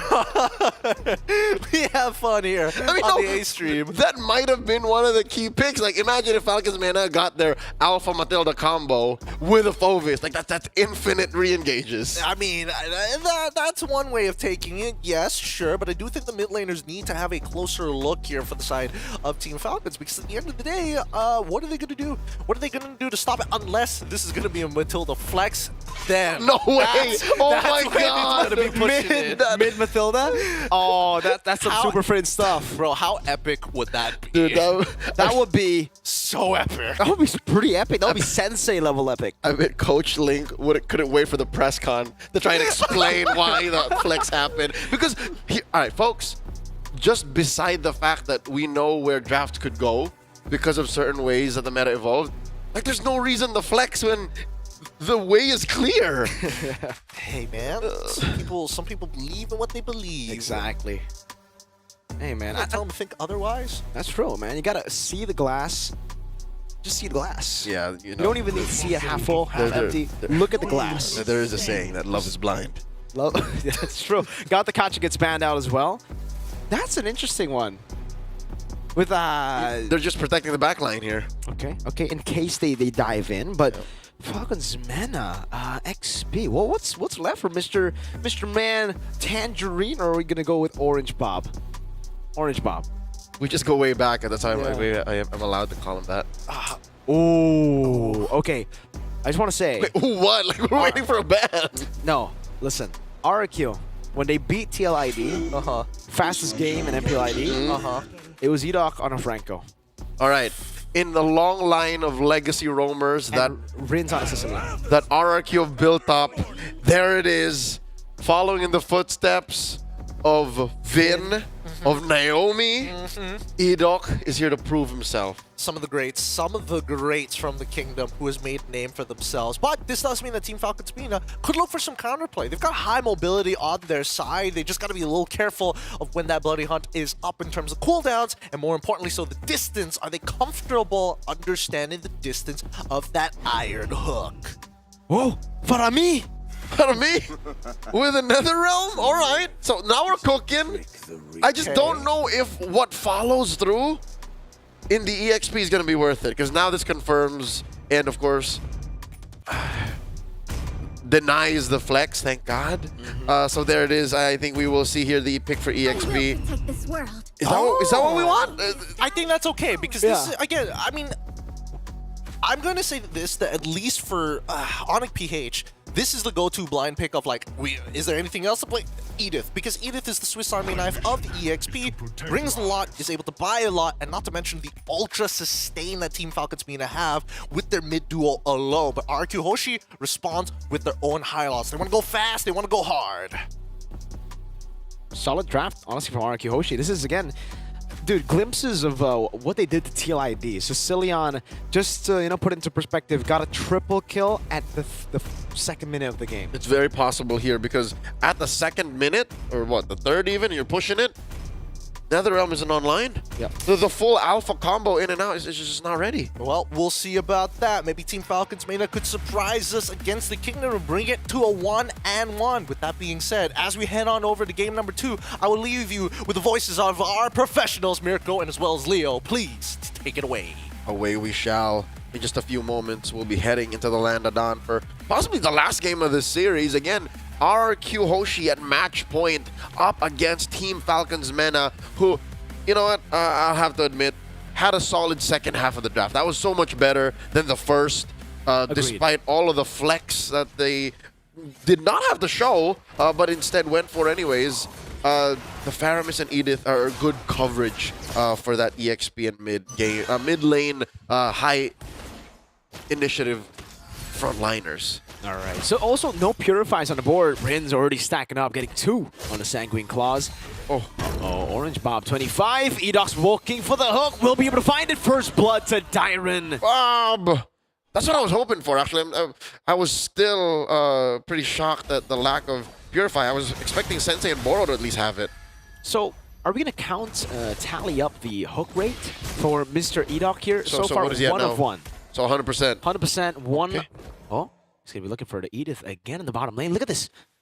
You don't usually see people play for the high-low. Koba up top has a sprint. So Sejin could jump back, and he does. Koba, okay, gets away in time. Toy doesn't go for the flicker. He might be able to. No. Koba respects it. Oh, wow. Sutsujin, the mercenary, didn't even need to have level 4. Didn't need Shadow Kill to threaten the kill. He was willing to do that. Just Quad Shadow, slap, Quad Shadow, kunais. But again, now he just got it. Could confirm kills now. Still sitting at a... Oh, wow! The 2 chunky boys. Did he throw a hook there? I think so. Right? We'll call it 2 for 2. Walk up into the bush. 2 for 2. DOT. That's what's very underrated in the kit of high-lows. Early game pressure. Oh, 3 of 3. Landing on to Leave Me. And Leave Me, he's going to leave them. Not going to go for the Spear of Alpha. All right. Luckily, he can just help farm here. Clear the mid. take his purple, come back. Very mobile with guiding winds here. If he calls for Boro to go ahead. Boro keeping tabs on Tyrant. Leoman, they're giving Franco the entire XP. And they got level 4. This is a very, odd thing to see. A roamer level 4 with the first turtle. RQ are going to get it for free, and there's nothing Team Falcons Mena can do about it. Edo can just bite down on whoever he so desires. That is, that's the mercenary scoring. Clean first turtle of the game, and with very little action happening, Miracle, they're building up to a 2,000 gold lead. There you go. First miss of the game, 3 of 4. All right. Currently 75% on the Iron Hook rate. He's Edok. Can work on it. I'm surprised he actually left XP. I thought they were going to just try to take down Orange Bob all game. Maybe they want to take Orange Bob down 25 times. Edok, instant with the Bloody Hunt. Oh no, not enough time to go for the Netherrealm. Rins picks up the kill. That's going to be the guiding win. Believe he cannot take it. Under the turret, Rins gets a double. 3 minutes, and it's 5-0. It's as if the players were hearing us talk about that throwback to that moment RQ Hoshi had against TLID. What was it again? A triple kill, a double kill at 2 minutes? Yeah. Yep, Riz tried. Currently, 3.5 minutes in, 0-5, 3,000 between RQ Hoshi and Team Falcons Mena, and there's no signs of slowing down from the King of Kings. Up top, Toy in a 1v1 against Koba. All right, here comes the backup. Koba calling for some friends. Oh, RQ have got friends as well. Leave me with the Spear of Alpha defensively. Koba trying to dodge, does get away. That's 4 out of 6 now. Thanks for keeping tabs. Yes, sir. 3,400. RQ Hoshi, that's the gold lead. And again, this is natural response to the aggression that RQ Hoshi are putting out here this early in the game. They're just ubeing up. Mirko, look at this. They're clumped up in mid. Jin. Oh, Koba doesn't spot it. He's going hunting. No, Koba! Don't walk in the bush. Jin's there. Shadow kill. Koba taken down by the how do you say it? La Mercenaria. La Mercenaria. Bloody Hunt in the claws. Edok gets another. We're going to assume that's a hook. That is 5 out of 7. All right, keeping tabs, folks. Please do comment it in chat so we know that we can follow through. And if the stats are correct, then we'll check in later. RQ Hoshi converting through the roof, chunking down the gold shields in mid. Up top, though, what's this? 2v1? Uh-oh, Toy's gonna win it out, it seems. Here in 2v1, leave me! Unable to get the damage down. Boro left all alone. Up top, Toy. Oh, Edok. Not again, not to Koba. Okay, Koba's good. Toy was toying with them, man. I'm pretty sure he had that calculated. Oh, no! Leo! He's cornering him! What do you do? Edok. That was a dangerous game they were playing. Netherrealm, you're forced out of. Oh, Orange Bob trying to go for the flicker, Earth Shatter. Rins reads through it. Sensei, I don't know what Sensei was thinking. He used it for himself, off camera. Sutsujin popping the turtle. And Edok, did Edok pick up a winner crown? I think he did. That was the first time to win a crown. Oh, Iron Hook landing over to the back. That's going to be Boro taken down. Zaman Force used up as well. Koba still able to escape. Say goodnight to Orange Bob 25. Good night, Orange Bob. Oy. Turtle down. Purple down as well. The Mercenary is a monster, a menace. Le Mercenaria. To Team Falcons Menace resources. And look at this. At 5.5 minutes, they already call it. All right, you know what? Koba, just switch it up. Let's see if they attack you just as hard down there in the EXP. There's still a turret at least there, and then we'll try to recover. I'm guessing that that's the game plan here because RQ Hoshi have currently been farming out of their minds both bodies, resources, and lanes. Leo. They're netting what? 1,200, 1,300 per minute. Leo, that's a 6-minute Haas Claws first item on the Aerothel. He's starved. Famished. That's it. I think it's appropriate to ask for F's in the chat. Oppressed. Wow. Put it in, fellas. F's in the shot. F's in the shot indeed. Toy really just, oh man, he's all the space. He's toying with whoever comes across him. And Koba's gonna try. Koba's gonna give it his old Boy Scout try. You got it. Got the clear. But there's another wave that Toy can toy with. Oh no, Orange Bob getting caught in the claws. Another tier 2 falls. Uh-oh. So the oh no! The shadow kill does connect into the back. Sensei forced very low. Koba as well. He took 2 shots, Leo. And he's put it half. Oh, my lord. We haven't even seen Sensei use that saving Netherrealm. I mean, he used it like once or twice. One of them to save himself. So they still need to work on that. So it's clear that there are communication bridges that they need to build amongst themselves. Wait. Not to even deal with the kingdom. Oh, Spear of Alpha. Oh no, another round coming down, but it's a bit too early. And there you have it, the damage to burst, the shadow kill into the back. Sutsujin assassinating everybody, getting the double. Sensei now up against Sutsujin, the mercenary, unable to get the kill, but at this point, they don't even need Turtle 3. They're going to wait for Lord. The 8th minute, the Lord will spawn in the game. RQ want to get it quick. Yep, here we are. Wait. That is the gold shield shattered down bottom, so no holy shield pop. The wave will crash through. Same happened in mid. And yeah, you're right. It's the Lord evolving. There it is up top. Free Lord should be. There's no way they can test for it. No if they do, way. If they do, it could be an 8-minute game, Leo. I mean, they can try. And they have what, like a 5% chance that they steal it, but the rest of that just spells doom. I think there's a... Oh man, Sutsujin level 13 on... level 13 in 8 minutes is something... It's a Suyo stat. It's an alpha stat. It's a Yisun Shin prime stat. Yep, he has been farming dudes though. 4 kills, 4 assists. On his way to BOD. Solo? Yep, like a shadow. Solo farming? Like a shadow. He's an S-class. He's hunting down Team Falcon's Menace members. And you see how far he went into the base earlier? He went unpunished. Yeah. And now RQ is looking for the end, dude. At this point, 9 minutes. They're trying to top the MPLID record. Again, it was 9 minutes, 40 seconds-ish. 3-way push going to be coming down as well. Edoc on the Franco. Looking for the hook. Last we checked, what, it was 5 out of 7? I lost track. Oh, here we go. Glorious Pathway. No, Tyrant just walks away from the Earth Shatter, walks against it now.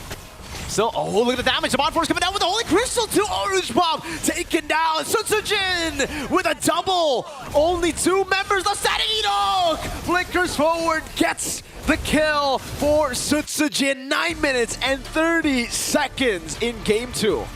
Another record shattered here in Mobile Masters. Back-to-back games for RQ Hoshi taking the sweep. I think we can all agree this is one of those moments where RRQ the Kingdom has welcomed them to Jakarta. This is the Mobile Legends, the level that they play at. Resources equal objectives. Bad moves will be punished. You cannot get away with anything when the Kingdom is watching.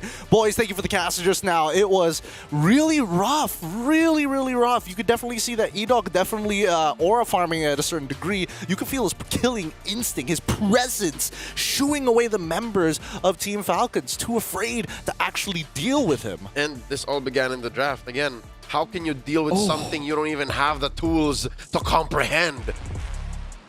It's really painful. 0 to 18 here. 9 minutes, 30 seconds for a 2-0 victory for RRQ, a legacy team that has been with Mobile Legends since the very beginning. Wow, 0-18. They failed to do it against TLID to get a perfect stat. I believe it was 1 kill over to TLID. But now they've done it, right? They literally saw game 1. They were like, oh, wait, we have a chance to break the record that we have at MPLID. 940-ish it was. Now they broke it with, again, Sicilian and Franco. Seems to be always the formula for RQ to get quick games. It's perfect. It's the best mix of range, of confirmed kills, of scaling. But with these two, again, this would have been very difficult to achieve, especially the 0 kills from Falcon's Mina. And you definitely can see that even with Toy, he understands it. You don't have the items. There is no way you can beat me 2v1 in lane as well, even if you commit absolutely everything. It's tough to see, of course, and definitely a devastating loss coming in from Team Falcons Mina, but they're going to be walking away with at least experience from this. All right, what exactly happened in this game? Where did we go wrong? It's only a true L if you didn't learn. And I'm hoping that from the draft all the way to the early game rotations, to the mid game, the potential comeback, and to the conclusion, there are notes that Team Falcons can take. Absolutely. At least coming into this game here, there's a likelihood that RQ just outplayed you more so than they've completely disrespected you, like in game number 1 here. There was a lot more cleanliness in their decisions, the way that they decided to kind of make the calls and push on in. And obviously, give it up for our MVP here. Rin's doing a phenomenal job. Oh yeah, no, actually, in the contrary, I think by being the best you can be and playing the way RQ did is the best way to respect your opponents. I agree. They just went all in. They didn't hold back. I believe in game number 1, we did see a little bit of that, right? They were having fun. They were enjoying the game as well. But here, they wanted to get the job done. It was business. It was all business here.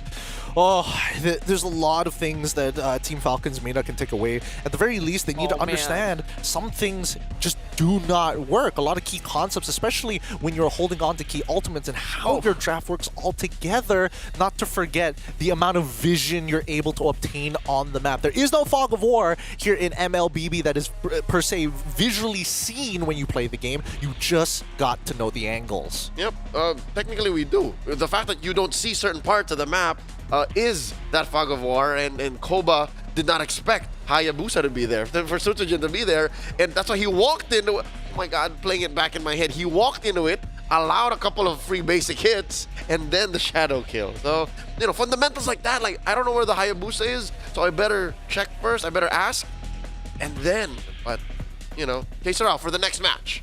Something to think about. Definitely something to think about. I'm surprised that there wasn't a lot of Sky Piercers being purchased from the side of RQ Hoshi. They definitely could have gone for it if they wanted to, but no. They made sure standard items all the way through, show them what the real oppression is going to look like. I don't have to execute when you low. I just need you to recall, and that's more than enough. One question though. What do you think of that Winter Crown? I think it was great. Again, when you're snowballing that hard, you already got the fleeting time. I think he went Winter Crown first and then fleeting time, right? So when you're already snowballing that much, might as well go Winter Crown. Flicker forward, start biting on your target, and then Winter Crown. Deny the kill, deny the clap. Deny the cancel. Well, with that being said, we do have an interview with the mercenary himself, Sutsujin from RRQ. Let's welcome him onto the line here. Sutsujin, hello, how are you doing? Hello, I'm fine. It's great to hear from you once again. You've been working with RRQ for some time now, and it feels like the team is complete. It feels like RRQ is coming back to that standard that the fans expect of y'all. In your opinion, Sutsujin, what was the main difference from last year compared to this year? I think we just learned to play more calm. More calm. It's all about composure. I see. That makes a lot of sense here. So a calm RRQ is a cleaner RRQ. Sutsujin, I have a question for you. Again, congratulations for the win. You beat Falcons Mena clean 2-0. They said in the interview they want experience. They want to learn from you. So can you give tips to Falcons Mena? Tips? Yeah. Advice. I think just watch our replay. Just rewatch it, go through the VOD. It's all there. But Sutsujin, I want to ask right now, RQ, you hold the record for both fastest game in MPLID and now fastest game in Snapdragon. You just beat it. You already got it with game 1. Game 2 was even faster. What's the secret behind these early game, very quick victories? Do you plan for these 9-minute 30 games, or does it just happen?